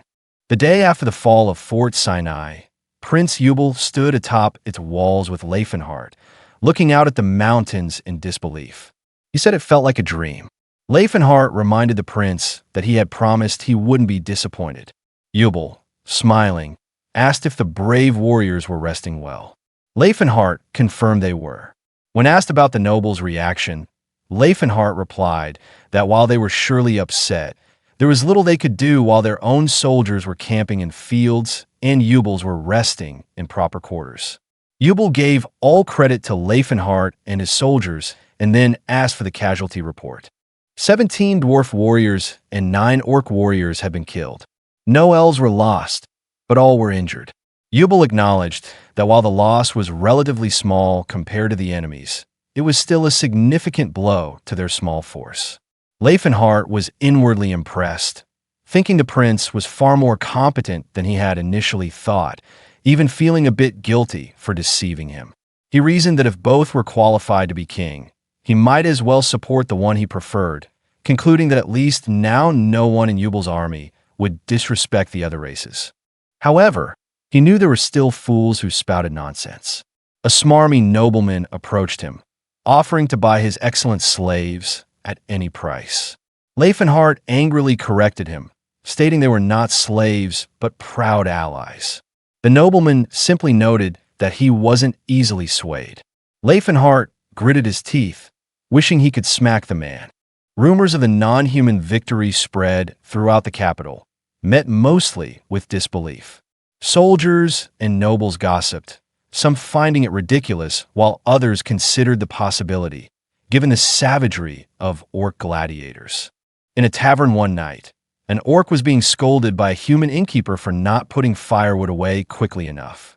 2 patrons at the bar observed the scene and dismissed the rumors, remarking that this was the kind of orc they were used to. They discussed a strange rumor about a priest from Philanens who was supposedly using dwarves, finding it odd since the church typically refrained from using slaves. A tall woman in ornate golden armor with long dark hair leaned over them with a charming smile, asking if she could hear more about that story. The patrons, flustered by her beauty and height, told her what they knew. The priest was commanding non-humans, looked to be about 14, had hair, and was so pretty he could be mistaken for a girl. The woman let out a sinister laugh and suddenly crushed the mug in her hand. A dark purple liquid dripped from her fingers. With her eyes glowing with a purple aura, she licked the liquid from her hand, a possessive expression on her face as she thought to herself, "Finally, I've found you. My betrothed, Killian Phil Marcy's." With his arms crossed and a serious expression, the muscular orc chief, Kalkin, questioned Laefenhart's proposal, asking if fighting would truly grant them land. Standing before a large map, Laefenhart confirmed that, in simple terms, that was the case, pointing to his target, the Gelfane Viscounty, which bordered the Gloaten Great Mountain. Kalkin then turned to Tacit, who had grown up among humans, and asked for his opinion.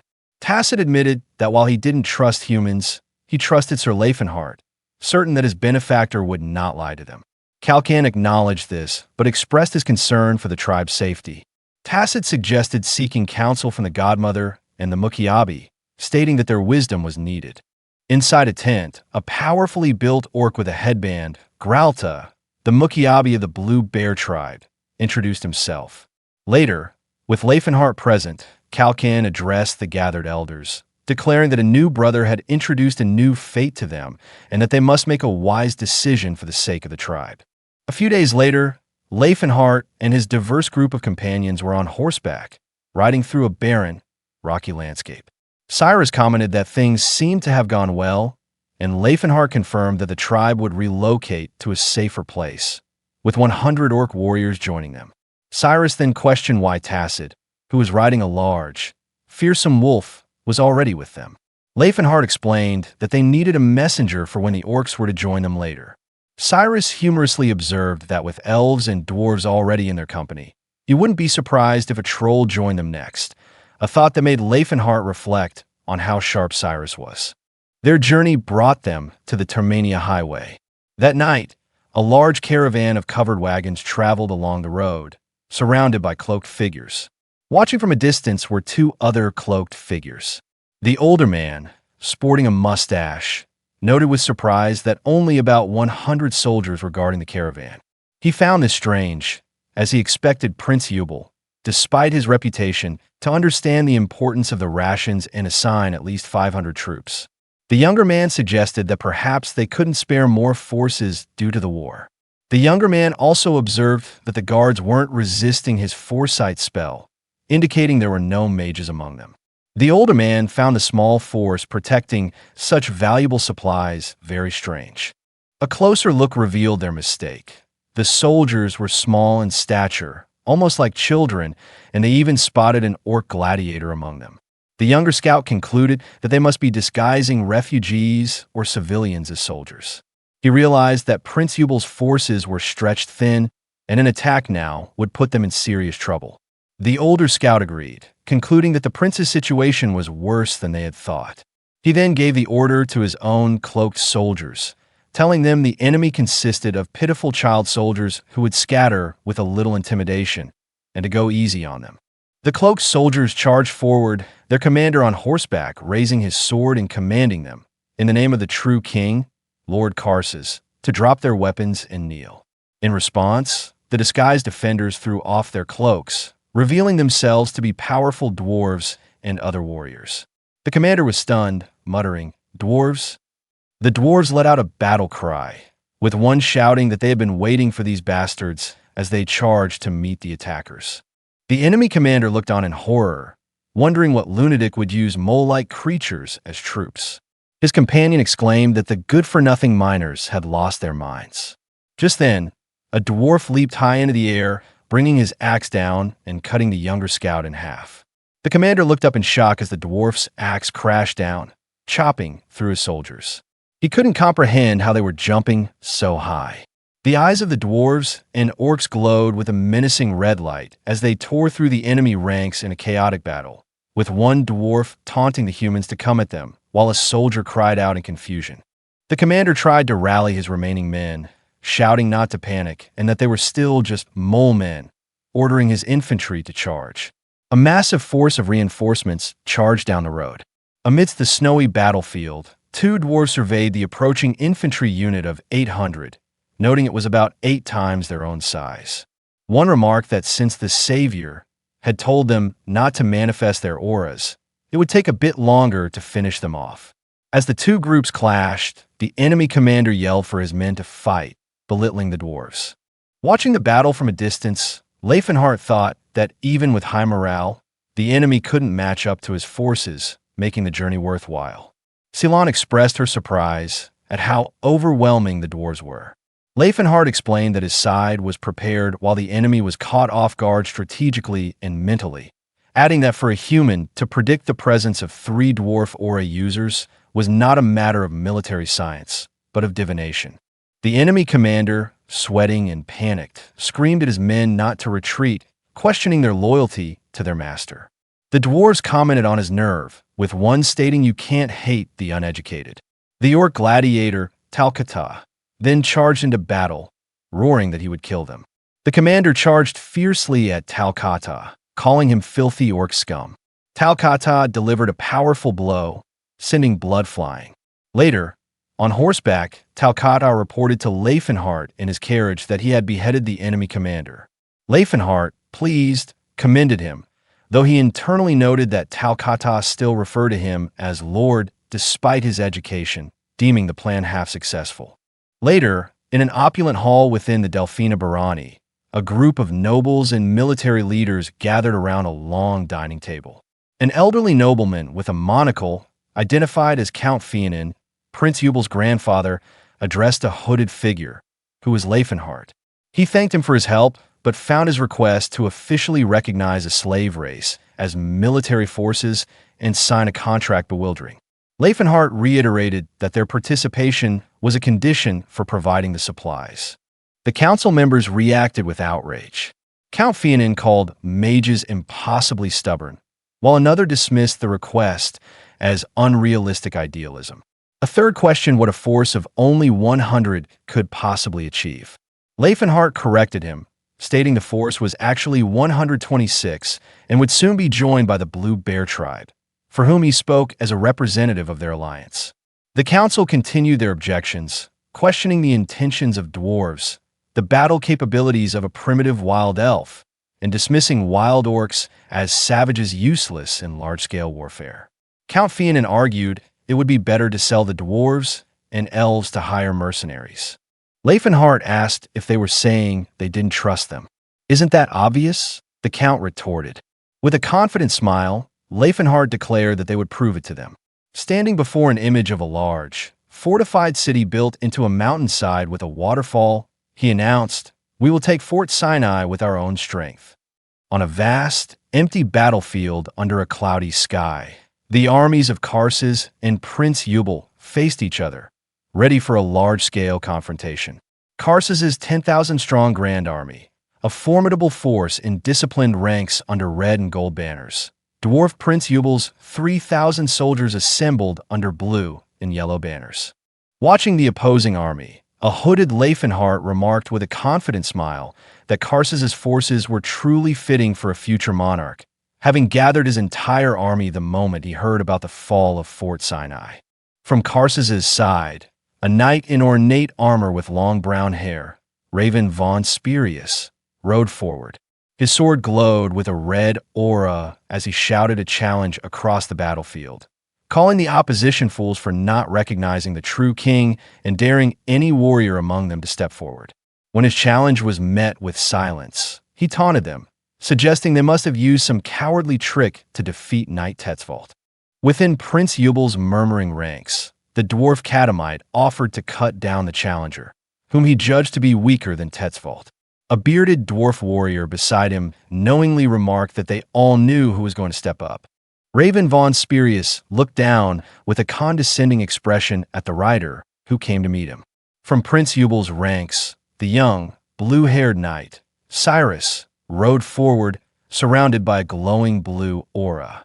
He introduced himself as Cyrus of House Tense, one who stood with Prince Eubal, and stated it was an honor to face the renowned Knight Spirius. Raven, amused, noted that Cyrus didn't even look to be 30 years old. Gritting his teeth, Cyrus declared that this wouldn't be easy and charged forward. The two knights spurred their horses toward each other, their aura-infused swords clashing in a brilliant explosion of light that illuminated the battlefield.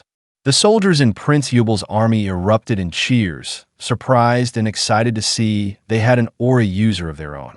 Lord Karsus watched with a worried expression, knowing that having an aura user on the battlefield was a significant morale boost, and that Knight Spirius must win this duel. The two combatants were locked in a fierce struggle, their swords clashing repeatedly. Raven praised the young man's impressive skills, while Cyrus found his opponent as formidable as the rumors said. Confident that his combat experience gave him an edge over his opponent's swordsmanship, Cyrus lunged at Raven with fierce determination, their clash creating an explosion of aura. Laefenhart, watching the duel, was impressed, thinking that at this rate, Cyrus might be called a sword lodestar in a few years. Refusing to lose to a brat, Raven von Spirius released his aura, his sword burning with a flaming red light as he charged. Cyrus, with a look of pure joy, met the charge and unleashed his own blue aura skill, shouting Phantom Divide. Multiple glowing blue phantom swords, created from his aura, appeared around him. Raven cried out in shock, overwhelmed as the illusory blade struck him, followed by Cyrus's real blade slicing through his armor. As Raven's men called out his name in shock, he lay bleeding on the ground, wondering how someone so young could use such a powerful technique. Prince Eubal's soldiers cheered for Knight Cyrus's victory. However, Cyrus looked disappointed, knowing that while the technique was impressive, its low success rate was a problem. With the duel's outcome decided, both Lord Karsus and Prince Eubal simultaneously ordered their armies to charge forward. A lone female rider with a ponytail led the charge from Prince Eubal's side. Cyrus and the orc chieftain rallied their troops, shouting battle cries as they plunged into the fray. Karsus's soldiers were terrified as the orcs, riding giant wolves, crashed into their lines. A commander tried to rally them, ordering them to form ranks and knock the enemy off their mounts. But one soldier realized with horror that their foes were not riding ordinary horses. A soldier screamed for help as a giant wolf bit down on him. Lord Karsus watched from his command post, horrified, realizing the rumors were true. He angrily demanded to know what Knight Sada's detached forces were doing, only to be told that the 1,000-man detachment was unable to break through the mere 200 troops guarding Prince Eubal's main camp. The dwarf warriors holding the line laughed and taunted their enemies, boasting that while they weren't fast, they were confident when it came to holding their ground. Laefenhart then unleashed his own power, calling upon his blazing heavenly friend, Ignatius. A massive fire elemental descended from the sky in a huge wave of fire, crashing into Karsus' army and causing widespread panic. Soldiers screamed that it was a fire demon, and a commander ordered an immediate magical counter. However, the mages found their magic failing, the flow of mana disrupted.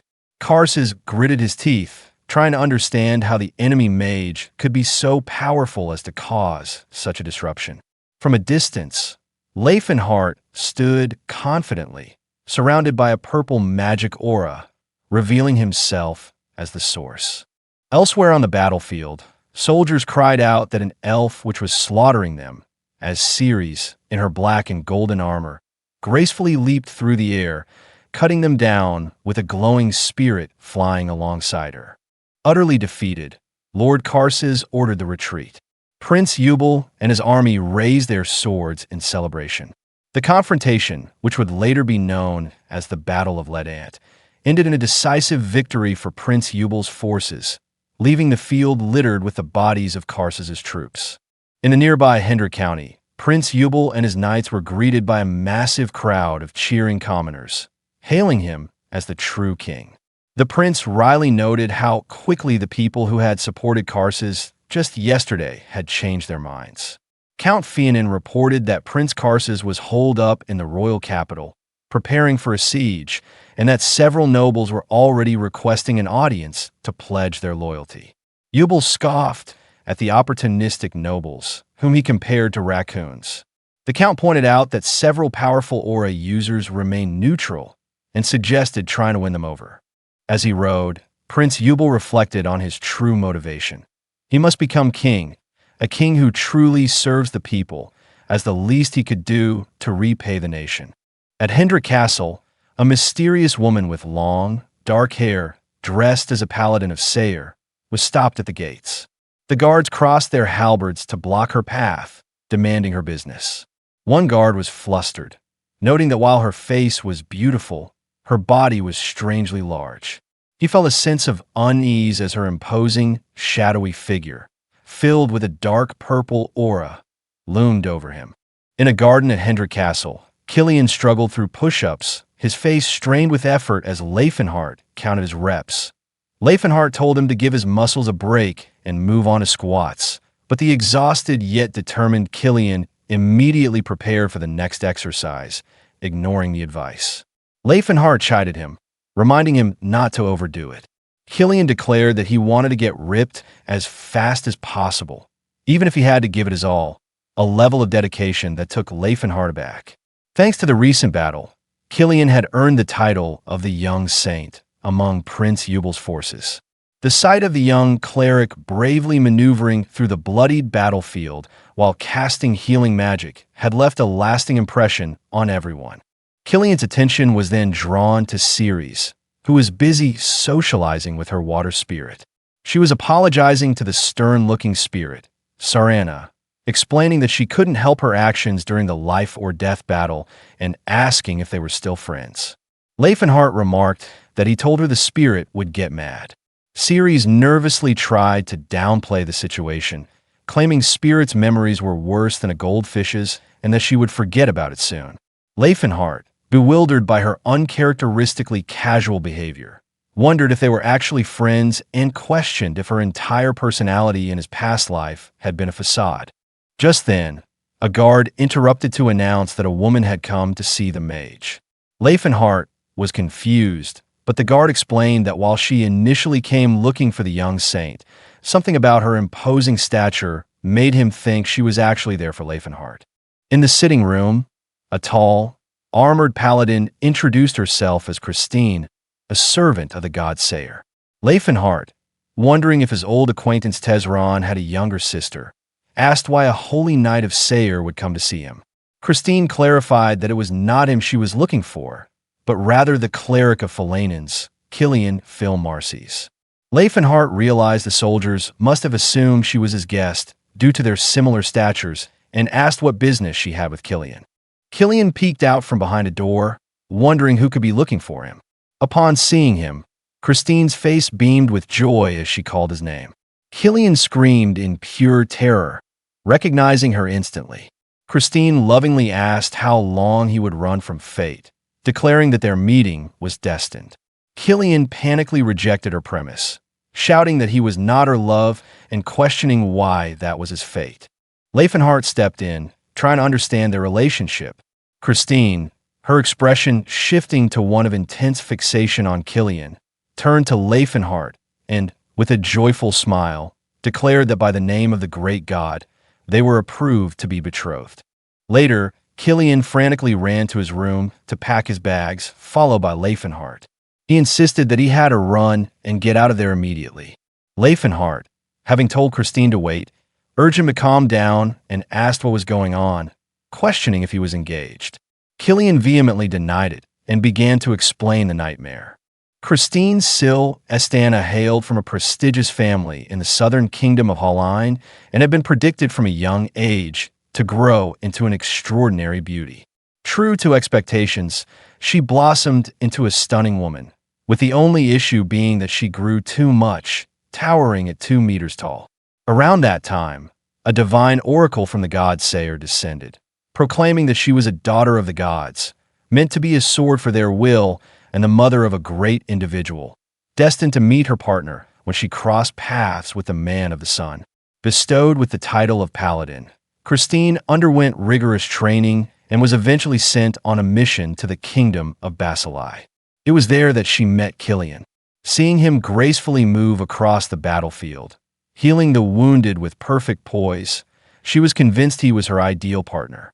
Having fallen for him at first sight, she immediately returned to the Sayer Order. When she returned to the Sayer Church, she burst into the grand hall, eyes blazing with conviction. The prophecy has been fulfilled. I found the father of the Great One.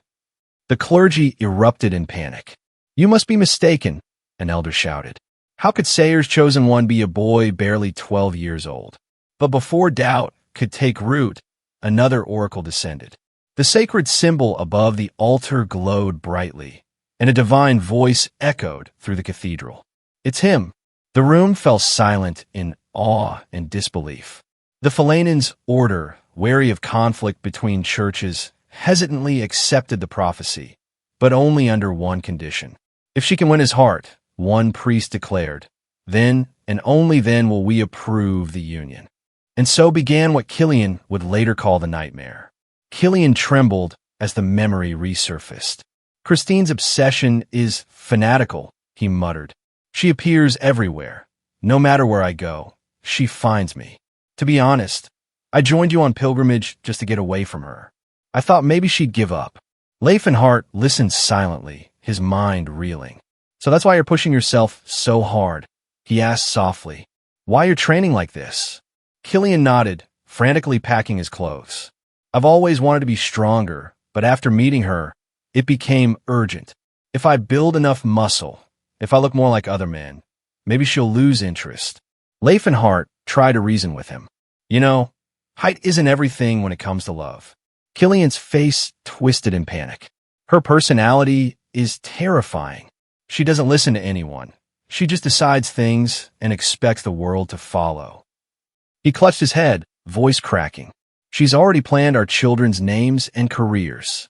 If we have a son, she wants to name him Stain and make him a paladin. If we have a daughter, she wants to name her Ellen and raise her as a priestess of Sayer. But I'm a cleric of Philanens. How does that even make sense? Laefenhart flinched at the name. Wait, what did you say she wanted to name the daughter? Ellen, Killian replied in exasperation. Why does that matter right now? But Laefenhart had gone still, the color draining from his face. Ellen, Ellen, Ellen. He remembered the saintess Ellen from his past life, a nightmarish woman who had tormented him endlessly. Her divine power could resurrect the dead, and her combat ability was extraordinary. She could bestow a blessing on an army that turned soldiers into berserkers. He now understood that this cursed woman was Killian's daughter. He then recalled the Holy Grail plan, a forbidden ritual of the Sayer Order.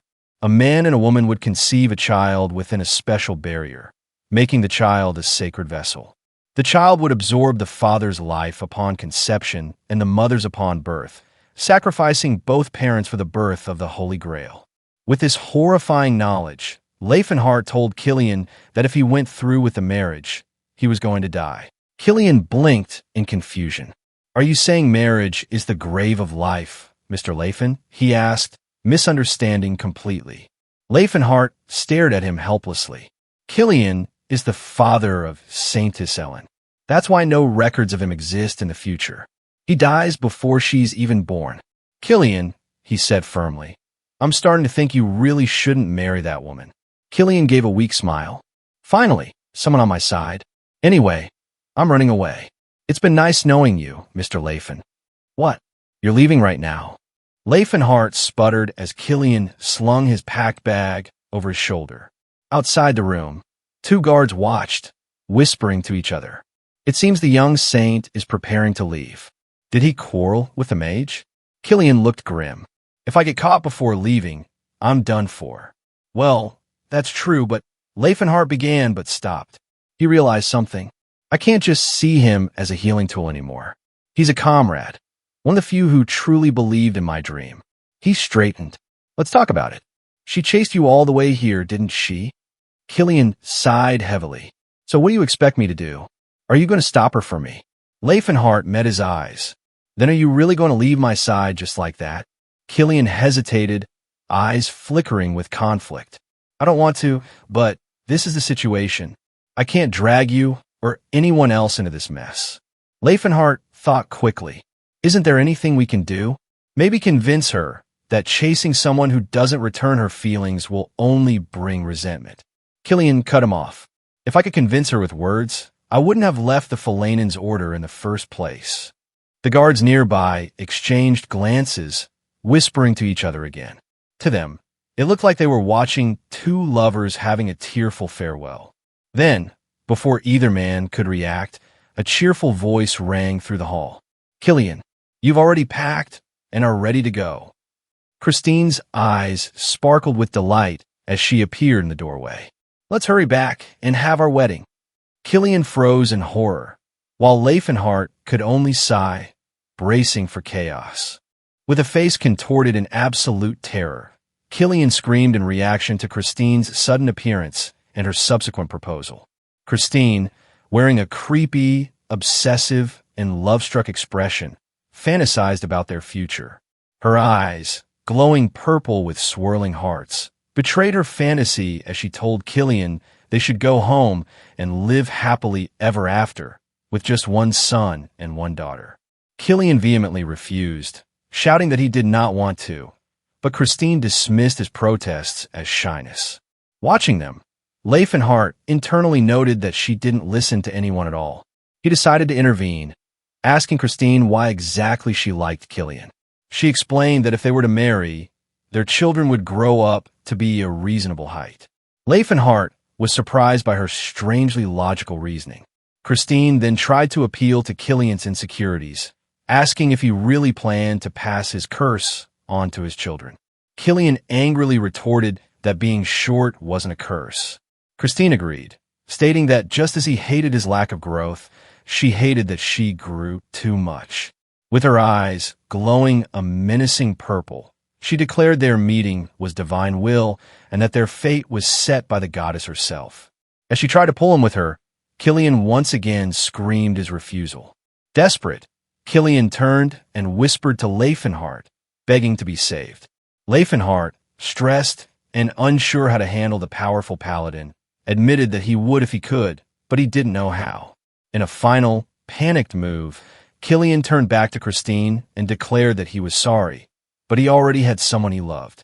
As Christine's eyes widened in shock, Killian grabbed Laefenhart's cloak and announced that he was in a relationship with Mr. Laefen and could not accept her love.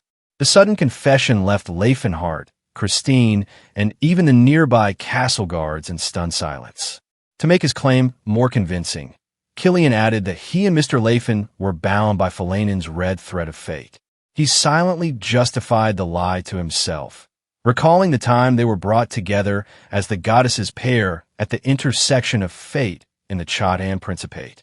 It was a divine spell meant to match compatible couples, but a horrified Killian and Laefenhart had been accidentally linked by the prayer's red thread. The nearby guards, completely misinterpreting the situation, began to gossip, remarking that something had seemed off between them and that they made a great couple. Laefenhart whispered furiously to Killian, asking why he had to be the one chosen for the lie. Killian quickly explained that Ceres was out of the question since she wasn't human, and he couldn't just find some other random girl. Laefenhart suggested grabbing a passing maid, but Killian insisted it had to be someone impactful, not just a normal person. Realizing he was trapped, Laefenhart asked how Killian planned to handle the fallout. Resigned, Killian declared that he had no choice but to reveal their relationship and awkwardly called Laefenhart his love. Playing along with a pained smile, Laefenhart replied, calling Killian his sweet dear as they shared a forced embrace. Christine's face became completely shadowed, her expression unreadable. Killian, still locked in the awkward embrace, hoped she was finally giving up. However, her expression twisted into a terrifying, psychotic grin. She declared that true love always came with trials, and in the true name of love, she, Christine, a paladin of Sayre, challenged Laefenhart to a duel. As she drew her sword, everyone in the castle stared in shock. Laefenhart was taken aback by the sudden turn of events, questioning why he, a wizard, would be dueling a knight. Christine pointed her sword at him and insisted that if he truly loved Killian, he had no choice but to accept. Killian, hiding behind him, theatrically cheered Laefenhart on, telling him to show them the power of their love. In a hushed whisper, however, he begged Laefenhart to duel the woman and win, pleading for him to save him. From the sideline, Ceres watched with the guards and wondered aloud if they were really dating, noting that even their glances matched perfectly. Laefenhart panicked internally, silently screaming for Ceres not to believe the lie. Christine, taking a formal stance, granted Laefenhart the first strike as a paladin of Sayre and told the mage to prepare for battle. Resigned to his fate, Laefenhart clenched his fists, deciding he had no other choice. His plan was to knock her out with a single, powerful spell. He began his incantation, chanting, Laudant Bs Valerian. O thunder, come to my hand and become a storm that blankets the sky, obliterating my foes. Purple energy gathered in his hand, and Christine looked on, shocked at the power emanating from the higher-level mage. With a silent apology, Laefenhart unleashed the attack, shouting, Lightning Storm. A massive torrent of purple lightning and magic circles erupted toward Christine. Laefenhart was confident that while he had reduced the spell's power to avoid killing her, it would be enough to knock her out. He was shocked by her next move. Unfazed, Christine called upon the power of her god, asking Sayre to let her sword shine. Her blade began to glow with a brilliant golden light, effortlessly deflecting the lightning bolts. The castle guards watched in disbelief, one wondering if she was an aura user. Another corrected him, stating that it felt different. It was the divine sword, used only by Sayre's paladins. Laefenhart realized he was facing one of the 1 in 10 Sayre paladins who could wield such a weapon. This woman was the real deal. In an instant, he cast multiple spells, shouting, Barrier of Defense, Power Shield, Stride of the Air, Wind Step, Arrow Bullet. As Christine charged through the residual energy, her divine sword glowing, Killian frantically asked Laefenhart why he was only using magic when his life was on the line. Laefenhart retorted, asking if it was strange for a mage to use magic, while silently thinking that Killian wouldn't understand the precise control his spells required. He clapped his hands together and cast his next spell, the Shroud of Darkness Blinds. Darkness Veil. Believing he had won, Laefenhart stood panting, surrounded by glowing magic circles.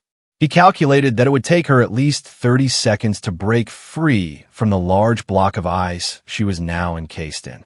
As he prepared to end the duel, Christine, serene within the ice, declared that she had no choice but to use the power granted by Sayre. Her eyes snapped open with rage, and the ice began to crack violently. With a furious roar, Christine shattered the magically conjured prison with sheer physical strength. Laefenhart was utterly shocked by the impossible feat. Killian, equally stunned, asked if she was an aura user. Christine laughed and explained that while she hadn't been blessed with insight into aura, Lord Sayer had granted her a body to match its strength. Suddenly, Laefenhart recognized the breathing technique she was using to channel her power. He demanded to know who had taught it to her. She tells him when she was younger, an old man taught her the breathing method. The old man told her it will keep her stronger and healthy. Laefenhart was terrified, thinking to himself the old man was his master. Christine asked if there was some sort of problem. Laefen panicked internally, realizing that his master's, Jim Unbreakable's breathing method was the cause of her incredible growth. He understood that his master, Gerald, must have taught her the height-increasing technique out of goodwill, thinking bigger was better. But in doing so, he had completely messed up her marriage prospects. Trying to hide his panic, Laefen assured her with a sweaty expression that there was absolutely no issue and that it had no relevance whatsoever. He quickly tried to change the subject, but Christine was resolute, declaring that they should resume the duel. Her eyes glowed with power as she prepared to attack, lunging forward with her sword ready. Laefen leaped into the air, initiating his own attack by shouting, "Wings of the soaring blade! Wing cutter!" A purple energy slash flew towards Christine, who met it with her own strike, creating a brilliant explosion of golden light. Laefen narrated internally that the breathing technique Christine used was his master's unique body growth method, specifically for increasing height. He was pushed back by the force of her power, realizing that judging by her growth, she must have practiced it diligently for at least 10 years. He was impressed.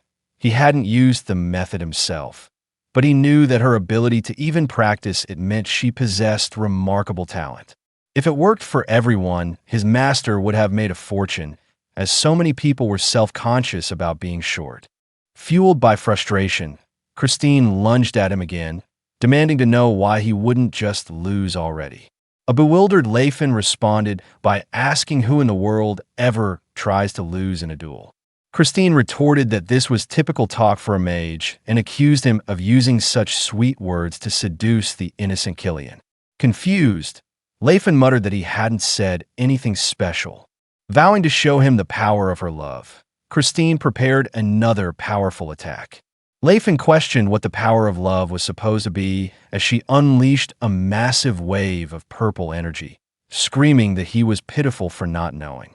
Laefen cast a spell, and his own purple energy blast engulfed Christine, sending her flying backward. Standing over the defeated paladin, who was on her hands and knees, Laefen declared his victory and asked if she would give up on Killian now. Trembling on the ground, Christine conceded that she had no choice but to step down for the time being. She then began to sob dramatically, turning her gaze towards Killian. She lamented her current lack of strength to rescue him from this villain, imagining his delicate form being toyed with by such a brute. An embarrassed and frustrated Killian shouted at her not to say such weird things. He then clung to Laefen with a creepy smile, declaring that their bond was purely spiritual. Laefen, repulsed, muttered that he would rather share nothing with him.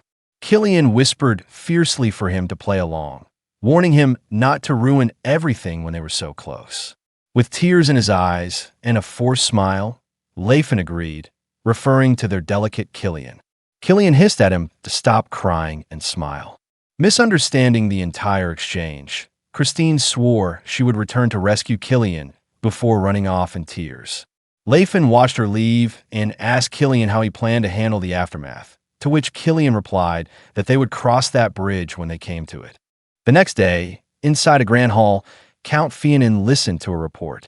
It seemed that while nothing had been figured out, the rumor about Lord Laefen and the young saint was having a positive effect. They were seen as a fitting, if unexpected, couple, and the gossip was that they had a true taste for life. A dwarf knight, Catamite, remarked to a noble that the savior had that sort of preference, adding that he had seen signs of it back in their city.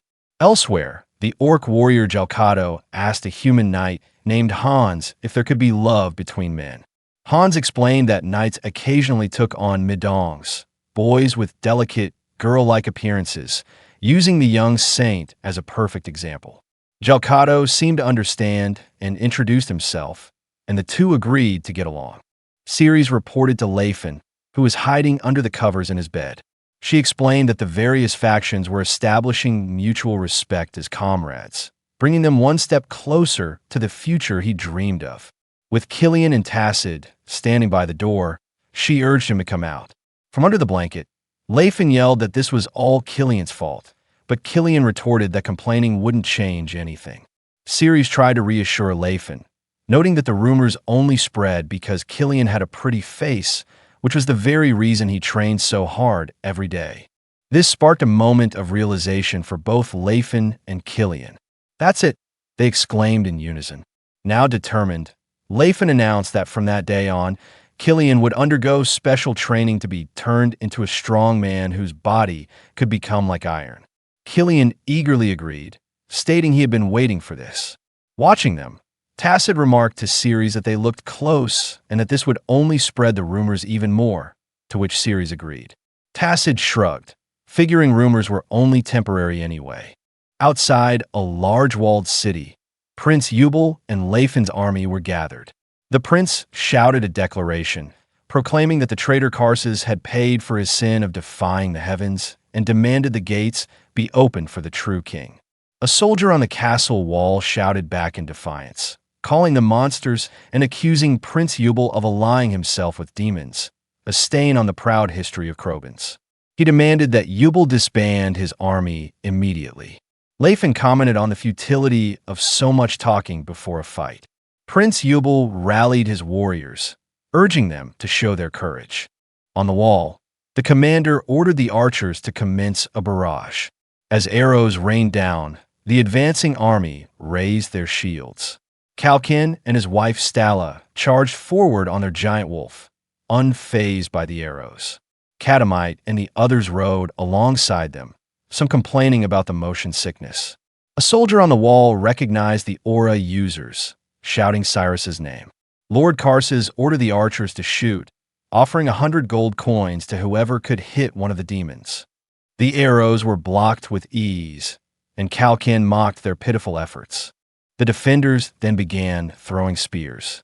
Maloid simply laughed, blocking them with his sword and asking what difference it made if the arrows were a bit thicker.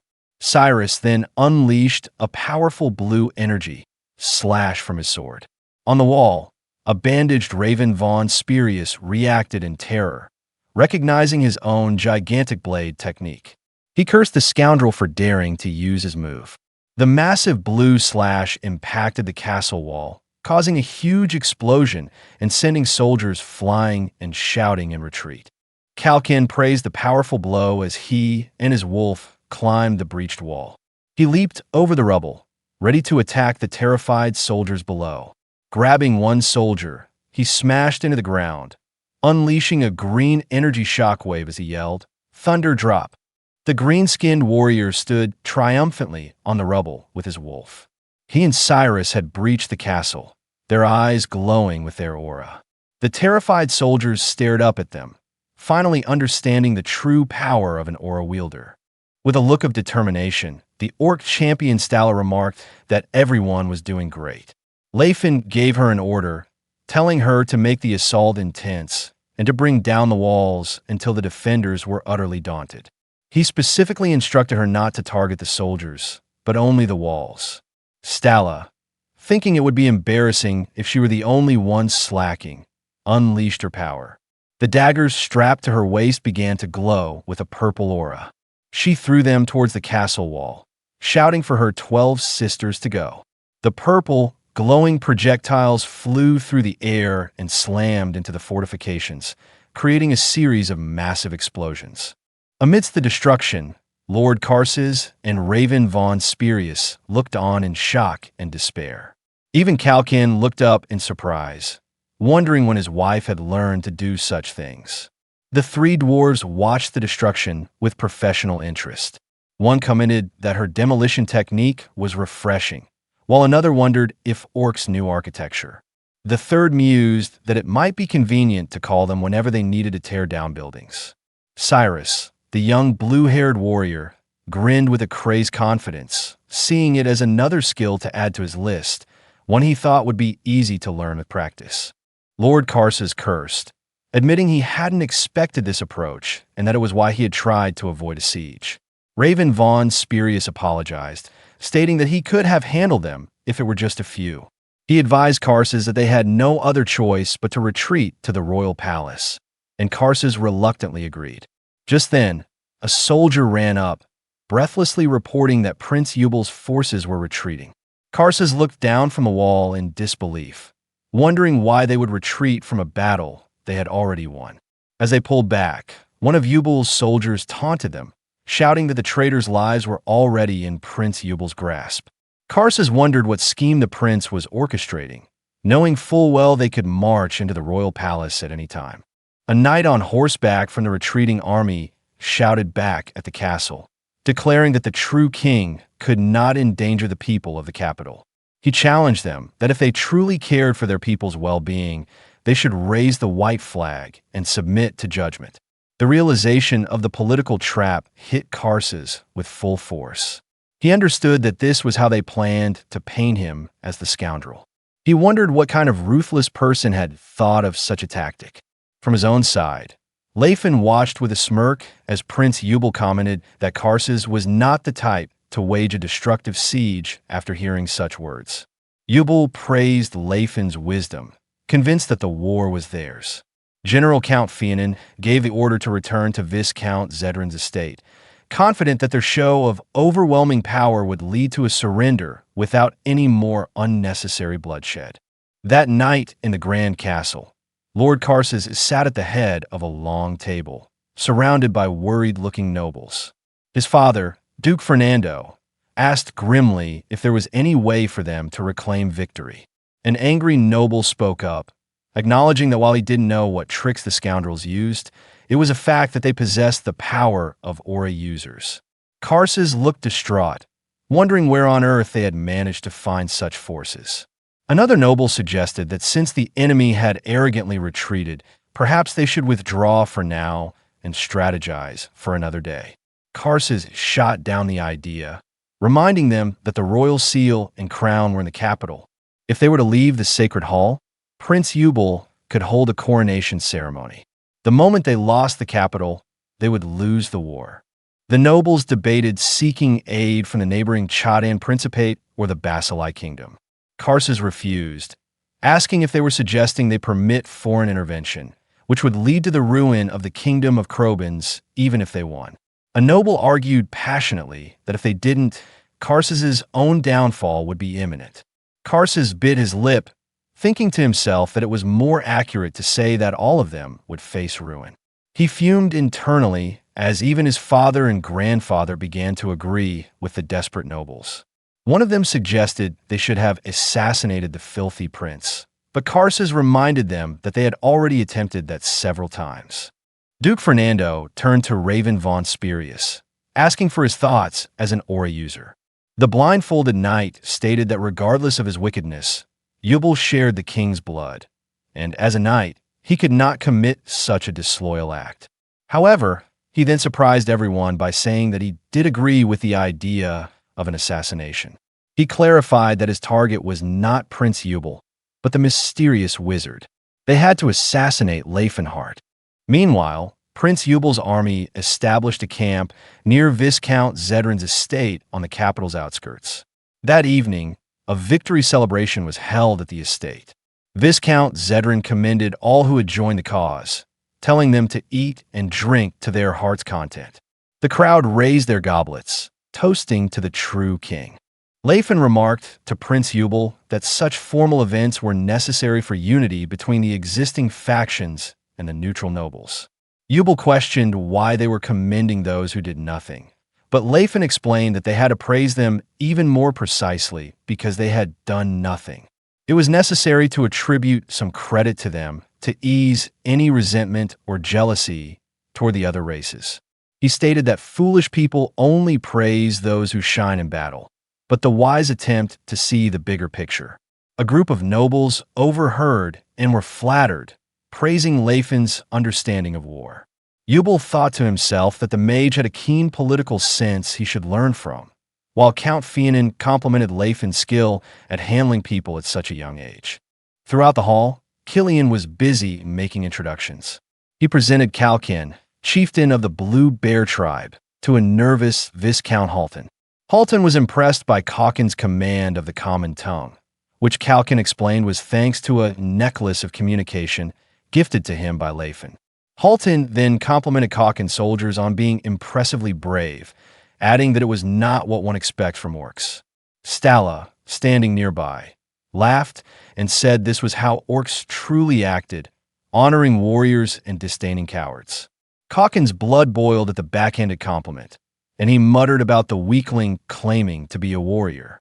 Stalla simply told him to go drink, reminding him they had expected such remarks. Laefen addressed the non-human members of his army, telling them not to expect too much from humans for now and to go along with it for the sake of liberating all oppressed races. Laefen reflected that this was a good start. Though they might not fully understand each other, they could acknowledge one another, and in time, the atmosphere would settle into a shared culture. He felt he was doing better this time. In his previous life, he had failed by trying to do everything alone, but now he would trust in his allies a little more. He saw Killian successfully introducing the Dwarf Knight Catamite and noted that the elves seemed to be doing just fine on their own, which was expected of a race that naturally pursues harmony. His gaze then fell on Russ, who was standing alone at a table looking sullen. A noble approached and asked him how he had acquired such skill at a young age. Russ bluntly replied that he had trained diligently. When pressed on how he trained, he simply said that he swung his sword. The noble, realizing he had overstepped, apologized for prying. Nearby, two other nobles gossiped that Russ was in a bad mood, speculating that a true warrior would find holding a cup unpleasant. Laefen observed the situation, thankful that while Russ was socially reserved, no one seemed to think ill of him. Later, Laefen walked down a hallway, deep in thought. He knew the real war would begin after the victory when Yubel ascended the throne. He wondered where Ceres was, and a sudden chill ran down his spine. He realized he couldn't sense her presence. His mind raced. If that was the case, then it must be either a ghost or an aura user with perfect control over their presence. A cloaked, shadowy figure holding a sword appeared before him. The figure spoke, its voice low and apologetic, stating that it was for the kingdom's future. With incredible speed, Spirius lunged at Laefenhart, who instantly identified his attacker. Laefenhart reacted in a flash, blocking the assassin's sword strike not with a weapon, but with his bare forearm. The impact created a shockwave that reverberated through the hallway.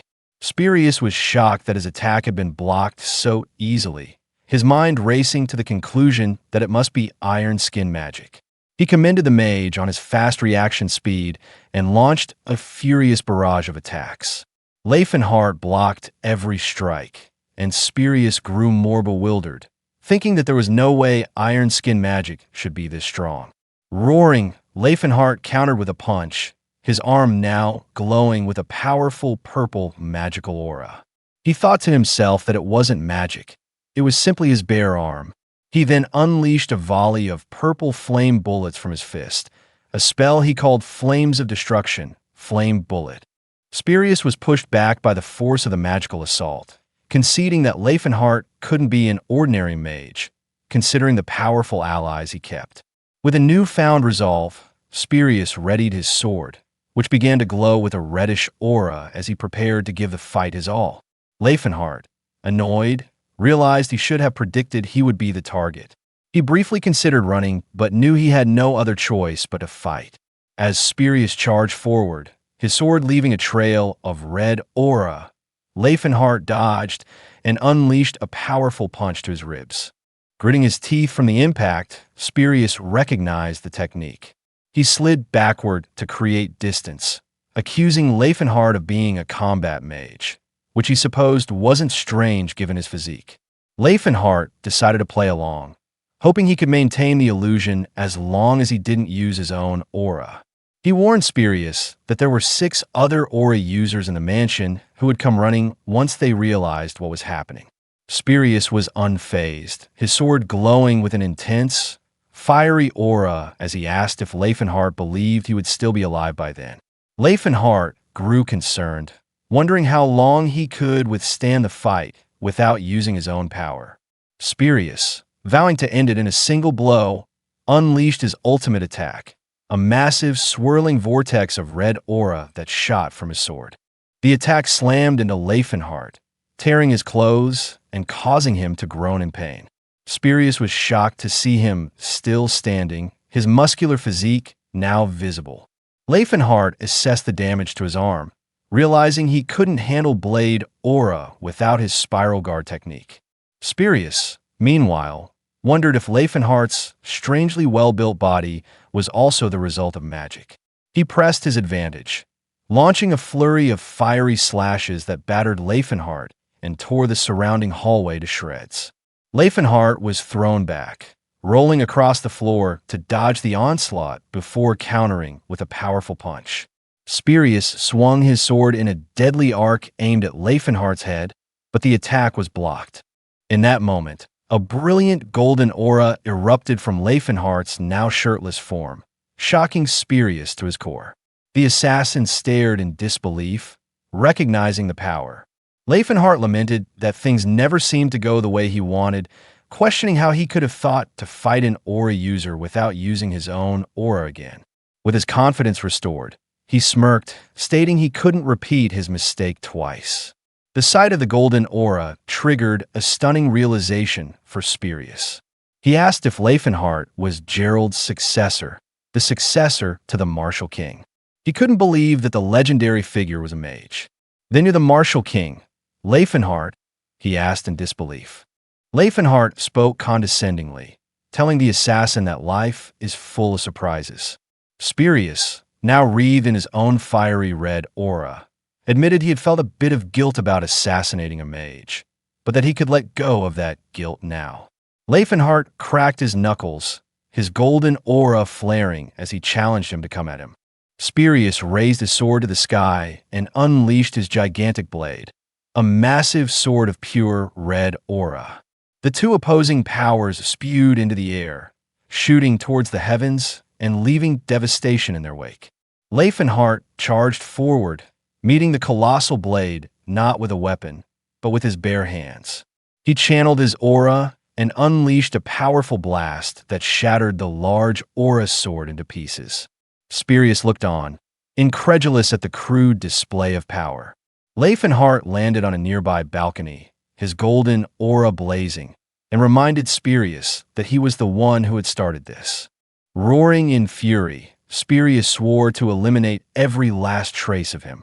Laefenhart countered with his signature defensive move, a vortex of golden aura he called Spiral Guard. The two powerful auras clashed, destroying the castle rooftop. Laefenhart then used another technique, Gastrizin, which struck Spirius and caused him to cough up blood from the strain. The commotion alerted the soldiers on the ground below. Spinning through the air, Laefenhart launched his next attack, Lariat Swing. The move connected directly with Spirius, sending him crashing into the ground below and creating a massive crater. Spirius lay defeated in the crater, his body battered and broken. He lamented that the assassination had failed and that he couldn't die like this, being the only remaining aura user on Prince Karsus' side. From air, Laefenhart jumped and unleashed a final, massive blast of golden aura, crushing Spirius and finishing him off.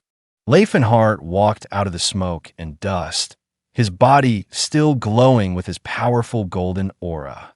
The surviving soldiers looked on in terror and awe.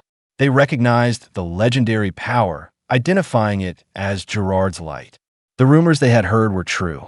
Before them stood the undeniable power of the Fist King, Martial King Laefenhart. Surrounded by a brilliant golden aura with his clothes tattered from battle, Laefenhart stood as Prince Eubel's soldiers expressed their surprise.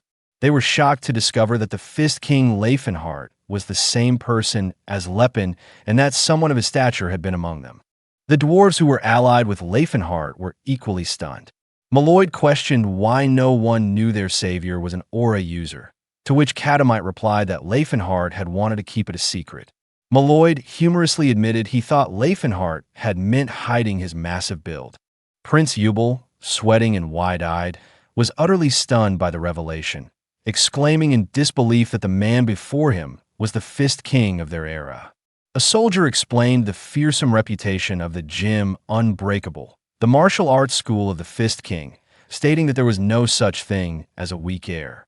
Laefenhart, standing confidently in his golden light, privately agreed with a dark sense of humor, reflecting that weakness would have resulted in being beaten to death before even entering the world. The soldiers and allies in the destroyed hall began chanting Fist King, with raised fists, their morale soaring. Laefenhart looked on with resignation, realizing his secret was out and that he now had to embrace his public role. News of Knight Spurius's death spread quickly to the capital. Citizens gossiped in the streets, with one remarking that the new Fist King was the one who had defeated him, while another commented on Spurius's shameless death. In an army camp, soldiers spoke dismissively of Knight Tetzvault being killed by a mere dwarf, suggesting he wasn't as great as his reputation implied. Riding on horseback beside Killian, Laefenhart listened to the priest's frustration about human prejudice. Killian lamented that even after witnessing the dwarf's skill, people still looked down on other races. Laefenhart offered a different perspective, suggesting that people weren't looking down on them, but were refusing to acknowledge their strength, which he saw as a sign of their ingrained beliefs being challenged and, therefore, a form of progress. Due to the previous battle, the walls of the royal capital Croton were severely weakened, allowing Prince Eubel's forces to enter the city with ease. Karsus's army chose to defend the royal palace. As Prince Eubel gazed at the ornate main gates, decorated with two golden roaring lions, he thought to himself that he never expected to see them again. On horseback before their army, Prince Eubel discussed Karsus's refusal to surrender with his commanders. He found it baffling that Karsus would not yield even after 3 days. Laefenhart suggested that it was likely the resolve of Karsus's subordinates, whose opinions were now divided after following him through victories. When Count Fianan began to give the order to attack, Laefenhart interrupted, stating that he would go himself. The commander expressed his excitement that the Fist King himself would join the fight, while Killian reminded Laefenhart that he had said he wouldn't make a public appearance. Laefenhart calmly explained that since his identity was already revealed, there was no longer a reason to hide. The soldiers' excited shouts were heard as Laefenhart walked alone toward the massive palace gates. From the castle wall, a commander tried to rally his terrified soldiers, ordering the archers to fire at once, claiming the Fist King was just a man. A massive wave of arrows rained down on Laefenhart, but they all bounced harmlessly off his body. He remarked that it didn't even tickle. The commander then ordered the catapults to be loaded. A huge catapult stone shattered against Laefenhart's head, doing no damage. He sarcastically commented that it tickled a bit. Next, flaming arrows were fired, but the flames extinguished as they neared him. Finally, boiling oil was poured on him, which only elicited a sarcastic, "Ouch, that's hot," from Laefenhart. The soldiers on the wall began to panic, screaming in terror that he was a monster. Having effortlessly withstood every attack, Laefenhart stood before the massive palace gates and shouted for those who valued their lives to step away. He gathered his golden aura, preparing to smash through the gate. From a high-angle view, Laefenhart shattered the massive gate with a single punch. Prince Eubel's army cheered wildly at the incredible display of power, shouting unbreakable. It truly is the Fist King. Wreathed in his golden aura, Laefenhart clenched his fist, reflecting on how the same actions that brought fear in his past life were now met with admiration. 2 days prior, a flashback revealed a conversation among nobles after Laefenhart's fight with Spurius. One noble exclaimed that the mysterious sage was the martial king, while another understood how Laefenhart had been so powerful. A third noble commented on the orcs Laefenhart had brought, wondering if they were hand-chosen by him. This led to a more positive outlook on other races, with one noble suggesting the martial king planned on educating them to be more like humans, and another envious of the dwarves for the same reason. Laefenhart, listening in, was confused, recalling that when he was the demon king, they said the slaves had become evil. Laefenhart discussed this with Ceres, the white-haired elf, who explained that people view a mage differently from a warrior. She reasoned that anyone could dream of being a warrior and wield a sword, but magic was a special power reserved for a few, making a mage something ordinary people couldn't understand and therefore feared, like a demon king. In contrast, as the martial king who fought with his fists, it was easier for ordinary people to project themselves onto him. Laefenhart sarcastically asked if deflecting attacks with his bare flesh was more realistic to people than magic. He then asked if he could do whatever he wanted in a fight. Ceres smiled and confirmed that as the martial king Laefenhart, he could. While mana is a power for a select few, anyone has fists and muscles, making aura admired by all. Back in the present, Laefenhart prepared to strike the gate, thinking that with his fists, people would look at him with admiration, not fear. He then unleashed his attack, quadruple layer Calamity Horn, and the gate exploded in a massive blast of force and light. Inspired, Prince Yubel ordered his entire army to charge and follow the Fist King to crush the traitors. A chaotic battle erupted inside the palace gates.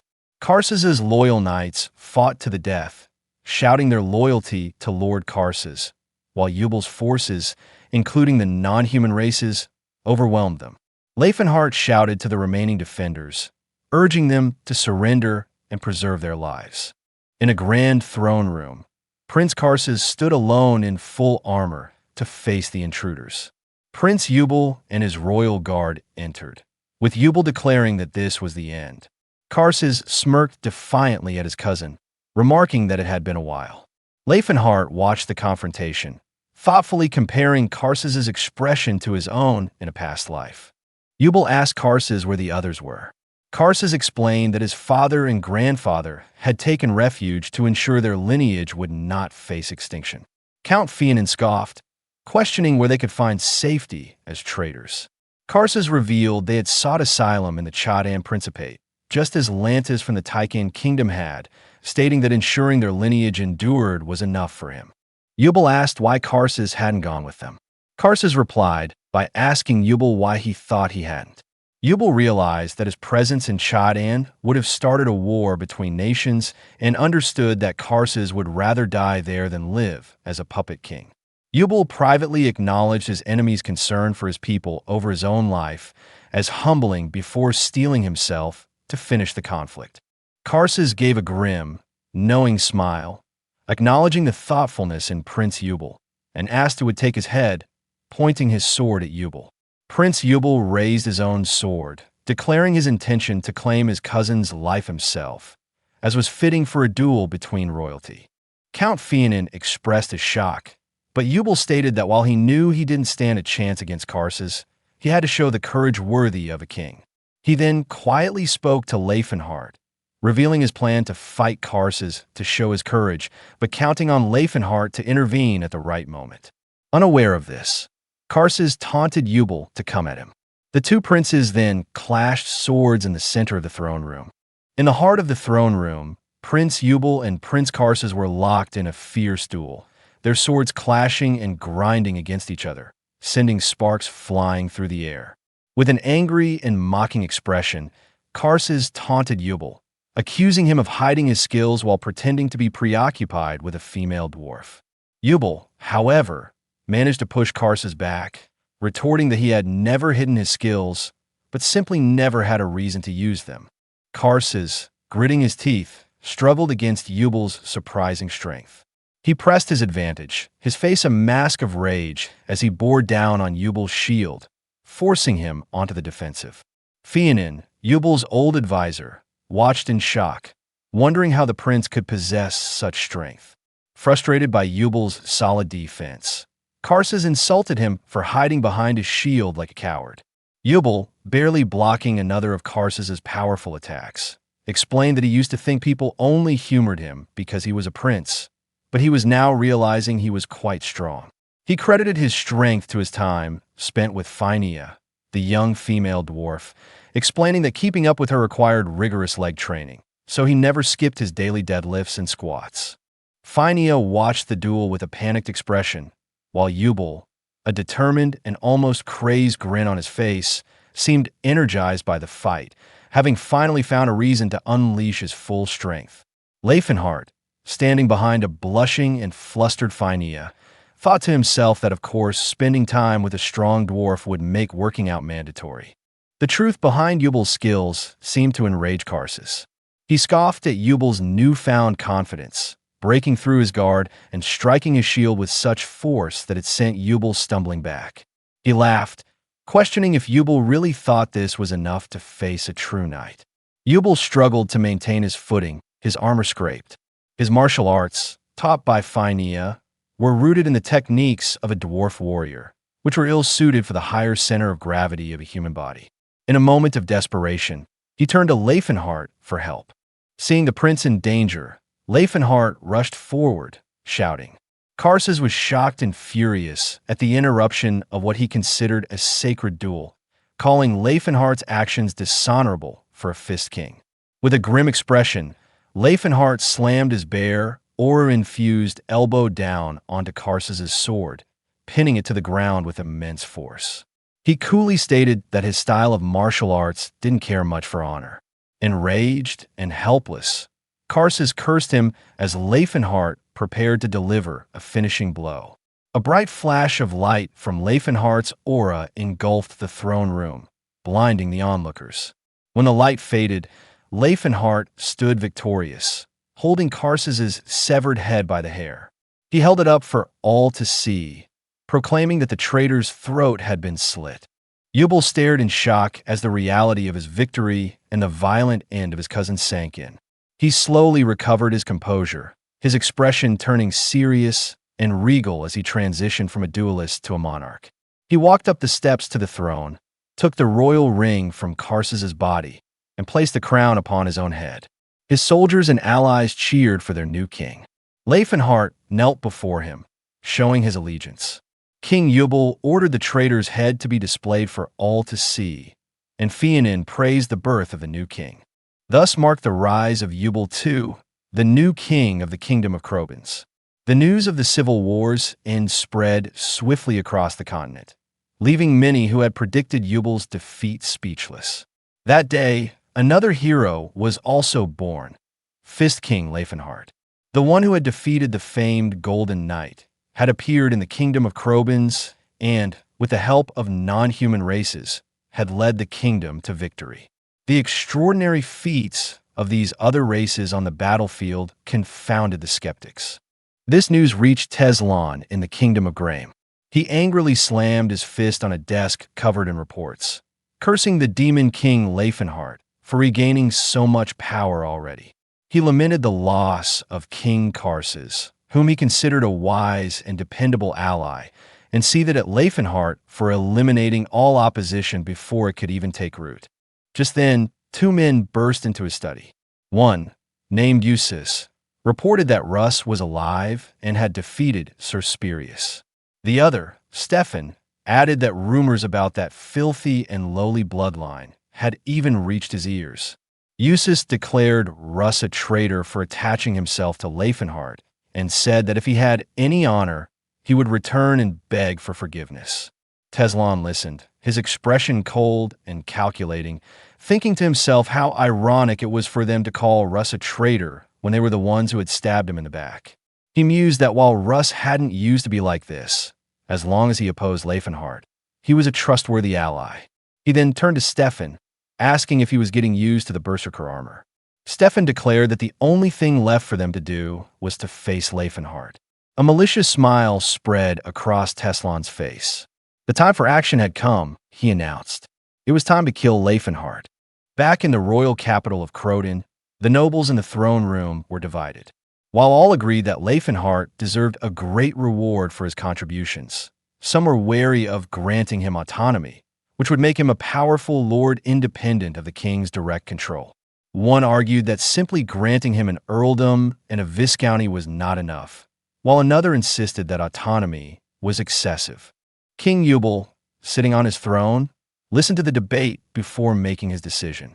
He asked if it would be better to grant him another territory, reminding them that land was finite and this would reduce the rewards for other contributors.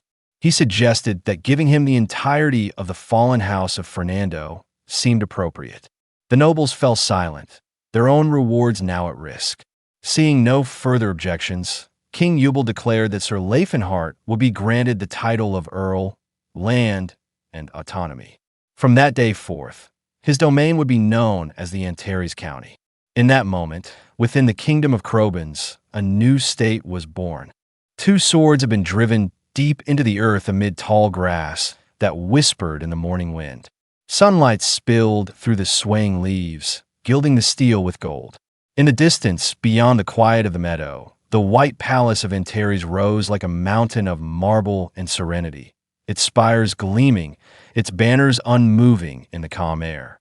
In the courtyard below those bright walls, steel rang against steel. Russ, bare-chested and scarred from years of combat, pressed forward with measured fury, his blade meeting the enormous weapon of the orc warrior Tacit. Sparks leapt each time their edges met, scattering like fragments of lightning. Their duel was not for blood, but mastery. Tacit roared and swung his massive sword in an arc that seemed to cleave the very air. Russ barely avoided the blow, feeling the shock of displaced wind rush past his shoulder. The orc bellowed for his spirit companion, Dakar, to strike for the head, and the ground trembled as his command echoed through the training yard. Russ steadied himself, his mind keen even under the weight of the assault. It was difficult, even when one anticipated the strike.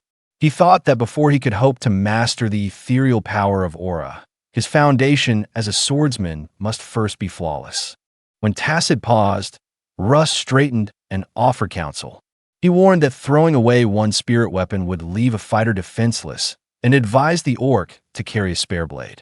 Tacit's answer came as firm conviction. A weapon, he said, was the lifelong comrade of its wielder, and to betray it by taking up another would be a disgrace. Russ sighed, thinking of Jalcado, a warrior who carried two blades. Yet Tacit remained unmoved, declaring that Jalcado merely possessed two loyal comrades while he himself would never seek a second. Russ called it a complicated sentiment and wiped the sweat from his brow. Their banter softened into training again. When Russ remarked that Laefenhart seemed nothing like the man he had been during the war, Tacit scoffed, saying it was shameful for one once so fierce to have become so indolent. He then asked to see the manifestation of blade, aura once more. Russ gathered his focus, and a pale blue light encircled his weapon, humming faintly like a breath held in the wind. Tacit watched, his eyes narrowing. He commented that such blessings from the fighting spirits took time to earn, and Russ explained that many warriors labored for decades before reaching such a level. Tacit mused aloud that perhaps one had to be at least 10 years old to wield such control, which made Russ grimace inwardly. The orc, by his people's reckoning, was barely 9. When Tacit noted that, by racial standards, they were of similar age, Russ could only avert his eyes, unsure how to respond. With a booming laugh, Tacit declared their rest complete and invited Russ to resume the spar. Russ nodded sharply, sword raised. Above them, unseen for the moment, Ceres observed from the balcony, her gaze soft with approval. She thought that all of them were striving earnestly to grow stronger. Elsewhere within the White Palace, Killian endured his own training regimen, his body trembling through unending sit-ups, while in the palace gardens, Tilla walked beside Karsus. The man had hidden himself beneath a guise of dark hair and a false beard, yet he stared into his reflection in a fountain with visible discomfort. He admitted his distaste for the disguise, but Tilla reminded him that to live undercover demanded sacrifice. If King Yubel or his agents discovered his survival, ruin would fall upon Laefenhart and all who followed him. Karsus sighed, conceding her point, and remarked that he had no complaint with the quality of Laefenhart's magic, only that the weather had turned warm. When he teased that she must be weary of watching him endlessly, Tilla retorted that she was likely the second most idle person in the palace. Karsus asked who could possibly be the first, and she glanced toward the upper windows where their lord still slept through the brightness of day. Within that sunlit chamber, Laefenhart lay half-covered in sheets, while Ceres stood beside him, arms crossed. She scolded him to rise, warning that idleness would make him soft. Half awake, Laefenhart muttered that it would be delightful if his body were so human as to gain weight merely by lazing about. Ceres ignored the jest and ordered him up once more. He wondered silently why the caring part of her nature only emerged when she nagged. Moments later, he sat at the grand breakfast table, devouring a meal that Ceres had set before him. He asked whether she herself had prepared it, for the maids seemed absent, and she replied that the staff were occupied with their duties, unlike certain lords content to lounge away their days. Her words pricked him into reflection. Perhaps he had been idle for too long. Though the county of Antares had found peace, he felt the stagnation of stillness creep into his limbs. It was time, he thought, to move once more. He informed Ceres of his decision. He would seek out fragments of the ancient world tree to restore life to the elven forest. The nearest of these relics, he said, was the staff of azure sky, Gerunting. Ceres, surprised, asked whether such a staff resembled the famed magic Baunilin. Laefenhart explained that both were relics of Elvenheim's fall, each imbued with the living essence of the world tree itself. Ceres was awed at his casual declaration that he might forge her a similar weapon one day. He assured her that such a feat was hardly difficult so long as mana was abundant, for despite appearances he was a 10th-circle archmage. She regarded him doubtfully, saying he did not seem one, and he admitted that his present body was poorly attuned to magic. Even after altering it with the enchantments of Magrim, he had yet to pierce the barrier of the 7th circle. Nonetheless, he resolved to continue and ordered that the household be gathered. They would depart that very day. Ceres inquired as to their destination, and Laefenhart spoke of the land southwest of the Settlard Mountains, the Motto's Highlands, and of a dungeon called Kelt where Gerunting rested. If they traveled through the Daiman terminal, he estimated they would reach it within a week. 3 days later, far from the calm of Antares, the bustling city of Zerid echoed with the clamor of a tavern where adventurers drank and schemes were whispered. At a shadowed table sat Tesron and his companions, their faces set in frustration. News had reached them that Laefenhart had left the White Palace 3 days prior and would not return for a month. Tesron cursed their ill luck. They had missed him by a matter of days. Felina suggested they wait, but Stefan slammed his cup on the table, angry that his long-awaited meeting with the so-called Fist King had slipped through his fingers. An elderly man, overhearing, chastised him gently to mind his tongue. He reminded the younger warriors that Laefenhart was not a foe to be spoken of lightly, for he had ended the civil war in the kingdom of Krobans, and his retainers were paragons of chivalry. Many young soldiers now idolized the Fist King as a living legend. The old man confessed his only concern was that needless conflict might arise from ignorance. Eustace, one of Teslan's allies, muttered that rumors spread too swiftly for their comfort. At that moment, a voice like tempered steel sounded behind them, asking if they truly wished to know where Laefenhart had gone.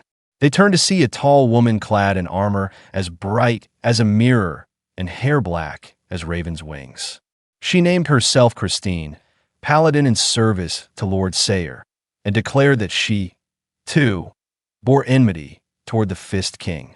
Teslan regarded her warily, astonished by her imposing stature. He guessed that her knowledge came with a price, and she confirmed it, requesting to join their company. She had her own reasons, she said, for desiring Laefenhart's death. Teslan accepted the alliance without hesitation. All present, save for the uncertain Felina, seemed bound by a similar purpose. 8 days after the departure from Antares, beneath the frozen peaks south of the Settlard Mountains, lay the dungeon known as Kelt. Its corridors glowed faintly with the pulse of old magic, and within its deepest chamber a colossal, scaled beast struggled against chains forged from forgotten rites. Russ and Tacit stood before it, their armor gleaming with the damp sheen of battle. Russ saw an opening and cried that now was their chance. Tacit answered that he would take the left flank, charging forward as the creature heaved its bound limbs. A surge of violet energy burst from its maw, searing through the air. The warriors leapt aside, barely escaping the destructive blast. Tacit grumbled that of course the beast could fly. Russ noted grimly that its aim remained unerringly precise. From a safe ridge overlooking the battle, Laefenhart watched with Ceres and Killian at his side. Killian marveled at the warriors' coordination, and Laefenhart observed that they had studied the strategy thoroughly. Fools indeed would lose after such preparation. Ceres examined an artifact in her hands and admired its craftsmanship, while Laefenhart instructed her to place it within the pouch of infinity. Then, sensing the rhythm of the dungeon shifting, he called down to Russ and Tacit that the next phase was about to begin. The chains anchoring the monster shuddered. Systemic wards flickered into ruin, and words of arcane warning echoed through the chamber. The defenses could no longer withstand the strain, and transition to the second phase commenced. Russ grinned, shouting that their lord's information had been exact. He recalled hearing that this intelligence came from Laefenhart's master, the legendary Gerald, famed as a master of dungeon exploration. The accuracy of the prediction filled him with renewed faith and renewed wonder at who his enigmatic commander truly was. Laefenhart raised his hand, gathering mana that bent the air. He resolved to sever the creature's energy at its source. As the sigils of the ancient spell formed, he proclaimed his dominion over the currents of magic, invoking the art known as the Line Force Destroyer. A torrent of violet radiance surged forth, distorting space itself and unraveling the life threads that bound the monster's power. The beast howled as the flow of restorative energy was cut. Laefenhart called to his companions to strike while its vitality waned. Russ lunged forward, blade gleaming with blue aura, while Tacit's great sword descended like a meteor. Their combined assault tore through scales and sinew. Ichor burst forth in a rain of darkness. Yet the creature, defiant, bellowed in madness that it would not die, that such an end was unjust.